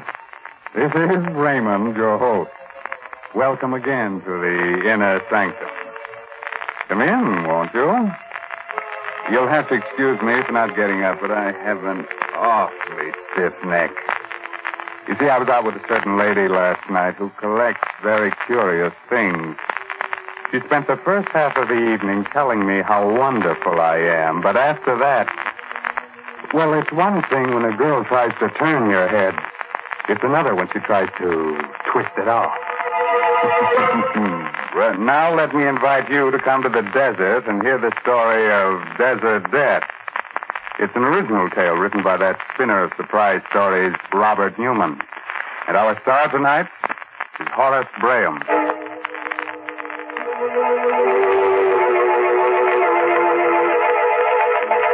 The desert, eerie and mysterious at sundown.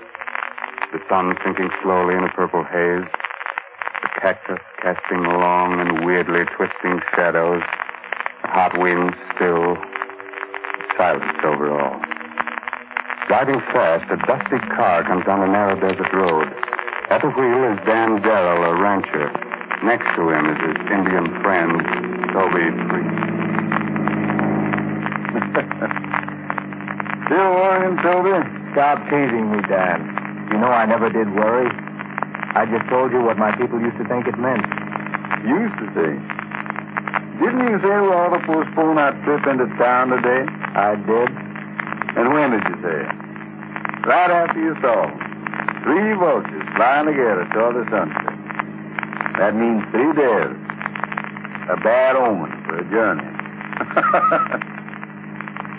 Hey, look. I see him. What's the man doing out here in the middle of nowhere on foot? Anything the matter, stranger? Need any help? You're very kind. Our car broke down and, well, we were in a bit of a spot. Didn't know whether anyone would be likely to come along here or not. We? Oh, I didn't see your friend. Well, come in. We're going to Palo Verde. We're glad to take you that far. Well, that's very decent of you. Thanks. My name is Darrell, Dan Darrell, and this is Toby Priest. And I'm very happy to know you. I'm Richard. This is Brennan and Smith. How do you do? Howdy. You're British, ain't you? Why, yes. Clever of you to spot us. We're on our way out to the coast. One of those hush-hush missions. That's why it's so important we get into town. Oh, sure. Which way'd you come? Medicine Creek or Route 12? Why, Medicine Creek. It sounded more scenic.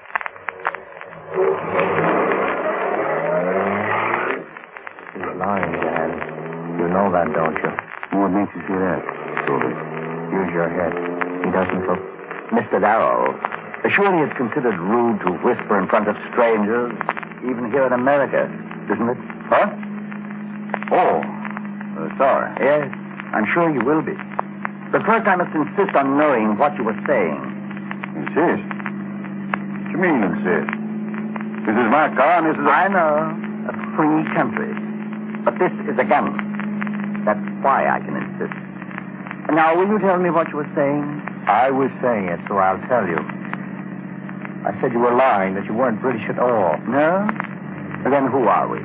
I think that you're Nazi prisoners who escaped from that camp up near Post City. Oh? And what makes you think that? First, none of your clothes fit you, so they're obviously not yours. Second, you said your car broke down, but there wasn't any car around. Third, you said you came by way of Medicine Creek, and that road's closed. All right. Stop the car and let us get it over with. You mean shoot them? Not so quick, Bernard. We can use them for a while, yes? At least one of them.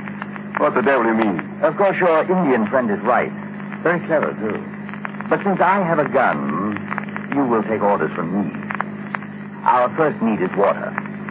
You have any in the car? No. And then we will have to find some. Yeah? Where'd you expect to find water in the desert? I told you we were Nazis, Darrell. I did not tell you that we were Rommel's men from the Africa Corps. That means we know the desert, any desert, better than anyone on Earth. Those hills off there to the left. Take the left-hand road at that fork there and head toward them. But do as I say.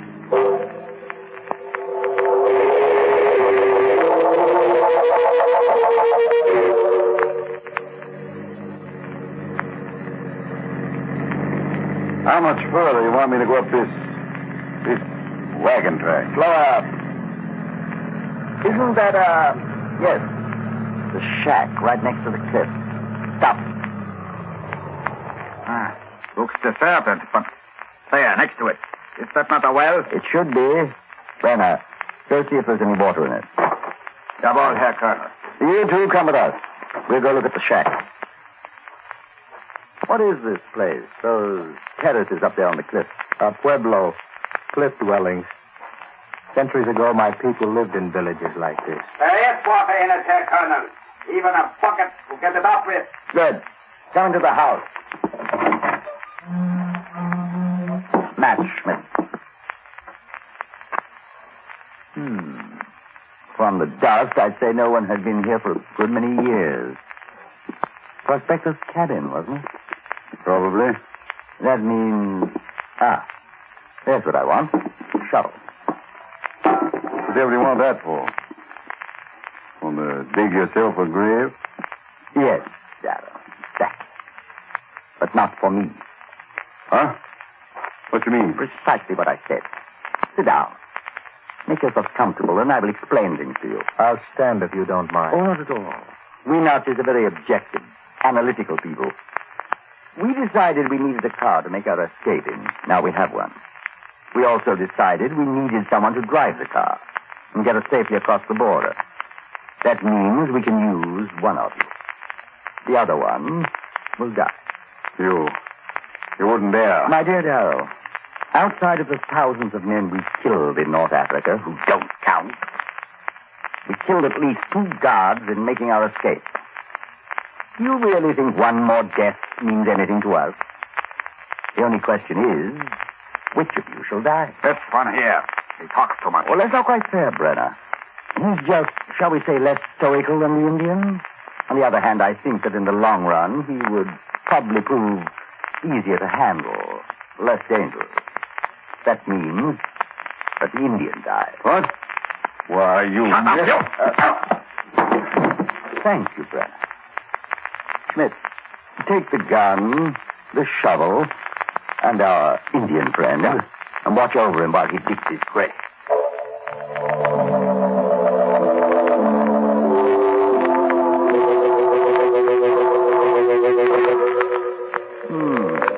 Very nice. Very nice indeed. Of course, I personally would prefer a deeper grave, but that's up to you. The depth is not important. The only thing that matters is that it faces west. That is why I dug it with the head against the cliff. An old tribal custom. Very interesting. Similar to the Egyptians. But of course, they believed in a life after death. My people believe in a life after death also, Colonel. And in this case, I think I can promise that I will not rest easy in my grave. Oh, I'm sorry to hear that. Hear this, too, men from across the seas. Men with death in your hearts. For the evil you would do, evil will follow you like a hungry wolf. What is that? What he just mentioned. A wolf? Though you bury me deep, the earth will not hide me till you have paid for your crimes. Here where you have killed, here too will you die.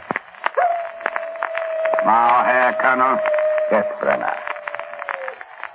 No, you can't, you. Very good, Smith. I'll take the gun now. Fill in the grave, then meet us back at the cabin.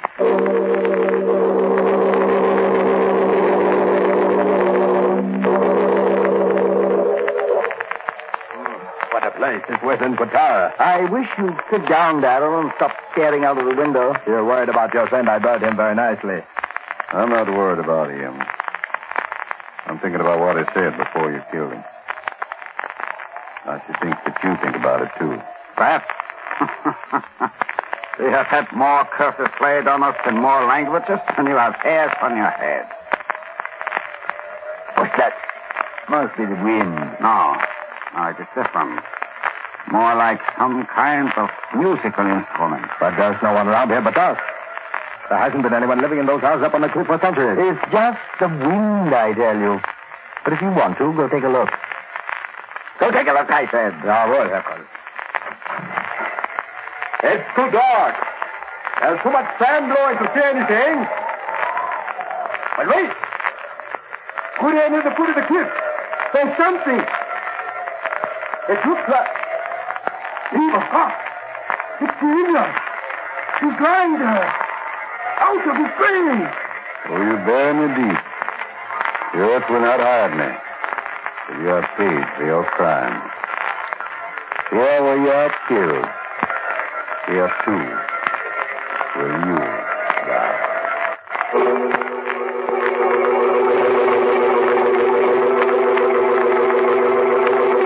Just a moment later now.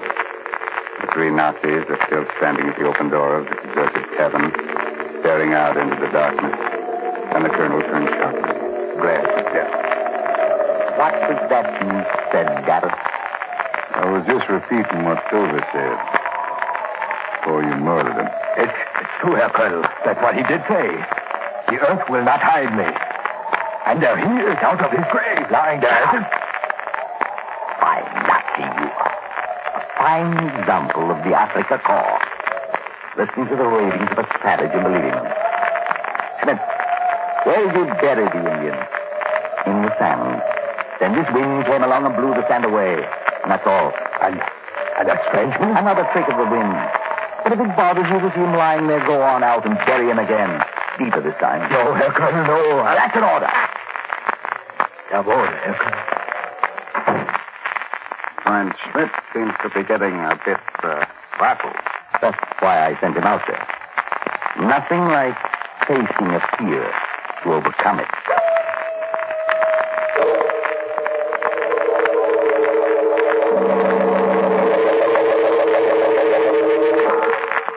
Colonel Ulrich, do you not think it is about time that Schmidt came back? It's only been gone about 5 or 10 minutes.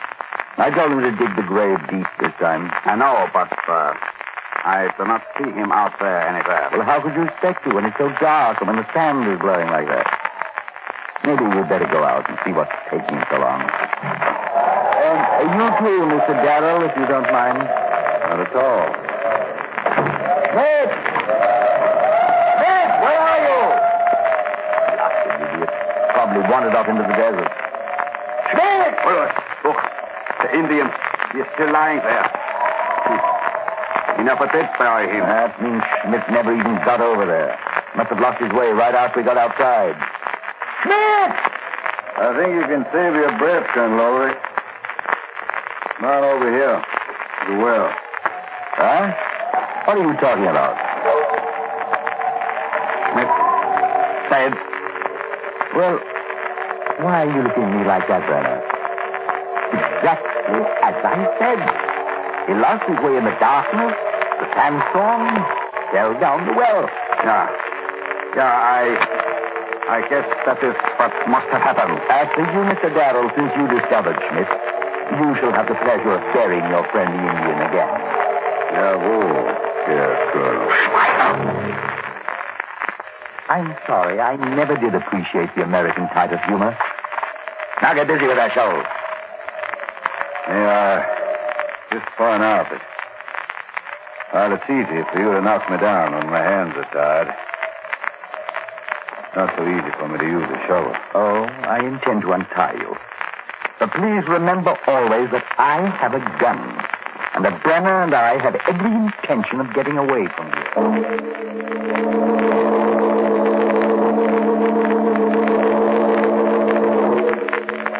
I'm happy to see that you've stopped pacing the floor and looking out the window, Mr. Darrow. That means you've stopped expecting something miraculous to happen to save you. That's what you think it means? Frankly, no. In fact, I think just the opposite. You're looking much more cheerful than before. You're thinking one of them is dead. Now it will be that much easier to get away. It really pains me to disillusion you. Schmidt was a sergeant. A fool. I can assure you that neither Brenner nor myself are going to be bothered by strange noises or tricks of the wind. Right, Brenner? Of course not, Colonel. Good. And now, if we're to make an early start, I think we should get some rest. Brenner, you take the first watch and wake me at midnight. I advise you to get some rest, too, Darrow. Maybe you'll be able to dream of some way of escaping. Thanks. But I'm not sleeping. As you wish. Good night. What a character. He was one of the best soldiers in the Africa Corps. Yeah? Where's Africa Corps now? Where are you? This isn't Africa, Brenner. This is America. This is a part of America where strange things happen. Things that even the Indians can't explain. Indians. Ignorant savages, but... That devilish music again. Where does it come from? I thought you said it was the wind. Or was it Ulrich that said that? Must be the wind. It must. Bury me deep.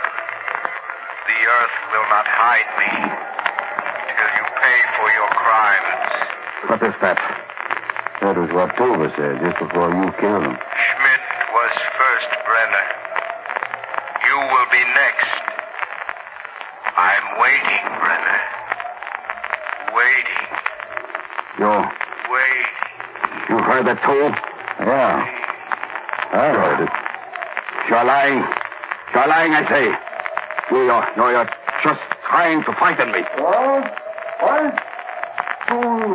Who's trying to frighten you?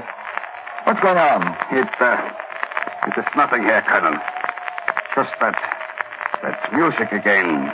For a moment it sounded as if someone was calling my name. Someone was calling your name, Brenner. A dead man. You know you heard it. So, There it is again. You hear it? just that same noise, the wind. Look, Woolwich, look. That Indian is out of his grave again. How can you tell? It's too dark to see. But I know he is. I know it. I'm very disappointed in you, Brenner. You're losing your grip, slipping. I'm sorry, Herr Colonel. It is just this place, the nervous tension, the mating. Just being sorry isn't enough. Fear is a weakness. As much of a weakness as pity. You know that as Nazis we cannot tolerate either one. And you also know what you must do, don't you? No, Herr Colonel. No. You must face your fear and overcome it. You must go out there and prove to yourself that you are not afraid. That you've just been imagining things the way Schmidt did. But Schmidt was a fool, and he had an accident. You are an officer, and you will not have an accident. Now go ahead and convince yourself that this is all nonsense. Jawohl, Herr Colonel. But leave the gun with me. What's out there is imaginary, but Mr. Darrell is very real. If I didn't have a gun, he might get ideas. Jawohl, Herr Colonel. Here. I will be back in a few minutes. You're looking at me very strangely, Mr. Darrell. Perhaps now you're starting to understand the fiber of the Nazi character. And perhaps now you're beginning to realize why you can never win this war. Because we allow nothing to defeat us or stand in our way. Any sign of weakness is ruthlessly stamped out. Hey, God, what's that? Sounded to me like Brenner. Outside, quick. And don't try to get away or I'll shoot you down in your tracks. Okay. Which way? Across the cliff, where we buried the Indians. That's where he went and... What's that over there? My guess is that it's your friend, Brenner. Maybe you better make sure. It is Brenner. Dead. Strangled. So it was all imagination, huh? Just face your fear and overcome it. Aren't you feeling just a little frightened, Colonel? Yeah. No. There's some rational explanation for everything that happened. Look. The Indian. He is out of his grave again. And that's the answer. He wasn't dead. But this will take care of him. There. And you will notice that even at a moment like this, I look ahead. 1 shot before and 4 now. That still leaves 1 bullet for you, if it should prove necessary. You think of everything, don't you? Yes, my friend, everything. Now get into that car. We're not going to wait until morning. We're leaving here right now. I thought you had everything figured out. You weren't frightened. What's that? What's what? That noise, that music. It's like the music we heard after we killed the Indians. I don't hear anything. Oh, but you must hear it. You must. Listen. It's coming from over there. For the evil you have done, evil will follow you like a hungry wolf. Though you bury me deep, the earth will not hide me till you have paid for your crimes. Did you hear that? Did you hear it? Yeah. I heard it. Here where you have killed, here too will you die. No. You're dead. You're dead, I tell you. I killed you. First Schmidt, then Brenner, now you. But you're dead, I tell you. And the dead don't speak. I can't be really hearing you unless... Mad. No. I can't let that happen. I can't. There's one way. The Nazi way. A way to fool you all. This is why you'll never beat us. Never. Never.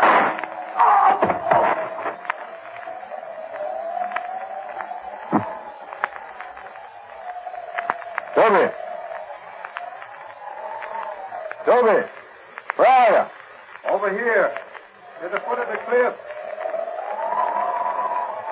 Are you all right? That first bullet creased my head. I was already dropping by the time he fired. Outside of that, I'm all right. Figured that was what had happened when Schmidt went down the well. I knew it was an accident. I was pretty happy that it was you that buried me the second time. That you put my face against the cliff. Left a hole for me to breathe. The first time, well, it was pretty tough until the wind blew the sand off. Yeah, but what about when he shot you again? That ungodly music. It wasn't me who shot that second time. It was Schmidt. I pulled his body out of the well. I figured that in the dark, no one would be able to tell the difference. As for the music, that's why I dug the grave here. You see these holes here in that cliff? My people drilled them centuries ago. The wind blows through them. Makes weird music. This bottom hole was blocked up, but I opened it while I was digging the grave. Talking of graves, there's 3 of them we should be digging right now. Just one more thing I'd like to ask you, Toby. What's that? What you said this morning.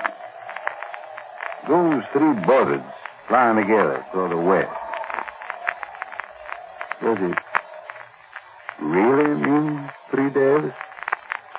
There were 3 deaths. Weren't there, Dad?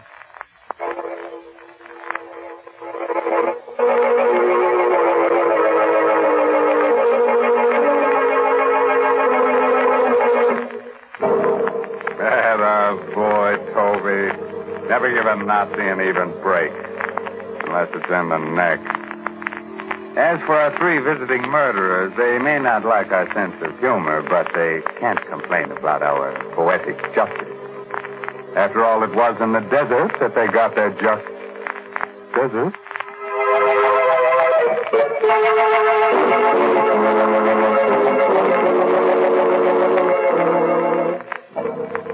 We must have a word of advice. Here it is.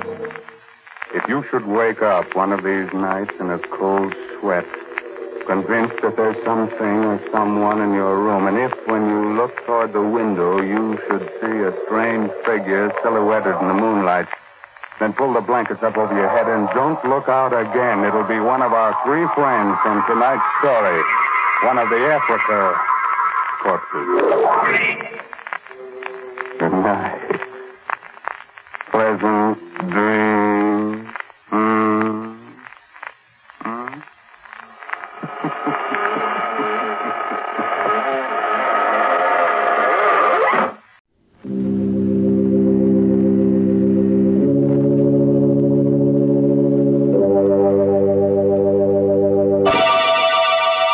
Lipton Tea and Lipton Soup present Inner Sanctum Mysteries.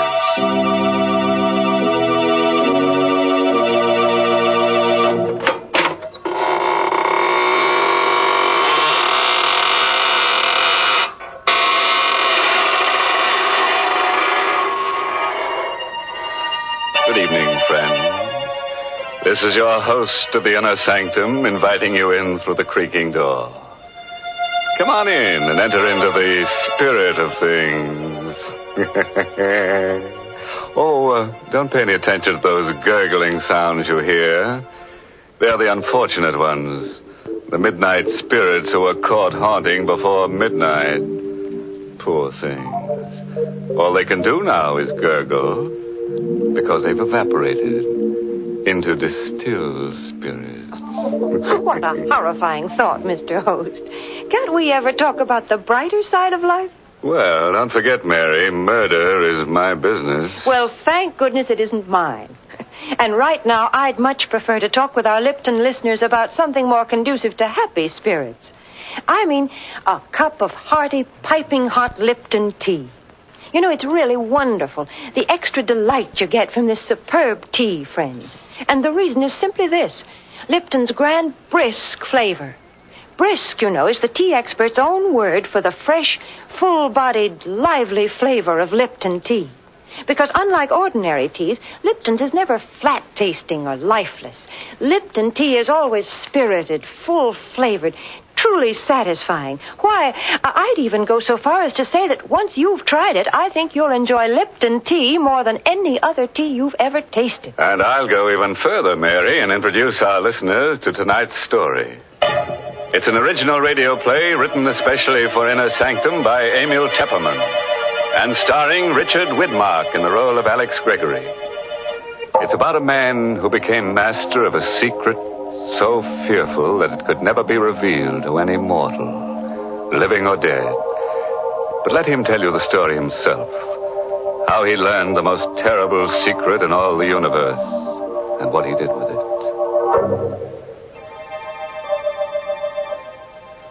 It was an evening in September, the 15th to be exact, when I first learned of the existence of Elixir Number 4. It happened at Professor Jarman's house just off the college campus. You've heard of Jarman, of course. He was to chemistry what Einstein is to physics. But it was his daughter Elaine that I was interested in that evening in September when I rang their bell. Well, hello, Alex. Oh, gosh, is it that late? I'm not even dressed. Hi, sweet. Snap it up, will you? The last show starts at 8:30. Oh, it won't take me long. Wait for me in the library. I'll be ready in a jiffy. I knew my way around the house. I went into the library, and the first thing I noticed was that the door to Professor Jarman's private study was ajar. It had never happened before. The private study and the laboratory beyond were forbidden territory in the Jarman home. Not even Elaine was allowed in there. And now the door was open. I'd heard stories of Jarman's experiments with new and secret formulae. So here was a chance. A possible chance to find out what the old codger was working on. I couldn't resist. I pushed open the door and I stepped into the private study. I could hear Jarman in the lab talking to himself. Elaine had told me once that he always talked to himself in the lab. I stood quietly in the study, but I couldn't make out what he was saying in there. I looked around. The study was just a small cubbyhole with a chair, a bookcase, and a desk. And on the desk, I saw the open diary. A single sentence was written on the open page. I stepped closer. And then I got the first shock. For that sentence was written in Latin. My Latin was rusty, but I was able to decipher the words, Vitae secretum in elixir quartum perpetus habeo. In elixir number 4, I have the secret of perpetus life. Perpetus. That was the one word I couldn't seem to place. In elixir number 4, I have the secret of something. Life. I was puzzling over that word perpetus when suddenly the laboratory door was flung open. What are you doing at my desk? Oh, hello, Professor Jarman. I asked you, what are you doing at my desk? Well, the study door was open. I thought I'd see if you were in here. You were reading my diary. Oh, no, Professor. You saw the entry in my diary. Well, really, Professor, I assure you. You read Latin. Latin? Well, I don't understand. You're sure you don't understand Latin? No, I don't. Here I am, Alex. Ready and... Well, is anything wrong? Elaine, I've told you time and again, no one is to be admitted to my study. Oh, I'm sorry, Dad. You must have left the door open. Oh, Alex, you shouldn't have terribly sorry, Elaine. I found the door open, and I thought Professor Jarman was in here. I just wanted to say hello. All right. No harm done, as long as you can't read Latin. Now, get along, you two. I'm busy, but keep out of my study hereafter. I took Elaine to the movies, but I haven't the faintest recollection of what the picture was about. Through my mind kept running that Latin sentence, Vitae secretum in elixir quartum perpetuus habeo. When I said goodnight to Elaine at her door after the show, I hurried home to my room and I got out an old Latin dictionary. I looked up the word perpetuus. And then I got a strange, cold feeling down my spine. For the word perpetuus meant perpetual. The Latin sentence which Jarman had written in his diary meant, in elixir number 4, I have the secret of perpetual life. Professor Jarman had discovered the secret of immortality. All the next day, I conducted my chemistry classes purely by instinct. I couldn't take my thoughts from elixir number 4. Every voice in the classroom seemed to sing the same refrain. Accomplished by adding to a dilute solution of H2SO4 a quantity immortality. Never to know the fear of death. To live on serenely. To watch the world change through the centuries. Never to die. It grew on me like a festering tumor, this terrific dream of immortality, everlasting life. I had to have elixir number 4.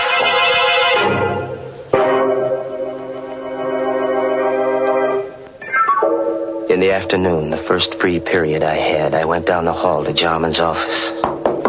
Come in. May I come in for a moment, Professor? Oh, it's you.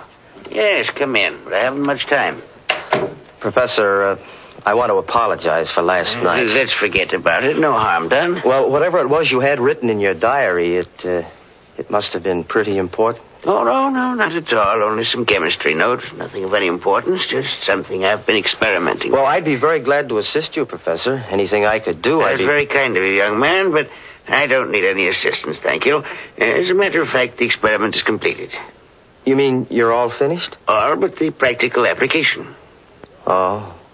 Well, couldn't I help you on that? It won't be necessary. Tonight, I'm taking the last step. Tonight?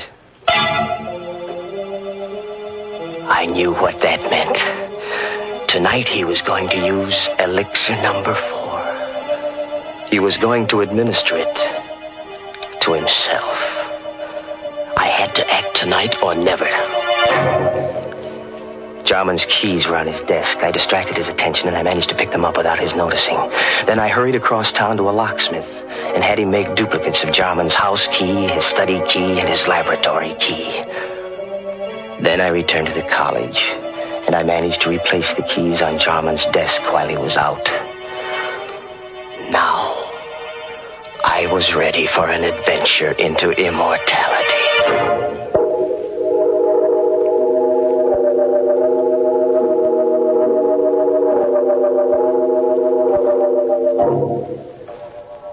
At 8:30 that evening, I let myself into Jarman's house, opened the study door, and stepped quietly over to the laboratory. I knew Elaine was at a sorority meeting.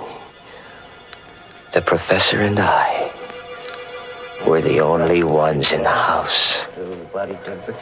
Jarman was standing at the lab table with his back to me, talking away to himself. There was a small vial on the table and a hypodermic syringe alongside it. The equal quantity administered yesterday will be sufficient. At my age, since my blood is too thin, I require the additional dose. But a younger man would need only one injection to cause the necessary type change in his blood. Who's that? Good evening, Professor Charman. I hope I'm not interrupting. What are you doing here? How did you get in? So elixir number 4 changes the bloodstream, huh? What do you want in here? Quit stalling, Professor. I know what elixir number 4 is. Ah. So this is it. Elixir number 4. Careful. Don't spill it. How much of this stuff have you got? That's all there is. 5 cc's. You mean you haven't got any more? It took me 5 years to distill 10 cc's. Before that, I experimented for 10 years. I failed 3 times. And this is your 4th try, huh? Elixir number 4. And there isn't any more of it? It'll take me 5 years more to make up another bat. Please be careful. Don't drop it. Don't worry, I won't. You said this is enough to make the average man immortal. Me, for instance? It's not for you. You hear me? Not for you. Oh, yes, it is, Professor. It's for me. I won't let you... What are you doing with that mallet? What do you think? No. I'm so sorry, Professor. Wait, I'll let you have it. Don't kill me. I've got to kill you. When I take this dose of elixir number 4, I'll be immortal. And I don't want anyone to know it. Go away, you fool. You'll never enjoy your immortality. You'll wish you were dead 1,000 times. I'll come back to remind you.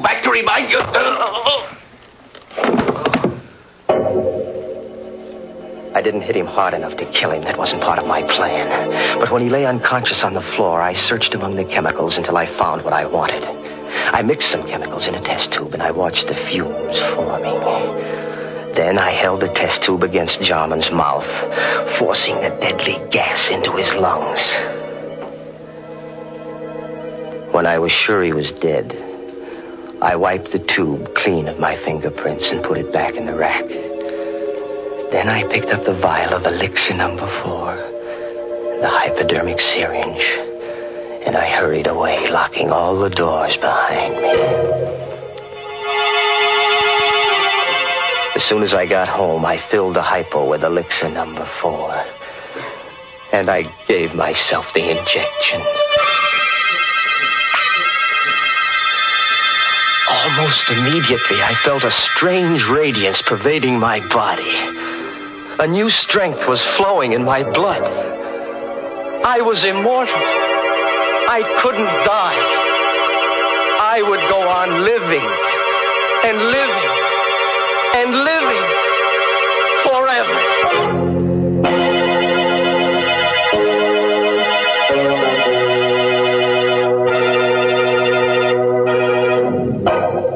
Hey, what's going on here? What's all this about living forever? If you ask me, it would be more of a curse than a blessing. Now, just suppose we all took a shot of this elixir number 4. Why, think of all the people who'd lose their jobs. Grave diggers and stone cutters and shroud makers and hearse drivers and... Oh, why, go on. You see what I mean. Why, everybody'd be out of a job. We'd all practically starve to death. Well, then, Mr. Host, maybe we can be glad that nobody has ever found the fountain of youth. You know, I think it's not a matter of trying to live forever. The important thing is to get more enjoyment out of every day. Mm-hmm. For instance, Mary? Well, for instance, one splendid way to get more enjoyment out of an otherwise dull day is to invite your friends in for tea. It's a delightful neighborly custom, made even more delightful when the tea you serve is Lipton's, because there's so much extra pleasure in Lipton tea. The party will seem more of a party. The conversation will be more sparkling, and your reputation as a thoughtful hostess will soar to the skies the moment your guests take their first sip of Lipton tea. For Lipton's wonderful brisk flavor makes it a favorite with everybody. So when friends drop in for tea, or the family gathers around the dinner table, serve them Lipton's, tea at its delicious best. And now let's get back to our story. We're all anxious to see what this fellow Alex does with his secret of perpetual life. Just imagine, a man with all that time on his hands. Time to kill and kill and kill. Immortality. I had it in my blood. I could feel it pulsing in my veins. The vitality, the power. I had to establish an alibi. Not that I expected to need an alibi. Jarman's death would surely look like an accident or suicide when his body was found in the laboratory in the morning. But I wasn't taking any chances on a murder charge. I had so much more to lose now. Wouldn't it be ironic if they were to execute me for murder? Me, an immortal.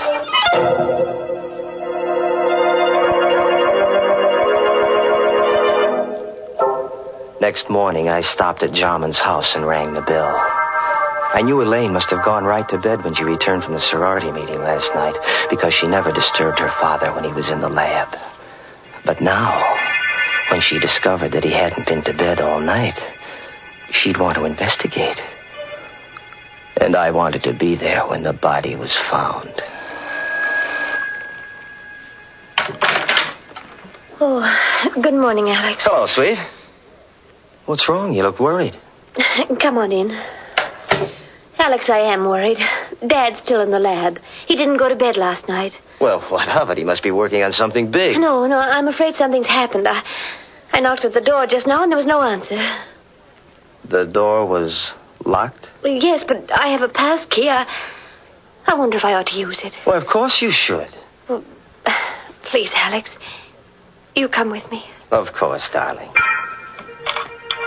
Together we opened the laboratory door. I was all set to act horrified when we discovered the body on the floor. But there was no need to act.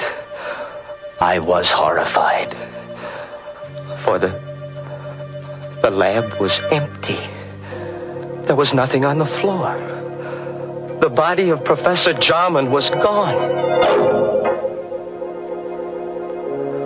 I don't know for how many hours after that I walked the street, confused and frightened and uncomprehending. I tried to reason it out, how Jarman's body had walked out of that lab. There was only one solution. Jarman had already taken one dose of elixir number 4. It must have counteracted the poison that I'd forced into him. He must have gotten up and then walked away. But where?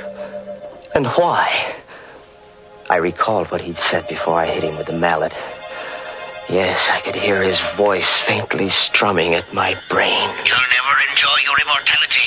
You'll wish you were dead 1,000 times. I'll come back to remind you.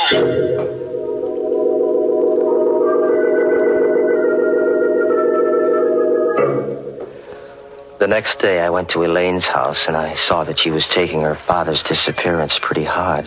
Oh, Alex, I don't know what to make of it. Do you think that Dad... that he's... Now, take it easy, baby. Maybe he's just suffering from amnesia. Maybe he just walked out of the house. He might turn up tomorrow. I have a terrible feeling, Alex, that he's dead. What makes you think so? Oh, I don't know. Now, please, Elaine. That won't do you any good. Oh, but it's the uncertainty. If I only knew for sure. Alex. Do you believe in mediums? Communicating with the dead? Do you believe a medium can put you in touch with the dead? Oh, is that what you're thinking of, darling? Going to a medium? But don't you see, Alex, if Dad is dead, maybe... I was worried, too. I had to know if Jarman was dead or alive. I had to know before I could start enjoying life. Yes, that might be a good idea, Elaine. Can't hurt to try. There's a medium in town. Oh, I don't know what I want to do. Let me think about it. Well, sure, darling.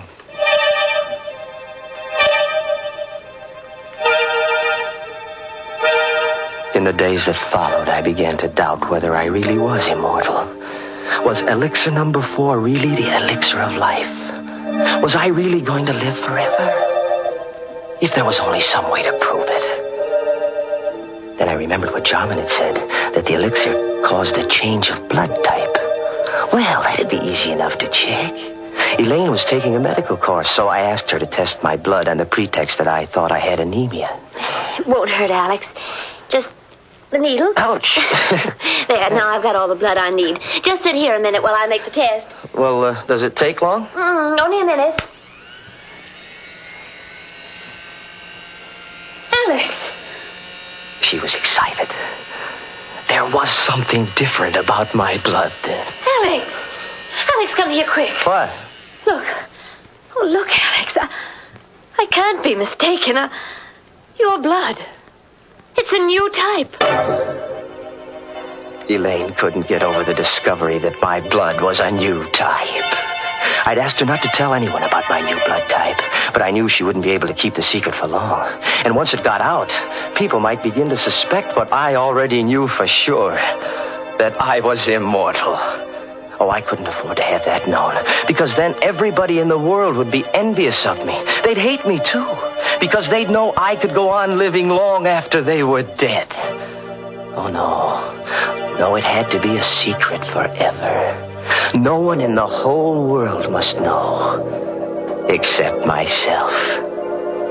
And the only person who could spill the secret now was Elaine. So, there was only one thing to do. Elaine furnished the opportunity herself the next day. Alex, I've been thinking about that medium.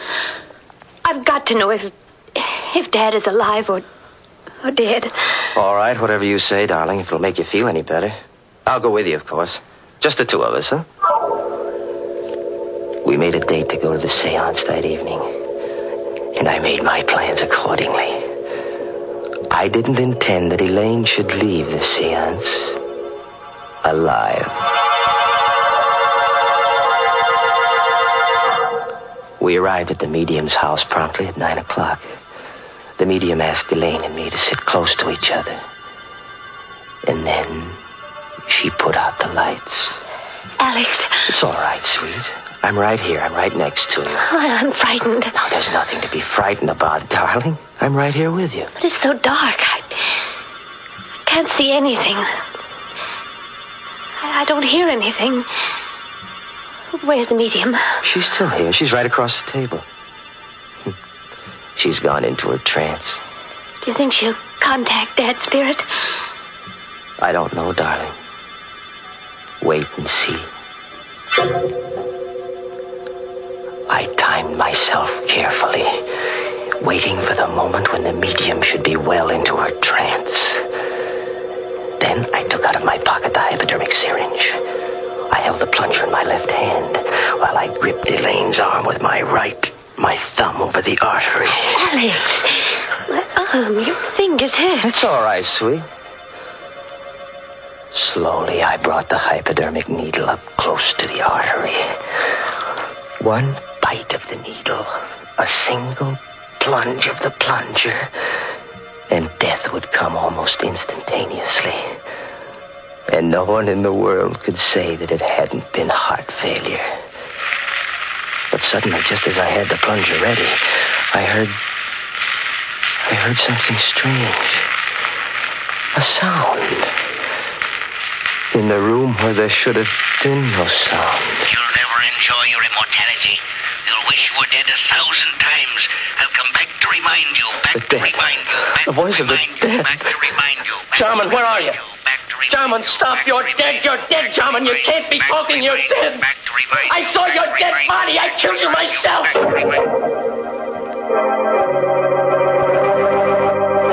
Suddenly, the lights flashed up. The room was full of police. Arrest him, officer. He killed my father. You heard his confession. That voice. That was Dad's voice, Alex. A recording. What? A recording? That's why he always talked to himself in the lab. He had a wire recording machine. He talked while he carried on his experiments so that there'd be a permanent record. The wire recorder picked up everything that was said in the lab the night you killed him. But we could never have proved it was your voice in court if you hadn't confessed just now. Yes, but the body. I found Dad dead that night when I got back from the meeting. And I hid the body until I could find his murderer. And now, Alex, I found him.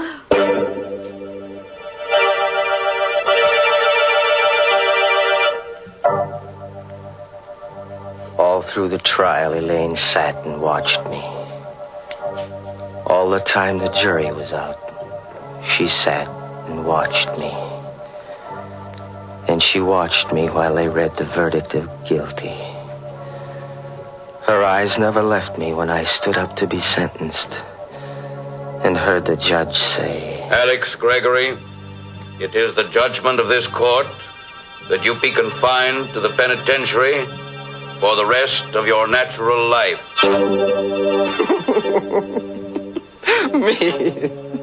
Me of all people. Me sentenced to imprisonment for life. Me in whose veins runs the precious elixir number 4. Imprisonment for the rest of my natural life, which means forever.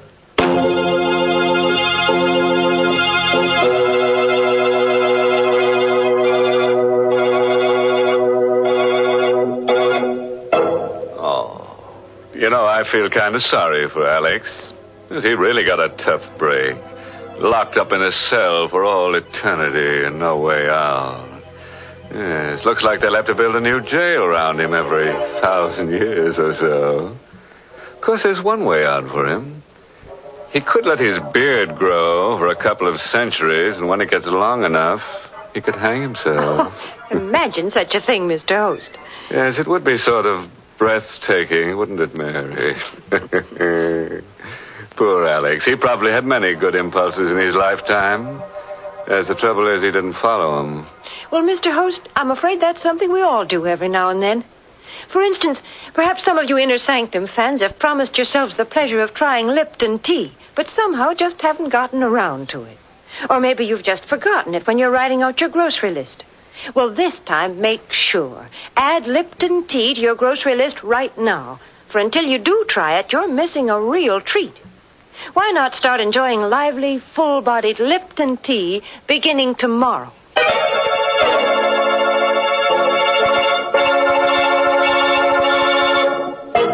And now, friends, before I say goodnight, here's a pleasant bit of philosophy.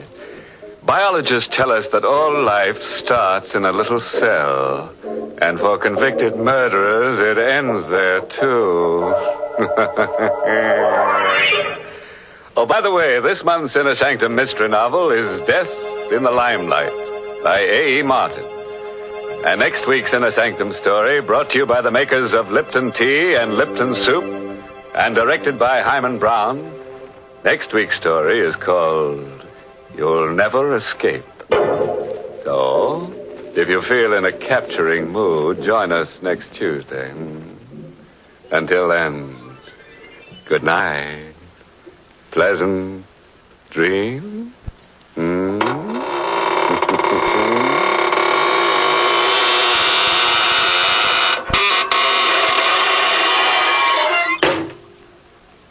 Friends, you want to know how to make an ordinary meal into a feast? Start it right. Start it bright with tempting, heartwarming Lipton's Noodle Soup. Lipton's Noodle Soup is ready to serve in a jiffy, and what a treat it is. Lots of tender, golden noodles and a world of real chickeny flavor that makes it taste homemade. It's economical, too. Lipton's Noodle Soup mix costs less and makes lots more than canned soups. So try Lipton's Noodle Soup real soon. And don't forget to tune in next week at the same time for another Inner Sanctum Mystery.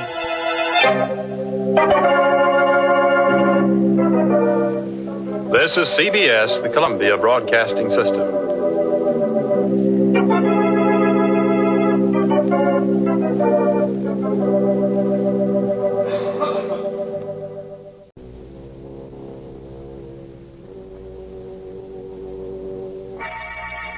Lipton Tea and Lipton Soup present Inner Sanctum Mysteries.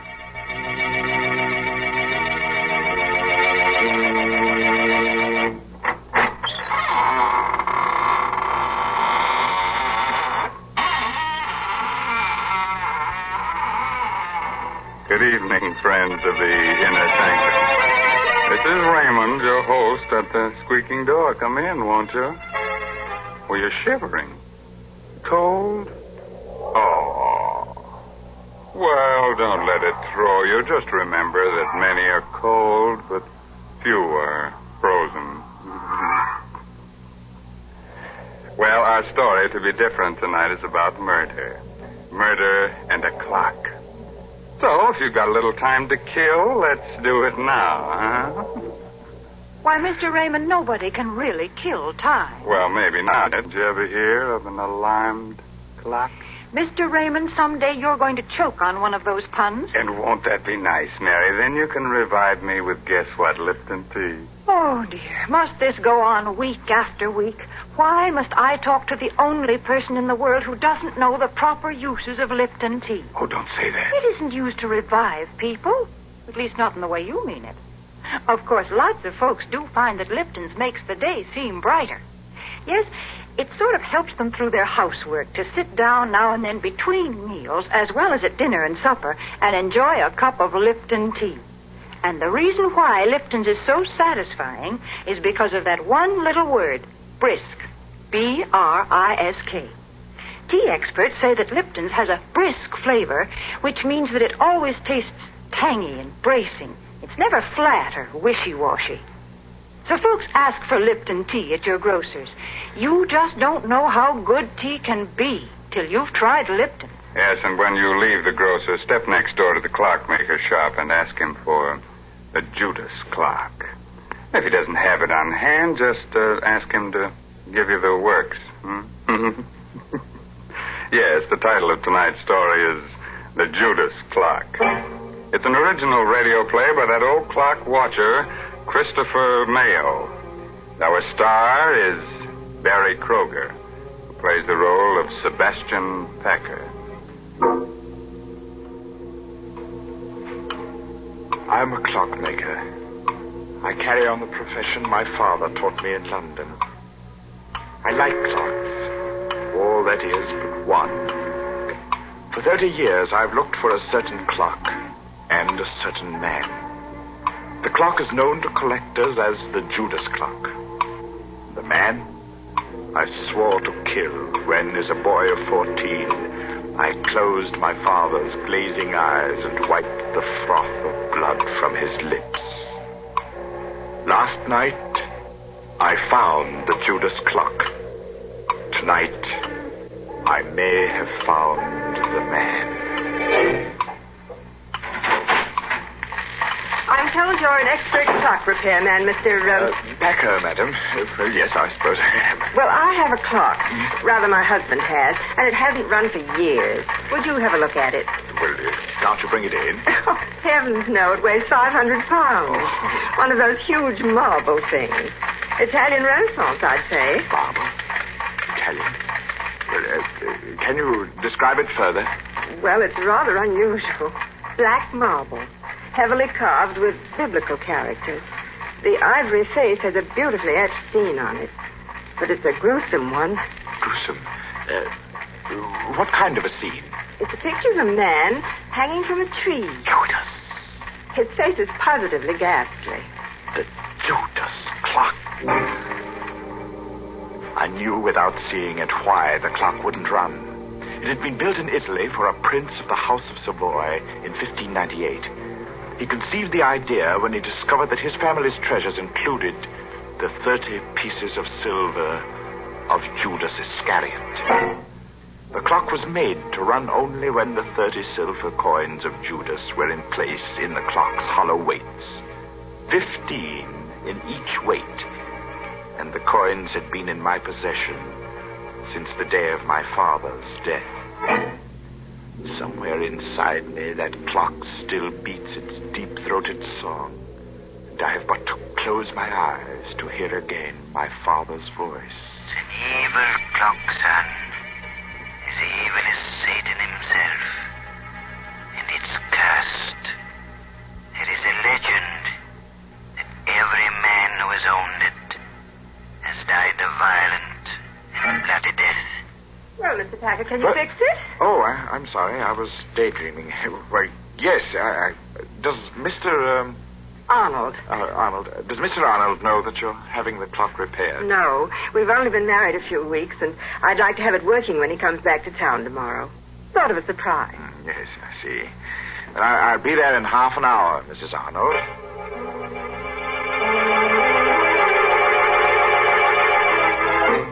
So last night, to the Arnold house and found the Judas clock again. I started to work. Foghorns from the East River sounded much as I remembered they did in London. And suddenly, I was back there on a fateful day about a fortnight after the clock had been uncrated by my father. I was in the shop when the man from Scotland Yard stepped in.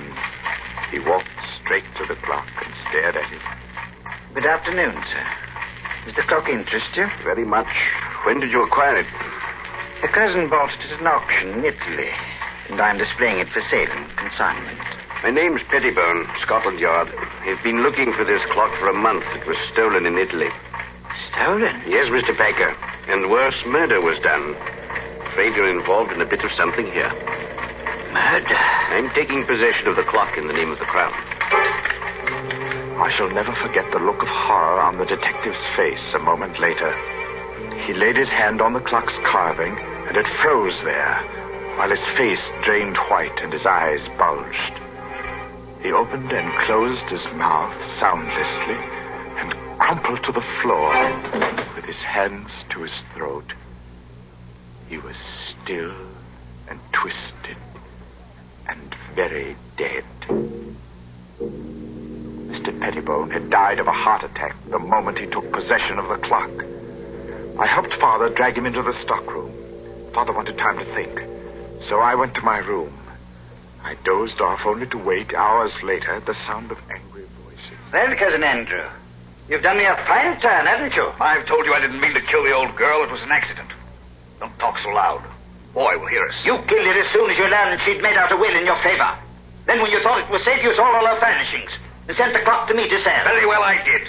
You're in it to the ears. I'll go to the police. And how will you explain poor, stiff Mr. Pettibone lying in your stockroom all this while? Besides, Timothy, there's nothing to fear now Pettibone's gone. He was the only one who suspected me. Now, you're the only one who knows. I'll crate this cursed black monster tomorrow, and you leave with it. And will you also crate Mr. Pettibone? I have a plan. Here, sit down in this chair, right here. I'll show you how we can solve the whole thing. My young heart beat with a wild dread as I listened. I could only see Cousin Andy's back, but I could see Father seated dejectedly in the chair near the Judas clock, his head in his hands. It was midnight. All the clocks in the shop began striking the hour, and louder than all the rest was the chime of the evil clock. If only then I had known, I might have done something, but the slow strokes beat on. 8, 9, 10, 11, 12. And before my horrified eyes, the heavy marble piece leaned slowly from the wall and crashed across my father's back. Cousin Andy stood facing my father as the clock crushed his frail form and choked him. He made pitiful little sounds, his eyes begging for life. And the murderer just stood, his back to me. What? Thundering sinners, you die hard. Cousin Andy ran from the shop crying for help. He would claim an accident. I raced into the shop. My father was dead. I choked back my tears, and I closed the poor, staring eyes. I took the coins of Judas from the weights of the clock and ran from the shop, the blood-stained pieces jangling merrily in my pocket.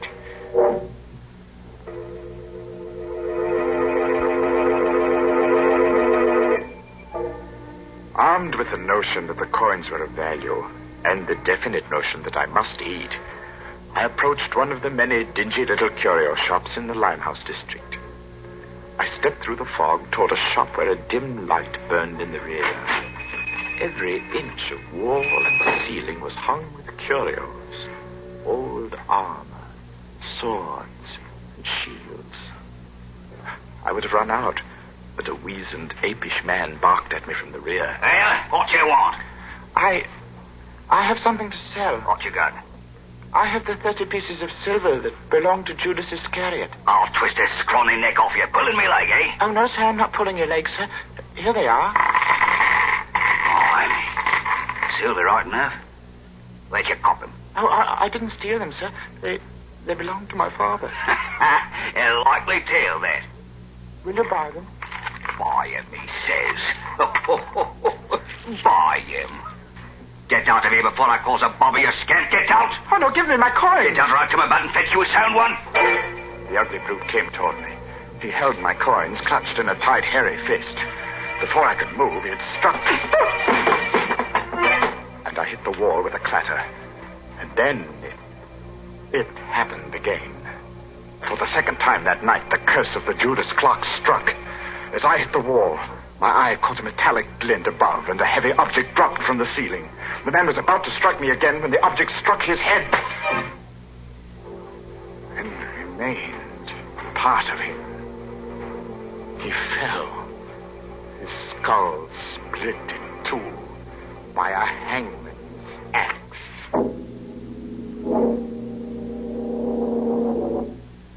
I clamped my mouth on a cry and pried the man's fist open. The fresh blood made it hard, but I recovered the coins. I stumbled in panic through the shop and out into the night. And the fog of London never swallowed a more frightened and lonely boy.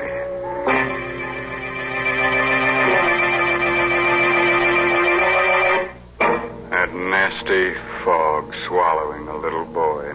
That reminds me of a little nursery rhyme.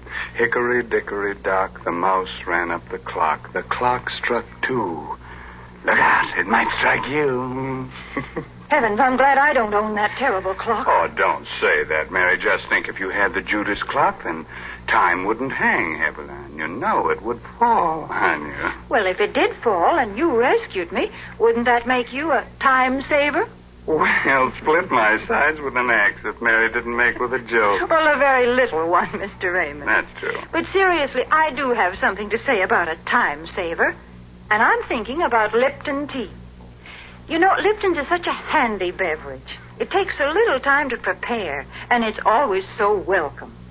Yes, its famous brisk flavor makes it enjoyable, not just at your own meal times, but between meals and whenever folks drop in for a visit. That's why it's a good idea to buy Lipton's in the larger, more economical size packages. That's right. The larger packages are much thriftier.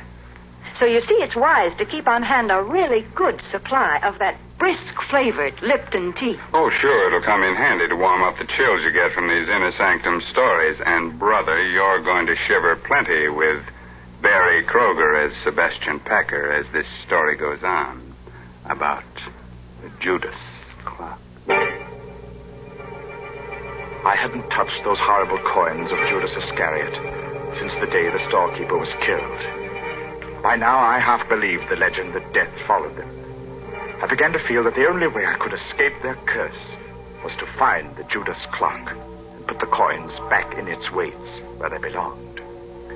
One day, as I read the notices in the Times, my heart skipped a beat. It said, auction of clocks. Chopin Place, auction room, Saturday at 7. Rare items, one of them fine Italian Renaissance piece of black marble. Rare treat for collectors. Come early. Interested in something, young man? Oh, why, yes. Well, that is nothing in particular. Just looking at these splendid pieces. I thought I might stay for the auction. Look about. Auction won't start for a bit yet. I sauntered toward the black clock. My hand had scooped all the coins from my pocket. I would have to work fast and noiselessly. My sweating fingers began to unscrew the small cover on one of the weights. I would soon have the coins put back. As I thought. No. What have you got in your hand there? Let's have a look. No, nothing at all. I was just examining. Examining my foot? You've got a flock of coins there. You must have taken them from somewhere in the clock. Yes. No, give them to me. Sometimes when things happen quickly, the mind retains details that would otherwise escape notice. As the man and I struggled, I dropped the clock's weight. It hit a short, round bit of metal directly below it. The man had a vice-like grip on my clenched hand. Blasted little wretch. No! I'll wrench your hand off for you. I heard a whirring sound within the clock, and before my horrified eyes, the supporting panel at the front of the clock's base slowly lifted on hinges. The clock was off balance and began to fall forward. I screamed a warning.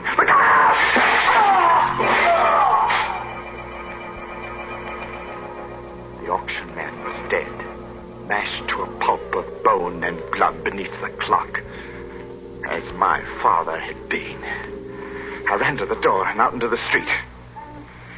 I was right back where I'd started. Only now I knew that my father had been murdered by Cousin Andy.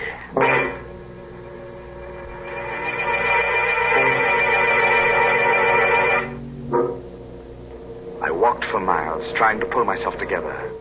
I wandered aimlessly, or so I thought. But fate had traced my path before me, because I was startled to find myself staring into the shop window of a rare coin dealer named Megaroyd. I walked into the shop. Mr. Megaroyd was a nice little man. He smiled a bit quizzically at my firm belief that I possessed the betrayal coins of Judas. I poured them onto his counter. Oh, I say, you could be right, you know. Well, these are the right era. I say, suppose they are. Let me put a glass to them. Mr. Megaroyd, would they be worth a great deal, even if they weren't the... Well, let me see. Yes, gracious, yes, they should be worth a great deal as collector's items alone. Well, Mr. Megaroyd, I feel that there's something I should tell you about these pieces. They... Yes? Oh, it's not important. Oh, well, now, just a moment. I have a catalogue on this here in my show window. I'll fidget just a jiffy. The coins lay on the counter. I watched Mr. Megaroyd run down the aisle. As he approached the display window, his foot caught in an electric wire which lay across the floor. The lights went out, and I saw him pitch forward and... Mr. Megaroyd! Mr. Megaroyd!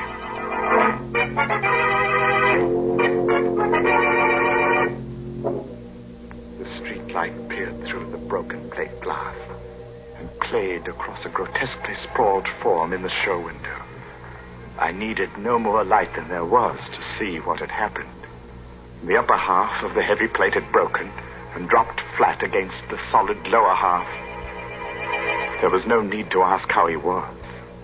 No guillotine could have done a neater job. Mr. Megaroyd had no head.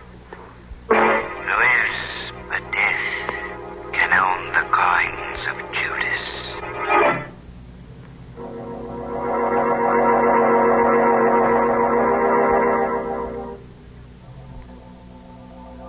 Tonight, I shall find out if Mr. Arnold is Cousin Andrew.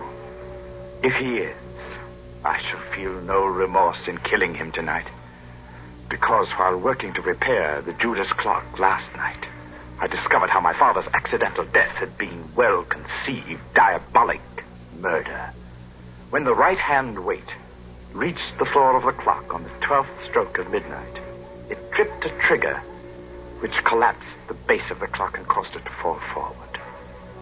My father had died on the 12th stroke of midnight. Have you finished, Mr. Packer? No, Mrs. Arnold. I shall have to come back tomorrow night. What time do you expect Mr. Arnold tomorrow? About 11, I'd say. Will you be finished by then? Well, I think so. I'll have to take these weights to the shop with me, though. Something has to be added to them. Well, of course, Mr. Packer. Mr. Arnold will be so surprised to see the clock running, won't he? He'll be very surprised, Mrs. Arnold.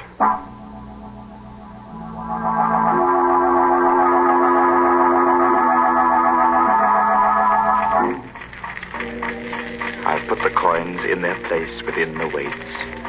Not 15 in each weight, but 15 in one and 10 in the other. The other 5 coins are in my pocket. In another pocket, I have a small 38, although I don't plan to use it. 8 o'clock, and I have a 30-year-old date to keep. Good evening. Oh. Mr. Packer? Yes, but I'm closing now. I see you are. My name is Arnold. Just came in from Chicago. Sorry to spoil your little surprise. Or my wife's, rather. You surprised her instead? Yes. She had to confess. I wanted to go out, so she had to tell me about engaging you to repair the Judas clock. You don't want it repaired? By all means, I insist. It's a splendid idea. But what I came for, really, was to tell you that you and I have much to talk about. Oh, do we? Yes.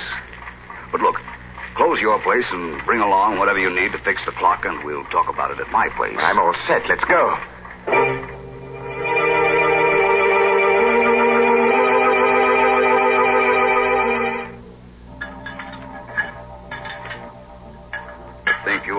just in time to strike midnight? Oh, yes. Yes, it will strike at midnight. Yes. Well, there we are, Mr. Arnold. Weights are in place. Let's see. Exactly 10 minutes before midnight. Set the hands. And just a little shove on the pendulum. So.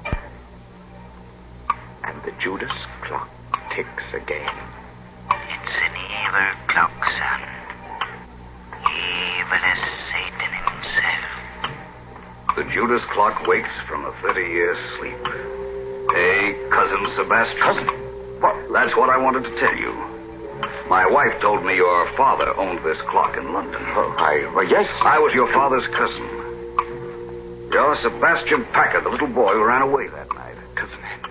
Yes. I wonder how much you know of that horrible night when your father was killed.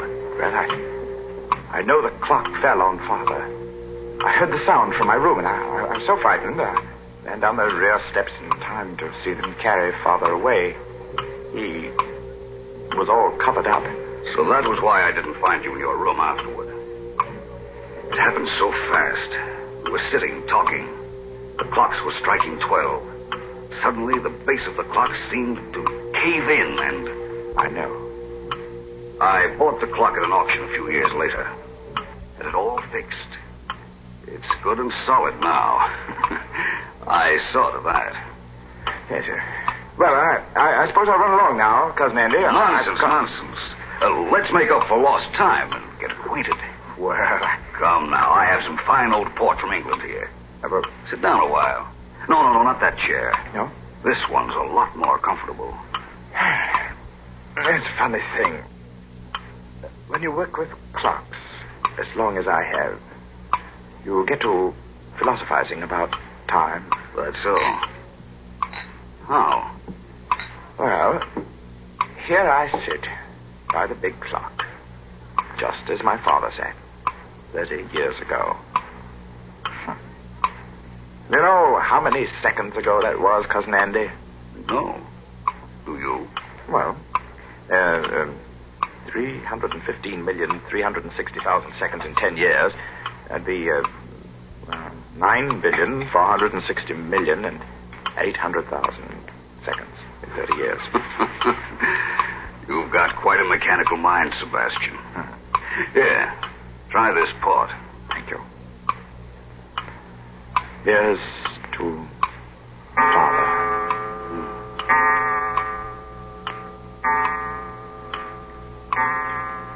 What's the matter, Cousin Andy? Are you ill? No. Your face is quite drawn and gray. Shut up.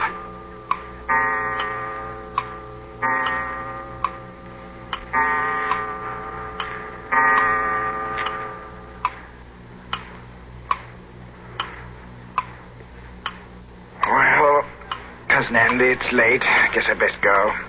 You know, you do look awfully sick. Oh, don't get up, old man. Here, sit down and relax. Take my chair. It's the more comfortable. Why, you're shaking like a leaf. Now, just sit quietly. I'll see myself out. Thundering cinders. Good night, Cousin Andy. Oh, Sebastian. Sebastian. Get it off. The bag. Let it have it. Poor Cousin Andy. You're choking to death. You die hard, too, don't you? It was just a matter of timing. I set the hand a minute fast and the weight didn't touch your clever little spring device till just now because it's lighter by 5 pieces of cursed Judas money.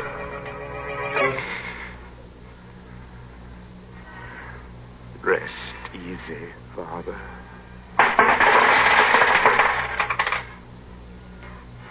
And he cast down the pieces of silver in the temple and departed and went and hanged himself.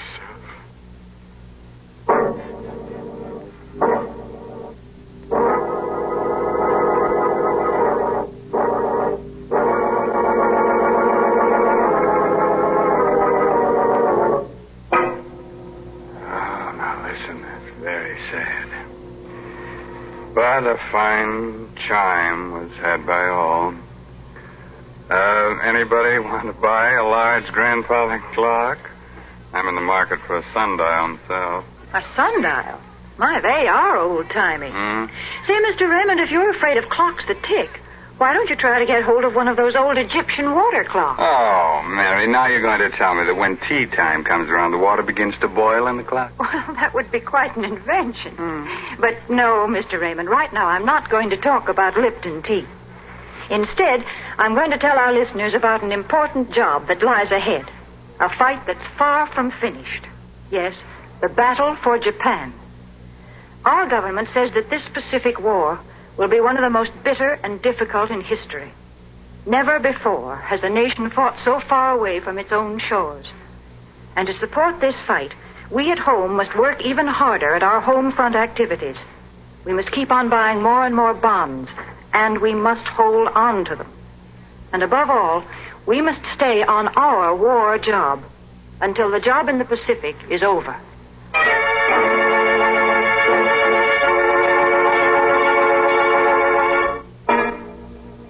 Well, I'll leave you with a cheerful, timely moral. Oh, that goes with tonight's story. No extra charge.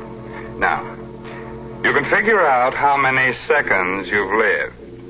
All right, that's your pastime. But you can't figure out how many you've got left. That's just sometime. You know what I mean? Well, I'll see you in just 604,800 seconds from right now. Well, that's next Tuesday night at 9 o'clock, of course. By the way, this month's Inner Sanctum Mystery novel is The Lucky Stiff by Craig Rice. Well, now it's really time to close that there squeaking door until next Tuesday night when Lipton Tea and Lipton Soup bring you another Inner Sanctum Mystery, directed by Hyman Brown. So until then, good night. Pleasant dreams.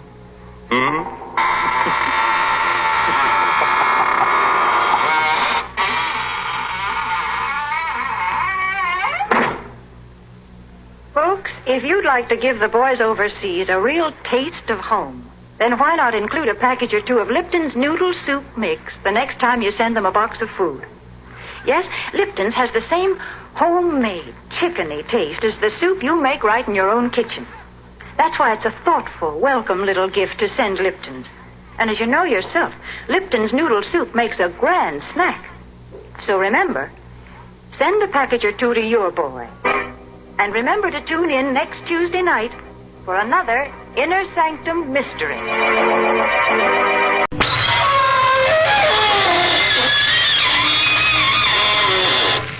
Good evening, friends of the creaking door. This is your host to welcome you into the Inner Sanctum. Come in, come on in. Well, let me tell you about the loot we picked up in our family. Mother got a new broom. Yeah, she needed it ever since she wrecked the old one in a forced landing on the roof last month. Uncle William got a fur-lined straitjacket. And dear, darling little Aunt Matilda got a new hat pin. Yes, her last one got stuck in the skull of her fourth husband.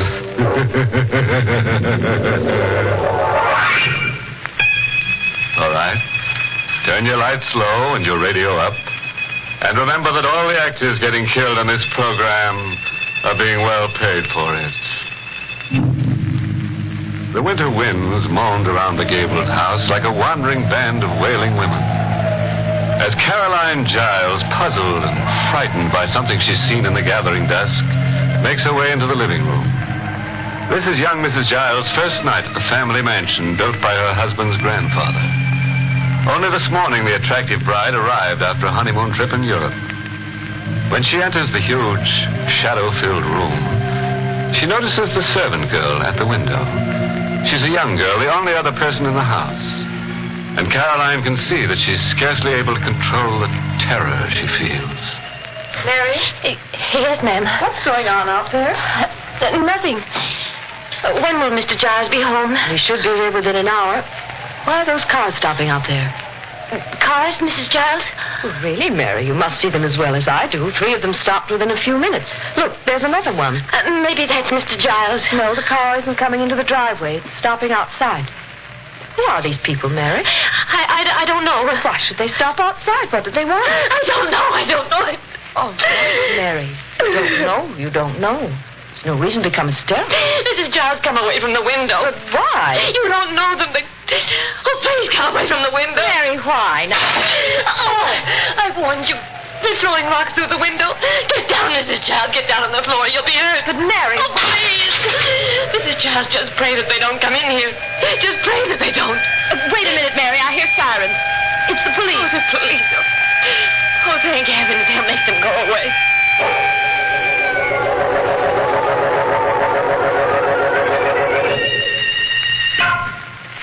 Mrs. Giles, I'm Richard Croydon, the mayor of this town. I'm sorry we had to come here under these circumstances. How do you do? This is John Dent, our local chief of police. Mrs. Giles, I'm very sorry about what happened tonight. The crowd is gone now. I'll do my best to see that it never happens again. I've also come to offer what apologies I can. Must have been a frightful experience for you on your first day here. Our people may appear civilized enough, but in many ways we're a very primitive community. I suppose your husband told you that? No, he didn't. But David told me about you, Mr. Croydon. He said you were the oldest friend he has.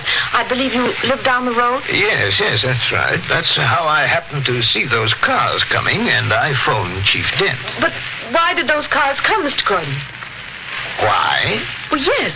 Why should those people who hardly know me do a thing like this? Well, didn't David tell you? Tell me what? Where is David now? He went to town. I expect him any minute. Well, perhaps he'll tell you what you want to know when he returns. Why can't you tell me? I'm not sure that I care to. Mr. Dent, perhaps you'll be kind enough to explain this? Them people weren't after you, ma'am. They were after the man you married. David? But what? Dent, if Mr. Giles hasn't told her, I don't think it's your place to do so. Well, the woman has a right to know. The reason them folks are trying to kill Mr. Giles is because they think he's a murderer. Some call him even worse than that. What do you mean? Mrs. Giles, 2 years ago, a series of killings began in this here county. Girls, young girls, 4 of them were found on lonely roads, stabbed to death.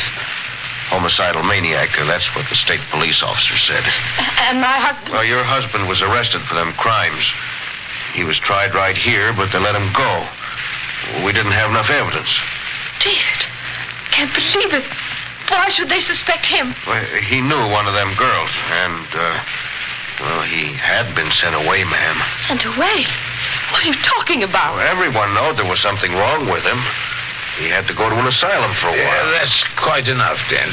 Mrs. Giles, I must tell you this. David was discharged from the rest home, completely cured. It was nothing more than a nervous breakdown. Dent, you have no right to frighten her like this. I'm not frightened. And I'm very grateful to Mr. Dent for telling me what he did. I just want to know one thing. My husband was acquitted. Why should they still believe he's guilty? Because since he left town 6 months ago, there ain't been none of these murders. Not a single one. Now that he's back, they'll start again. That's what you believe, Mr. Dent? Oh, no, ma'am, but that's what the folks are saying. Thank you. And now, if you don't mind, I'd like to be alone. Mrs. Giles, if there's anything I can do... No, thank you. There's nothing. Good night, Mr. Croydon. Good night. Come along, then. Good night, ma'am. Good night.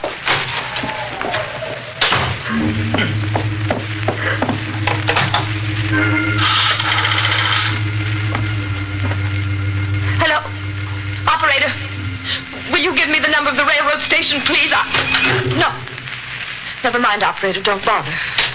Are you going to leave, Carolyn? David, you heard? Yes. And I heard everything else my very old friend, Mr. Dent, told you. I was behind the other door. Then why didn't you come in? Why ruin their fun? Besides, I was curious to see just what your reaction would be. David, why did they have to tell me? Why couldn't you? You think this was an easy thing to tell to a newly married bride? would have found out sooner or later. I did plan to tell you, Carolyn, in due time. That's why I ordered Mary not to say anything. Darling, it isn't true. This is all an insane dream, a nightmare. No, Carolyn, it's not a dream, but in many ways it is a nightmare. Were you going to run away from me, Carolyn? Is that why you phoned the station? Yes. Carolyn, if you want to leave me, I can't blame you. I realize it may be asking a little too much of any woman to be my wife and to live here. Why did you come back here, Dave? Because I want to prove to them that I'm not what they think I am. And I was hoping you'd help me. I thought maybe you loved me enough for that. Carolyn, I'm terribly sorry it must end this way. I'm not going to leave, David. Carolyn, I hope you understand what you're saying. You may be risking your life by remaining here. I love you, David. I'll risk it. I want you to be certain, because in the end I may fail and be put to death. To death? Yes, there are going to be other murders. Other murders? Don't ask me how I know this, but I'm almost positive that sometime tonight a girl in or near this community will be killed, brutally stabbed to death. I'll have to go out tonight and see if I can prevent it. Do you still want to remain? Why are you telling me this? Because I want to know if you really love me or if you said what you did to placate a madman, to quiet a homicidal maniac who may still murder you. Are you going to stay, Carolyn? Yes. I'm going to stay, David.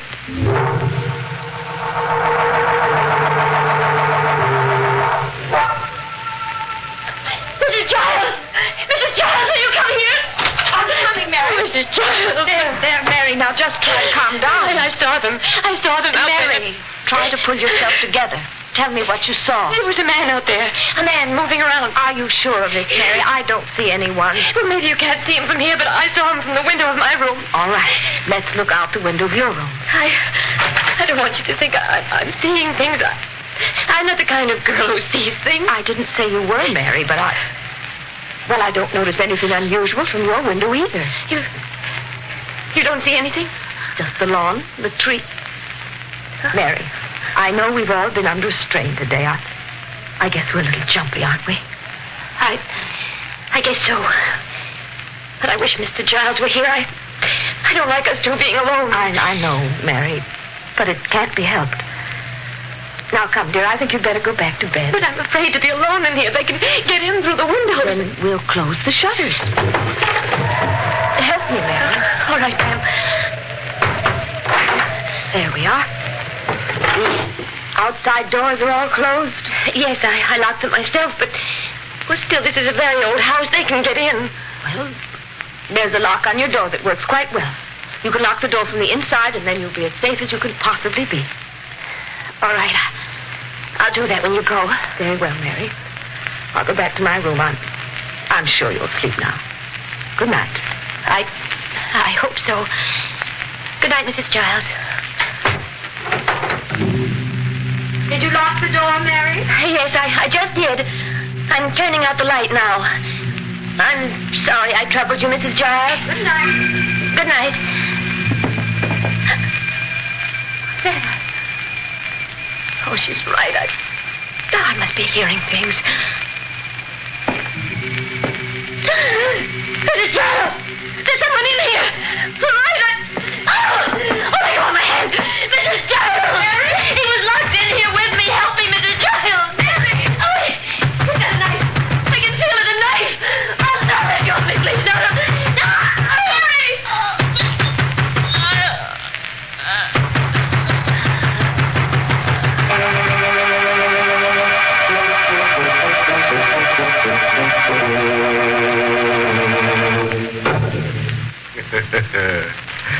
Well, friends, this is your host again. You ready to go on with our story of married bliss? I mean bliss. You know, if Caroline had only listened to this program, she'd have realized that it's always a mistake to marry a man who has a weakness for murdering the domestic help. It not only makes house cleaning difficult, but creates a terrible servant problem. That there is one compensation in marrying a homicidal maniac. When you'd call your mate crazy, you'd be so right.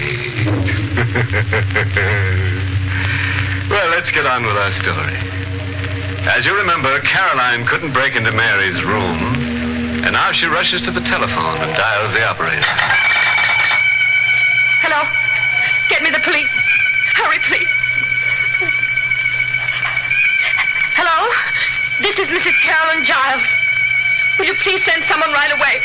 I think there's been a murder. Hang up, Carolyn. Hang up that phone. What's the matter with you? Why didn't you do as I told you? I don't want the police to know about this until we're ready. That room. You just came out of Mary's room. Yes, I saw her. Thor! You were in there all the time. You were locked in the room with her. You killed her. Carolyn. You murdered her. They're right about you. You murdered her. Carolyn, you're hysterical. Stop it now. I'm sorry I had to do that. Now, you must get a grip on yourself. Yes, David, I'll be all right. I'm all right now. How did you get into her room? I heard screams when I parked the car. The window to her room was open and I climbed through.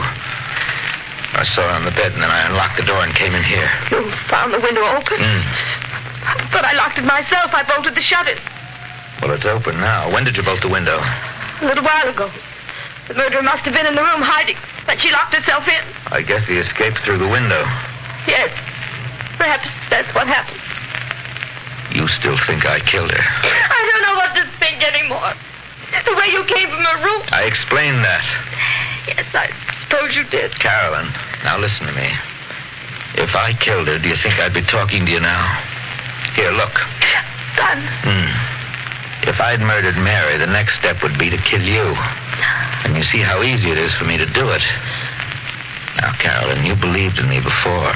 I'm asking you to believe in me again. I don't want the police to know I left this house tonight. Dent's like the rest of them. He hates me. He'd be glad to accuse me of this crime. Now, Carolyn, I want you to say I was home all night with you. And if I don't? I've got this gun, Carolyn. If you let me down, nothing much will matter then. Now, that might be the police, Carolyn. I'm going to open the door. Good evening, Mr. Giles. Good evening, Dent. You got here quickly. Maybe that's because I was kind of expecting to come. Oh, have you been watching my house? I ain't saying. When I got that radio call, I didn't lose any time. Mrs. Giles, you phoned in something about a murder? Yes, our girl, Mary, she's in there. Mr. Giles? Are you accusing me of this too, Dent? It's mighty funny, right here in your own home. This time I can easily prove that I had nothing to do with it. My wife and I were together all night. Is this right, Mrs. Giles? That's right, Mr. Dent.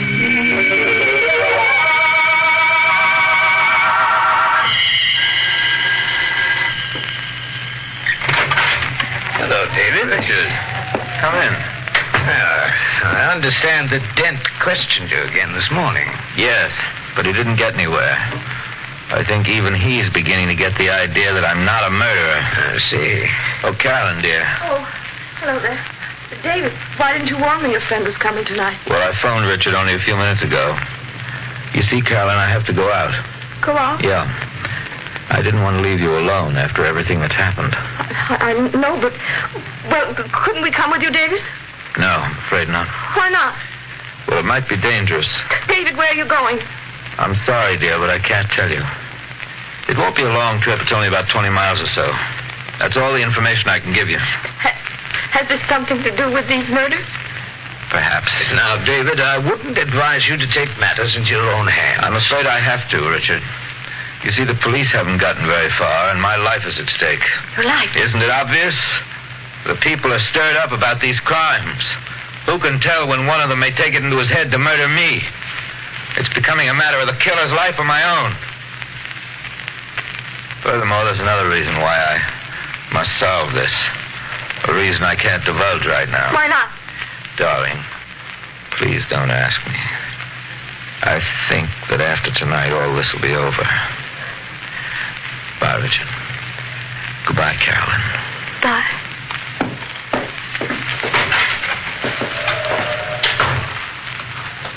Richard? Yes? What did he mean by another reason? Well, Carolyn, if he's right about the murderer, then the next logical victim will be a girl, an attractive girl who's very close to him, so that people will suspect him even more. And the most likely person is yourself.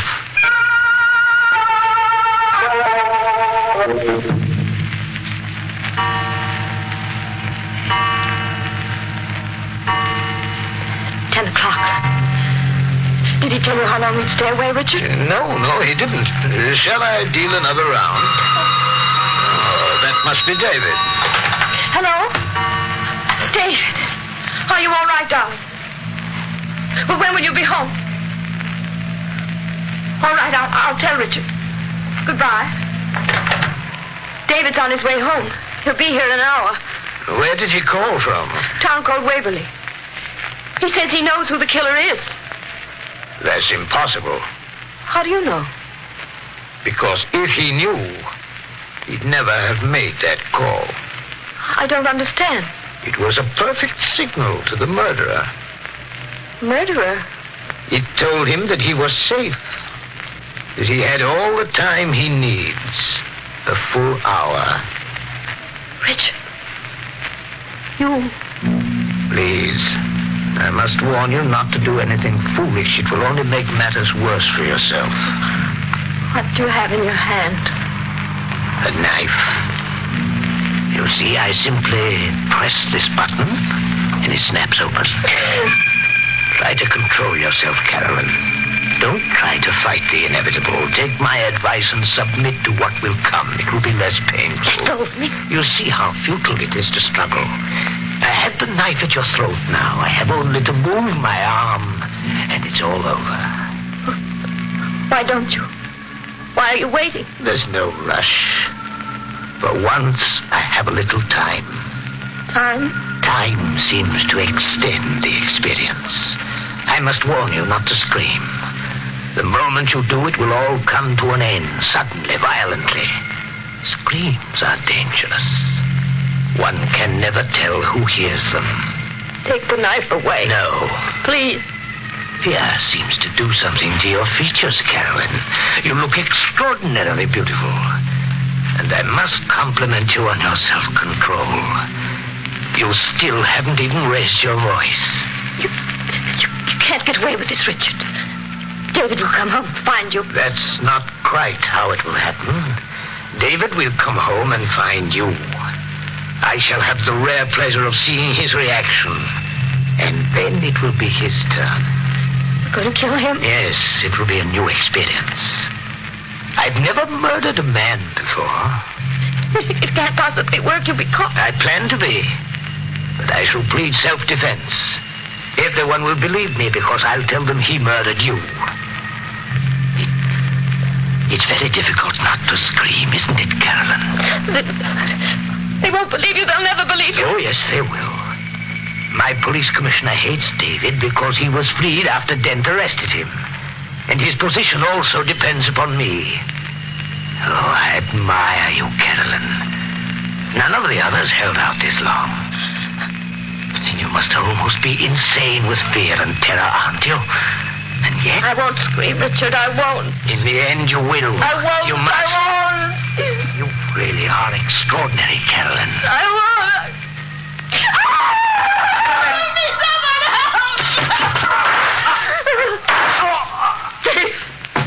Carolyn. Don't understand. You were here. Almost all evening. I phoned from a neighbor's house to make him force his hand. I got back just in time. Still alive. Yes. Richard. David, did you know? You couldn't have been that clever. I suspected you, Richard, but I wasn't certain till tonight. It was a trap.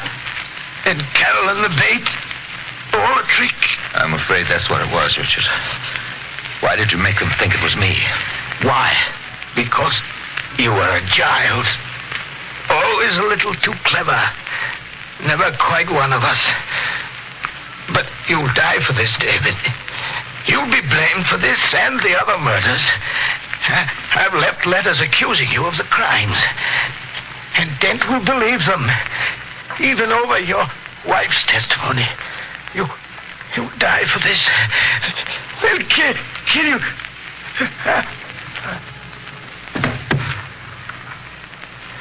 He's dead. David, is it true what he said about the letters? Probably. Dent will never believe me. Good evening, Mr. Giles. Dent. Yeah.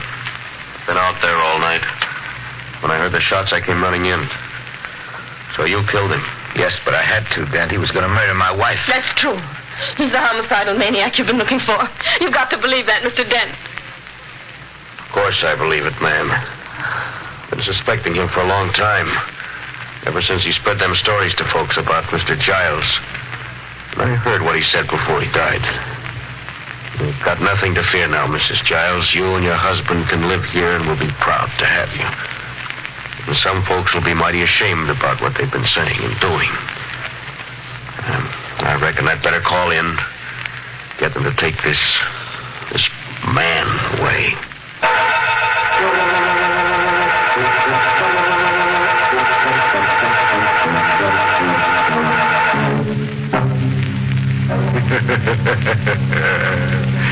I'll bet you thought David was crazy, but he fooled you, didn't he?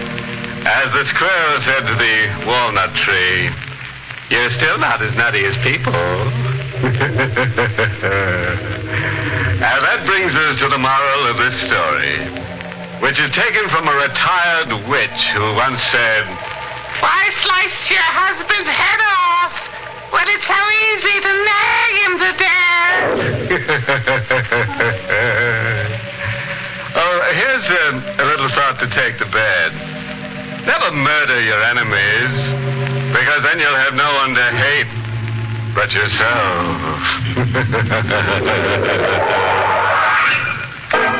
Inner Sanctum has been brought to you through the facilities of the United States Armed Forces Radio Service, the voice of information and education.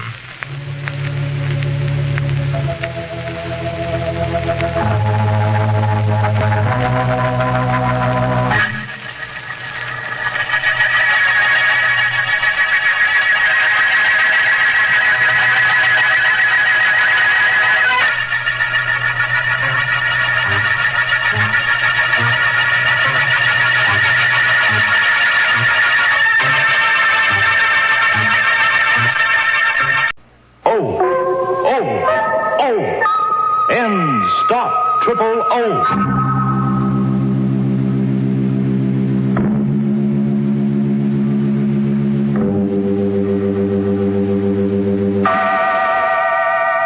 Inner Sanctum Mysteries, brought to you transcribed by High Potency Ends, America's most popular, truly effective chlorophyll tablets.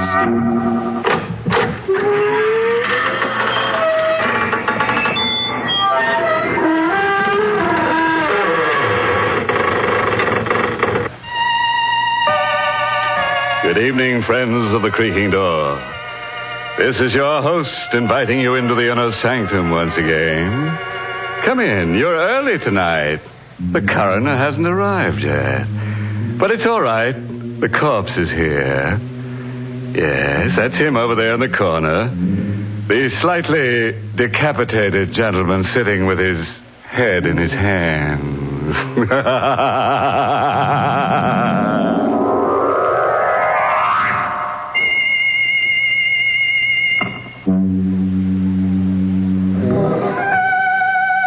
Friends, let's gather round and meet that grim reaper, Mr. Macabre. No. Don't try to run away. Lie perfectly still. If you race with Mr. Macabre, you're liable to end up in a dead heat. From the living room of a small house that has seen better days, a single light shines in the early evening. Inside, Grace Denning waits alone for her father to come home.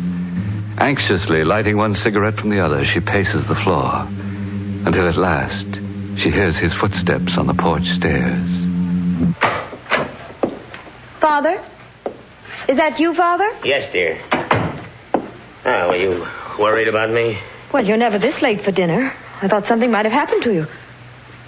You weren't down at the river again, were you, Father? No. Well, where were you? Just downtown. I stopped off for a minute. Grace, why are you staring at me? Well, you look so strange, so frightened. Well, I should be frightened. You know what it's like to live without money week after week, waiting, hoping for a break that never comes. Well, don't worry, darling. Your luck will change. I'm not worried anymore. You got the loan? Yes. From the bank? No. From Dr. Tarleton. Dr. Tarleton? He wouldn't lend you any money. He wouldn't lift a finger to help you. Why not? He's an old friend of mine, isn't he? Well, I wouldn't call him a friend. Not after the way he's treated you all these years. He still hasn't forgiven you for taking Mother away from him. Don't be a fool. Well, he hasn't. He's still in love with her. He told me so. At the funeral. Well, what difference does it make? I've got the money, haven't I? But how did you get it? I told you he lent it to me. Why did he lend you that money? Because I gave him something in return. What? I sold him my brain. What do you mean, Father? I willed it to him in return for the loan. Your brain? Yes. He said it would be of value to him in his experiments. He said the medical school was making a study of men with artistic talents. But you haven't painted for years. Well, Dr. Tarleton didn't really want my brain, Grace. Can't you see? It was just an excuse to torment me. Well, you're not going through with it. I won't let you. You'll have to, Grace. I've gotten the money. Then you'll give it back. I won't let you take it. Here, what are you doing? Holding him up to return that money. Put that phone down. Father, let go. Drive you out of your mind if you accept this loan. Now, let me speak to him. Dr. Tarleton's office. Miss Henry speaking. Hello. Oh, Miss Henry. Is Dr. Tarleton there? Why, who's calling, please? This is Miss Denning, George Denning's daughter. Would you ask the doctor to come to the phone, please? I'm afraid I can't, Miss Denning. Dr. Tarleton is dead.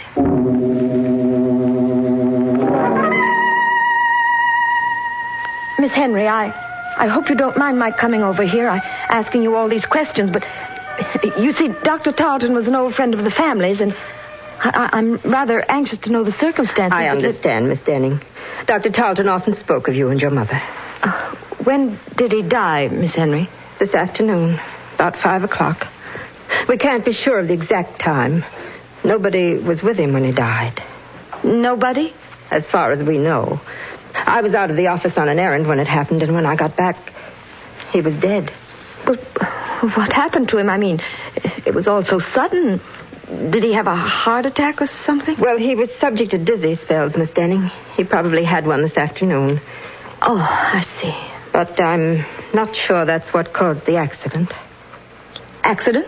Yes, he fell against the instrument cabinet in his office and broke the glass. The edge of it cut an artery in his neck, and he died before anyone could reach him. How awful. Well, what makes you think it wasn't an accident? I don't know. I just have a feeling it might have been murder. Why? Was anybody with Dr. Tarleton when you left this afternoon? Yes, a man by the name of Macabre. Who? Mr. Macabre. I don't know his first name or anything about him, but the police are investigating him right now. And there wasn't anybody else this afternoon? Not that I know of. Are you sure? Didn't Dr. Tarleton have an appointment with a man who was interested in some sort of brain experiment? What's that? An elderly gentleman, tall, with gray hair and a long, thin face. Why, Miss Denning, that was Mr. Macabre. Where have you been, Grace? Oh, just out for a walk. Now, don't lie to me. Where have you been? Over to Dr. Tarleton's office. Yes? Yeah, well, what for? I told you not to meddle in my business. Tarleton's dead, and my bargain with him is automatically canceled. Is that the agreement you made with him, Father? My agreement with Dr. Tarleton doesn't matter anymore. It doesn't to me, Father. But it might to the police if they find a copy of that agreement. What are you driving at? Don't you think they'll find out Tarleton's death wasn't an accident? Good heavens, Grace, you don't think I killed him, do you? You don't think I murdered a man for the sake of a few $100s? What did you do? You were in his office at 5 o'clock this afternoon, weren't you? Who told you that? What difference does it make? Miss Henry knows you were there. She told me all about it. I didn't speak to Miss Henry. Mr. Macabre did. Oh, for heaven's sakes, Father, don't you think the police will see through a trick like that? They're out looking for you right now. Well, confound it, Grace. I didn't kill Dr. Tarleton. And I never heard of Mr. Macabre. Now, let's not talk about him. All right, Father. If you want to bluff it through, I can't stop you. Only I wish that... Just a minute. I'll get that. No, let me. It may be the police. Hello? Hello, Miss Denning. Yes? I've got to see you right away. I have something to tell you about the murder of Dr. Tarleton. What do you mean? I can't talk to you over the phone, but if you'll come down to 54 Palmer Street right away, I'll tell you all about it. Come alone, Miss Denning. And come quickly. Just a moment. You haven't told me who you are. Oh, I'm sorry. The name is Mr. Macabre.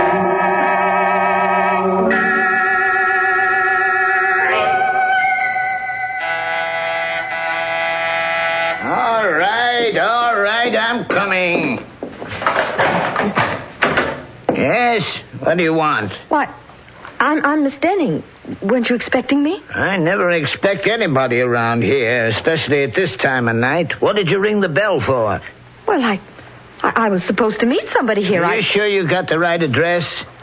This is the University Medical School, the autopsy lab. We're closed up for the night. That's strange. I was sure he said 54 Palmer Street. Who was this? One of the students? No, a friend of mine. Well, it's a funny place to be meeting a friend of yours, but if he said he'd be here, well, maybe you better come in.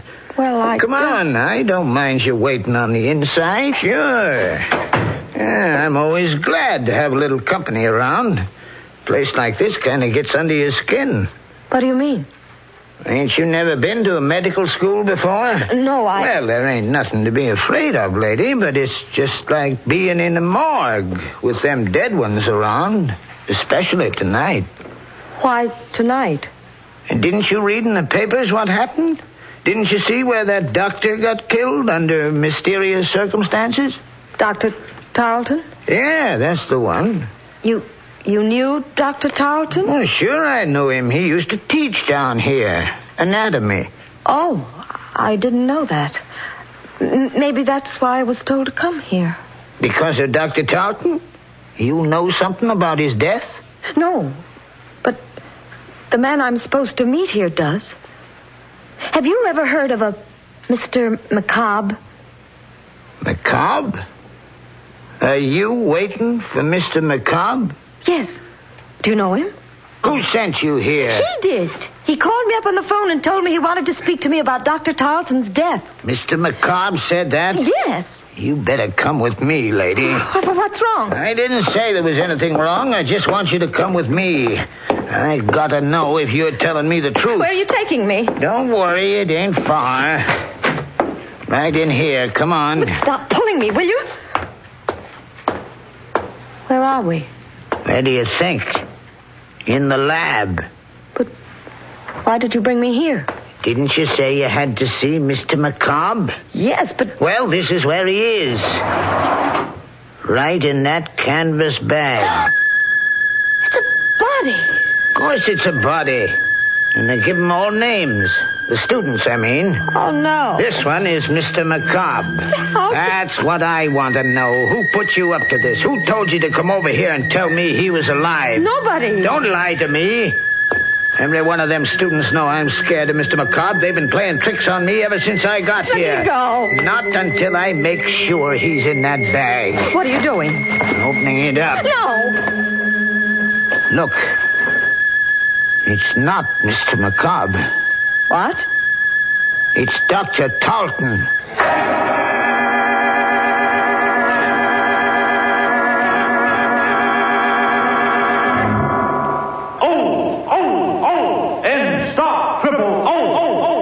Yes, high potency N stop triple O. Stop odor of breath, odor of body, other personal odors. All three at the same time. That's important because anyone who comes in contact with the public should take high potency N's chlorophyll tablets as protection against all odor offense. N stop triple O so effectively that just one or two N's tablets keep you fresh as a daisy all over all day. N's make triple O go, go, go. Try this test. Rub an onion slice on your hand. Now moisten an N's tablet and rub it over the same spot. Why, the odor's gone. Exactly. That's how high-potency N's act inside your body to stop odors where they begin. They're made from a more potent form of chlorophyll, contain fully effective Daratol chlorophyll, and so act faster, longer, more thoroughly than any other type of chlorophyll product. High-potency N's are guaranteed to stop triple O the very first day or money back. No deodorant, mouthwash, chlorophyll chewing gum, or toothpaste,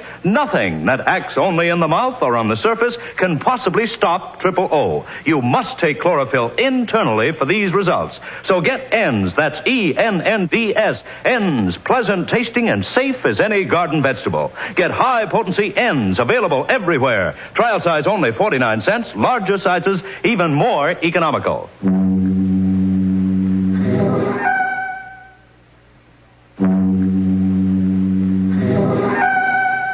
Well, now that you've had a few moments to let your hair down, let's get back to our story and make it stand up again. Let's see now, where were we? Oh, yes. In that lovely little dissecting room where the university goes to meet the student body. As I remember it, Grace Denning went there, too, with a night watchman to see a man about a corpse. But the corpse didn't keep his appointment. At the last moment, Mr. Macabre got cold feet and left Dr. Tarleton holding the bag. Are you sure it's Dr. Tarleton? Can't you see it is? I'm going to call the police. Now, wait a minute. You're not going to call anybody till you tell me why you came here. I told you. You told me a lie. You knew Dr. Tarleton was in this bag. You brought him here. Don't be a fool. Well, then who did? Who put you up to this? One of them students? No. They must have, or you wouldn't have told me that story about Mr. Macabre. Where is he? What have they done with him? Nothing. Please, I didn't have anything to do with it. You mean you're not playing a trick on me? Of course not. Then it's true. It was Mr. Macabre. What? He's the one who killed Dr. Tarleton. He's the one who put him in that bag. What are you talking about? You're insane. Insane, am I? You don't know about Mr. Macabre. You don't know where he came from. What do you mean? His body, Miss Denning. They brought it from the state penitentiary. He was a murderer. Stop it! Stop it! No, I can't stop it. Don't you understand? We've got to find him and bring him back before it happens again. Wait, there's the phone. Hello? Hello? Is Miss Denning there, please? Just a minute. It's for you, Miss Denning. That call? Yes, here, answer it. Oh. Hello? Hello, Miss Denning? Yes? Tell your father not to worry about the murder. Dr. Tarleton was killed by a woman. A woman who lives at 9 River Road. How do you know? Who is this? Don't you recognize my voice? I'm Mr. Macabre.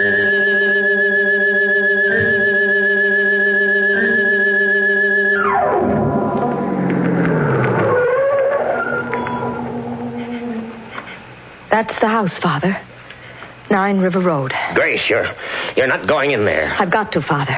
I've got to know who this woman is. Well, then I'm going with you. No. Please. You stay here. It may be some sort of a trap to find out where you are. I'm better off alone. Well, careful, Grace. Please be careful.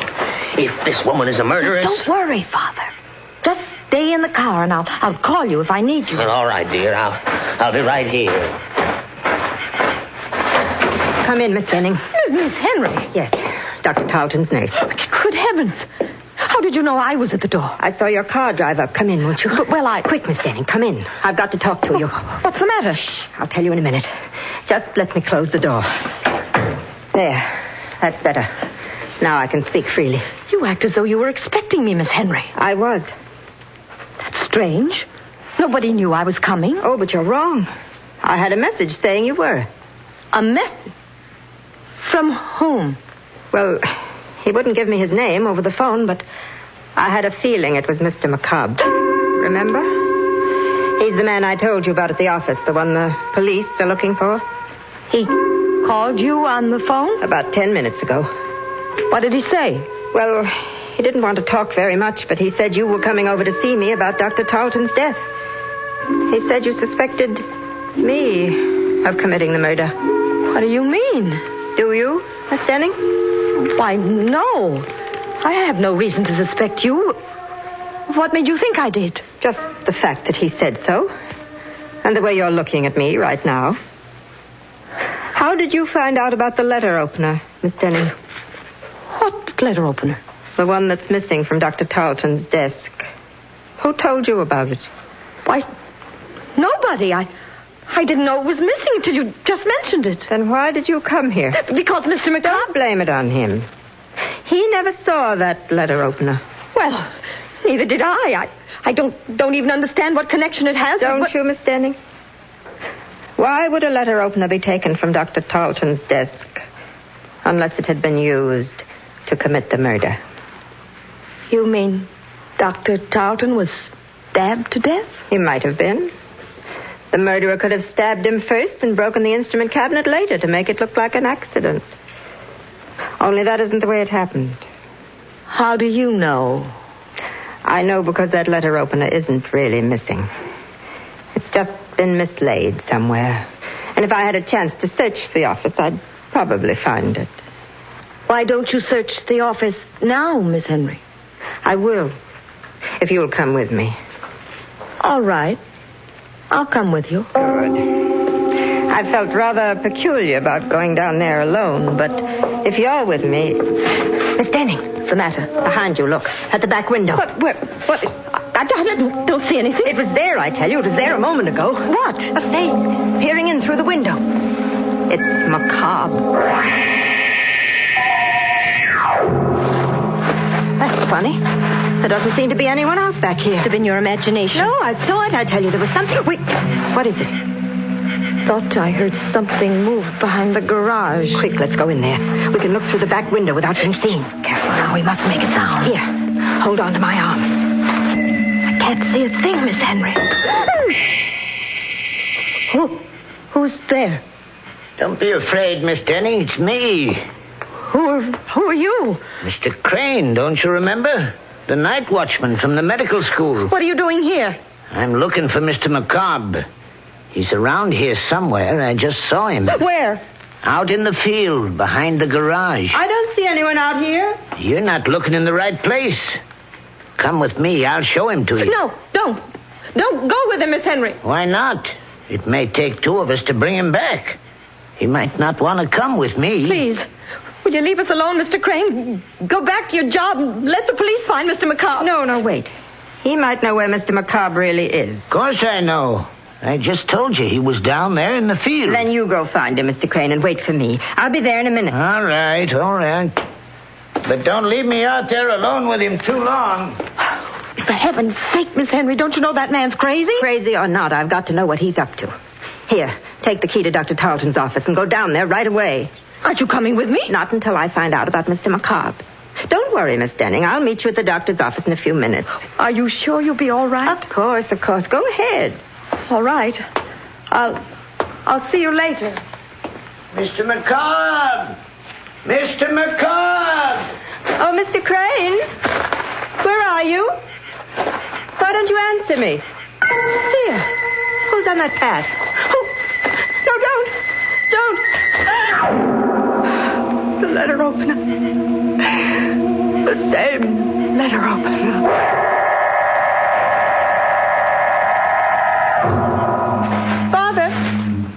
Aren't you in the car, Father? Where are you? It's all right, Grace. I'm here. Oh, where? Right here in the doorway. Why did you think I'd left you? Didn't know where you were.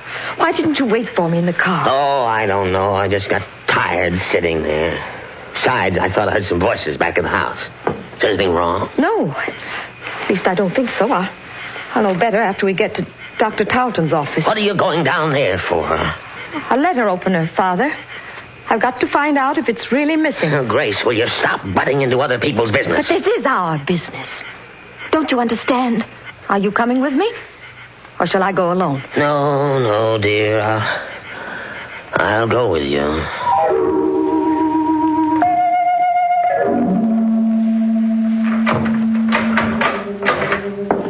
Wait right here, Father, just outside the door. Let me know if anybody comes down the hall, even Miss Henry. All right, but hurry. I'll be as quick as I can. Oh, I should have turned on the light before I closed that door. Now, where on earth is that light switch? Oh. Well, what's the matter with this thing? It doesn't work. No. No, it doesn't, Grace. Who said that?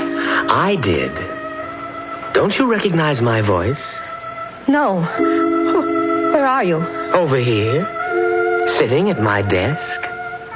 Dr. Tarleton. Yes. You're alive. No, my dear. I'm just living on borrowed time for a while. Just long enough to tell the police who murdered me. It's a trick. You're not really dead. No. You shouldn't have come back here to return that letter opener. That was the trap we set for you. Only we never dreamed you'd kill Miss Henry. You fool! Who are you? Dr. Carlton, dear. The man who was foolish enough to leave you half his estate because of your mother. You're a murderess, Miss Denning. Be quiet! Be quiet or I'll kill you! You can't kill me, Grace. You've done it already. I'll do it again. I'll do it right this time, the way I killed Miss Henry. Here, put that letter opener down. Let me go, let me go. Grab her, Gus. I've got her hand. No, don't touch her. It's all right, Miss Denning. We won't frighten you anymore. We've got all the evidence we need now. You're a detective. You guessed it. But the dead man. The one you had propped up in the chair. Who was that? Don't you know?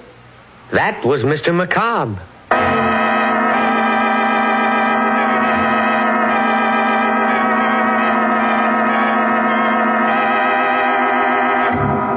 Well, that was a corny stunt for Macabre to play. If I were a corpse, I wouldn't go around frightening confessions out of murderous young ladies. I'd rather be seen dead. And speaking of death scenes, have you ever heard the one about the ambitious ghoul who left no stone unturned?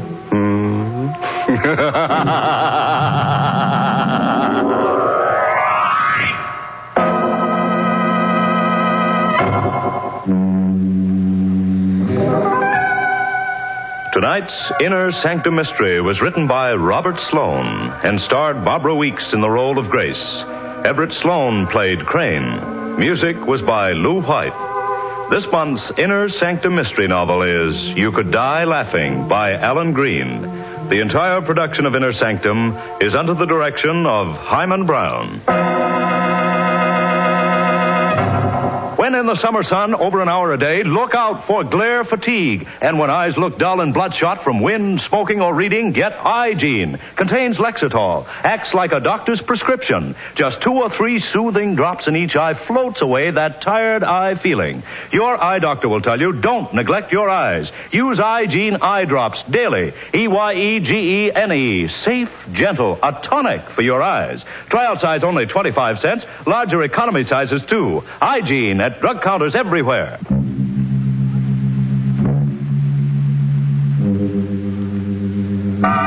Well, friends, it's time once again to close that creaking door. Until next week at the same time. Next week's happy little horror, entitled Strange Passenger, concerns itself with a bright lad who keeps on killing the same girl over and over again, until he realizes that she's taking him for a sleigh ride. You'll be sure to listen, won't you? Until next week, then, good night. Pleasant dreams.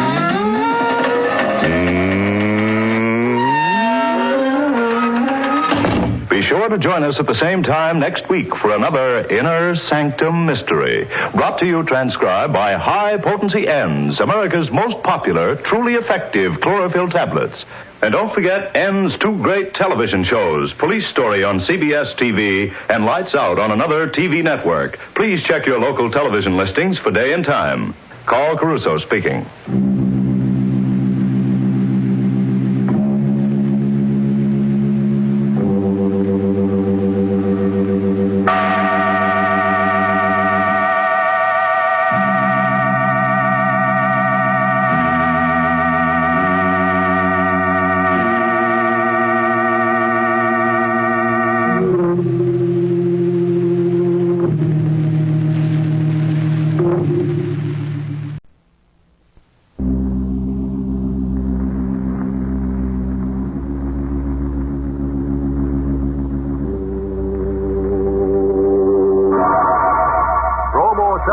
invite you through the creaking door for another Inner Sanctum Mystery and remind you to...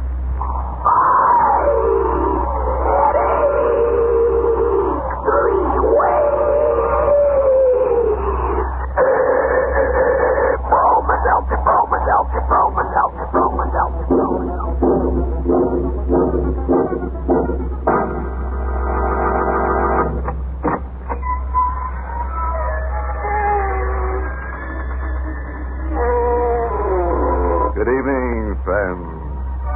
This is your host to welcome you through the creaking door into the Inner Sanctum. Come in, won't you? I'd like you to meet some new guests we've just dug up. Now, that peculiar cadaver standing off in the corner by himself has a serious case of claustrophobia. Poor stiff. He just can't stand shrouds. Now, this fella to your right was a mountain climber in life. He took his wife on an alpine hike, and while they were going up an icy slope, he cut the rope that held them together. Said he just couldn't stand being tied to one woman. And now, meet our most forgettable character, Wild-Eyed Willie. One day, Willie's ugly wife bit him. So, in anger, he buried her in the backyard. 6 months later, his homely mate came up as a dogwood tree to haunt him. Now, according to Willie, her bark is much worse than her bite.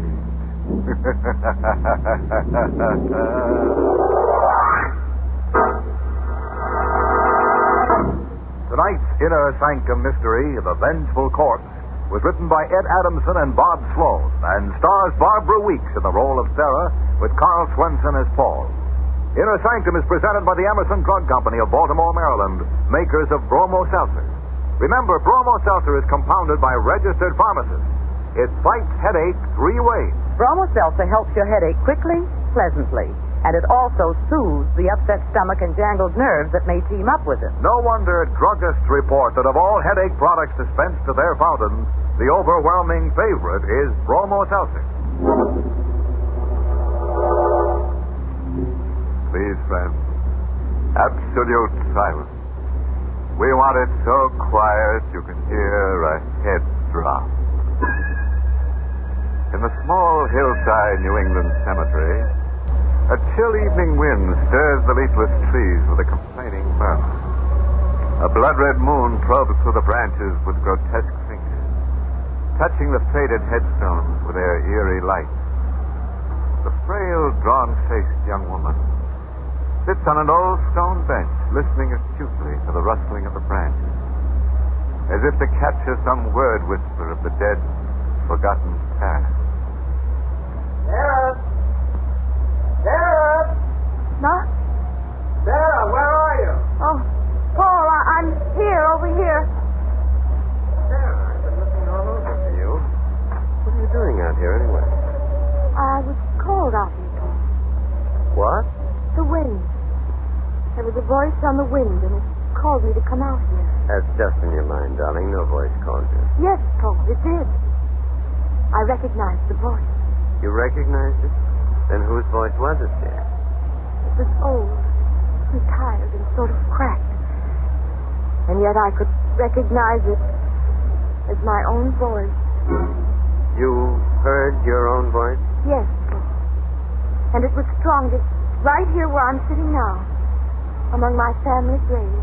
Hello there! Call that voice. Hello! It's just Mr. Griffin, the caretaker.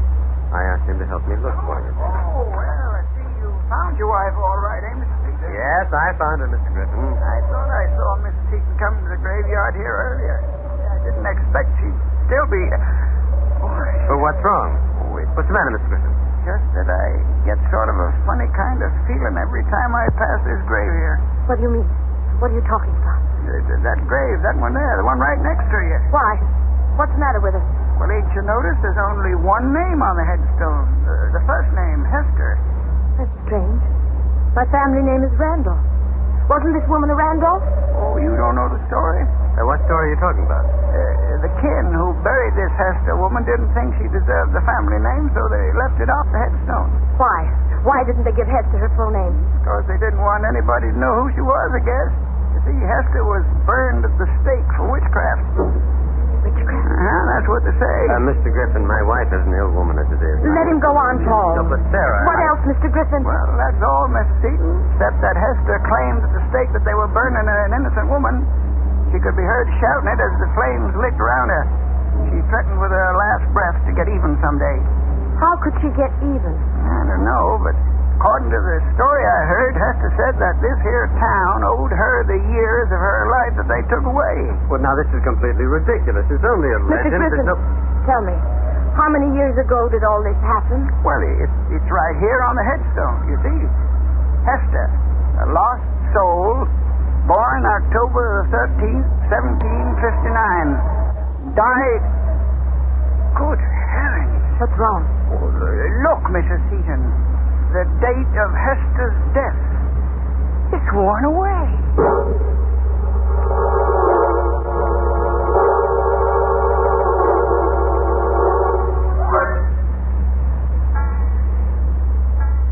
Sarah? Yes, Paul. What are you doing out of bed? When did you get up? Why, just a minute ago, I can't sleep. She keeps calling me. I hear her voice right here in this room. Just a few minutes ago. What? She was begging me to help her, telling me she never really lived and pleading with me to bring her back to life. Sarah. I thought I saw her. No, Sarah. Believe me. She was dressed in a black dress and there was a large W on it. That's for witch. And in her hand she held a flaming torch. I'm going to call the doctor, darling. This is not... Someone's at the door. All right, I'll see who it is. No, wait. I'll go. Good evening, Mrs. Seaton. Why, Judge Foster. I hope I didn't awaken you folks. I saw a light in the windows. Oh, that's all right, son. Come right in. Thank you.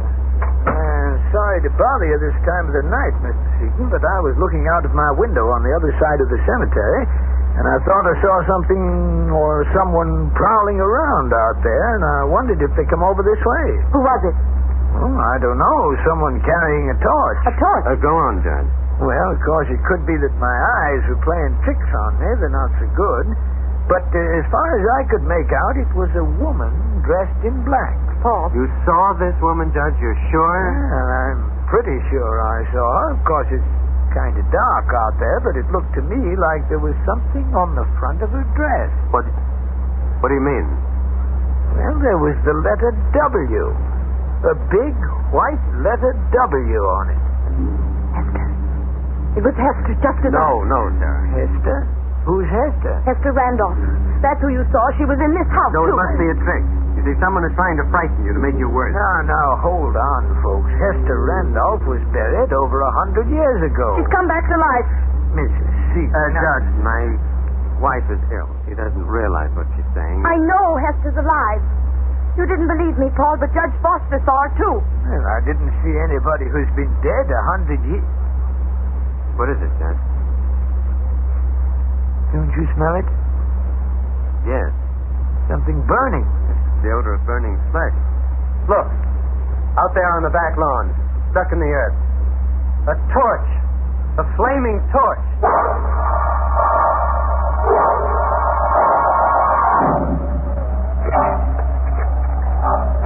Sarah, I tell you, it's useless to have me dig up this grave. I've got to know, Paul. It's the only way I'll be sure. Now, careful, Mr. Seaton. You're just about deep enough for the coffin now, if it's still there. Judge, I don't know how you can sanction a thing like this. Well, Mr. Seaton, you see, I want to be sure, too. But it's ridiculous. You've struck wood with the shovel. Yes, it's the coffin, all right. You better go easy now. That wood is soft with age and half rotted away. I think we can open it now. Wait, I'll give you a hand with the lid. There's something inside it. It's a body. Charred. It's a body, all right. Only it isn't a woman's. You can still make out the face. It's Griffin, the caretaker.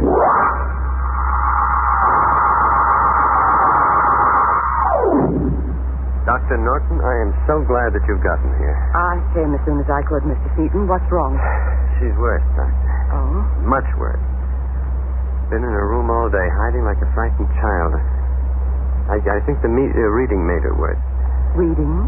What reading? Well, for the past few days, she's been reading books about her family history. Why did you let her have them? Well, because at first they seemed to quiet her. Since the night we found Mr. Griffin's body in that grave, she's wanted to know more and more about Hester Randolph. Paul. Oh, Sarah. Dr. Norton's here, dear. You've got to warn him, Paul, before it's too late. Warn who, Mrs. Seaton? Judge Foster. He's in danger. Hester will kill him next. What? It's in the records of the court. The magistrate who sentenced Hester to death at the stake was a man named Foster. No, Mrs. Seaton, you're just upset. Please, believe me. Judge Foster is a direct descendant of that magistrate. Sarah, Hester's dead, dear. The dead can do no harm. Oh, Paul, you don't understand. She's killed one man already, and now she's going to kill another. She swore she'd get that revenge on the magistrate and on the man who was her accuser. Mrs. Seaton, all this took place over 100 years ago. Then what about Mr. Griffin? Well, what do you mean, Sarah? He had the same name, too. According to the record, Hester's accuser was a man named Richard Griffin.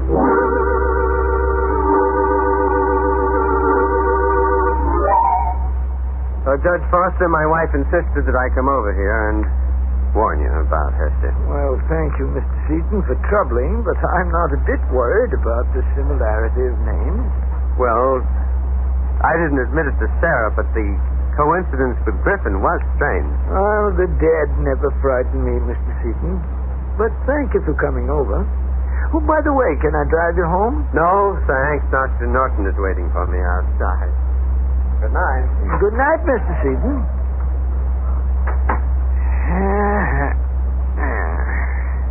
Now, where did I put those glasses of mine? Sure, left them here on the table. Wait. Say, who opened that door? Is that you come back, Mr. Seaton? Well, confound it, whoever it is, answer me. Who's out there? Wait, who is it? What? Who are you? Your conscience has been dimmed by the evil of your acts. Who am I? Mark you well this torch I light. Now mark you also my God. This black garment I wear and upon which you have impressed the wicked lips. W. Hester. I, Satan's magistrate, Hester Randolph.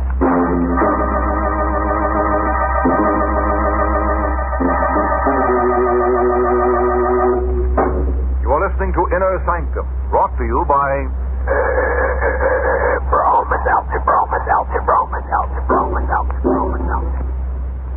Glad we've got some Broma Seltzer home. More and more people are turning to Bromo Seltzer all the time because it fights headache fast and fights it all three ways. First, it quickly fights the pain of the headache itself. Then it soothes upset stomach and jumpy nerves that may often team up with a headache. That's right, folks. Bromo Seltzer does three jobs fast and pleasantly. Just put a teaspoonful of Bromo Seltzer in a glass and add water. It fizzes immediately, sparkling and refreshing, ready to help your headache all three ways. Why wait, folks? Keep that familiar blue bottle handy at home and at your place of business. Yes, friends, it's smart to be prepared for headaches at all times with Bromo Seltzer. It's on sale at all drugstores. Get a bottle today or tomorrow. Simply ask for... Bromo Seltzer, Bromo Seltzer, Bromo Seltzer, Bromo Seltzer, Bromo Seltzer.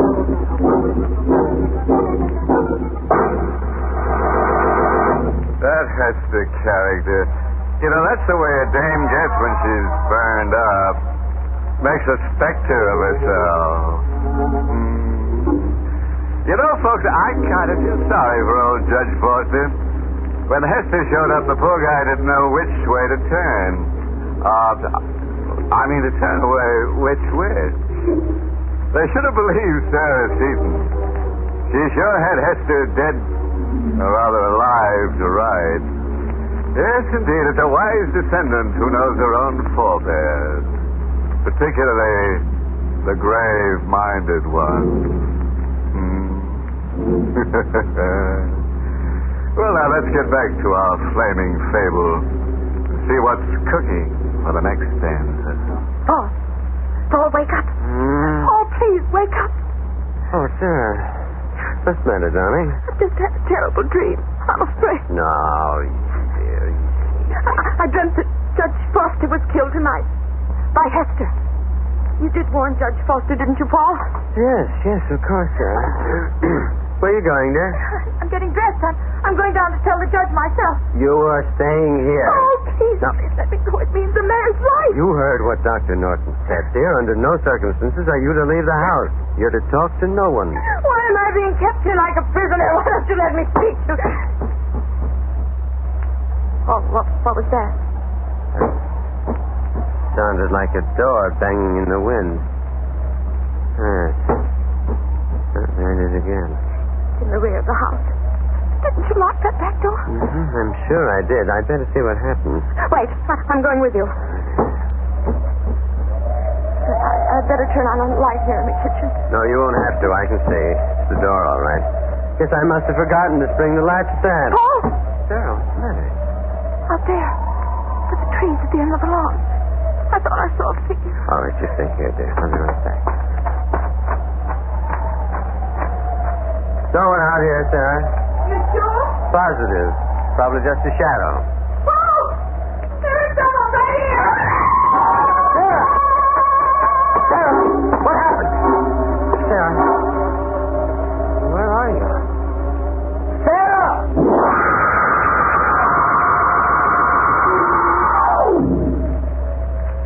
She was standing here, Sheriff. Right here at the back door when I heard her scream. And there wasn't a sign of her when you got back here at the door? Not a sign of her. Well, folks just don't vanish into thin air, Mr. Seaton. She must be around here someplace. I got to find her before it's too late. Too late? What do you mean by that? I don't know, really. I have a feeling that... Oh, now you're not going to tell me about dead witches returning too, are you? Don't tell me you believe in that stuff. I don't know what to believe. Sheriff, is that you, Sheriff? Yes, who's there? Dr. Norton. You'd better come with me, Sheriff. I just discovered something on the side of the road, about a mile away. Mr. Keaton, I think you'd better wait here. What is it, Dr. Norton? What have you found? I'd rather you'd wait, as I said before, until we're sure. What are you trying to hide from me? I guess you better speak up, Doctor. If it's something that concerns Mr. Seaton, maybe he should know. All right, Sheriff. When I made the turn into the road, my headlights caught it in a ditch. I wasn't sure at first, so I stopped the car and got out. There was a body in the ditch. A charred body.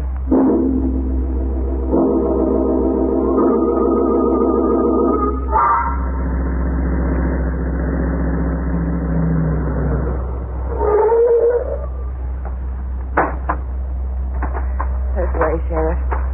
Over here to the right. Where is she? Easy now, Mr. Seaton. Right here, Sheriff. Oh, wait, I'll switch on the flashlight. What? Just a moment, Mr. Seaton. Dr. Norton has made a mistake. What? This corpse isn't your wife. I can tell by that ring. It's the ring that Judge Foster always wore.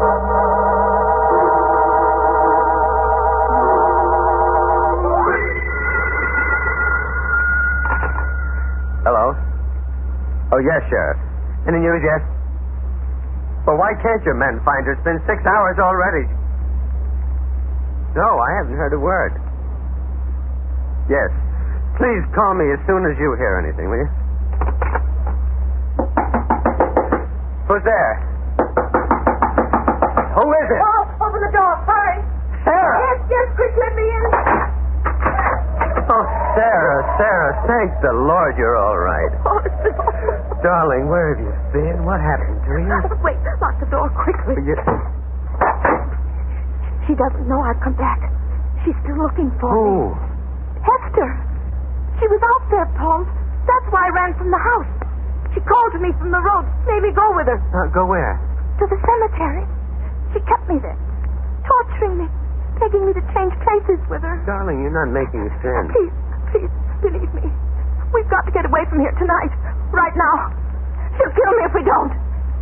She wants my life for the one she never lived. Now, stop it. Stop. Now get hold of yourself. There is no such woman as Hester Randolph. I saw her. I spoke to her. But the woman you saw is somebody else, somebody living, who wants you to believe that she's Hester. She wants everybody to believe it. But why, Paul, why? Because she's a cold-blooded murderess. She's killed 2 people already, and she's trying to drive you out of your mind completely. Then who? Who could it be? I wasn't sure before. Now I'm almost positive. It's Dr. Norton. Dr. Norton? Now, you saw this Hester, Sarah. What was she like? Oh, like a ghost. Like a shadow in the light. You can see her face, and yet you can see through it. Beyond. No. That was just an illusion created by the night, dear. And perhaps some other tricks of a clever, scheming woman. You'll see. I'll prove that Dr. Norton is... It's the back door, Sarah. It's blown open again. Leave it. We've got to get out of here. No, you stay here. I'm going to see who opened that door. Please, hurry. Don't leave me alone so long. What is it, Sarah? Don't come in here. Don't come back. Run away as fast as you can. What's the matter? Don't come in here. Leave here. Sarah! No. I got the gun out of his desk. I've got his gun. Sarah! Are you all right? I killed her, Paul. She won't torture me anymore. I killed Hester. She came towards me and I fired. Sarah, there's no one in this room, dear. Over there. In the hall. She's there. Where? I don't see it. Good Lord, you've broken the mirror. What? You shot it yourself. No. It can't be. I can't be her. And yet I saw her face. But it was my face, too. Sarah. It was you. You all the time. I am Hester, fair gentleman. It is warming to have such a friend as you to stand beside me in this mockery of justice. Oh, Sarah. Run. Run as fast as you can, Paul. I was wrong. I haven't killed her. Run. Sarah, I've got to help you. I've got to explain to you that But I'm not Sarah. Not anymore. Can't you see who I am? Can't you see who's taken my place? Sarah, listen to me. I love you. Please come back to me. Sarah's gone. Now I can live the years they took from me. Sarah. See in my hand this pistol. He will bid it, I say. He will come with me.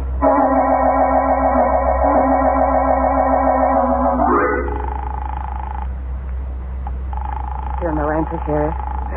No answer, Dr. Norton. I can't understand it. Mr. Seaton was home when I called just 15 minutes ago. I warned you, Sheriff, to have that house closely watched. Well, I can't do 100 things at once. I've got every available deputy out looking for Mrs. Seaton. Don't you realize she may have gone back to their house? Don't you realize that she's the one who might be Hester?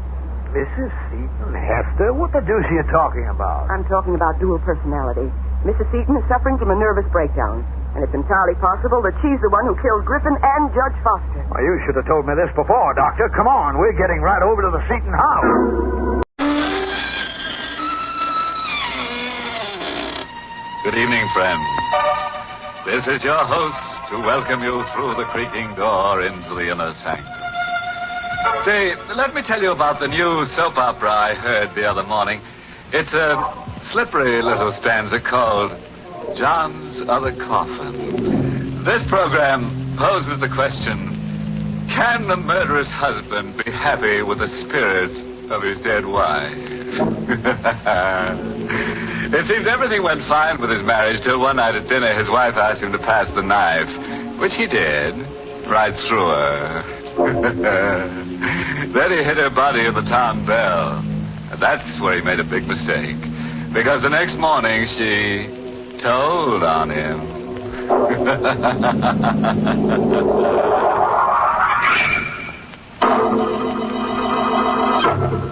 Tonight's Inner Sanctum Mystery, Only the Dead Die Twice, was written by Ed Adamson and Bob Sloan and stars Larry Haynes in the role of Johnny with Alice Reinhardt as Vera. Well, folks, sit right down and make yourselves uncomfortable. If you don't see any murder you want, just ask for it. Ready for tonight's cataleptic continuity? Okay, then. Let's get to Johnny Bryce as he tells his story. It all started only 4 hours ago when I put the wagon away for the night. Ask me how I took a job like that, driving the hearse? Well, ask me and I'll tell you I needed a job. Any kind. But it's a job you never get used to. All the time there's that box riding in back of you. 4 hours ago, I got out of the wagon and started to head for Joe's Grill. But I never got to Joe's. Hello? She was standing at the door. Even in the bad light of the garage, she did things to a dress that knocked your eyes out. So I picked up my eyes and looked again. I've been waiting for you. All your life? An hour of it anyway, Johnny. Hey, you know my name. Mm-hmm. Johnny Bryce. I know a lot about you. That puts you one up on me. I'm Vera Craig. I've got something that might interest you, Johnny. Vera, you've got plenty that interests me. I've got $1,000. See? Hey, that stuff almost looks real. It is real, and it's all yours, Johnny. All you have to do for it is use that hearse. What? There's a body I want you to take away. Whose body? Alex. And who is Alec? My husband. He's in our apartment. It's 23 Grove Street. Well, the parlor handles the orders. Why didn't you call them? I couldn't. Why not? My husband has been murdered. Oh. Then you call the cops. The cops like to know about things like that. I can't call the police. You see, I murdered Alec. You killed him? Yeah. I murdered my husband. You say that like you say, pass me the sugar. It wasn't hard. He was rotten mean. I'm not sorry. I've got to get rid of the body. All you have to do, Johnny, is to get it out of the apartment and bury it. Take it out? A dead body? That should be easy enough for you. I'm not touching anything dead. But you're used to death. It's around you all the time. Yeah, it's around me. That's the trouble. You think I like it? You won't do it for me. Not for anybody. Not even for this. I told you. Not even for $1,000. 1,000, Johnny. 10 $100 bills, see? Look, will you stop sticking that dough under my nose? You can do a lot with $1,000, Johnny. Will you stop it? Think of what 1,000 can do for you, Johnny. You say you don't like your job. I hate it. And you won't have to be sick with your work anymore. You can get away from it forever.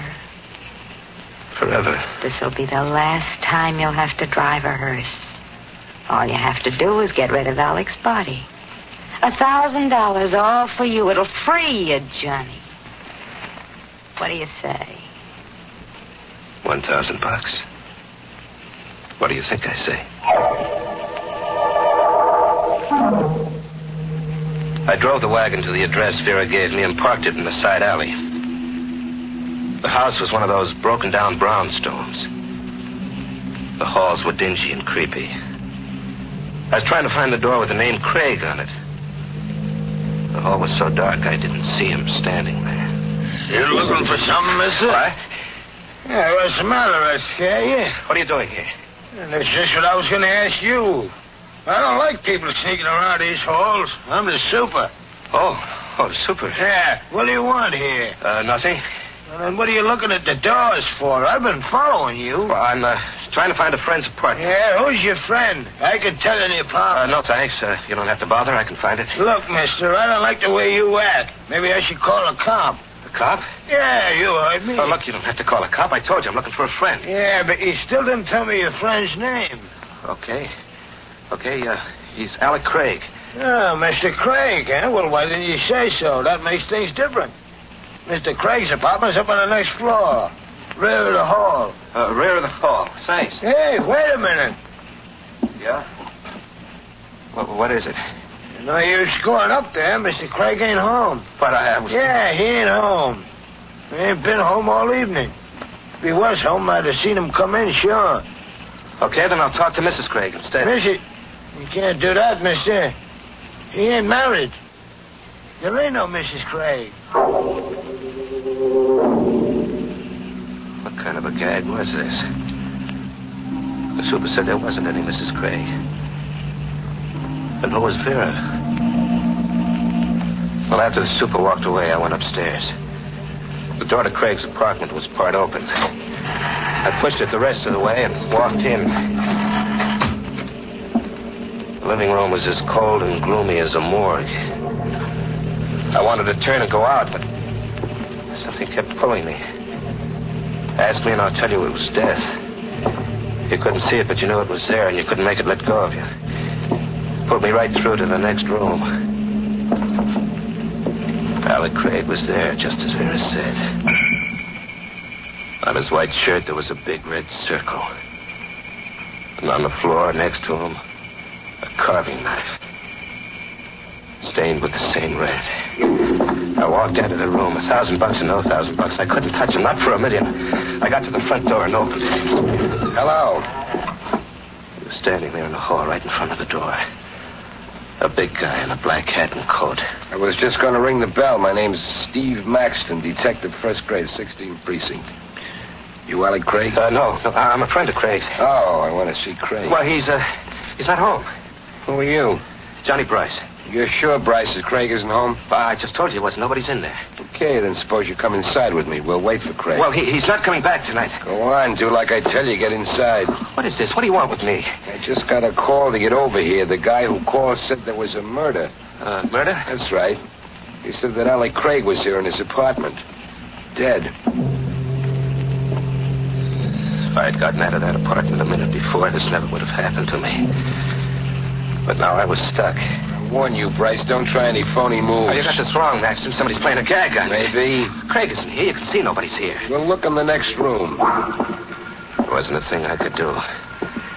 When we went into the room where Craig was, I kept my eyes straight ahead. I didn't want to look down and see him again. I guess you were right, Bryce. Somebody was playing a gag on me. It wasn't possible.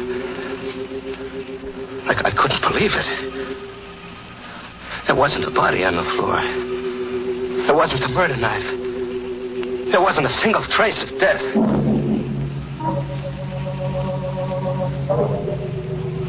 Maxton went out and left me there alone. I stood right on the spot where Craig's dead body had been.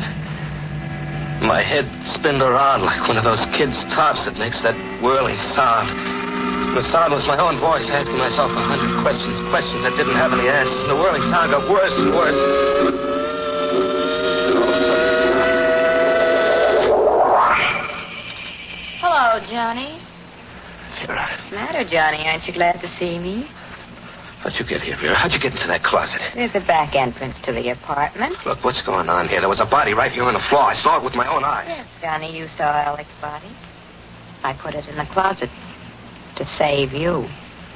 If that Detective Maxton had found it, then you'd be in trouble, wouldn't you? You said Craig was your husband. He was. You're a liar. The super told me Craig wasn't married. He wasn't your husband, was he?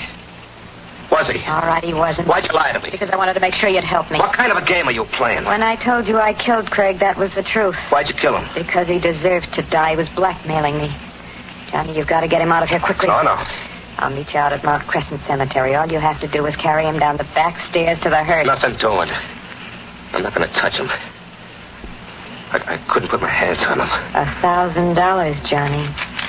It's still waiting for you. I don't want this $1,000 anymore. Here, Johnny, I'll give you half of it now. No. When you're finished out at the cemetery, you'll get the rest. No, I said. Here, take the $500. I told you no. Now, look what you've done. You only have to pick it up. I'm not going to pick it up. I don't want any part of your lousy dough. Keep it. The deal's off. Oh, no, Johnny. The deal isn't off at all. Not a bit. You're going to do exactly as agreed. Money or no money. You've got to. Now. No. What do you mean? You told me you spoke to the super. He saw you here. They'll find Craig's body if you don't take it out. So they'll find it, so what? That Detective Maxton, he knows you now, Johnny. The detective remembers a face. They're good at that. If Craig's body is found, you'll be blamed for the murder. Why, you dirty little... So that's it. Yeah, that's it. And there's nothing you can do about it, Johnny. Absolutely nothing.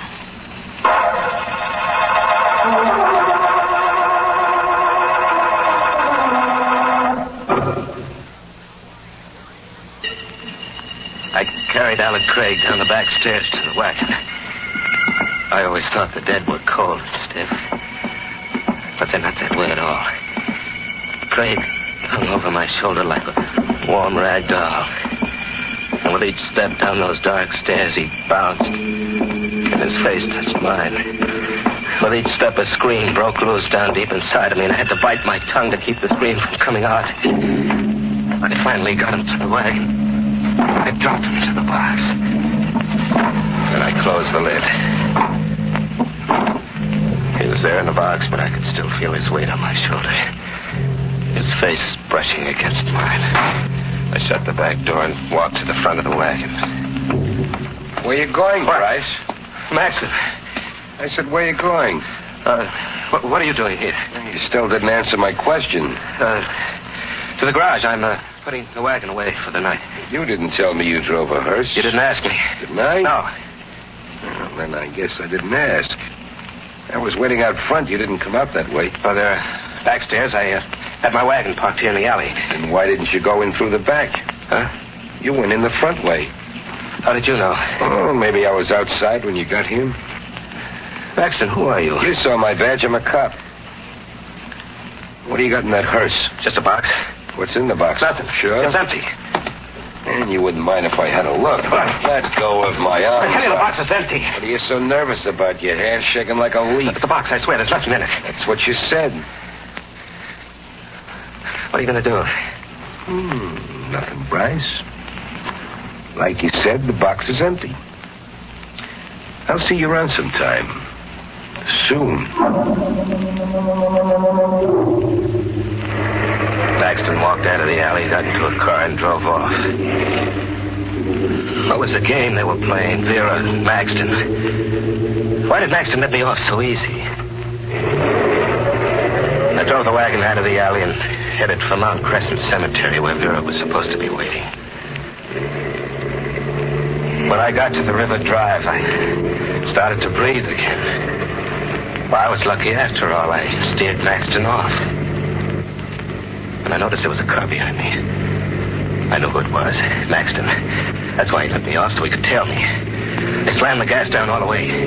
He stayed right behind, the same distance. There was a curve ahead. I ran to the turn and then cut off to the side of the road. I killed the lights and waited.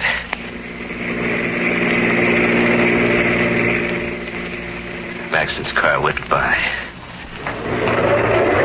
I got out of there fast and took a back road for my date with Vera at the cemetery.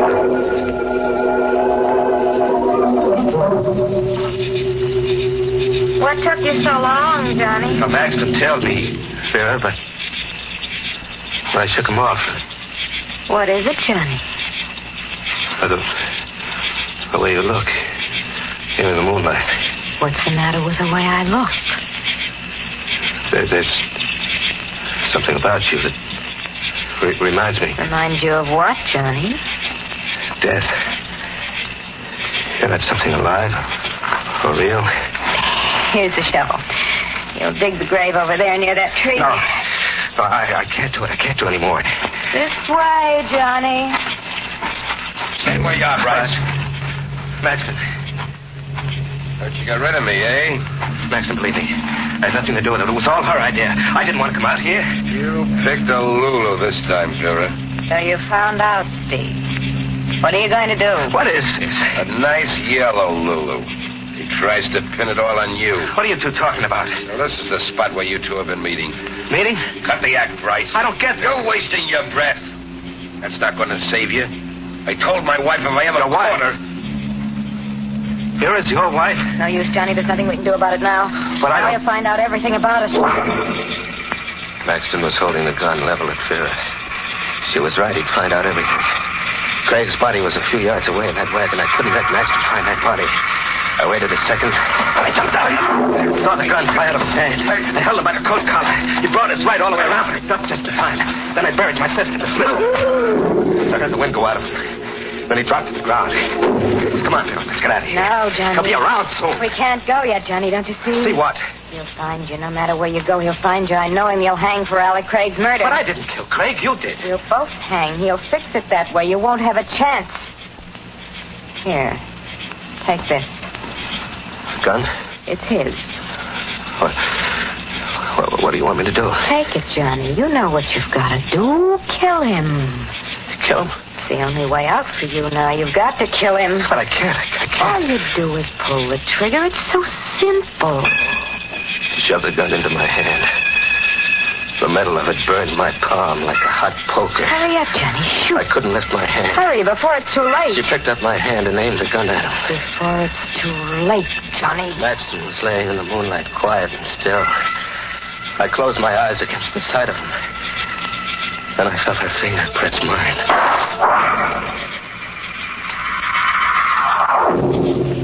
I buried Maxton. All the time I shoveled, Vera stood there watching. That same devil's smile on her face. After I dug another grave, I went back to the wagon to get Craig's body. I opened the little box and reached it. Vera! I sat there in the dark of the wagon, my brain not believing what my hands touched. The insides of the empty box. Vera! She didn't come. I got out of the wagon and started for the grave. Vera! Vera, he's not here, but... Vera's gone, Bryce. What? It was Craig. Alec Craig. Standing right there in the path in front of me. She's gone, Bryce. Hey, you're dead. I put you in the box. You're dead. Here, Bryce, touch my hand. No, stay away from me. Touch me, Bryce. Feel how dead I am. Don't you come near me. You don't have to be afraid, Bryce. I'm not dead, not really. You are. She killed you. That blood on your shirt, that's where the knife... blood? Yes, I admit it is realistic. But it's only a combination of red ink and grease. But it did get the effect Vera and I wanted. You really thought I was dead. You're such a chump, Bryce. Why did you do this to me? Why me? We had to get her husband out of the way. We wanted him dead, but only a chump commits murder. A chump you can buy $1,000 or with fear. You're having a good time, okay? Oh, terrific. You're not going to get away with this. No? What are you going to do about it, Bryce? Go to the police? Tell them the story? Sure. You do that. Tell them how you held the murder gun, how your fingers squeezed the trigger. She made me tell that to the police, Bryce. Tell them, and let me know what they say. I'll be waiting to hear about it. He walked down the path, laughing at me. Me, the prize chump of them all. Well, this chump had one idea. One good idea that was really going to kill him. I started the wagon and headed it down the path. I caught Craig in my headlights. He turned. That hyena's smile was still on him. Then when he saw what I was going to do, the laugh dropped off his face. He jumped to the side of the path and ran up the hill. I drove right up after him. He twisted and turned, but I didn't let him out of the headlights. He was just getting to the tomb at the top of the hill when I stepped down all the way.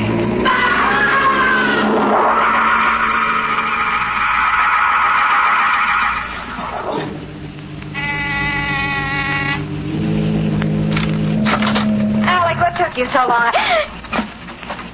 Hello, Vera. Johnny. What's the matter? Aren't you glad to see me? What are you doing here? We'll talk about it inside. There's nothing to talk about. I said I'm coming in. Get out of here. It's no way to treat an old friend. Craig told me all about it. How you framed me into the murder. Of course he told you. It was all my idea. Cute idea. Told you before, there's nothing we have to talk about it, so you might as well leave. You're expecting Craig, is that right, Vera? None of your business now. Either you get out... Craig won't be here. What? He couldn't make it, Vera. On account of he's dead. That's right, good and dead. You should have heard him scream when the wagon hit him. You should have heard him, Vera. You're lying. You wouldn't do a thing like that. You're not a murderer. Sure I am, Vera. You made me a murderer. Remember this gun, don't you, Vera? Johnny, listen. All you do is pull the trigger. It's so simple, remember? Johnny, that's $1,000. Oh, yeah. I have 1,000. This is where I came in. You can have it now. I do a lot with $1,000. Right, Johnny, that's right. You can get away from everything you hate. You won't have to be near death anymore. You can be free of it forever. The phone. What are you... It's 1,000. Is it still all there, Vera? Johnny, yes, all of it, and it's yours now. You've earned it. Operator. The police. Yes. Johnny, what are you doing? Why are you calling... Hello? My name's Johnny Bryce. I want to report a murder. Oh, you crazy fool. They'll hang you. The one who was killed? Her name is Vera Maxson. No. The address is 23 Grove Street. The killer? Sure. His name is Johnny Bryce. No, Yeah, that's right, me. Oh, I'll be waiting right here for you. Johnny, don't do it, please. You can have 1,000. Even more, 3,000, Johnny. 5. Listen, Johnny. Even more than 5. I'll get you as much as you want. Anything. Johnny, stop.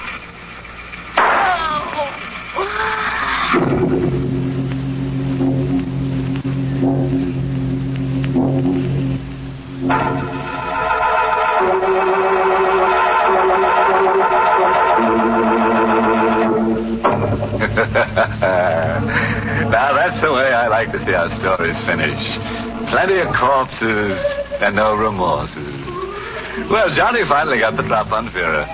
But you should see the drop the hangman got on Johnny. Say, there's a moral in tonight's tangy little tidbit.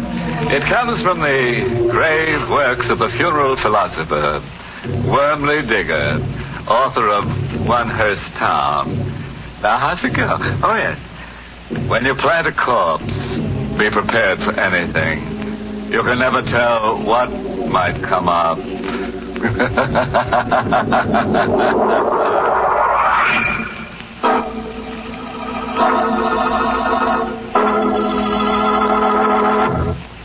Good night.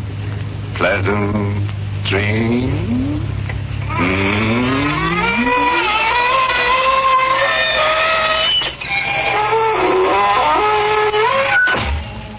Inner Sanctum was heard in the United States over CBS, the Columbia Broadcasting System, and has been rebroadcast for servicemen and women overseas through the facilities of the United States Armed Forces Radio Service, the voice of information and education.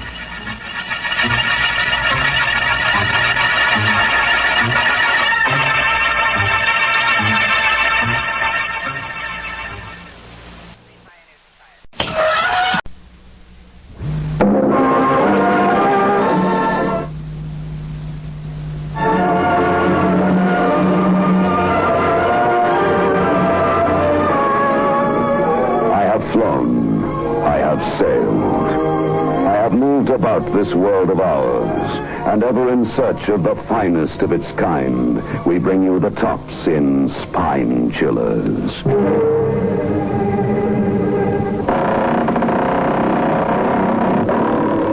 The creaking door.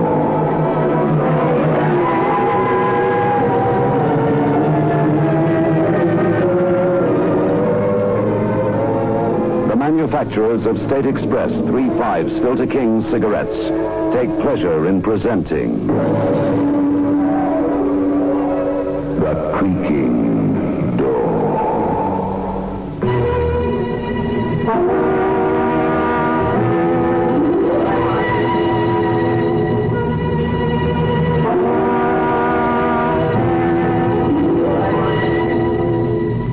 Good evening, friends of The Creaking Door.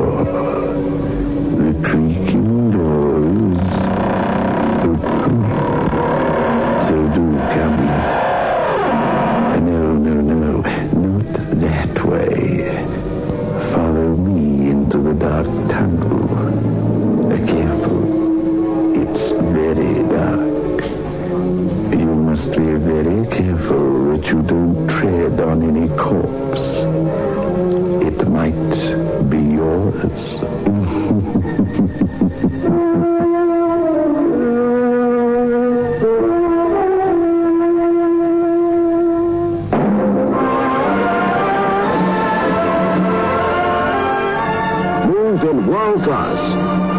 taste of new smooth State Express 3 5s today. We promise you, it's the smoothest cigarette you can get.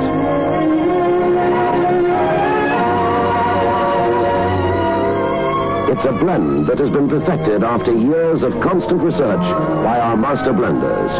And the recent development of an entirely new process which gives you an even smoother 3-5 smoke. We promise you, it's the smoothest cigarette you can get. Move in world class. Get the taste of new, smooth State Express 3 5s today.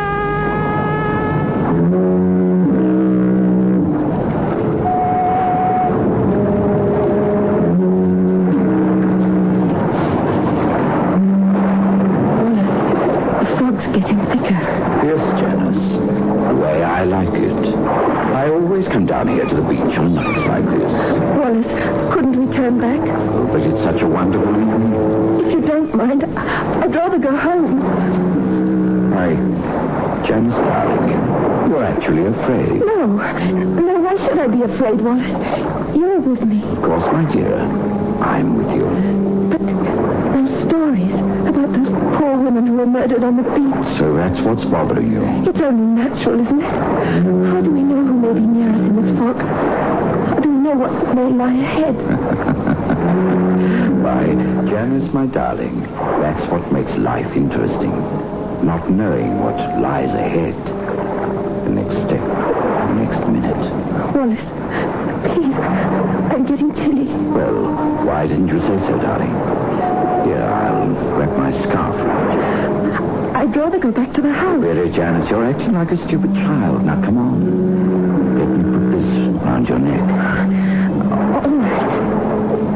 There. Now, I'll wrap it good and tight so you'll be warm. Wallace, please. What's wrong, Janice? Did you think I was going to hurt you? No. Well? I just noticed. My bag. Your bag? What about it? It's gone. Are you sure you had it with you, my darling? Yes, positive. I must have dropped it somewhere along the beach. Well, we'll look for it in the morning. It may be gone by then. I had a pin in it, the diamond pin my mother left me. Why do you lie to me, Janice? Lie? I didn't lie. That pin you're talking about. It's there on your dress now. Oh, so dear, I'd forgotten. I don't know what's wrong with me tonight. It's my nerves. Well, perhaps we should look for your bag after all. If you don't mind, Wallace, I'll wait here till you come back. But I wouldn't want to leave you alone, my dear. Here in the dark and the fog. Your nerves, my dear. Oh, I feel much easier now. I'm not afraid. Very well.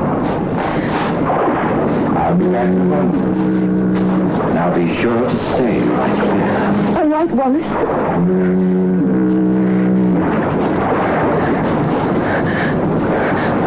Wallace? Is that you? I thought you went the other way. Wallace? Why don't you answer me? Please, Wallace.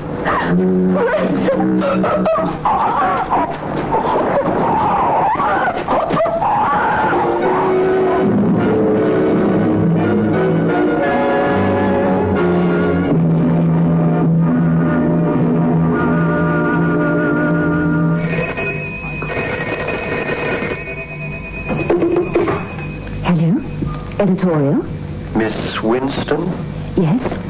You're the one who wrote those articles about the Strangler? Yes, that's me.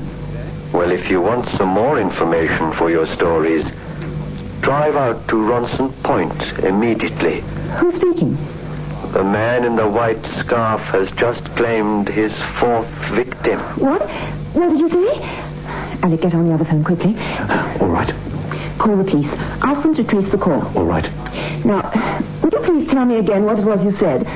Are you saying that another murder has taken place? Hello? Hello? Oh, don't bother about the call, Alec. He hung up. What's it all about, Dottie? The Strangler in the white scarf. What? The man on the phone gave me a tip on the 4th victim. It may be a crank, but I'm going to make sure. Ronson Point, he said. Dottie, you can't go out there, but don't you realize that it might have been the Strangler himself who telephoned you, wanted to get even with you for the stories you wrote? Yes, Alec.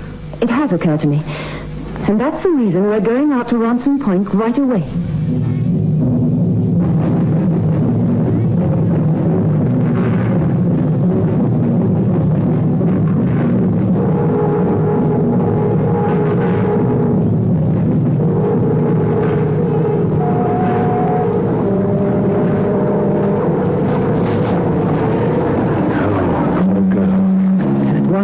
After all, it must have been the Strangler. Look, Dottie, a white scarf tied around her neck, strangled the same way as the others. We'd better call the police. Yes, Alec, we'd better. The same pattern. Perhaps Dr. Hirschman was right after all. Who's Dr. Hirschman? A psychiatrist. He has a theory that the Strangler either visited or read a great deal about northern India. India? Well, what's that got to do with murders? Many years ago, there was a caste who killed their enemies by strangling them with strips of white cloth. The cloth was knotted and pulled in the same manner as that white scarf around the woman's throat. Just a moment. Over there. Where? Behind that row of trees. I thought I saw something move. Something white. Oh, Alec. I'm not sure, but we're not taking any chances. Come on. Alec, this isn't the way to the car. I know. Then where are you taking me? That light over there, through the bushes. Into the house? Yes, perhaps. Let's run for it. That strange sound. I wonder what it is. I don't know. It seems to be an animal of some kind. Never heard anything like it before. That's my pet tiger. You live here? Yes, with my brother. We're looking for a telephone now. I'm Dorothy Winston, a reporter from the Tribune. I don't care where you're from. You're trespassing on private grounds. You'll please leave immediately. But someone's been murdered. We found her body on the beach. You will do as I told you. Get off these grounds. My brother is ill. Much too ill to be. Wallace! Wallace! Go back to the house, Ralph. Oh, Wallace, I've been looking for you. Where have you been? You know very well I've been out here feeding the tiger. I thought perhaps you went back to the place where the... You shouldn't be out here. You know what the doctor said about the night here. Now go back to the house. But who are these people, Wallace? The young lady is a reporter, Ralph. A reporter from the Tribune. I'd like to use your phone, but your brother won't let me. I didn't want to disturb you, Ralph. I won't be disturbed. Then I suppose it's all right to make the call now, Mr. Grimsdale. Very well. We'll take you to it. Come along.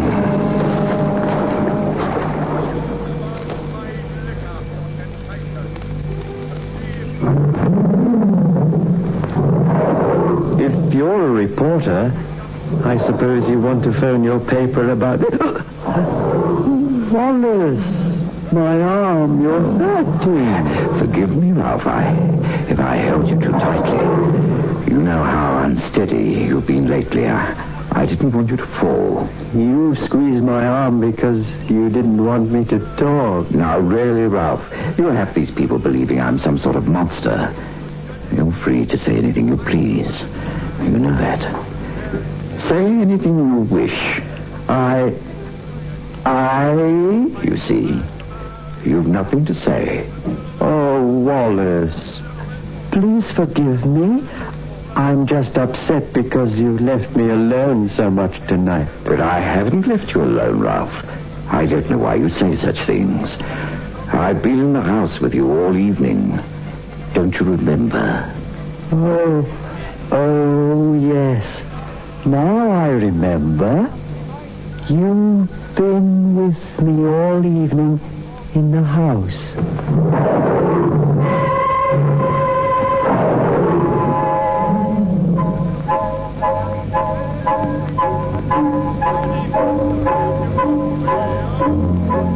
All right, Ralph. I think you're strong enough now to take these people to the phone. I'm going to go outside a while and finish feeding my pet. Yes, Wallace. This way, please. You go with this gentleman, Alec. But Dottie... Please, Alec. Telephone for me. All right, but hurry.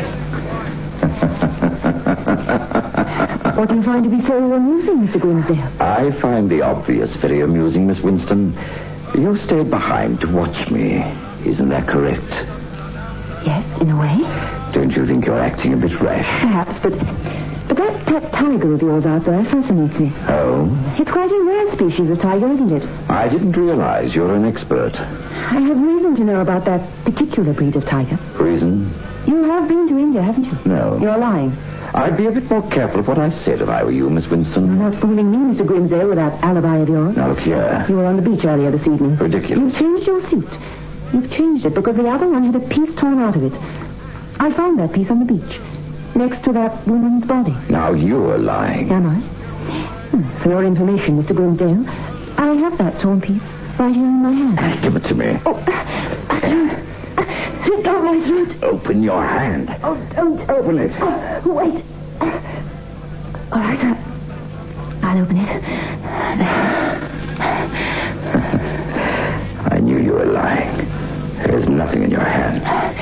Of course not. But I found out what I wanted to know. No? What are you talking about? The way you knotted my scarf, Mr. Grimsdale, and the way you tightened it around my throat. That's all I wanted to know.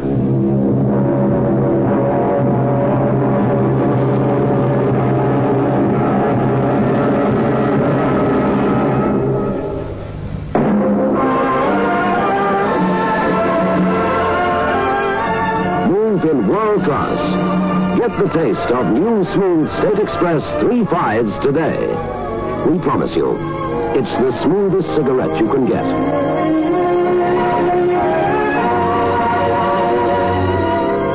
It's a blend that has been perfected after years of constant research by our master blenders. And the recent development of an entirely new process which gives you an even smoother 3-5 smoke. We promise you, it's the smoothest cigarette you can get. Move in world class. Get the taste of new, smooth State Express 3 5s today.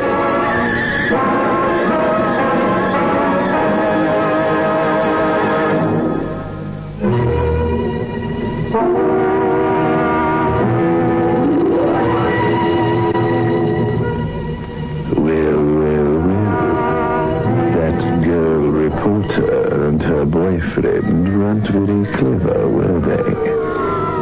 As they say in the classics, a torn suit on the beach is worth 2 in a tiger's cage.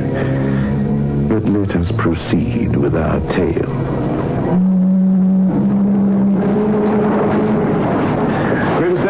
What are you doing here? Looking for you. I suppose it's your turn to keep tabs on me now, is it?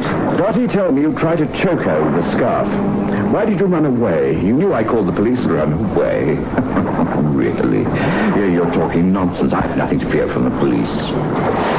Where do you think you're going? I'm going back to the house to tell no news. What news are you talking about, Grimsdale? The fact that you and Miss Winston are outrageous liars. What? I looked all along this section of the beach. I found no trace of a woman's body. You're just saying that. It's a trick you're trying to pull. The body's over there by those rocks, and you know it. Lying, am I? Then go and see for yourself. I will.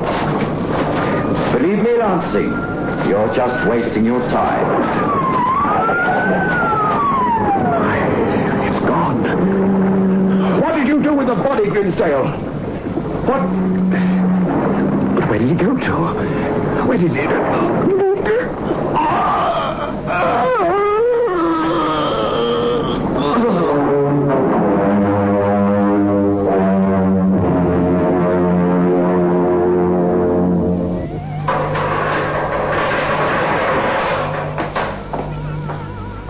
Well, Miss Winston, how nice of you to visit me here in my prison cell. You seem very much at ease, Mr. Grimsdale, for a man who has so little time to live.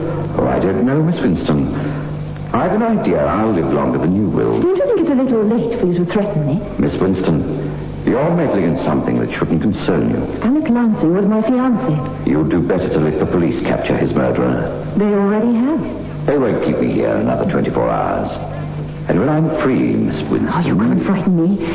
Janice Craig's body was found this morning in a clump of bushes. Very interesting. All right, Grimsdale. You can go now. But you can't let this man go. Now, look, miss. I've got my instructions. This way, Grimsdale. Just a moment. Oh, you have something else to say, Miss Winston? I haven't given up, Mr. Grimsdale. I proved that you murdered Alec and the others. It's the last thing I ever do. I see. Well, Miss Winston, who knows? It might very well be the last thing you will ever do.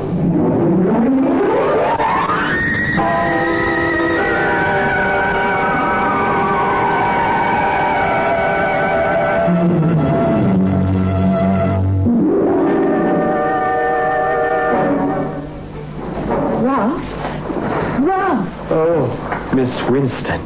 Thank heavens you're here. I was afraid you wouldn't come.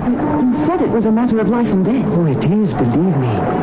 My brother Wallace lied to the police, and he made me lie for him, too. What do you mean? He told you and the police he was in the house with me all evening, but he wasn't. I was the one who telephoned you that night. I thought it was your voice, but I wasn't sure. Go on. Wallace was out with Janice that night. I saw them walk toward the beach. Why did you call me instead of the police? I was afraid to call the police. Afraid of what Wallace might do to me. I see. He'd kill me if he thought I was talking to you like this. But I just had to tell someone. I just had to. Did your brother tell you why he wanted you to lie to him? Yes, but I didn't believe him. What reason did he give you? He said he had nothing to do with Janice's murder.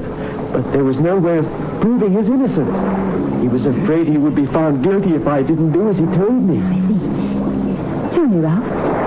Your brother's been to India, hasn't he? Why do you ask me that? Please answer my question. Yes.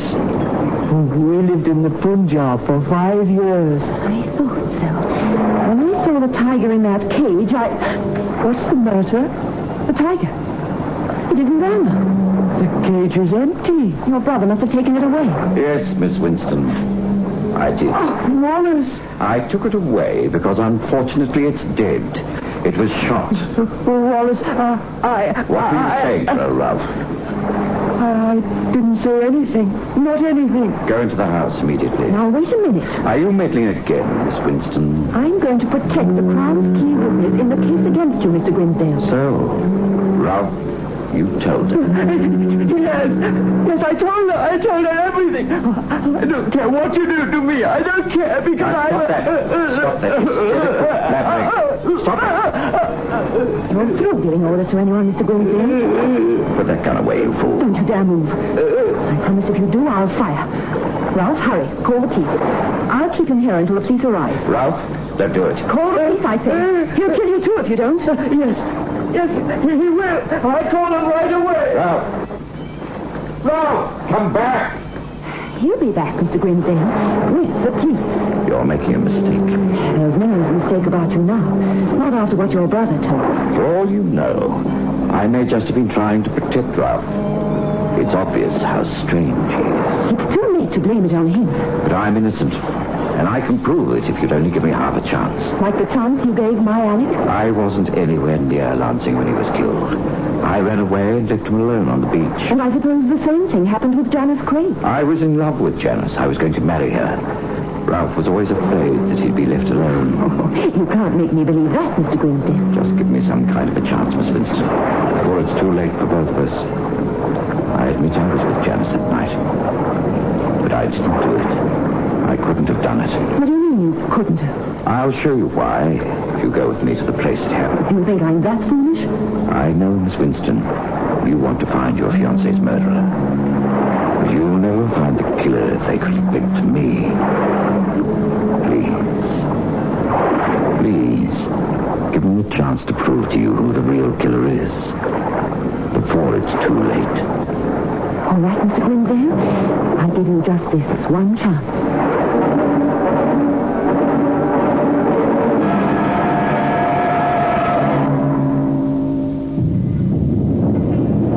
Janice and I were standing just about here on the beach. Yes, go on. Janice was frightened. She had good reason to be. Please. You said you'd give me a chance to explain. All right, continue. But remember, I'll fire this gun on the slightest provocation. Janice had just made mention of the mysterious Strangler.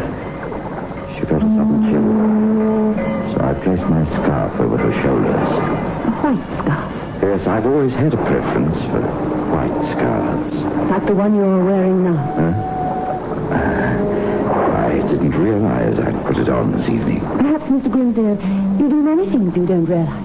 You think I'm insane? You don't have much time left, Mr. Grimsdale. Go on with your explanation. Well, as I said, I took off my scarf and placed it over Janice's shoulders like this. No, you don't. But Miss Winston... Get your hands away from me. But I... Put that scarf back where it is. Very well. But I only wanted to show you what happened. I knew it would be something like this, Mr. Grimsdale. I knew you wanted to get me down here on the beach so you could kill me like you did the other 5 people. No, Miss Winston, that isn't the reason. Out of those 5 people, Janice was the only one I knew. I couldn't possibly have a motive for killing the others. They were total strangers to me. Psychopathic murderers very often kill without motive. Yes, I know. That's why I wanted to tell you about Ralph. A person like him might kill only for the thrill it gives him. Do you have anything more to tell me? Yes, just one more thing. Janice told me that she'd lost her bag. I started back along the beach to look for it. Yes? It was difficult finding anything because of the fog. I went about 100 yards. Yes? Then I gave up the search. I returned here and found Janice strangled to death with my scarf. I returned to the house immediately because I knew I'd be blamed for the... Wait. What is it? Over there, beside the rocks. It looks like a woman's handbag. Come on. It is a bag. It's Janice's missing bag. You'd better pick it up, Miss Winston. No, you pick it up. You still don't believe me? Pick it up, I said. All right. I will. I don't know why you don't trust me now. You have the gun and nothing but...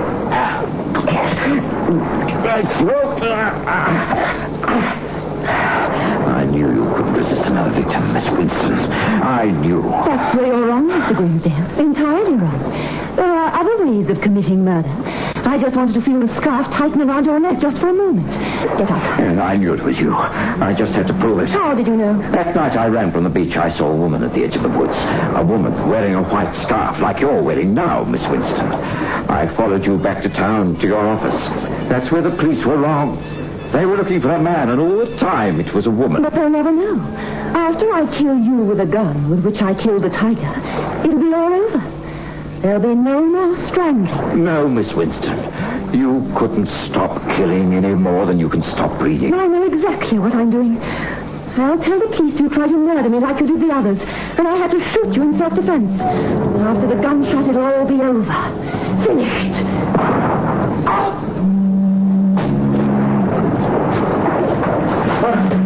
I had to wait, Wallace, until you'd moved out of the line of fire. She's dead. Yes, Ralph. Just as she said. After the gunshot, it will be all over. Completely finished. Let's go back to the house.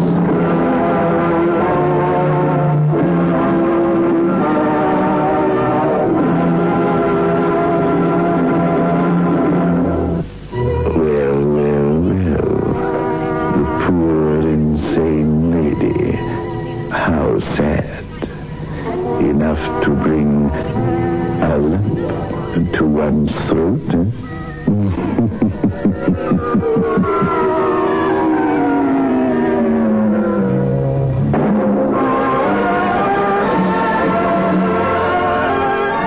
Move in world class. Get the taste of new smooth State Express 3.5s today. We promise you, it's the smoothest cigarette you can get.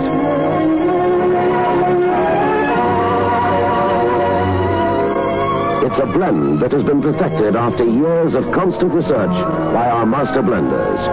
And the recent development of an entirely new process which gives you an even smoother 3.5 smoke. We promise you, it's the smoothest cigarette you can get. Move in world class. Get the taste of new, smooth State Express 3.5s today.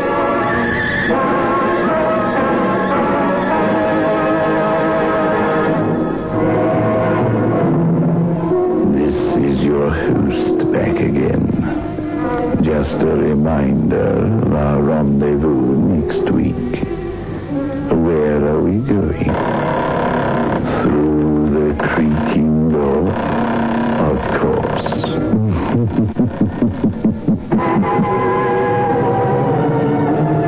The manufacturers of State Express 3.5 Filter King cigarettes invite you to listen next Saturday at 9 o'clock when they will again present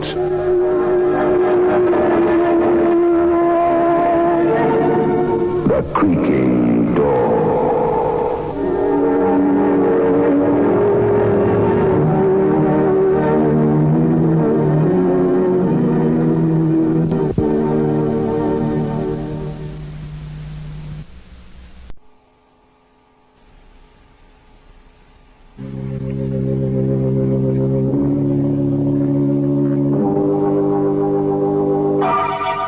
Inner Sanctum Mysteries.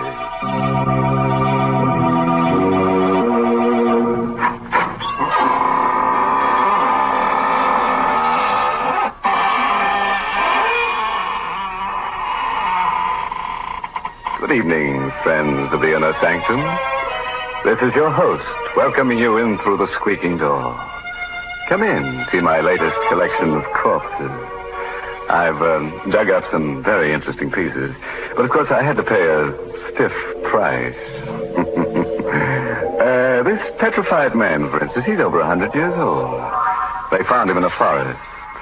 That's right, aged in the woods. My goodness, do you expect folks to believe nonsense like that? Oh, but it's true, Mary. Look over here at this artist model. The last time she posed for a sketch, she was drawn and quartered. The artist wanted to paint her with her head in her hands, but he didn't have the nerve to axe her. So he sawed her in half. What an imagination you have. You don't believe me. All right.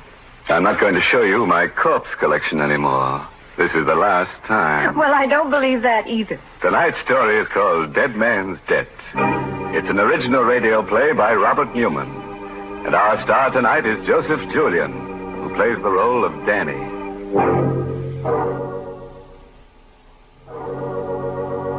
The corner cell in the courthouse jail.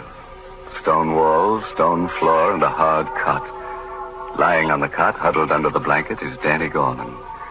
His eyes are closed and his breathing is regular. But even he is not sure whether he's asleep or awake. For he's listening to a voice.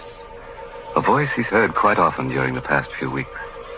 And a voice he shouldn't be able to hear. A voice of a dead man. Are you sleeping, Danny? Don't. It's a waste of time. A real waste. You'll be sleeping for a long, long time, very soon. When you're dead like I am. No. Yes, Danny. Did you think you were going to get away with it? You won't. You'll pay. And soon. No, I said no. Shut up, will you? What's the trouble in here? What are you making all that racket for? Better pull yourself together and get moving. Waiting for you downstairs, court's in session. All right, don't rush me. I'm coming. I'm not rushing you. Sure glad to be rid of you. Glad you won't be coming back here again. What? What do you mean? They'll wind up your case this morning. Hand down a verdict before lunch. 2 to 1, they do it without leaving the jury box. And 10 to 1, it's guilty.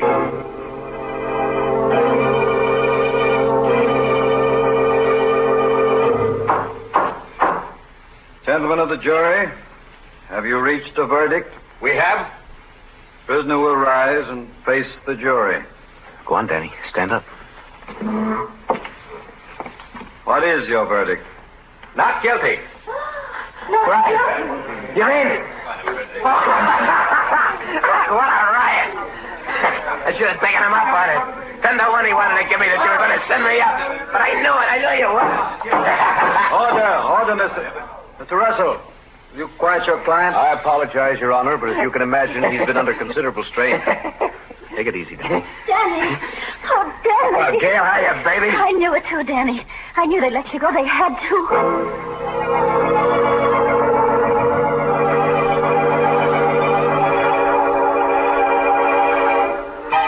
Hope you don't mind coming here to celebrate. It's not very fancy, but, well, this is where they picked me up, put the cuffs on me. I'm kind of sentimental about it. Perfectly all right.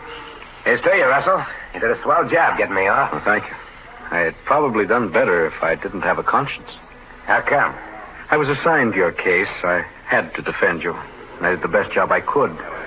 But it was a little hard to put my heart in it when I knew you were guilty. Not of the murder you were charged with, but another one. What?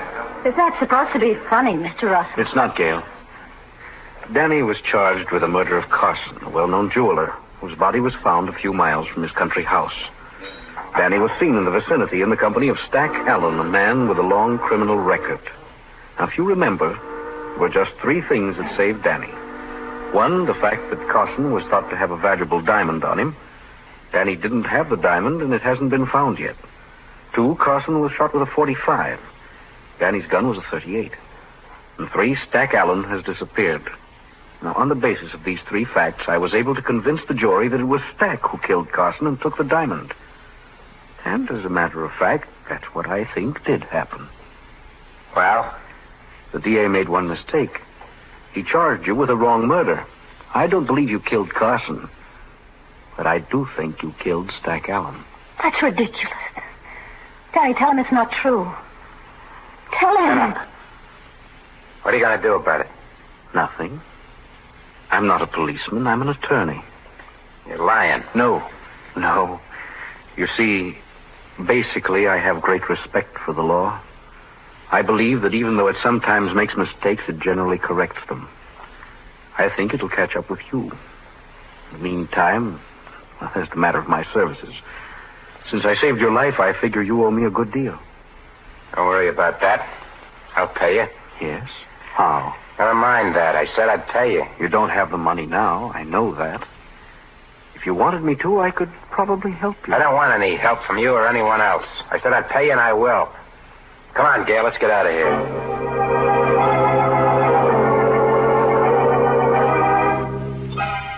you sleeping again, Danny? That's a mistake. A waste of time. You'll be sleeping for a long, long time when you're dead like I am. Stack, no, leave me alone. I can't, Danny. Not until you pay for what you did to me. And you will pay for that. And soon. Who's that? Who's there? It's me, Danny. Gail. Oh. Okay, just a second. Hello, Danny. Hi. Starting to get a little worried about you. You all right? Sure, I'm all right. What is there to worry about? Well, it's been a week since I saw you. I've been hearing things. That you were hanging around with the old gang again. With Frankie. So what? You mean it's true? Danny, you shouldn't.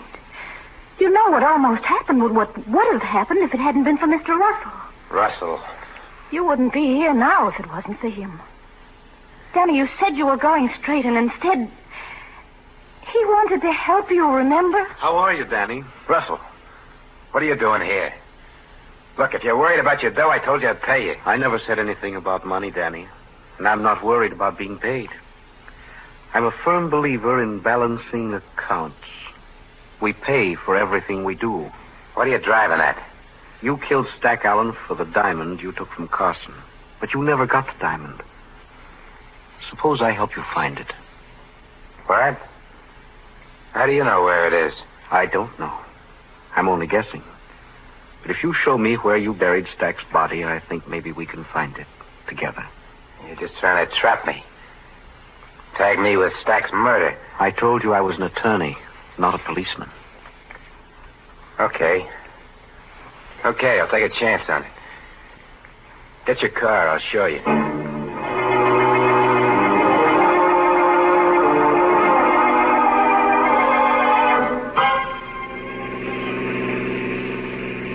Go easy now.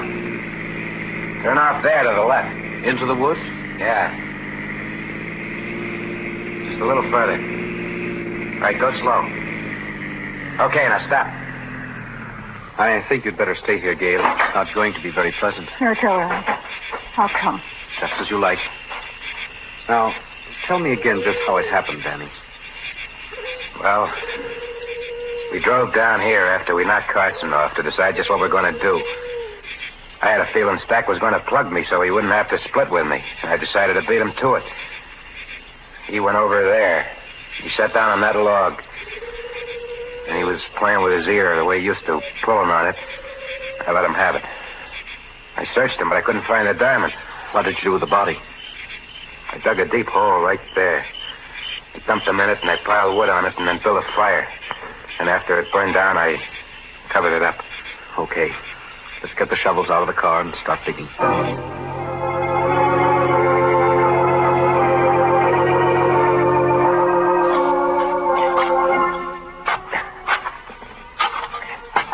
Hey, my shovel hit something. I think it's him. Gail, will you go back to the car? No, I'm going to stay.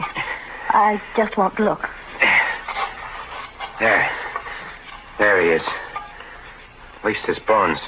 Put your shovel under his skull and lift it carefully. Hey, the diamond. The diamond's lying right underneath him. How did you know? I didn't. I told you I was guessing. You saw him take it from Carson, knew he had it with him, but you couldn't find it when you searched him.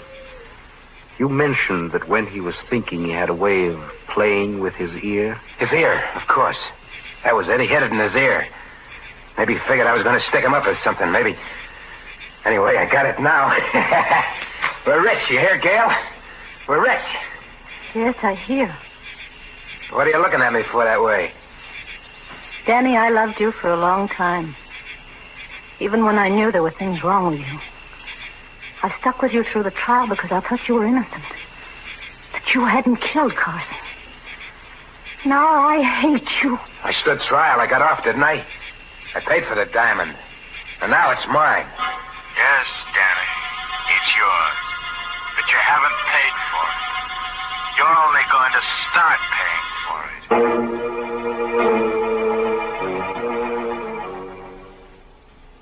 And now, friends, back to the story of Danny Gorman, who was tried for the wrong murder and who's found, so far at least, that crime does pay, and very nicely, too.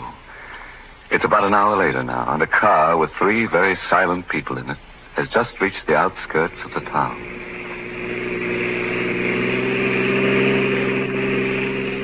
What's the matter with you two, anyway? What are you sitting there like a pair of mummies for? Why don't you say something? I said everything I had to there in the woods, Danny. I've got nothing to say. No, nothing at all. Don't try and pull a lily act now, Russell. Don't forget, you're in this as deep as... Hey, wait a minute. Stop right here. Yeah, that's right. In front of that hock shop. Where are you going? Inside to see a friend. Might just as well get the dough to pay you off right now. And I won't have to listen anymore to your double talk. Hello, Finney. Well, Danny. Haven't seen you in a long time. And I didn't think I'd ever be seeing you again. How come? Yeah, I thought that anybody who'd just beaten a murder rap would have sense enough to keep in the clear. Not get mixed up with anything hard. Or is this a social visit? Not exactly. Take a look at this. It's a very nice diamond. Very nice indeed. What's it worth? Well, you really want to know what it's worth? You want to know what I'll give you for it? What's the difference? A great deal. It's worth, let me take another look at it. Yes, it's worth $10,000, maybe $12,000. I'll give you $2,000 for it. What? Why, what's the idea? It's very simple, Danny. You were tried for Carson's murder, and you got off because you had a good lawyer and because there wasn't enough evidence. But if you were tried again, right now, you wouldn't do so well. Because this is the very best kind of evidence right here. You see, I happen to know that this is Carson's diamond. Yeah? Yes, Danny. That means that you wouldn't dare take it to anybody else. It wouldn't be wise for you even to take it out of this shop. And that's why it's very generous of me to offer you $1,500 for it. $1,500? But you just said... Okay, Finney. Take the diamond, give me the dough. That's very sensible of you, Danny. Come back tomorrow about the same time. Nothing doing. I'm taking a powder out of town. I want the dough right now. All right, Danny. Wait out there, and I'll get it for you.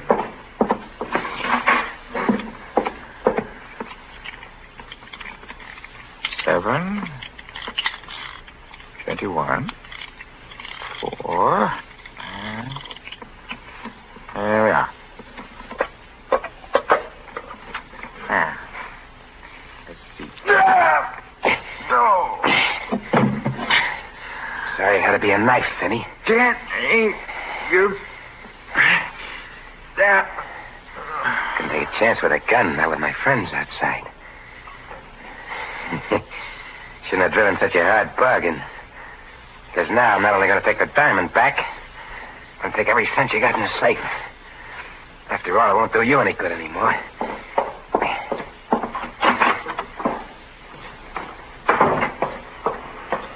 All right? Yeah, let's get going. You seem quite pleased with yourself. Why shouldn't I be? Get rid of the diamond, and I finally got my hands on some real dough. I can pay you off now. What do I owe you? I told you, Danny. A great deal. Your life. Okay, don't build it up. What do you want in cash? I never said anything about money, Danny. There is something I want. When the right time comes, I think I'll get it.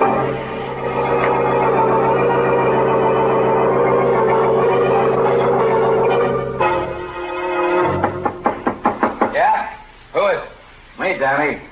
Frankie. Oh, just a second.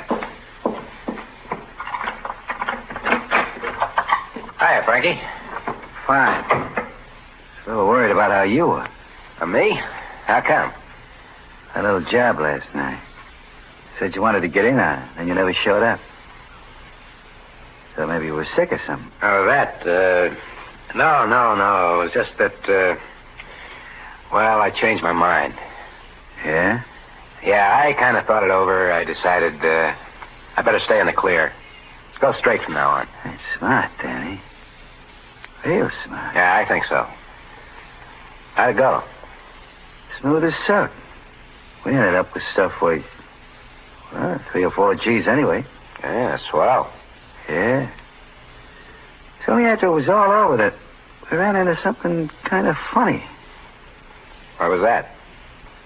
Well, the stuff was kind of hot, and we thought we ought to unload right away, so we went down to Finney's. You know, the fence. Yeah. We got there, it didn't seem like there was anyone around. I took a gander in the back room, and you won't believe this, but the safe was open. Cleaned out. There was Finney, dead. What? Well, you have any idea who did it? I don't know. He'd been knifed. Whoever got him left in such a hurry they forgot to take the knife with them. I got it right here. Well, let's see it. No, don't touch it, Danny. You might get your fingerprints on it, and that'd be bad. I said don't touch it. Don't try any monkey tricks or I'll bash you for keeps. So you were going straight, eh? You mealy-mouthed double-crosser. Where's the diamond?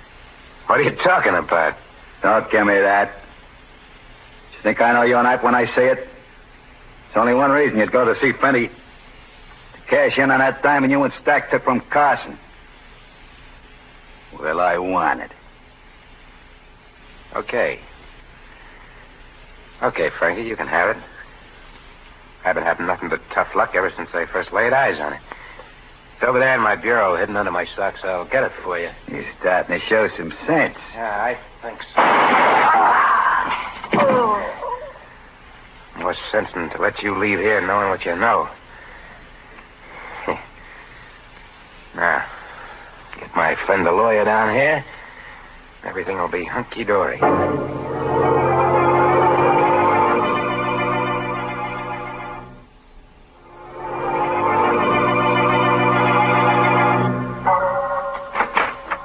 You sure got down here fast, Russell. Hey, what's the idea? Bringing Gail with me? I thought she might be interested in anything you might have to say to me. You said something about another case? Yeah. Look over there, in the corner. Oh. Frankie Ring. And he's dead. You killed him? Yeah. It was self-defense. So he came down here to get me to go out on a job with him. I told him I wouldn't, that I was going straight, and he pulled a gun. There it is in his hand. See? I got my own rod from the bureau, and, well, that was that. Sound okay? Fine. You know, it ain't going to be easy, I know. Me coming up for a second murder rap. But you can get me off. I got plenty of dough this time. I can really pay. The thing is, what do we do first? We don't do anything, Danny. There are a lot of things you can do. My suggestion is that you call the police. Give yourself up. What? You mean you're not going to take this case? No, Danny. Why not? You fought it for me the last time. Yes, Danny, and I told you why. I was assigned the case, couldn't turn it down. Besides, you were being tried for the wrong murder. But this time it won't be the wrong murder. It'll be the right one. This is the one I said was finally going to catch up with you. I see. Is your car downstairs by any chance? Yes. Why? I'm starting to feel a little restless. Let's go places. Go ahead, march. Danny, what are you going to do? Are you kidding? You know about Stack and about Freddie. Somehow I don't think I'd sleep so good knowing that you knew. But besides that, there's one more you don't know about, Finney. I got him yesterday while you were waiting in the car. After your first three, they started to come easy, even dames. We're going to take a little ride together. But I got a feeling we're not all of us coming back.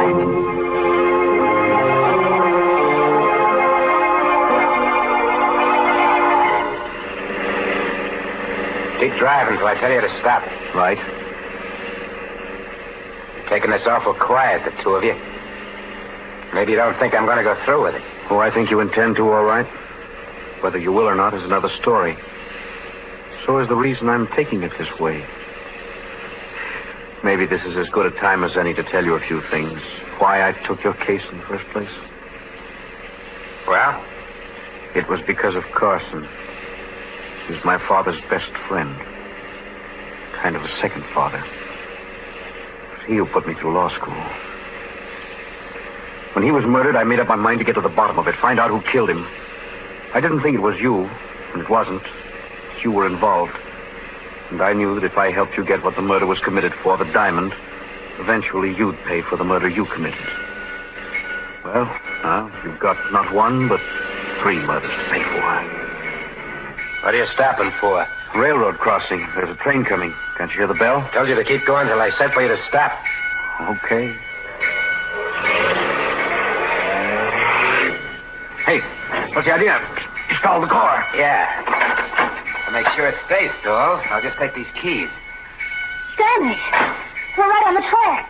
Yeah, this is it. You fell in love, see? You ran away together, smacked into the train. Now, don't try to do it. They're locked. I'll just wait over here and make sure everything goes the way it should. Well, Gail? Somehow I'm not frightened. And I don't care. Hey, my foot! My foot! It's caught in the train! It's not coming down your track. It's coming down this one! Hey, Russell!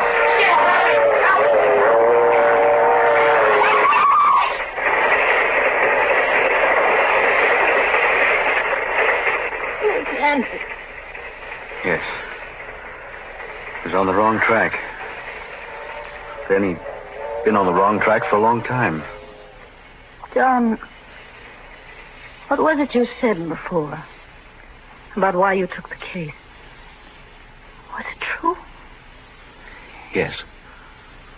You always talked about payment, about something you wanted.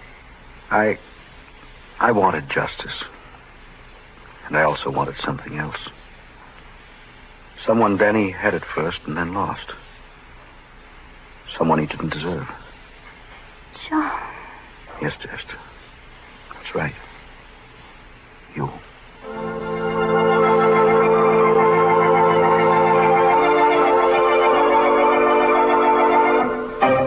Say, what is this anyway? Inner Sanctum or Love's Old Sweet Song?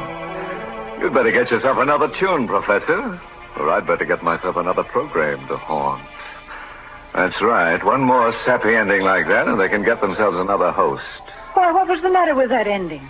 I thought it was the nicest one we've had this year. I thought it was sweet the way those two people discovered they loved each other. Listen, Mary, there's only one kind of sweet stuff that goes on this program, and that's sweet essence of cyanide.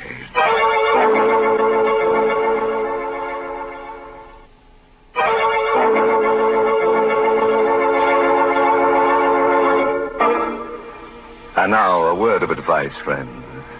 Don't let tonight's story, all this business about dead men's debts, prey on your mind too much.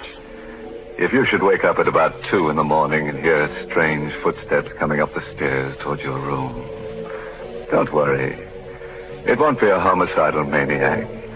It will probably be the ghost of a bill collector coming to collect IOU.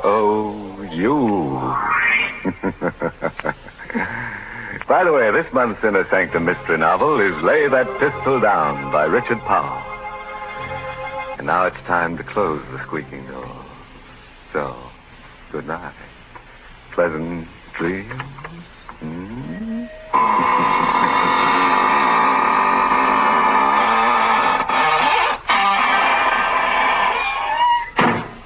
This is CBS, the Columbia Broadcasting System.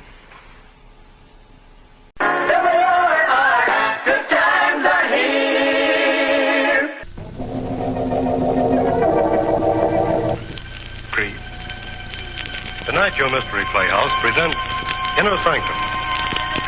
Mr. Holmes, the door.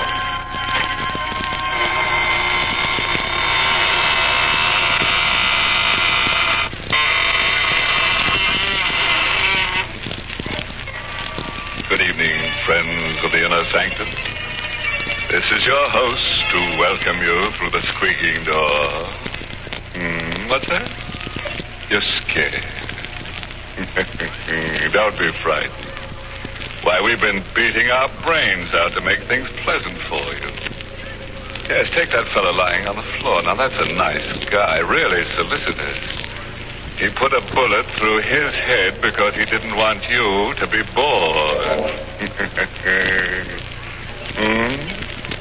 Oh, you don't like that pretty lady hanging from the chandelier? Well, we'll fix that. We'll cut her down and nail her to the wall. Then she'll be a pin-up girl.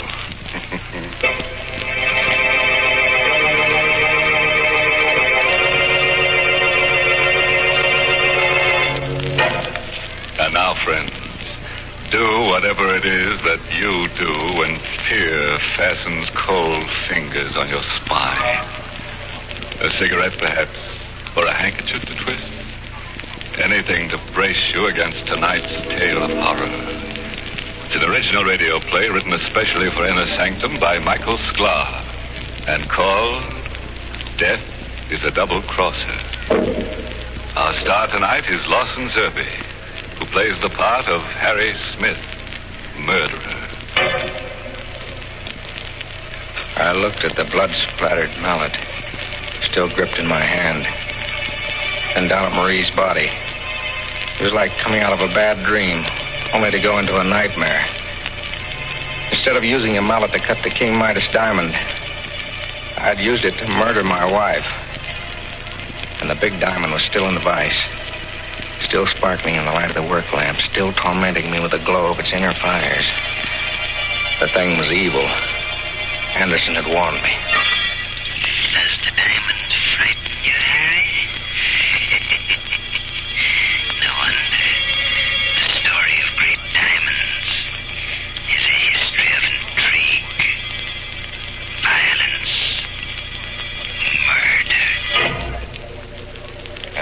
was right. My luck had been all bad ever since I came to his house. It was one of those old New York brownstones. Big enough for several families, but only 2 people were living there when I came. Anderson and my wife. Marie was working as his housekeeper, and she gave me the layout. He's about 70 years old, Harry. He lives all alone here. It's perfect for you. No family? No wife, no children, no friends. He never goes out except on business, and no one ever comes to see him. Sounds good to me, Marie. Good. It's perfect. I'll tell him you just got out of the Army. He won't ask questions. He'll never find out you were in prison. What does he do for a living? He's a diamond cutter. A diamond cutter? You don't say. He was famous once. Diamonds? He doesn't cut little ones, Harry. Only the great big diamonds worth thousands of dollars.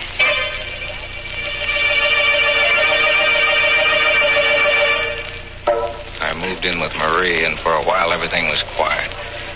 I didn't mind the quiet after that 5-year forgery rap in Sing Sing. Then one day the peace and quiet ended. I met old Anderson on the steps going down to the street. Good morning, Harry.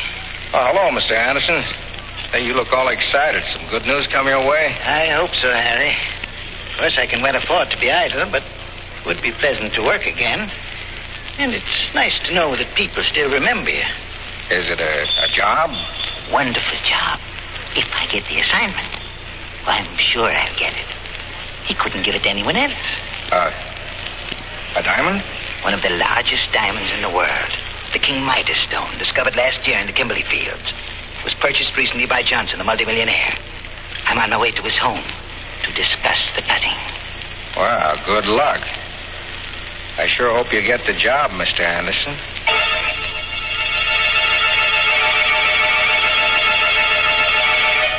The next afternoon, Anderson invited me up to his workroom.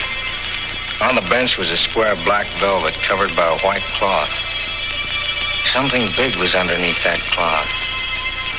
Anderson lifted it, and for the first time I saw the King Midas diamond. What do you think of it, Harry? For a second I couldn't talk. The blood was pumping too fast. 215 carats. When I'm finished cutting, it'll be reduced to 125. How much will it be worth? Diamond like that? You could get $100,000 and no questions asked. That's funny. It's kind of oily on the surface, but down inside it gleams like it's on fire. Does it frighten you? Yeah. Stone like that does things to you. The story of great diamonds is a history of intrigue, violence, murder. You said something about cutting it. I'd have to study the King Midas until every detail of the task is clear in my mind. Then just a few light blows of the mallet on the chisel, and the result will be a flawless diamond. How long will it take? Oh, I should say about 2 months, Harry. I went downstairs to Marie. One look at me and she knew something had happened. I told her my plan. If they catch you, they'll send you back to jail. They won't catch me. I've got it all figured out. This is our chance. He told me himself that the diamond will be worth $100,000 when he's finished. $100,000? Yeah. No more pots and pans and scrubbing floors. No more passing phony checks. We'll be set for life, Marie. How are you going to go about it? I'll wait until he's finished cutting the diamond. How will you know when he's finished? You'd have to know the exact time. If you waited too long, he might turn it over to the owner, Mr. Johnson. Then where would you be? Don't worry. I've got that figured out, too.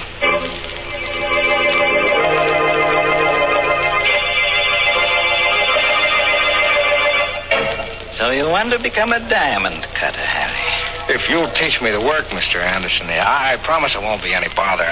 All I want to do is watch you while you go about cutting the King Midas. Diamond cutters aren't made overnight.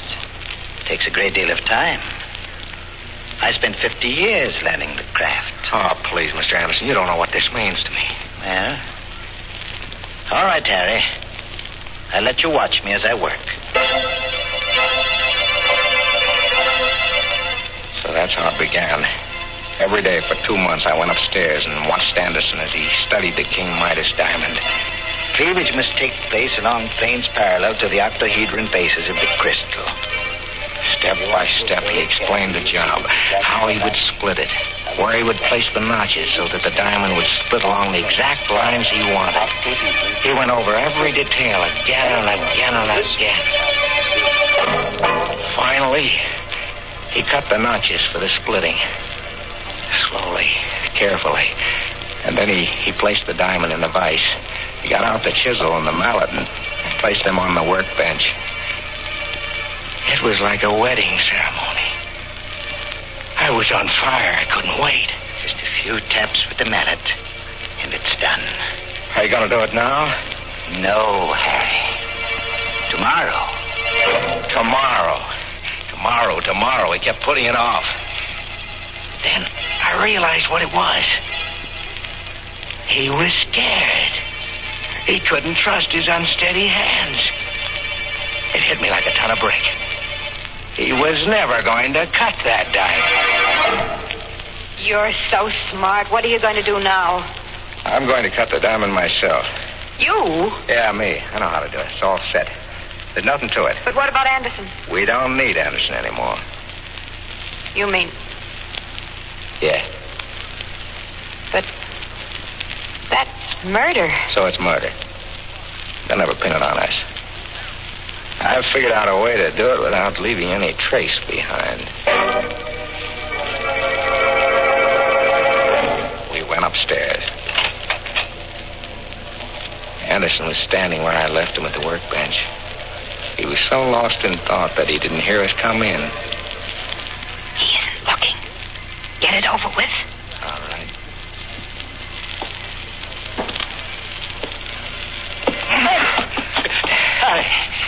Let go of me. I don't like to do this, Mr. Anderson, honest. Mary, stop it. It's no use, Mr. Anderson. I don't. Please. He begged for mercy. He fought back, but it was useless. I had a firm grip on his neck with both hands, and he was an old man. I squeezed tighter and tighter till his voice was cut off. His body stopped thrashing around. I held him like that a couple of seconds more for good measure. You can let go of him now. He's dead, Harry.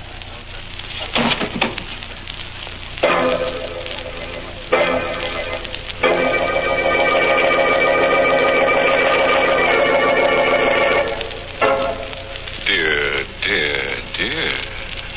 Imagine that. Cold-blooded murder. Killing a harmless old man like Mr. Anderson, choking him to death. Doesn't that slay you? And all because of a piece of ice. Why, it makes me hot under the collar. And that cool cucumber, Harry Smith. I'll bet he gets so hot that he'll burn before he's through.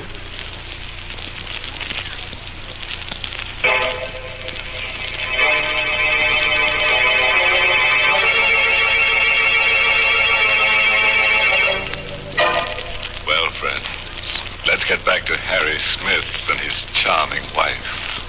Such nice people. They killed old Anderson, the diamond cutter, to steal a piece of ice worth $100,000. And unless they have a lot of another kind of ice handy, they'll have to do something fast to get rid of the body. We carried Anderson's body down to the cellar and broke open the brick wall. Placing the old man's body behind it, we bricked it up again. Then we went through my plan. I wrote a suicide note. To whom it may concern, I, Olaf Anderson, because I failed in the task of cutting the King Midas diamond, have decided to take my life. When this note is found, I will be dead. It was easy for me, a professional forger, to fake the suicide note in Anderson's handwriting. I had him say he was going to end it all in the river and that he was taking the diamond with him. to his death. And that night, Marie and I took a walk across the footpath over the Hudson River Bridge. When we reached the middle, You got the suicide note in Anderson's overcoat pocket? Yeah. No cars coming from either direction. Now's a good time to drop it. There. The cops will find the coat and figure that he took it off before he climbed the rail and jumped. All right. Come on, hurry. Let's get away from here. We went home. Marie telephoned police headquarters and asked for the Missing Persons Bureau. Hello? I want to report a missing person. It's the man I work for, Olaf Anderson. Yes, Anderson. I'm his housekeeper, and I'm worried because it's so late and he hasn't come home. My name? Mrs. Harry Smith. We went to bed. I guess we would hear from the police the next morning, and I was right. Yes, what is it? Megan is the name, lady. Detective Joe Megan, Missing Persons Bureau. Oh, yes, come in. Are you the party who reported a man named Olaf Anderson missing? Yes, did you... we find him? I think so. I'd like you folks to come down to the morgue with me. The morgue? What for? They've got a body down there. Body of an old man that fits the description of Anderson.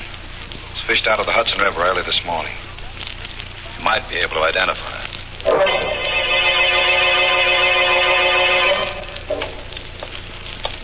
We are, folks. Before I lift the sheet on this slab, I ought to warn you. This stiff ain't exactly pretty. We can stand a little shock, Megan. I just thought the lady... I'm all right. Okay, then. Well, you recognize him? His face is gone like he went through a meat chopper. Most of his clothes were gone, too, when we got him. Poor guy must have got caught in the propeller of a passing ship. Marie, it's Mr. Anderson. Harry. Don't you recognize the pants? They're from that old suit he always used to wear. Oh, yes. Yes, you're right. So you can identify him, eh? I'm sure that's Mr. Anderson.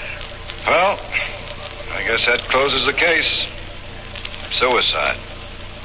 Body recovered. And a great big hunk of diamond at the bottom of the Hudson River.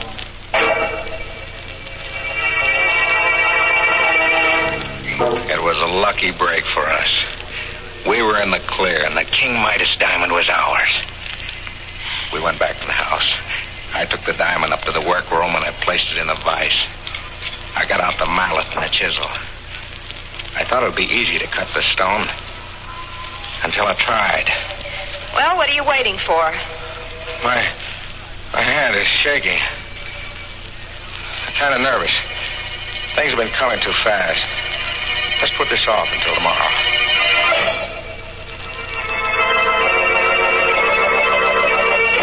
I know I said I'd do it tonight, but... But what? I don't feel so well tonight, Marie. You're lying. How long are you going to keep this up? I take it easy. You said you knew how to do it. I do. Well, then cut it. For heaven's sakes, get it over with. Don't rush me. If I make a mistake, it'll cost us $100,000.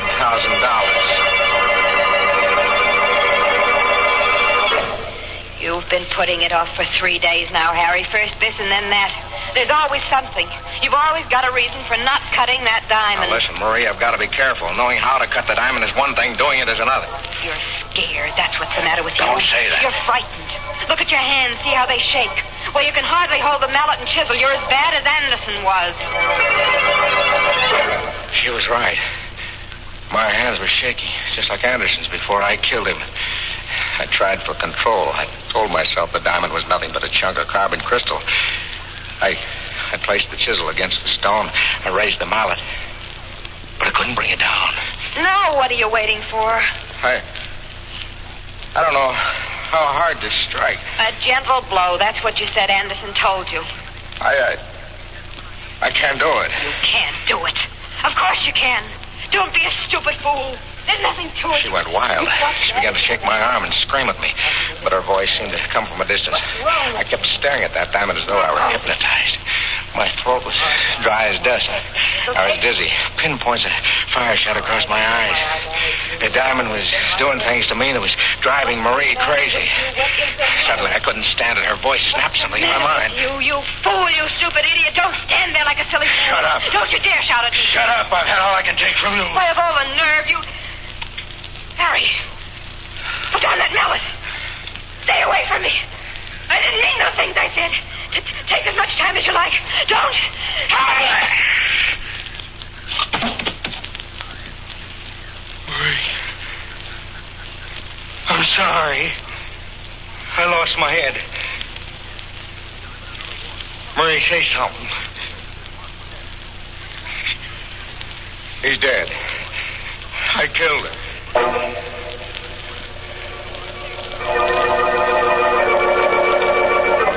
I took her body down to the cellar, reopened the wall, placed her body with Anderson's.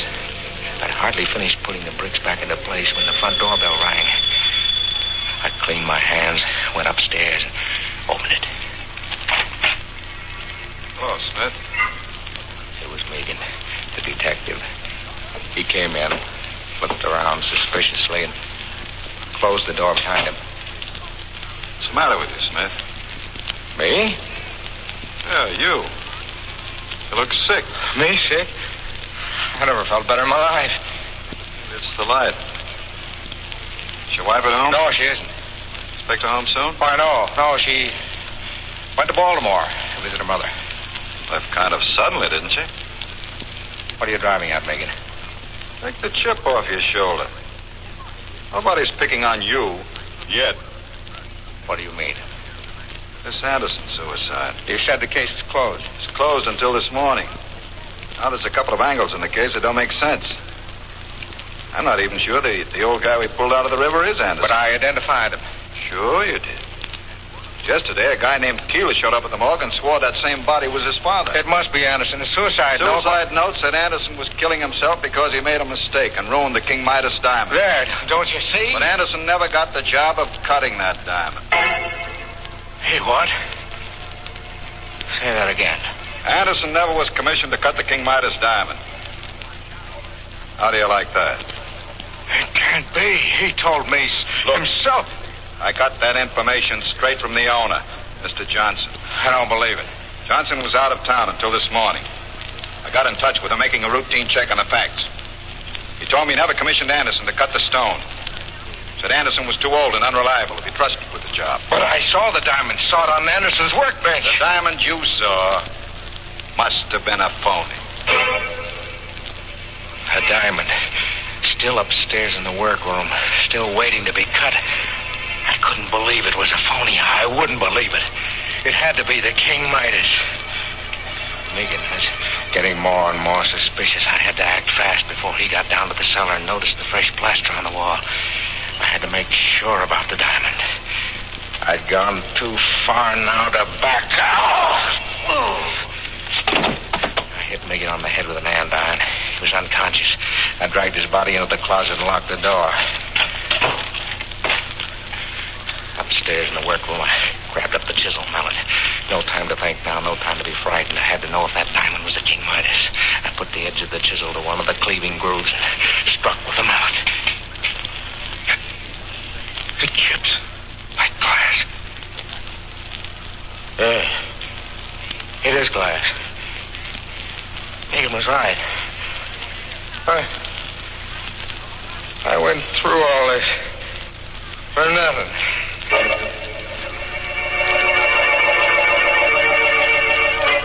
The whole thing was clear now. Anderson had lied to me. He had lied even to himself. Yeah, that was it. He had been unwilling to admit even to himself that he was no longer good enough to be trusted to cut the King Midas diamond. He was nuts. And he made up that crazy story. And I swallowed it.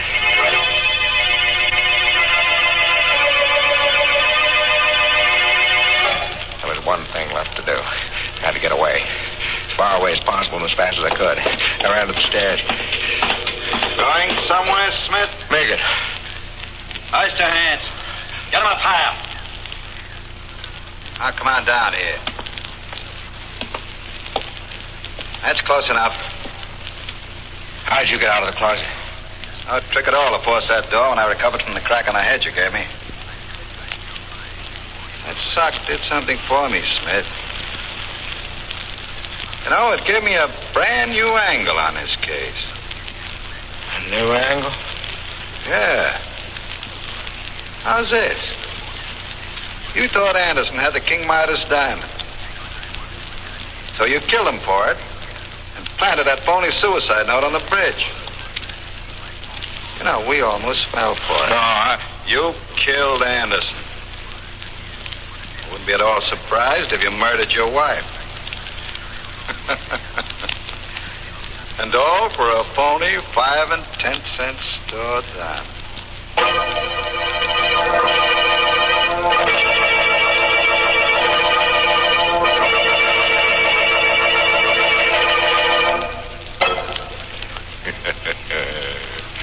Poor Harry Smith. What a life. A Smith caught between the hammer and the anvil. You know, he never should have lost his head and murdered his wife. No, because now it looks as though he's going to have to lose the rest of him.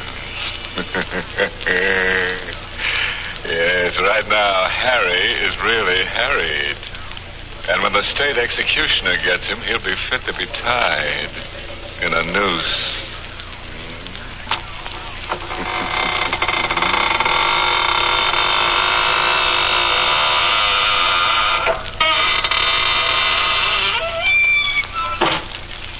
Well, thank you, Mr. Host, for an enjoyable performance in our Mystery Theater. This is Hunter Galloway saying good night. Sleep tight.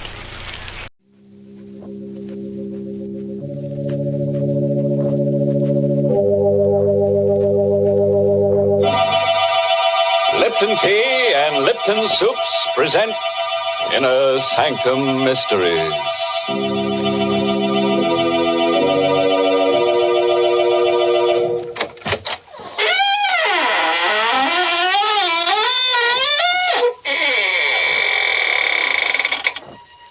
Good evening, friends of the Inner Sanctum.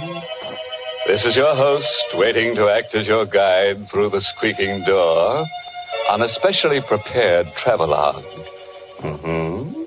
First, we'll take a little jaunt with jeopardy along the path of peril, where we'll prowl with panic until we take the left turn into Horror Highway, and thence via Terror Turnpike straight into the road to ruin.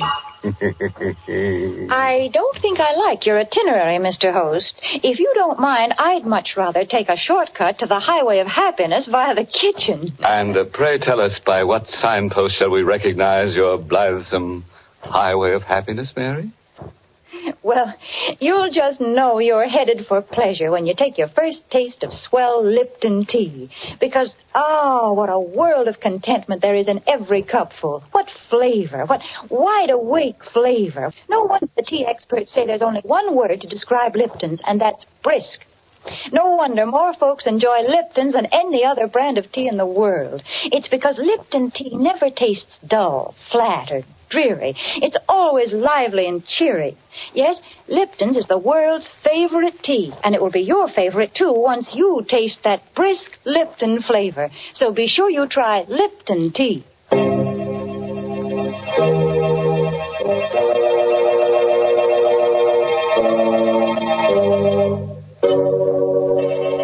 Listen now to the strange tale of a boy and his twin sister, and their dog, and the wreckers of Hurricane Cove. It's called Detour to Terror, an original radio play written especially for Inner Sanctum by Emil Tepperman. And here is Mason Adams as Jerry Watson to tell you the story himself. I had a strange, uneasy feeling all evening after Linda left to drive to Hurricane Cove. Somehow I had a presentiment of danger. Linda and I were twins, and always, in some uncanny way, each of us had been able to sense when the other was in trouble. Tonight, the feeling was very strong. Butch sensed it, too. He was only a mongrel pup, but he was smart.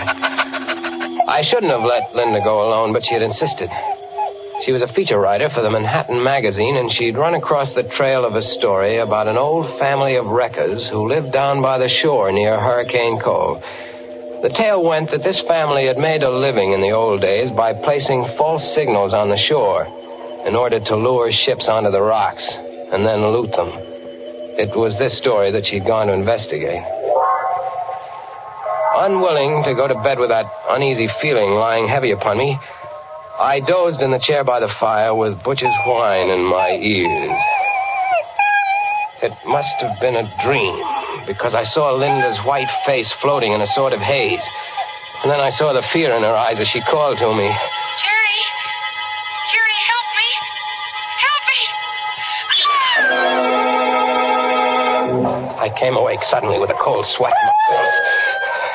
Butch was on his haunches by the fireplace, nose in the air and howling as if for the dead. I felt myself trembling. Linda in danger. Somewhere out in that storm, Linda was calling to me for help. She needed me terribly. Come on, Butch, we're going after her.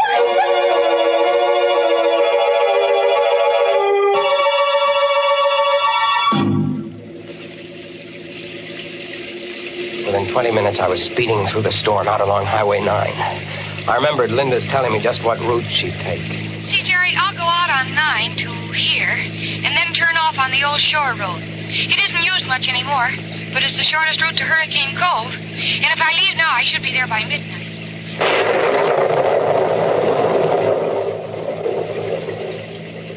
The mist lay heavy on the old shore road, and the rain drove against the windshield, and the swirling fog played strange tricks with my eyes. But I knew I was almost an hour behind Linda, and I had to make time. Now, don't worry, Butch. We'll catch up to her. We'll find her. If I could only go faster. It's fog. I can't see 20 feet ahead of... Hey! It's a red lantern on the road. What? It's a detour sign. Bridge ahead, washed out. Detour. What'll I do, Butch? How do I know what Linda did? Did she drive straight ahead or did she take the detour? I've got to know. I can't sit here waiting. We'll take the detour, Butch, and pray it's the right choice.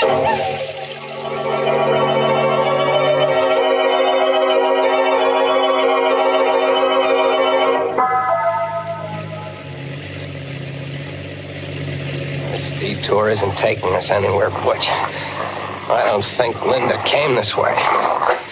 Maybe she didn't see the detour sign back there. Drove into the washed-out bridge. Maybe that's what the danger was. No, she couldn't have missed that red lantern even in the fog. She must have turned off. She must have come this way. Hey! There's the car, Butch, stalled in the ditch and blocking the road. It's Linda's car. Come on, let's get to her quick. Gosh, it's coming down and... Never mind the lightning. Let's go. She's not in the car, Butch. I don't see her in the car. Oh, no, she's not in here. Linda! Where could she have gone, Butch? She was always scared of thunder and lightning. Linda! How can we look for her in the dark and the fog? What is it, Butch? What have you found over there? I'm coming, Butch. I'm coming. Where, Butch? Where, behind the tree? All right. Linda. She's not... Linda. Open your eyes. It's Jerry, Linda. Linda, don't be scared, Linda. Everything's all right. It's me. It's Jerry. Oh, Linda. Jerry. Yeah. Oh, thank heaven. Oh, Jerry, take me away from here. Sure, kid. Come on. Here, I'll help you out. Come on. My car's over this way. Gee, I must have fainted. I knew you'd come, Jerry. I had a feeling you would. I was afraid it might be too late. Here, get in the car. Yeah. Come on in, Butch. Gosh, you're soaked to the skin, kid. What happened here? Well, there was a man. He was hiding up there behind a tree. The headlights caught him when I got stalled in the ditch. How'd you come to land in the ditch? Well, there's a tree lying across the road. See, look over there. You can just see it in the headlights. Oh, yeah. Oh, I see. Gosh, it's a big one. Must have been struck by the lightning. That's what I thought at first. But when I got out to look at it, I saw that it wasn't struck by lightning. What? Jerry, that tree has been deliberately cut. Linda, are you sure? Sure I am. It's been cut by a saw. The minute I looked at it, I realized it wasn't any accident. Somebody meant to block this road. Great Scott. So I hurried back into the car, and I tried to turn around. I wanted to go back. You couldn't have turned around anyway. This road is too narrow. Yeah, well, I was too scared to realize that. I started backing up, and the rear wheels landed in the ditch. And it was just then that I saw the man. He was coming out from behind the tree, and he was all hunched up so I couldn't see his face. Then when the headlights struck him, he ducked back, and he disappeared. Well, I was afraid to stay in the car, so I jumped out, and I started to run. Then I could hear him coming after me. And I must have tripped, and my head struck something. And that's all I knew till you found me. Are you sure it was a man you saw, kid? Yeah, positive, Jerry. I don't get it. What was the idea of blocking the road? What's the matter, Bush? He hears something. Look over there. Someone running through the woods carrying something. I'm going after him. Careful, Jerry. Look, Butch has that man by the trousers. Oh, he kicked Butch. Hey, you don't have to kick my door. Jerry, be careful. Come on back here, you. I'm coming with you. Oh, it's no use. He ran away in the night. Are you all right, Butch? Look, Jerry. Whoever he was, he dropped what he was carrying. What is it?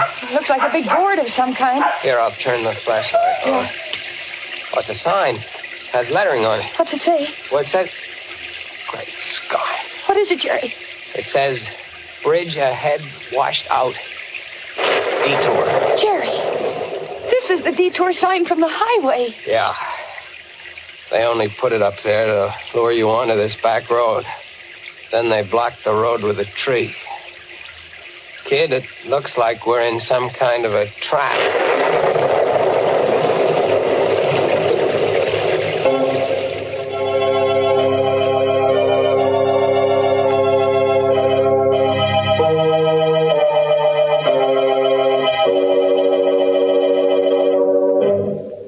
Now, what kind of a mess have we got these poor people into?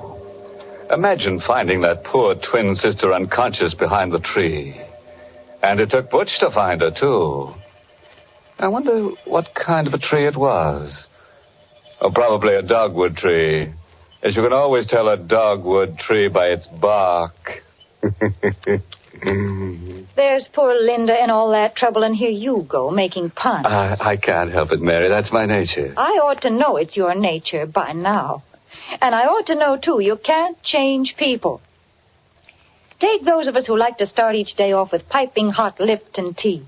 Why, nothing in the world could change us.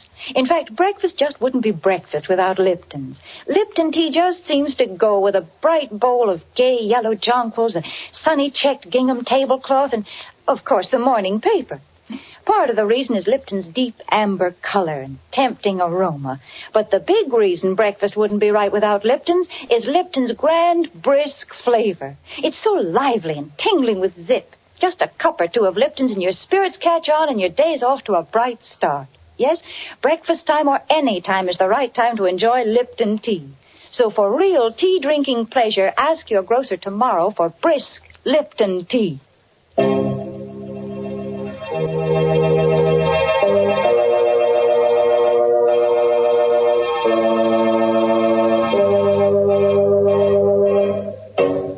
Well, let's get back to our story now and see what happens along that deadly detour. I have a hunch that Jerry and Linda are in for a lot of trouble. Trouble and twins, you know, never come singly. We got back in my car, wet and shivering, Linda, Butch, and I. We tried to figure out what to do. Don't you see, Jerry? This is the way those old-time wreckers used to work. They'd place false signals on the shore so that the ships would be lured onto the rocks. Mm-hmm. You think that phony detour sign back there... It was just like a false signal to a seaman. It lured us onto this back road. When they get good and ready, they'll come for us. Maybe you're right, kid. Well, Jerry, we can't just sit here and wait to be murdered. Look, Linda, up there in the hill through the trees. See those lights? Looks like a big house. Hey, maybe they've got a phone. We could call the police. Uh-huh. And maybe... Maybe what, Jerry? Nothing. You think maybe they're the ones who lured us here? We'll have to take the chance, Linda.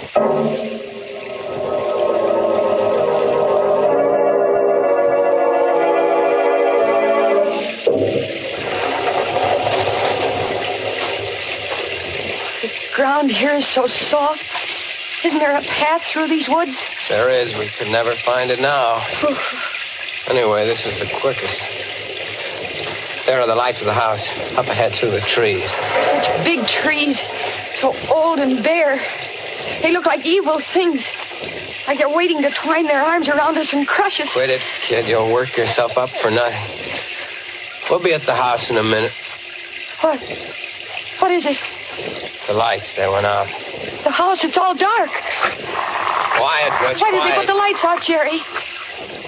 Maybe they went to sleep. What do we do? We'll go up and ring the bell. That's what we'll do. Jerry. What? Do you hear that? What? Yeah, someone playing the piano in there. In the dark. Oh, it sounds uncanny. Come on, I'm going to ring the bell.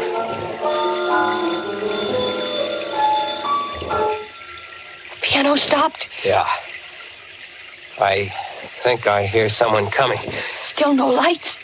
It gives me the creeps. Someone's opening the door. Good evening. Caught in the storm, eh? Won't you come in? Your lights, aren't they working? How stupid of me. I'd forgotten. There. That better? Yes, thank you. I'm Jerry Watson. This is my sister, Linda. This is Butch. How do you do? My name is Considine. Gregory Considine. And you're quite welcome, I assure you. Mr. Considine, there's been a tree cut across the road down there. Tree? Cut? You mean struck by lightning? Well, I don't think so, sir. I think it was done deliberately. I'd like to use your phone to call the police. I'm so sorry. The phone is out of order. The storm, you know. I'm sure you must be mistaken about the tree. But you must be soaked through and through. Please follow me into the library. I'll get you some dry clothes. Jerry, did you see his eyes? He's blind. That's why I was playing the piano in the dark. Right in here, please. It's a nice crackling fire. You can warm up while I ring for my handyman. Matt will be here in a moment. I heard what you said to your brother, Miss Watson. Oh, I'm sorry. Not at all. I managed quite well. You live alone here, Mr. Considine? Just my brother Vincent and I, and Matt, of course. We seldom see strangers here. No one uses this old back road. Mr. Considine, someone put a phony detour sign out on the main road. Really? Sounds almost incredible. Ah, here's Matt. You ring for me, Mr. Gregg? Matt, this is Miss Watson and her brother, and Butch. They've been caught in the storm. I think there's some dry clothing in the west room. Yes, Mr. Gregg. Yeah, this way, please. Are you in there, Greg? What have you done with those people? Oh, dear. That's my brother Vincent. I'm afraid I'll have to ask a favor of you.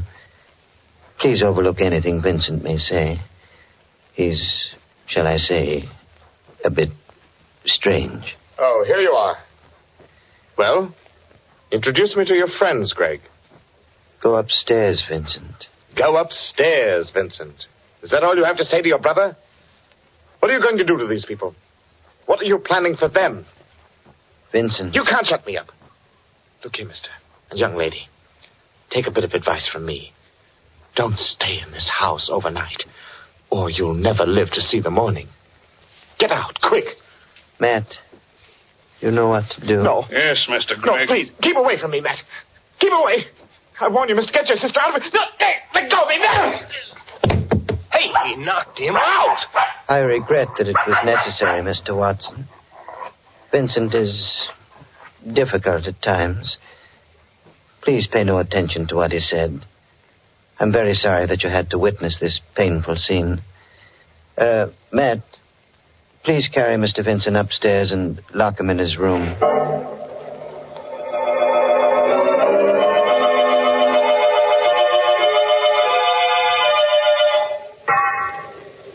I hope you like these rooms. Yes, thank you. Yes, I'm sure we'll be comfortable, Mr. Considine. They're adjoining rooms, as you see. And these doors bolt on the inside. I advise you to keep them locked all night. We surely will. Thank you for these dry clothes. And for the tea. You're quite welcome, I assure you. Now just try to get a good night's sleep. Everything will be all right in the morning. Oh, Jerry, I'm scared. So is Butch. And so am I. What'll we do? First thing to do is bolt the door. He's blind. Yet he frightens me, Jerry. The way he ordered his brother knocked down. Jerry, there's something I've got to tell you. What is it, kid? The name of that family of old-time wreckers is Considine. You mean these are the people? Their ancestors used to loot ships. And now they're working on motorists. Poor Vincent tried to warn us. Jerry, what are we going to do? We've got to get out of here before they come up to finish us off. Let's take a look out the window. Oh, it's pitch black out there. Look, by the streak of lightning, did you see? Yes, I did. That man, that Matt, standing under the tree with a rifle. We're stuck. No escape. What's that? Someone tapping against the wall. In there. Can you hear me? Who is it? It's Vincent. I'm in the room next door to you. It's locked on the outside. Can you get me out? We'll be right there. Quiet, Butch. Oh, Jerry, maybe there's a chance if Vincent will help us. Come on, kid. Yeah. No noise. Shh. Come on. Here, this is the door. Look, it's bolted on the outside. They must keep him locked up all the time. Well, here goes. Vincent. Here I am. Don't make any noise. My brother has ears like a cat. And don't let him fool you. He may be blind, but he's more dangerous than any man who can see. How are we going to get out of here? Matt's watching outside with a rifle. Listen. The piano. My brother is amusing himself in the dark. He always plays the piano when he has something on his mind. Do you know any way for us to get out of here? Well, there's only a slim chance. Now listen to me carefully. The only chance is to get out the back way. But you have to pass the open living room door downstairs. And Greg is in there at the piano. And what do we do? Oh, you wait here. I'll go down first and see if they've left the cellar door unlocked. I'll come back for you. Please, don't move until I return. Be careful. Don't worry. I will. Jerry, what'll happen if Greg hears him? Greg will probably call Matt and lock him up again. And what'll become of us? We'll worry about that later. Jerry, he stopped playing. Yeah. Do you think he heard Vincent coming down?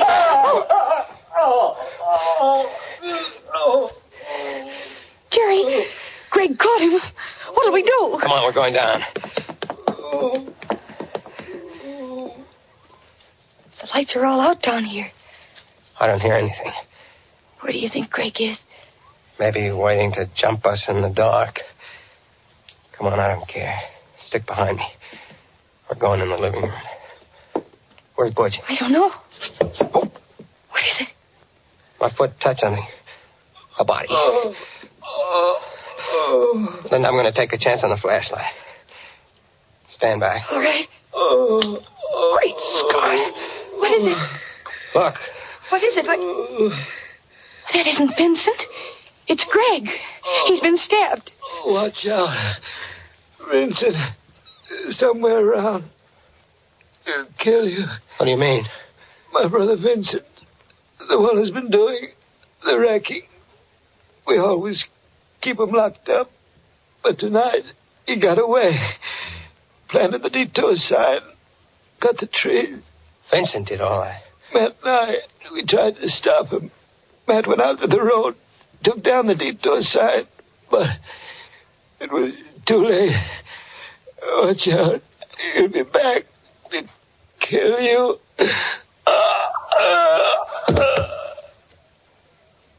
He's dead. Jerry. Poor Greg. And we thought it was... Oh, the lights. Thank you for waiting for me. Vincent. Where'd you get that rifle? From Matt. He won't need it anymore. What are you going to do? What do you think?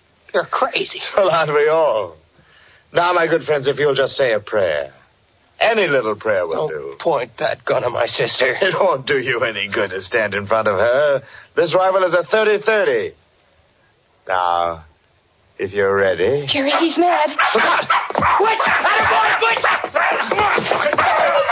Let go of the gun!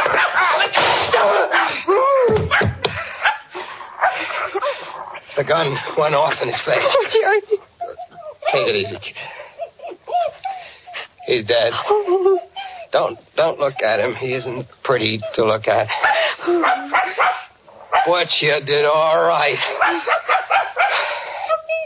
Oh, kid, you can write your feature story now. The story of the wreckers of Hurricane Cove.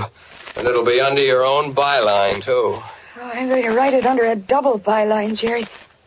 The Wreckers of Hurricane Cove by Linda Watson and Butch.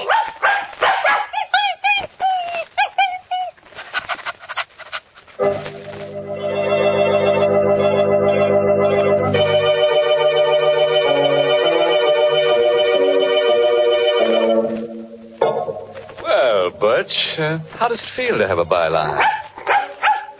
You like it. You like collaborating, don't you? Especially with a pretty girl like Linda, huh?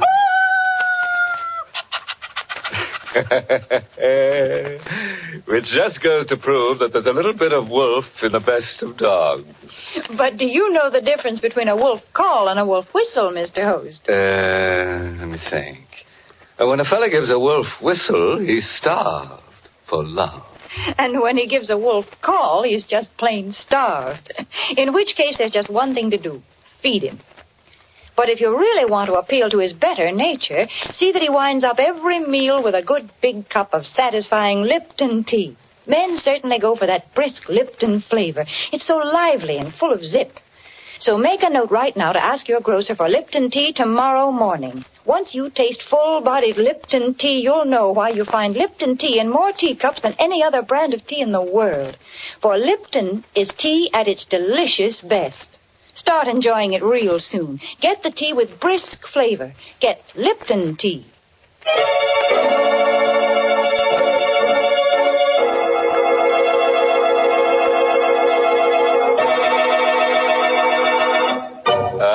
Parting word of advice, friends. If you should ever awake from a hideous nightmare and find yourself driving in a mental fog along a lane that has no turning, with madmen lurking behind trees waiting to strike you down, and strange beasts with red tongues lapping at your ankles, and the bare and ugly trees stretching forth their gnarled arms to crush you, and there is no escape at all, why worry about it? You won't come out alive anyway. Oh, by the way, this month's Inner Sanctum Mystery novel is Benefit Performance by Richard Say. And next week, the makers of Lipton Tea and Lipton Soups will bring you another Inner Sanctum story, directed by Hyman Brown, and called Murder in the Night. Correction. There'll be 3 murders. You know, it's going to take a lot of nerve to hear this tale out, so I don't suppose you'll be listening. That is, unless you've just got to find out how a brass button in a dead man's hand traps the murderer. If so, tune in to Inner Sanctum next week at this same time. Until then, good night. Pleasant dreams.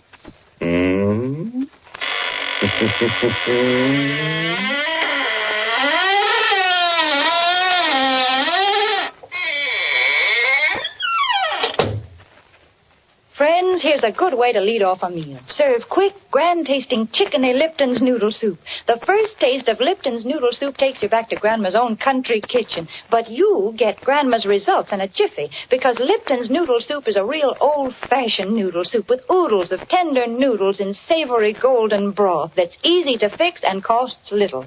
Ask for Lipton's when you ask for noodle soup, and you'll hear your folks ask for more. And tune in next week for another Inner Sanctum Mystery.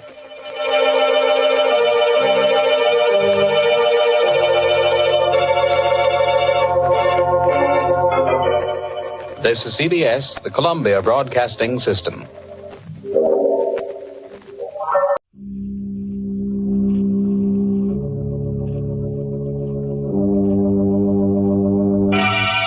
Lipton Tea and Lipton Soup present Inner Sanctum Mysteries.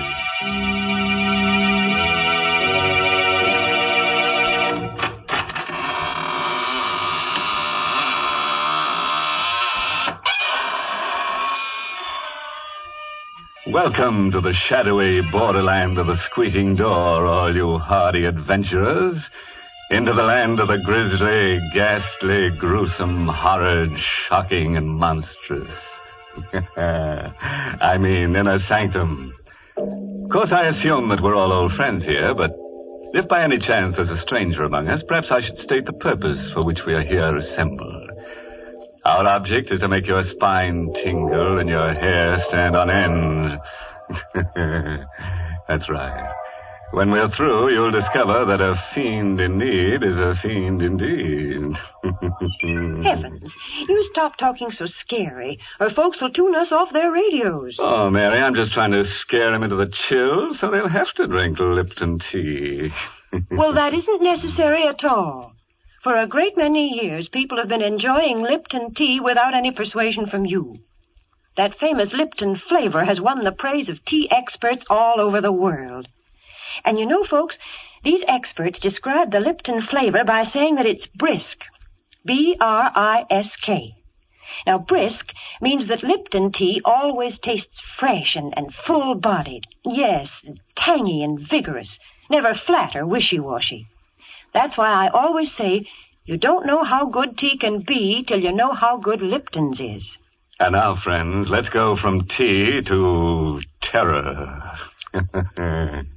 Yes, the title of tonight's story is Terror by Night. It's an original radio play by Emil Tepperman. Tell me, have you ever been alone with fear? Alone in the night and frightened? Well, here's Ann Shepard in the role of Linda Dixon to tell us what happened to her. It was a Friday night, and I think I was already a little nervous as I drove north into the mountains. It was the first day of my vacation. I started from the city early enough to arrive before nightfall, but my car was 6 years old and it developed motor trouble. So now I was driving through the night with 50 miles more to go, and I was tired and nervous and irritated. And then I heard that siren in the distance. At first I couldn't place it. And then I remembered the state prison was somewhere in the vicinity. The siren. That meant a prisoner had escaped. I reached over and turned on the radio. They were broadcasting an alarm. I repeat, motorists are warned to be on the lookout for Lee Hartley, who escaped from the death cell at State Prison at 9:15 p.m. He is 5'10", dark-haired, regular features, no distinguishing marks. Hartley is a confirmed killer. He is believed to be armed. Beware of Hartley. He would rather kill than eat. I'd better give you that again. He would rather kill than eat. And that man was loose. I stared ahead at the lonely road spinning toward me through the windshield. It has been established that Hartley was helped to escape from the outside by his sweetheart, Helen Hearn, a red-headed woman just as vicious as Hartley himself. It is thought that Hartley and the Hearn woman may have separated after the escape. All motorists are warned to beware of a dark-haired man and a red-haired woman, alone or together. My hand was shaking a little as I turned off the radio. I looked in the car mirror, and Shivers. I, too, have red hair.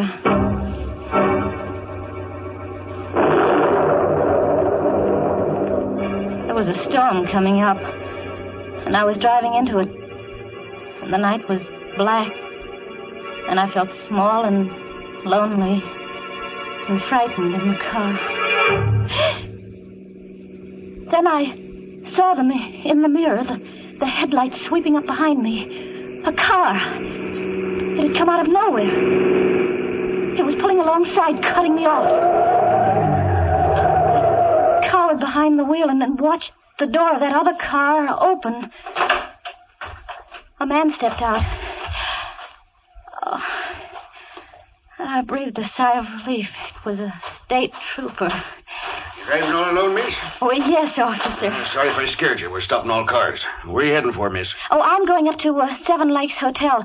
That's near Carstairs. You see, I started out late from the city, and I'm having motor trouble. Yeah, sure. Can I see your driver's license, please? Yes, my driver's license, of course. Here, I've got it somewhere in my purse. I seem to be all fingers. That escaped prisoner, Hartley. How'd you know about him?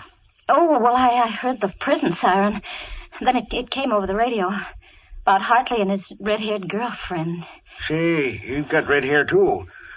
Well, you don't think I'm that woman. Find that license yet? Well, I'm sure it's in here. So many... Oh, here, I've got it.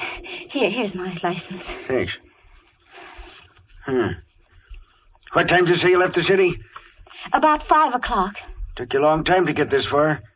Well, I told you I had motor trouble. Oh, sure did. Okay, Miss Dixon. Here's your license. You can go ahead. Thank you. Oh, darn. There it goes again. More motor trouble. No, it's the same thing the mechanic said it might have.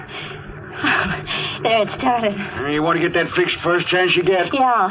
It's late, though. All the service stations are closed. Yeah, there's one that's open all night about 2 miles up the road. Oh? You better stop there. Bill Slater's place. He's a good mechanic. Yeah. He'll fix you up. Tell him Joe Nesbitt sent you. Price, thanks, I will. And listen, Miss Dixon. Yeah. You be careful. Don't stop to give anyone a lift, man nor woman. Oh, don't worry, I won't.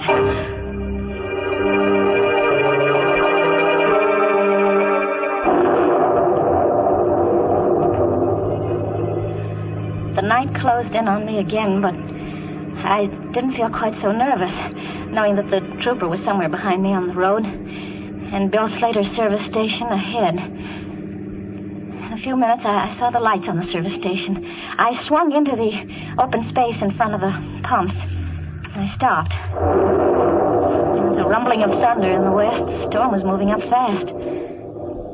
There was another car, a coupe, parked at the pump. But there wasn't anybody in it. And I didn't see any attendant around either. I pressed the horn button. No one answered. No one came out of the office. Still no response. Everything seemed so quiet and suddenly ominous. I found myself shivering. I had a curious feeling that someone was watching me. I've got to get away from here fast. It's startling to work again. It won't start. It won't start.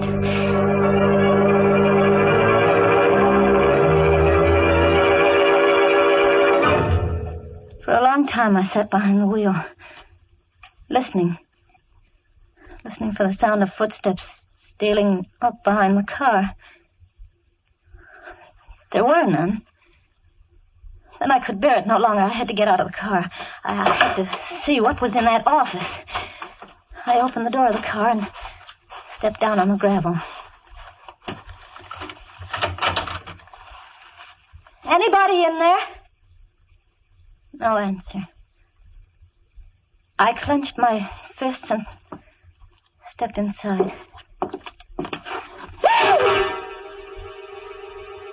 There on the floor, at my feet, lay the body of a man. His mechanic's jumper was stained red with blood. And his throat was cut from ear to ear. How long I stood there, I'll never know. I was petrified, unable to move, unable to take my eyes from the bloody body.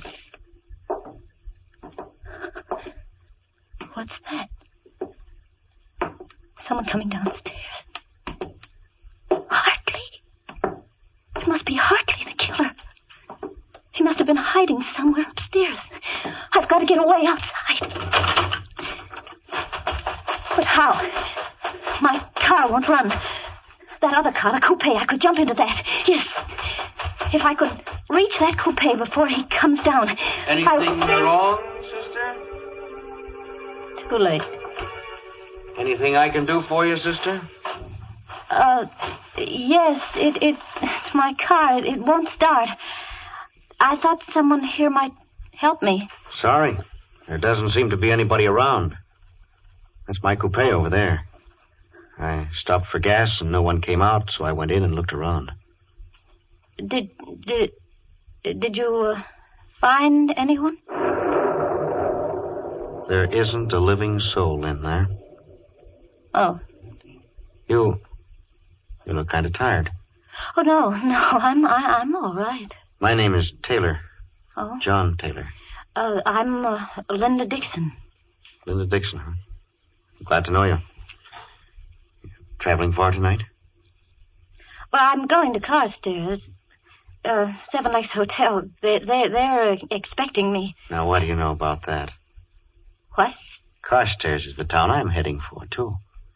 Isn't that a coincidence? Yes, I'm sure it is. Your car won't run, huh? Tell you what, we'll put your baggage in my car and I'll give you a lift to Carstairs.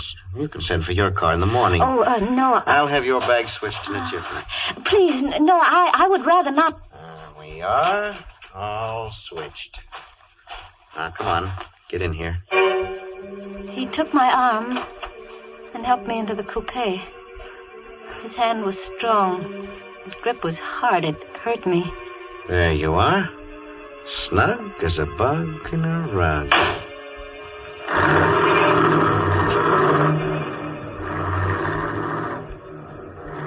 We drove away into the night, leaving behind us the dead man in the service station.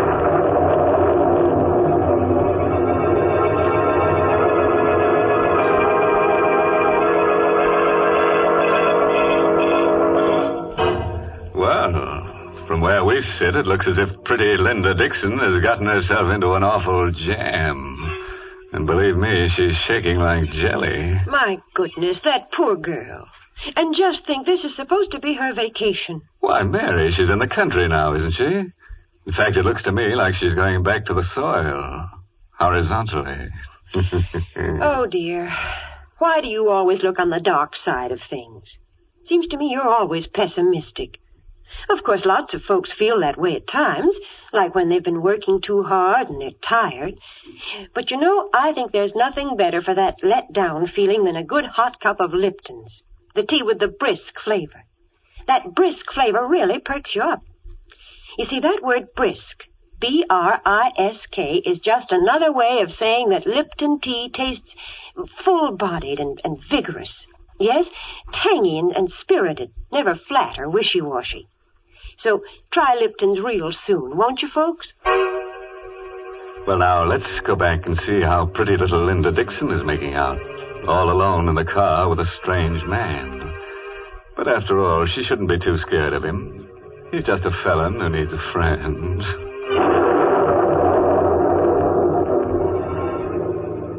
The storm broke a few minutes after we left that service station. We drove through sheets of rain. I sat stiff and tense beside the man who called himself John Taylor. He had both hands on the wheel, and he stared out through the windshield. My eyes focused on something on his right hand. It was a stain, a small stain, but it was wet and red. I couldn't take my eyes off it. What are you looking at? What? Oh, Nothing at all. Think I'll turn on the radio. Did you know there's been a jailbreak? Hartley is 5'10", very dark hair. Don't be fooled by his pleasant manner. He is a killer by instinct. Take no chances with this man. He is absolutely... I looked at the man beside me. Helen Hearn is a clever and dangerous woman. 5'3", red hair, very pretty. I caught Taylor looking at me out of the corner of his eye. What are you looking at? At your hair. It's red. There was a streak of lightning, and looking out of the rain-swept window, I glimpsed a signpost. The lightning illuminated the sign, and my heart skipped a beat at what I saw. That sign we just passed. What about it? Well, it said Kerhonkson ahead. We're going the wrong way. We should be on the Carstairs Road, not on the Kerhonkson Road. That's funny. Must have taken the wrong turn. Well, aren't you going to turn back? Sure. Whatever you say. We'll turn right around and go back. Uh-oh. We're in the ditch. In the ditch? It's no good. She won't budge. Well, it looks like we're stuck here for the night.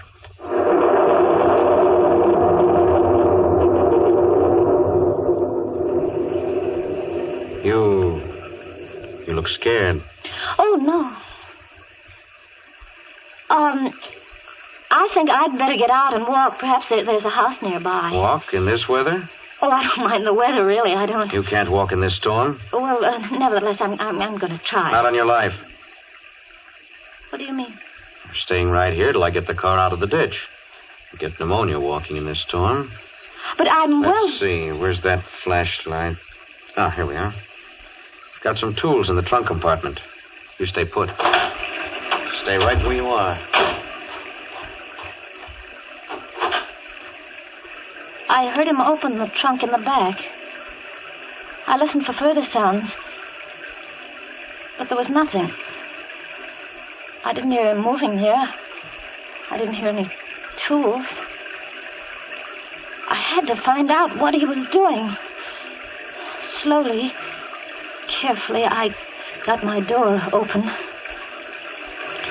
I stepped out into the rain and sneaked back toward the rear.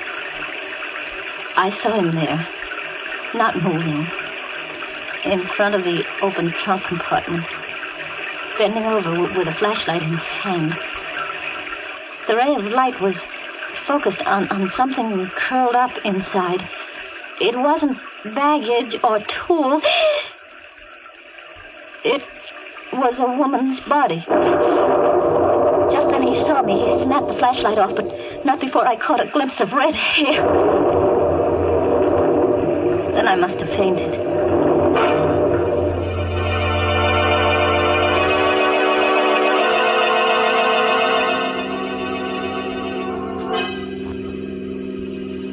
When I came to, I found myself seated inside the car again. My face and hair were wet. My clothes were dripping. John Taylor was driving. His face as he stared ahead through the night was dark and bleak. The storm was over. Night was quiet. Oh, so you're awake again? I don't feel well. Is it because of what's in the trunk compartment? She's dead. I told you not to get out of the car. What are you going to do with me? What do you think? Please. Sorry, sister. Got to take your medicine. Oh, no. Better not make any trouble. I'll try to make it as easy for you as I can. They say that when a person loses all hope, subconsciously he seeks refuge in sleep. That's what must have happened to me. I must have dozed or perhaps I fainted, I don't know. But I awoke with a start at the sound of brakes. I sat up straight and saw that we stopped in front of a small fieldstone house. Why are we stopping here? I'm out of gas. Oh. Come on. We're going in. sign on the door said, Roger Bryce, M.D. A doctor's house. I began to feel a spark of hope. There might be a chance. I'll do the talking. Is that clear? Yes. Where's the bell? Oh. Must be awake. There's a light in the parlor. How do you do? Good evening. Dr. Bryce? Yes. Can I help you? I'm terribly sorry to disturb you, Doctor, but my sister and I were heading for Carstairs, and we seem to have gotten lost. And we're out of gas. His sister? He was passing us off as brother and sister. Now I knew why he hadn't cut my throat as he had that service station man's. He was carrying me for protection. I was his passport through the police cordon. His sister. I'm afraid I can't be of much help to you.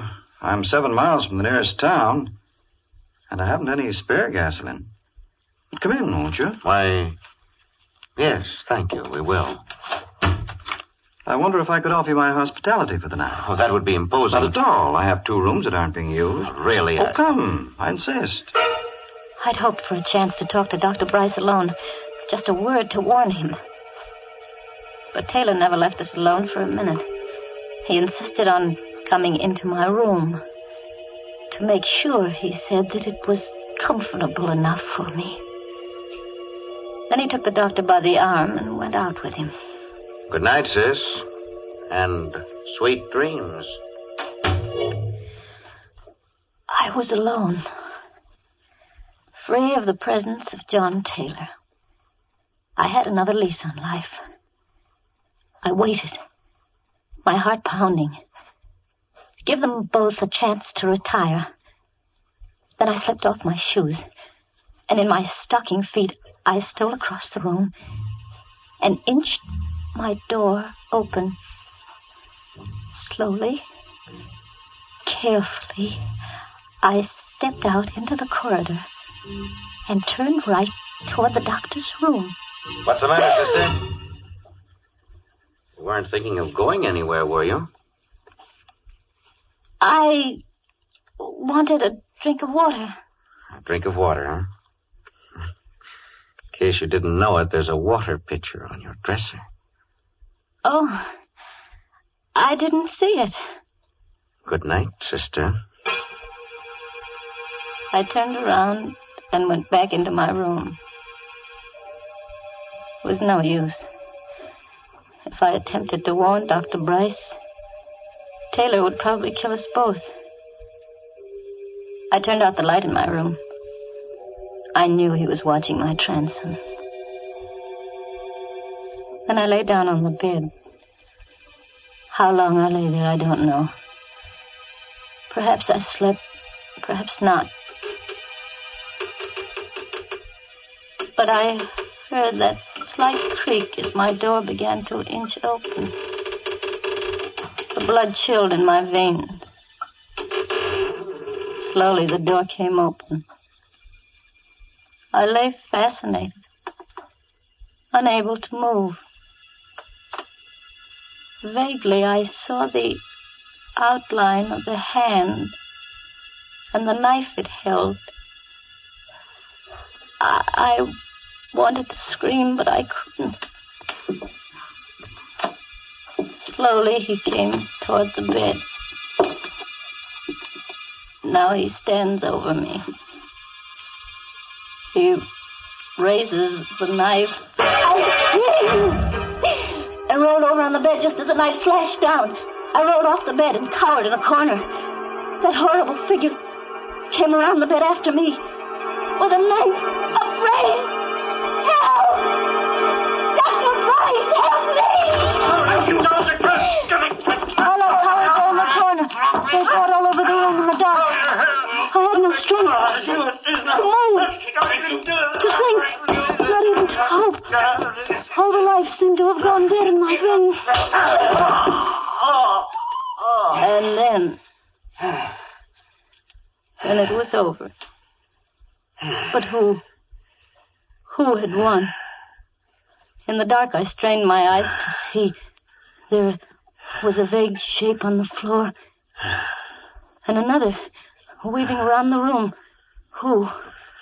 Which one was it? Doctor? Dr. Bryce? Is that you? No, Linda. It isn't Dr. Bryce. It's I, John Taylor. John Taylor. Standing there at the light switch. And on the floor lay Dr. Bryce unconscious. With a long gash in his head. I had to hit him. With a water pitcher. My eyes turned to Dr. Bryce. I saw the knife still gripped in his right hand.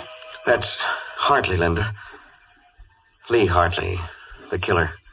It was he who came in here with a knife? Right, I was down the cellar just now. The real Dr. Bryce is down there, dead. And this fellow posed as Bryce when we came to the house. Then you're not Hartley. No, that rich.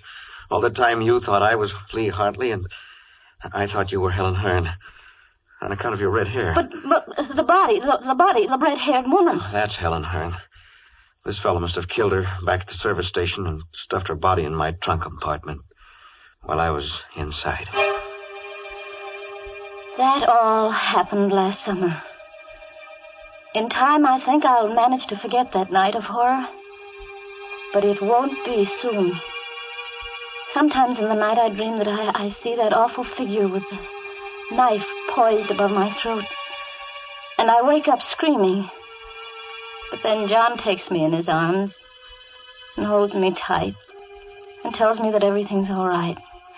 You see, I'm Mrs. John Taylor now.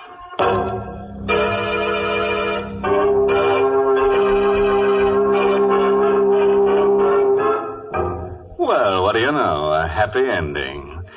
As for Mr. Hartley, that pleasant killer, he got what he deserved. Yes, some people never know when they're well off. You should have stayed in jail, where they never raise your rent, where they make no charge for meals or for electric current. You see, when you're in jail, everything is free, except you. You know, Mr. Host, that's the first happy ending we've had in a long, long time. And I must say I enjoyed it. Ah, those lovebirds shouldn't have gotten married. It's bad for business, Mary. Now, when she wakes up screaming from a nightmare, she reaches for her husband instead of a hot cup of a Lipton tea. Well, I'm glad she has a husband to comfort her. There are plenty of other occasions, Mr. Host, when Lipton's tea is welcome. And I don't mean just at meal times either. Lipton's is grand between meals. And, of course, it's the perfect beverage to serve when friends and neighbors drop in to visit you. Yes, I guess that's why more people serve Lipton tea than any other brand.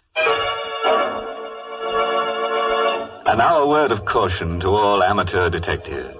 They say that if you give a criminal enough rope, he'll hang himself. But if you give some criminals enough rope, they might tie you up. Oh, by the way, this month's Inner Sanctum Mystery novel is Puzzle for Wantons by Patrick Quentin. Yes, and next week's Inner Sanctum story, directed by Hyman Brown, and brought to you by Lipton Tea and Lipton Soup. Next week's story is about a lonely man who falls in love with a mannequin in a store window. Oh, gee, the fellow wants a real girl, so he tries to make her come to life. And what do you know? He finds he has to kill her first. Well, now it's time to close the squeaking door, so good night. Pleasant dreams.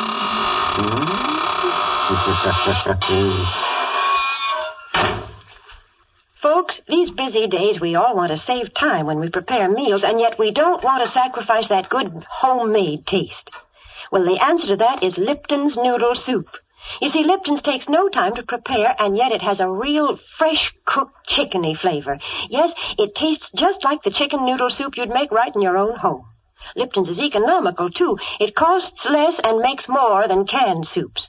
So, folks, don't forget to serve Lipton's Noodle Soup.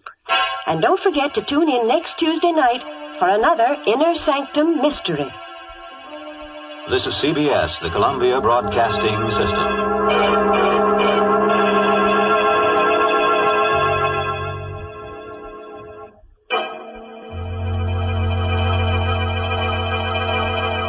EN After School. This is the Radio Entertainment Network.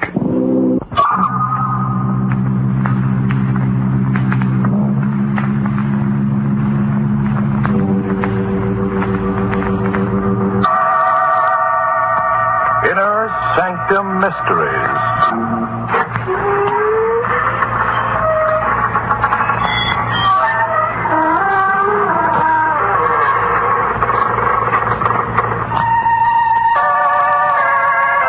Good evening, friends of the creaking door. This is your host to welcome you again into the Inner Sanctum. Come in. Come on in. No, please don't stand on ceremony. We're all informal here. No ties, no collars. In some cases, no hair. Now, that doesn't mean we're complete bores, though. We study our Emily ghosts faithfully. You wouldn't catch one of us eating his peas with a knife. Oh, no. We've been caught with knives before. Sowing, you might say, our wild throats.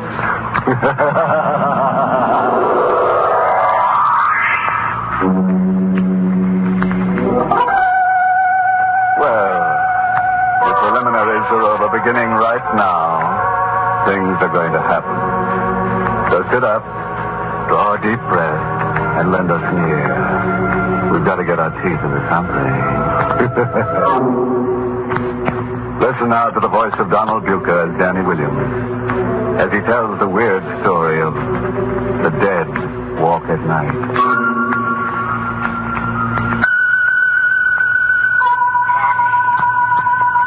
Where are you?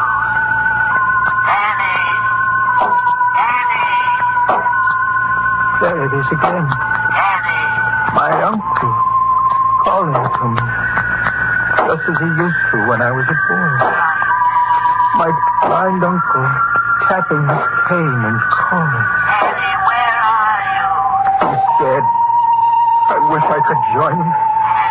I've tried to 1,000 times, but they've always prevented me.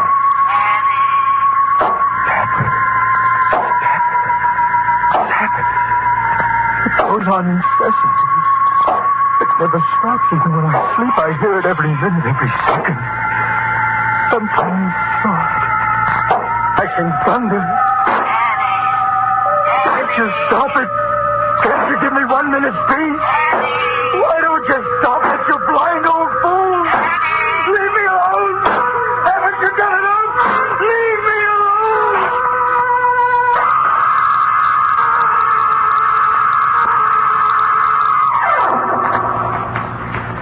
He tapped that way with his cane. On the night I decided to kill him. We were in his room in the big house where we lived together. I'd been living with him since I was 14 years old. For 10 years I'd been his companion, his nurse, his servant, his slave. On the night I was going to kill him, I slipped a length of strong cord into my dinner jacket. He was totally blind. Had been for 30 years. Yet, strangely enough, he could see. He could see with his uncanny, highly developed sense of hearing. And with that cane of his, that cane that was everlastingly tapping. The wind's blowing up tonight. It'll be getting cold soon. Yes. Dan, all the servants gone? This is their night off. You going out again tonight? Yes. With Martha? Yes, with Martha. Will you pour me some brandy? Yes, Morgan.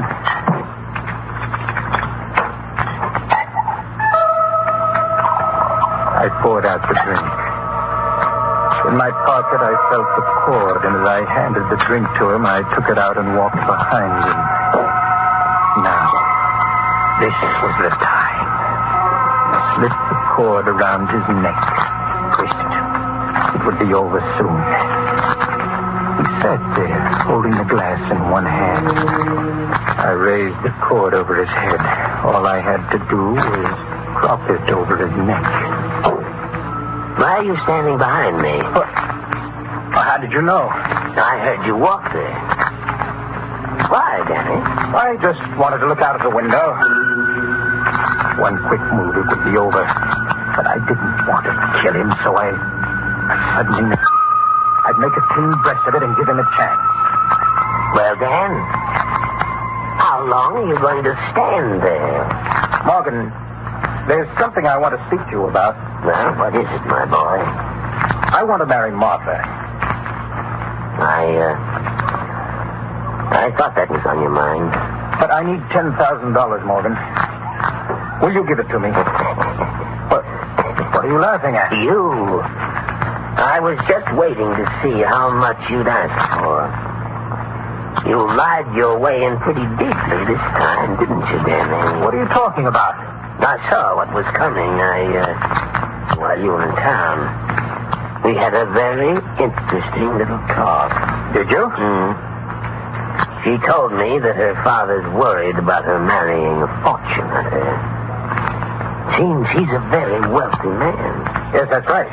And it seems that he won't give Martha any money when she marries unless her husband is a man of some means himself.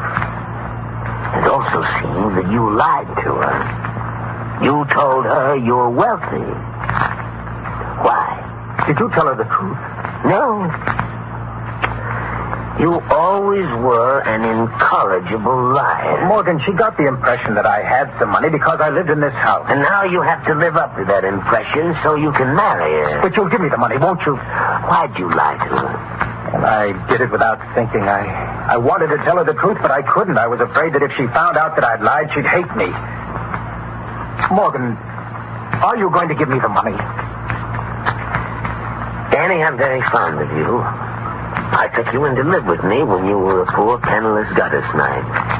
I educated and taught you to live like a gentleman. I even named you sole beneficiary of my estate. But that's why I'm asking you for the money now. If you're going to leave me all of it, why don't you give me a little of it now?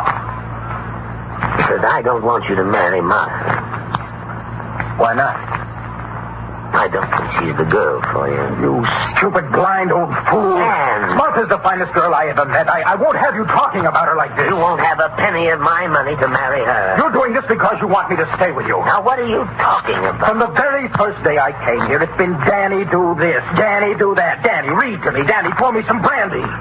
You've made me a servant and a slave. How can you talk this way after all I've done for you? Done for me? Did you ever teach me to work? Did you ever teach me to do anything except live in luxury when I didn't have a penny to my name? You made me someone who's of no earthly good to anything or anyone except you. Well, what are you going to do about it? Leave? No. I'm not going to leave, Morgan. You are. What do you mean? I'm going to kill you.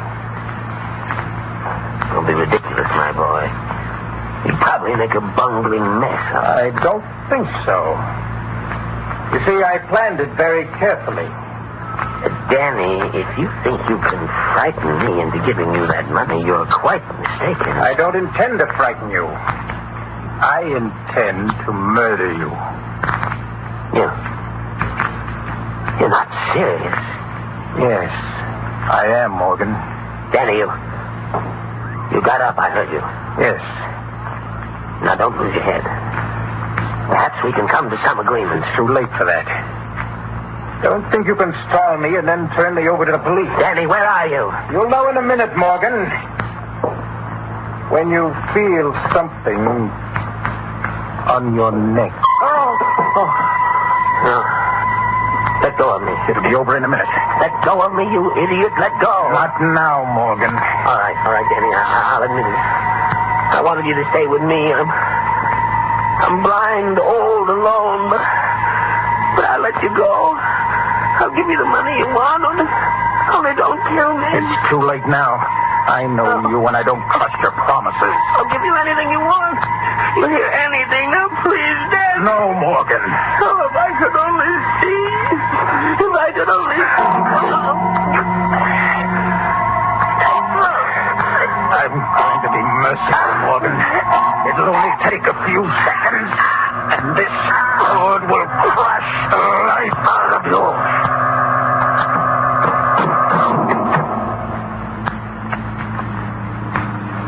Morgan? Morgan? He's dead. I heard the front door open and close. I had told Martha to come at 9 o'clock. ran out of the room and looked down the long stairway. Hello, darling. Mother! Shall I come up? No, wait there. I'll come right down. All right. I rushed back into the room. My uncle was lying on the floor, the rope twisted about his neck, his face streaked with purple. I picked up the cane and began tapping on the floor. And I placed the cane near to him. I went back to the door again and called. Good night, Morgan.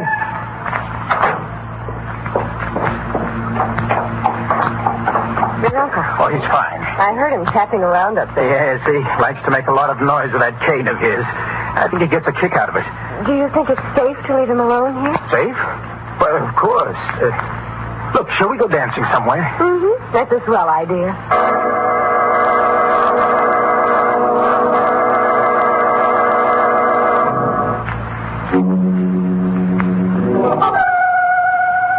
Well, friends, do you think Uncle Morgan will stay dead?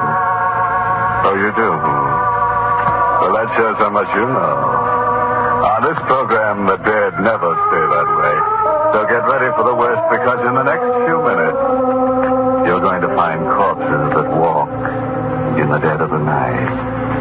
Oh, yes. They do, all right. They do. Don't you worry. All right. Let's listen now to Donald Duke as Danny as he finishes his story. It was easy to lie to the police. When Martha told them that she heard my uncle tapping in his room, I was cleared of all suspicion. I suggested that the murder was committed by some thief who broke into the house to rob it after we had left. The police agreed. I received the inheritance. And Martha and I planned to go to California to be married. I had lied my way out and fooled everyone. Everyone. Except myself. I knew what I'd done. I couldn't forget it. I became nervous and morose. And then came that last night before Martha and I were to go away. I was alone in the house, preparing to close it.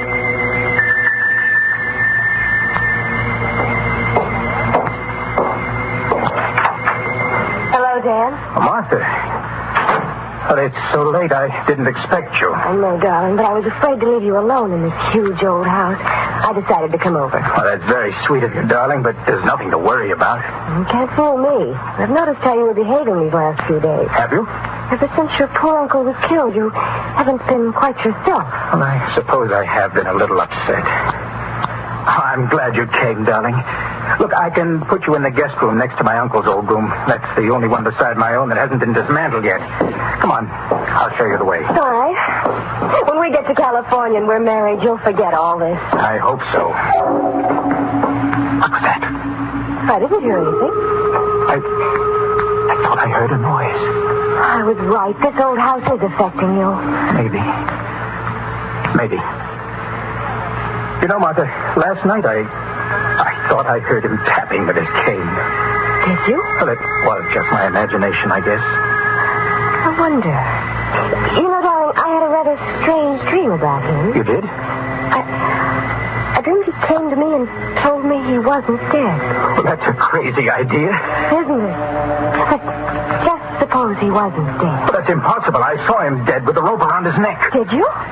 That's funny. I went with you to the morgue and I didn't see the rope. The police had removed it. Oh, yes. Yes, of course they had. But I saw those welts. It didn't take much imagination to see the rope. Oh, my poor Danny. I'm afraid this has affected you more than you realize. Here's your room, Martha. Danny, you've been kind of cold and distant lately. You do love me, don't you, darling? Of course, Martha. There. Good night, Dan. Good night.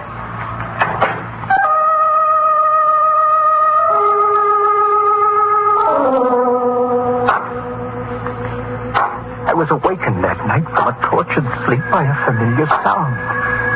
The sound of my uncle's cane tapping on the floor above me. At first I thought I was dreaming, but then I heard it again.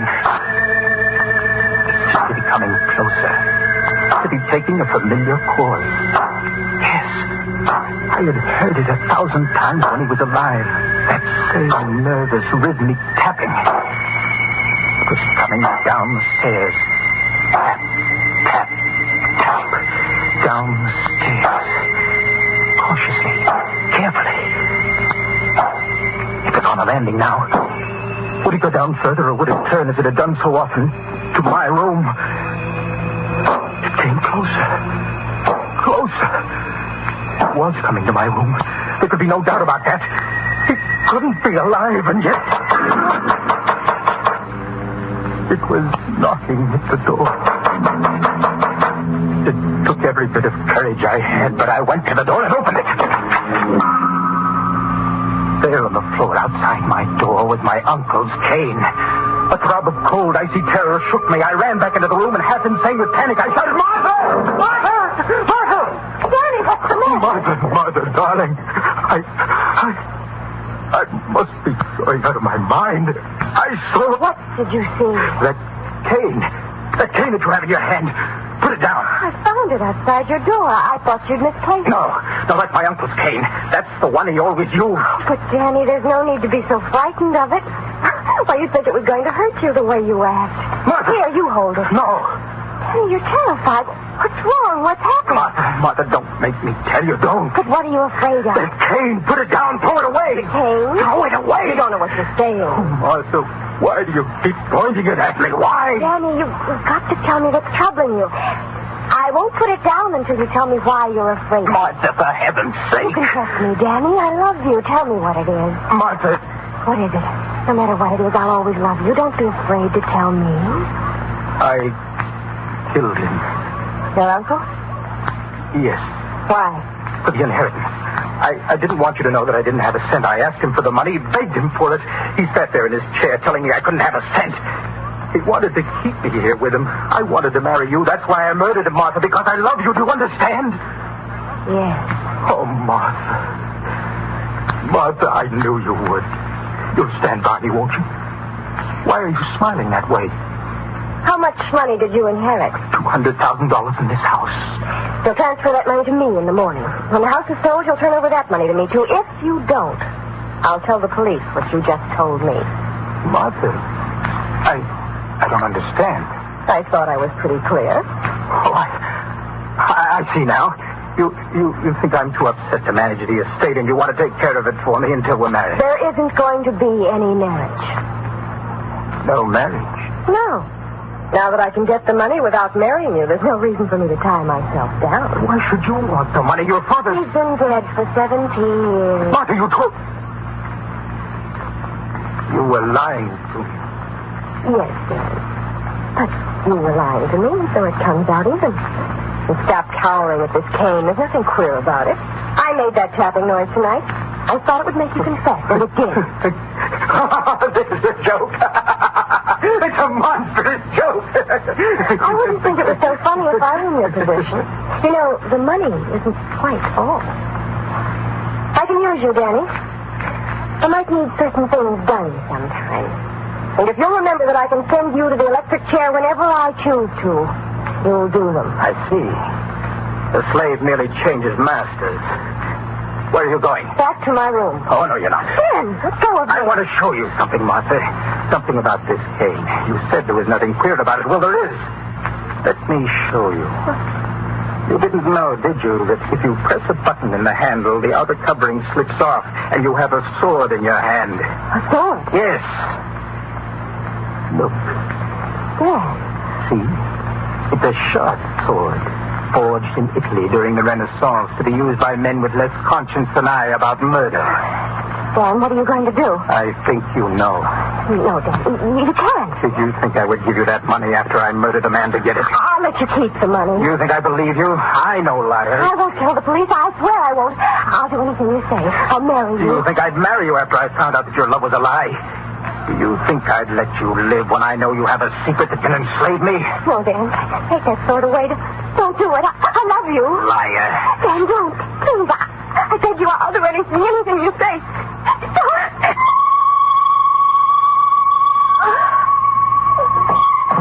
Martha!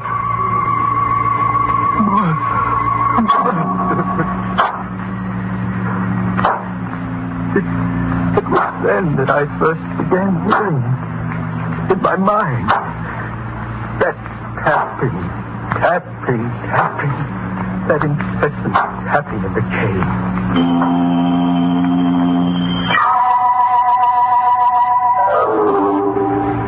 When the police came, I told them everything. They asked only one question. When did you hear this tapping in your mind? After I killed him. Well, you'll be all right after a good doctor treats you. Perhaps. Meanwhile, we'll do everything we can to find the person who killed your uncle and your sweetheart. I think it's the same man. He's probably some thief who thought he'd try a second time. But I just told you, I'm the person you want. Now, Danny, you don't think I believe that story for a minute, do you? You don't believe it? After the way I saw you cry when your uncle died? And you can't make me believe that sweet girl did the things you said. I know something about human nature, my boy. No, Danny, the shock of finding your sweetheart murdered so soon after your uncle's murder was too much for you. This whole confession was a lie.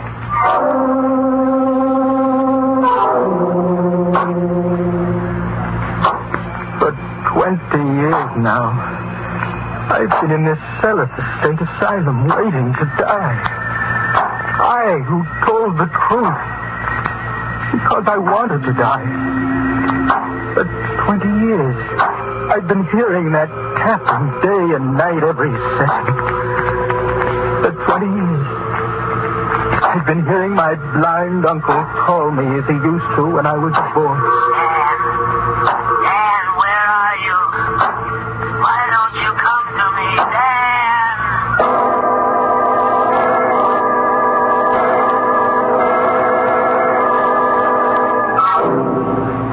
All right, friends, you can relax now.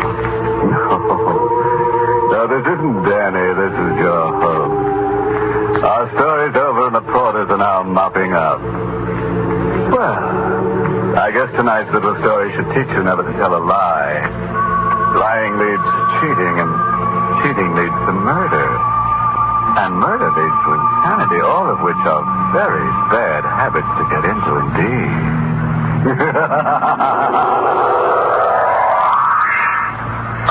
Well, friends, it's time once again to close that creaking door.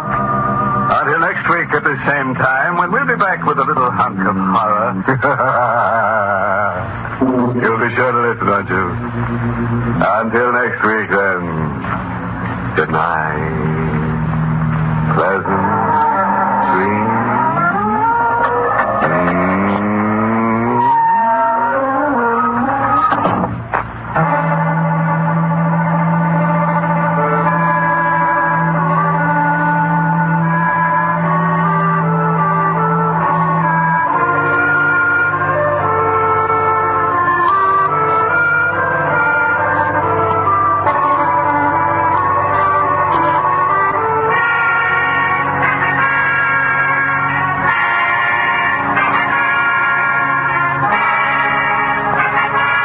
Inner Sanctum has come to you through the worldwide facilities of the United States Armed Forces Radio and Television Service.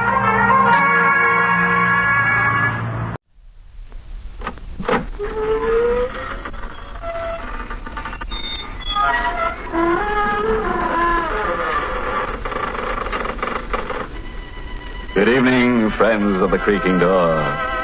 This is your host to welcome you into the Inner Sanctum once again. Come in. Our little place may not be a mansion, but it has its advantages. For one thing, it's thoroughly scare conditioned. The scream pipes are always in good working order, and the rent's quite reasonable. We get a cut rate.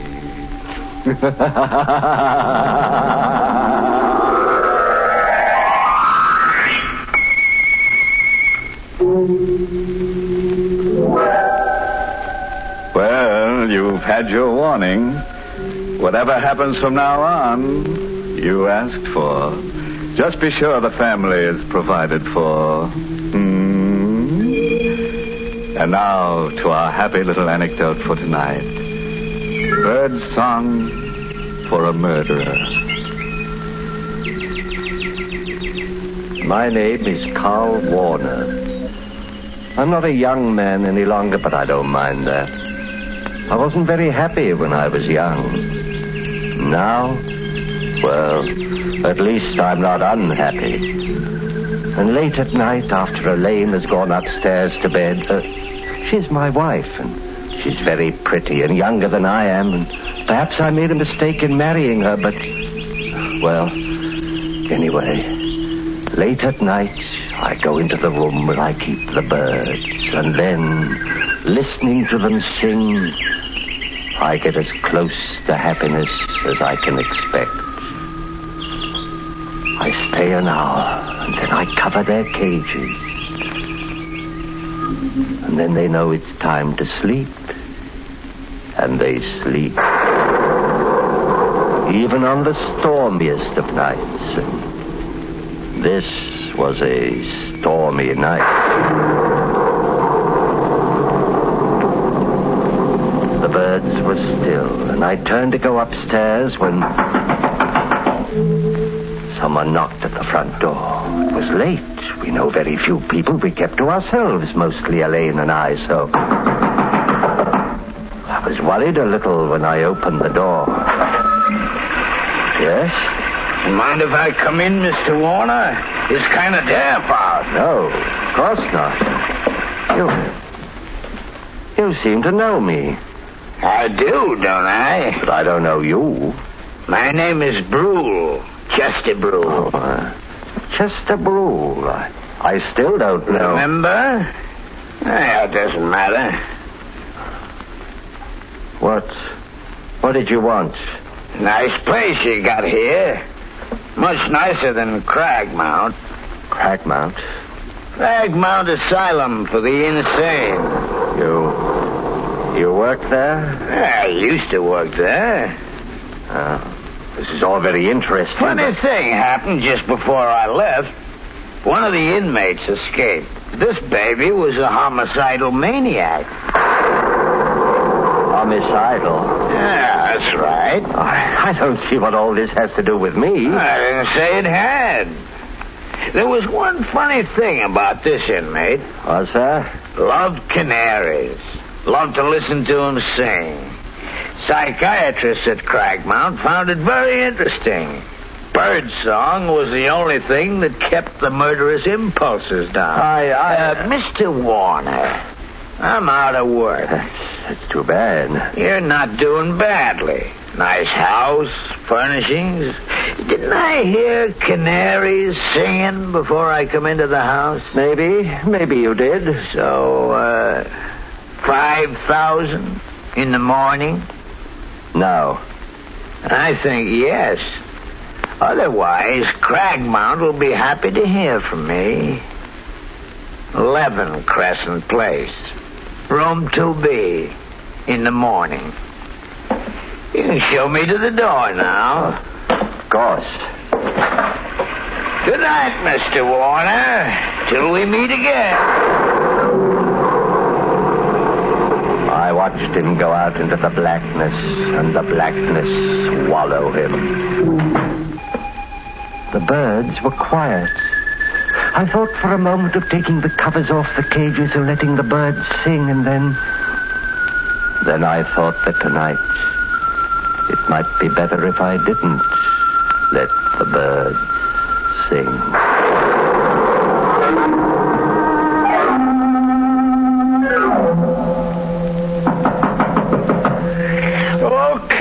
Okay. Who is...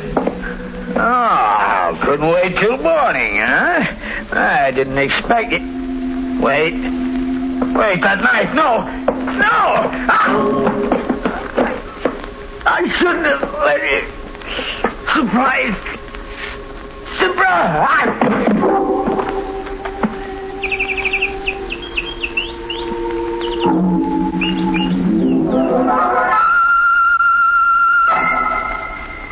It's been a bad night. I couldn't have slept more than 2 or 3 hours. Fortunately, Elaine and I had separate rooms. And at breakfast the next morning, she was fresh and young and beautiful. Carl? Why are you staring at me in that funny way? Nothing. You really shouldn't read at meals. Oh, it's only the paper. So many exciting things happen. I can't wait till I get to them. Still... Oh, isn't that terrible? What is? A man was murdered last night. Not very far from here. Crescent Place. Crescent Place. Such an odd name. Chester Brewer. Carl, your coffee cup. Sorry, I wish you wouldn't read the paper. It says that his canary... He had a canary car. Was singing when the landlady found the body. Oh, that's pathetic. Elaine, I told you not to read that paper. But, darling... Give it to me.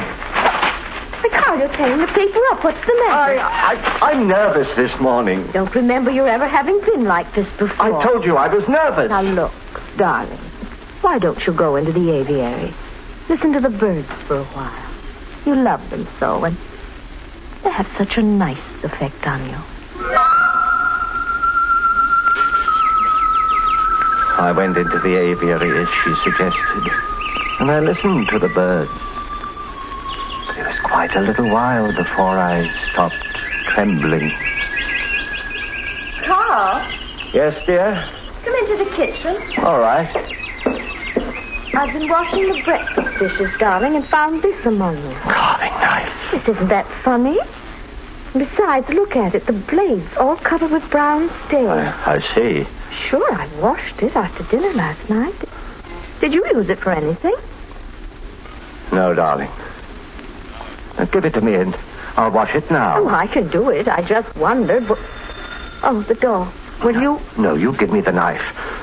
And you answer the door. I said you answer the door. All right. There's nothing to shout about. I don't know what's the matter with you this morning. I washed the knife. Quickly, but carefully. Very quickly, but very carefully. Didn't take long. The stains hadn't hardened much. The brown stains. Carl? Yes? Someone to see you. A man. What does he want? He didn't say, except that it was important. I'll go see him. He said he's a lieutenant. A Lieutenant Gregg. From the police. There are 17 steps between the kitchen and our living room. I know because I counted them while I was walking to see Lieutenant Gregg of the police. 17 steps to make my face polite, relaxed, smiling. But would I be able to hide the trembling of my hands? You're Lieutenant Gregg. My wife said you wanted to see me. Yes, that's right. Mr. Warner, did you know a man named Chester Brule? Chester Brule? Why, I can't say offhand. I've got such a bad memory for names. I may or I may not. Why? He was murdered last night. You see, we found your name and address in Brule's address book. I see. We thought you might be able to help us. Well, the fact that my name is in its address book doesn't mean... Prove anything? Well, of course not.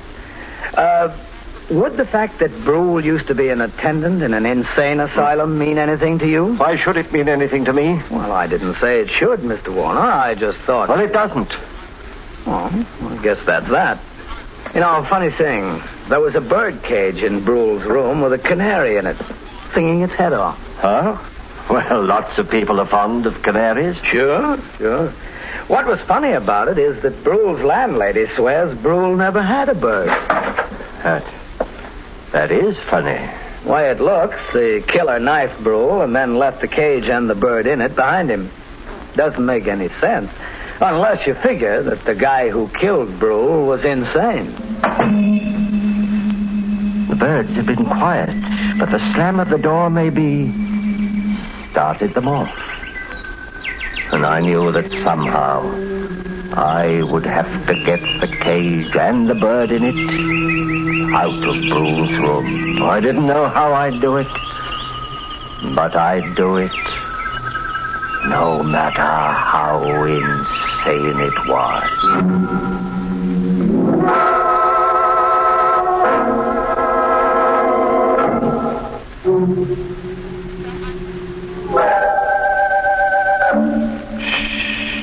Be still.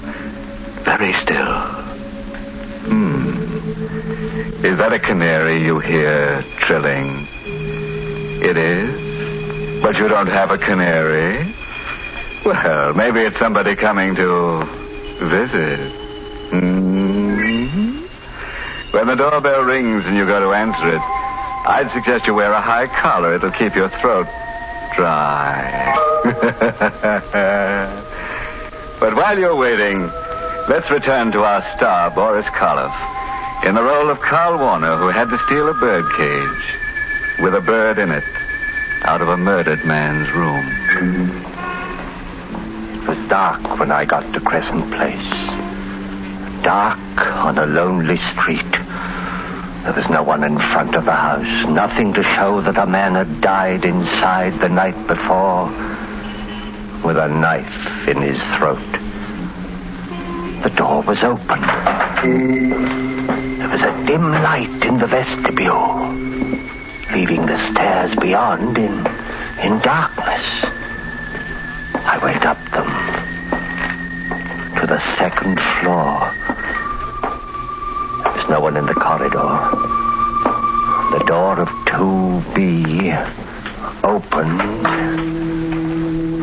and I went in. There was no light.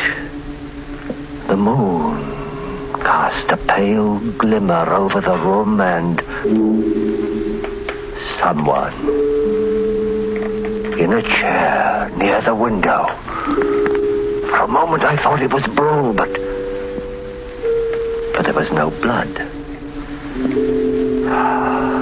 And then I realized it was a policeman in uniform, asleep. The cage was near the sleeping man. Would his sleep be sound enough? I reached out, lifted the cage, reached the door, and closed it. I was safe. Carl? Yes? Oh, I'm so glad you're home. That Lieutenant Gregg is here again. Gregg? Where? In the bird room. Why did you take him to the bird room? He asked me to. All right. Oh, Lieutenant Gregg? Oh, hello, Mr. Warner. Quite a collection of canaries you've got here. Yes, I have. Were you home all last night? Of course. This is still about Chester Brule's murder? Mm-hmm. Say, remember my mentioning I thought that the man who'd killed Brule and left the birdcage behind him must be insane? Well, you did say something of the sort. Yeah. And then there's the fact that Brule used to work with insane people. Begins to mesh, huh? Oh, I know very little about police work. I hope I'm not boring you. Anyway, it occurs to me maybe I'd better take a trip up to Cragmount. I suppose going to asylums or any place else is just part of your job. Oh, sure. Did I mention Cragmount was an asylum? Why, you must have. Yeah, well, I'll run up there, and I wouldn't be surprised if I get all the answers. What do you think? I think I'm going to. What is it, Elaine? Well, it's so late, I thought. Oh, I can take a hint, Mrs. Warner. Don't bother showing me to the door. He seems like a very nice man. Carl, stop it. What? That stare. If I didn't know you so well, I'd say you were going mad.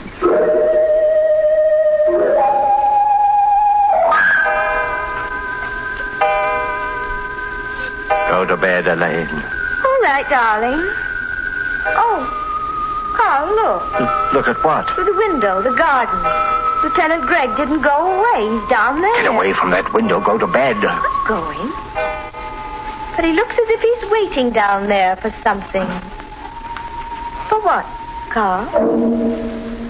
I knew what he was waiting for. I knew I mustn't go to sleep. Things happen when you sleep. Terrible things. But I hadn't slept well the night before. Not well at all. And there'd been the strain of the day. And it was night now, and dark, still, terribly still.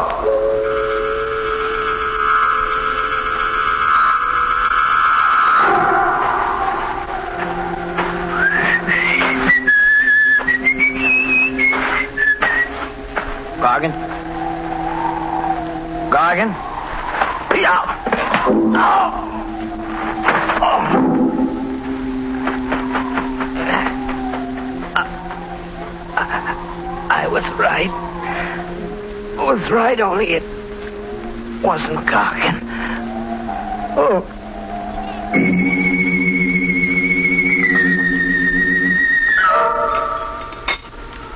Such a lovely morning, Carl. Lovely. I looked for Lieutenant Gregg as soon as I got up. He wasn't in the garden anymore. He must have got tired, gone home, or back to headquarters, wherever policemen go. Oh, dear. That's the Swenson's dog. He's got into our garden again. I'll have to get him out. Elaine, don't. Don't you dig up all the flowers looking for bones. Elaine. Maybe he won't be there. And Elaine, where are you? On the street. What? Look, Lieutenant Gregg. His throat. Come inside. Oh, all right. The kitchen. Carl, where are you going? The kitchen. What are you doing? The drawer. Silverware. Yes. It's here. The carving knife. That's right. Carl, I thought you washed it last night. I guess you didn't. You'd be wrong. I did wash it last night. But the stains are still there. The brown stains. These are fresh ones, Elaine. Get out of my way. But I've got to go to the bird room. Carl, please don't go away from me. Carl! I was holding the carving knife in my hand. Started to put it down, and then I held on to it anyway. It would make taking the covers off the cages awkward, but I held on to it anyway. And the birds were still. They remained still unless I took the covers off. Elaine. Carl, you must tell me what's wrong. Don't come any closer. Elaine, please, not any closer. You've got that knife in your hand. Yes. The one with the brown stain. Oh, Carl. Don't say anything. Carl, the night before last. Elaine, don't ask questions. That's dangerous. You were out of the house last night when Lieutenant Gregg was I was asleep. You have the knife, Carl. Yes. Give it to me. No. Please, Carl. No, stay where you are. All right. You may keep the knife. Because, look, Carl. A revolver? Yes. Lieutenant Gregg's revolver. Elaine, give that to me. Oh, no. I took it from Lieutenant Gregg last night. After he stopped crying. They always cry when... Elaine. Didn't like it the way you've been looking at me, Carl. You were thinking that maybe you'd have to send me back to Craigmount. I wasn't. You were, Carl. I know you were. After Chester Brule died. Elaine. Stop where you are.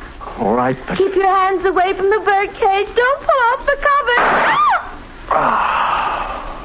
Oh, Carl, I've hurt you. Never mind. But I didn't want to. Are you going to cry like the others? It was my fault. I loved you too well. I really killed those others. Not you, my darling. That's a very silly thing to say. And I'll become quite angry. I am quite angry. Carl, you silly. You pulled the covers off the cage. Carl, I'm speaking to you.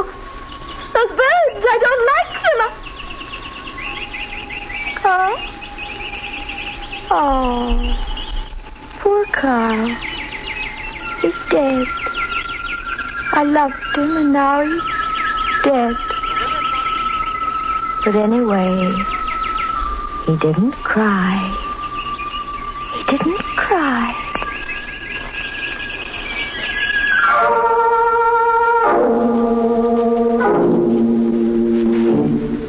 Well, there it is. And so sweet. The story of a couple of lovebirds who, instead of billing and cooing, went in for killing and shooting. Of course, it was all little Elaine's idea. All Carl did was cover up. Well, friends, it's time once again to close that creaking door. Until next week at the same time, when we'll be back with a little hunk of horror. You'll be sure to listen, won't you? Until next week, then. Good night. Pleasant dreams.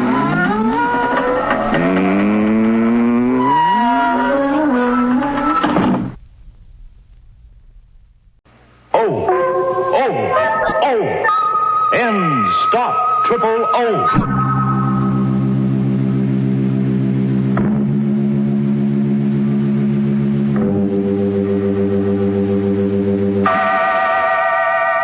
Inner Sanctum Mysteries, brought to you transcribed by High Potency Ends, America's most popular, truly effective chlorophyll tablets.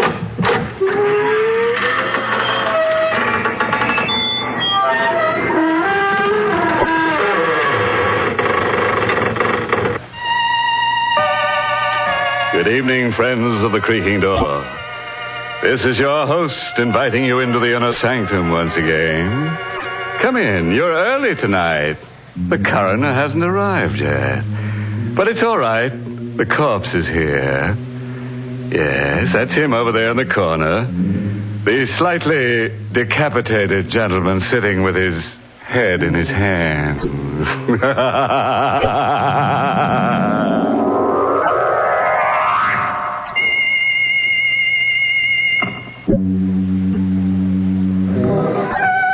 All right, friends.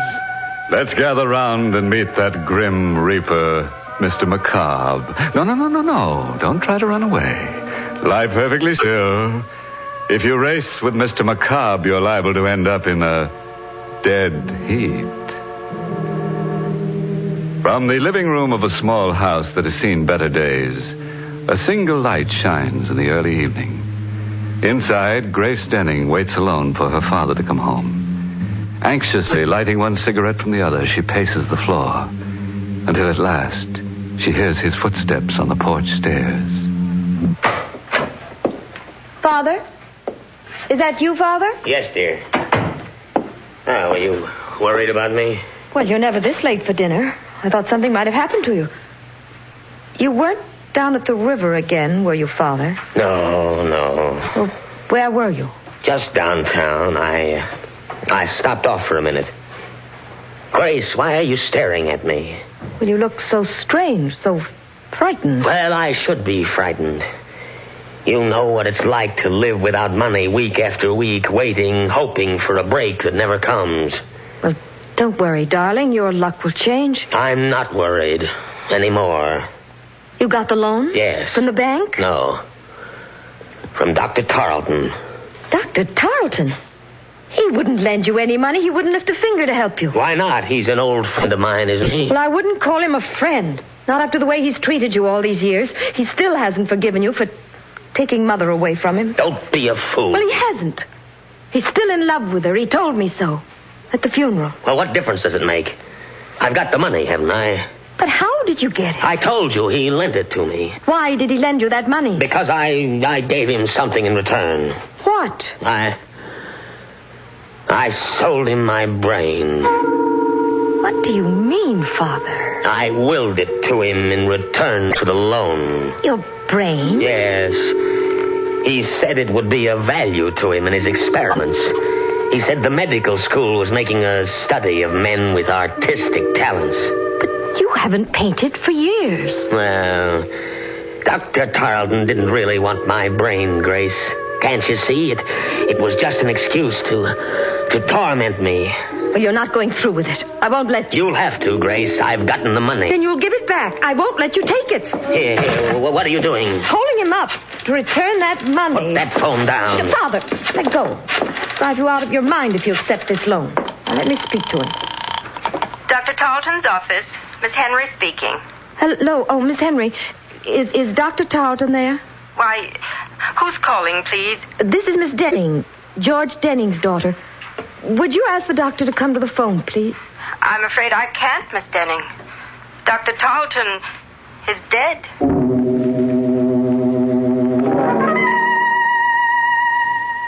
Miss Henry, I hope you don't mind my coming over here, asking you all these questions, but you see, Dr. Tarleton was an old friend of the family's, and I'm rather anxious to know the circumstances. I understand, Miss Denning. Dr. Tarleton often spoke of you and your mother. When did he die, Miss Henry? This afternoon, about 5 o'clock. We can't be sure of the exact time. Nobody was with him when he died. Nobody?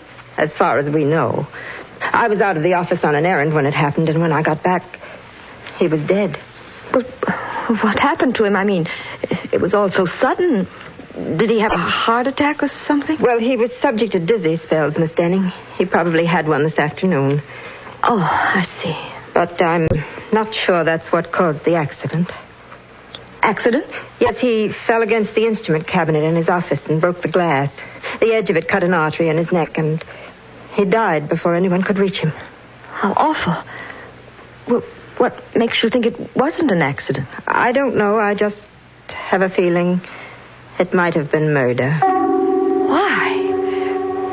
Was anybody with Dr. Tarleton when you left this afternoon? Yes, a man by the name of Macabre.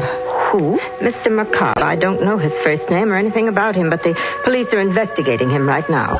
And there wasn't anybody else this afternoon? Not that I know of. Are you sure? Didn't Dr. Tarleton have an appointment with a man who was interested in some sort of brain experiment? What's that? An elderly gentleman, tall, with gray hair and a long, thin face. Why, Miss Denning, that was Mr. Macabre. Where have you been, Grace? Oh, just out for a walk. Now, don't lie to me. Where have you been? Over to Dr. Tarleton's office. Yes? Yeah, well, what for? I told you not to meddle in my business. Tarleton's dead, and my bargain with him is automatically canceled. Is that the agreement you made with him, Father? My agreement with Dr. Tarleton doesn't matter anymore. It doesn't to me, Father. But it might to the police if they find a copy of that agreement. What are you driving at? Don't you think they'll find out Tarleton's death wasn't an accident? Good heavens, Grace, you don't think I killed him, do you? You don't think I murdered a man for the sake of a few $100s? What did you do? You were in his office at 5 o'clock this afternoon, weren't you? Who told you that? What difference does it make? Miss Henry knows you were there. She told me all about it. I didn't speak to Miss Henry. Mr. Macabre did. Oh, for heaven's sakes, Father, don't you think the police will see through a trick like that? They're out looking for you right now. Well, confound it, Grace. I didn't kill Dr. Tarleton. And I never heard of Mr. Macabre. Now, let's not talk about him. All right, Father. If you want to bluff it through, I can't stop you. Only I wish that... Just a minute. I'll get that. No, let me. It may be the police. Hello? Hello, Miss Denning? Yes? I've got to see you right away. I have something to tell you about the murder of Dr. Tarleton. What do you mean? I can't talk to you over the phone, but if you'll come down to 54 Palmer Street right away, I'll tell you all about it. Come alone, Miss Denning. And come quickly. Just a moment. You haven't told me who you are. Oh, I'm sorry. The name is Mr. Macabre.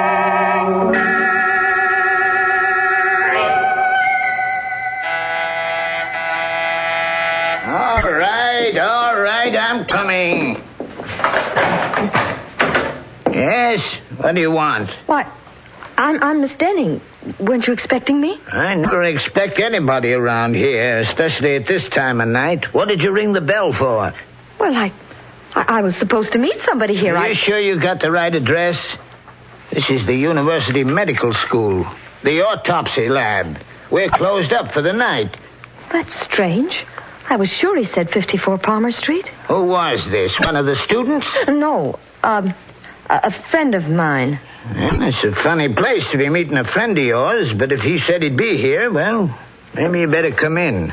Well, Come on, I don't mind you waiting on the inside. Sure. Yeah, I'm always glad to have a little company around. A place like this kind of gets under your skin. What do you mean? Ain't you never been to a medical school before? No, Well, there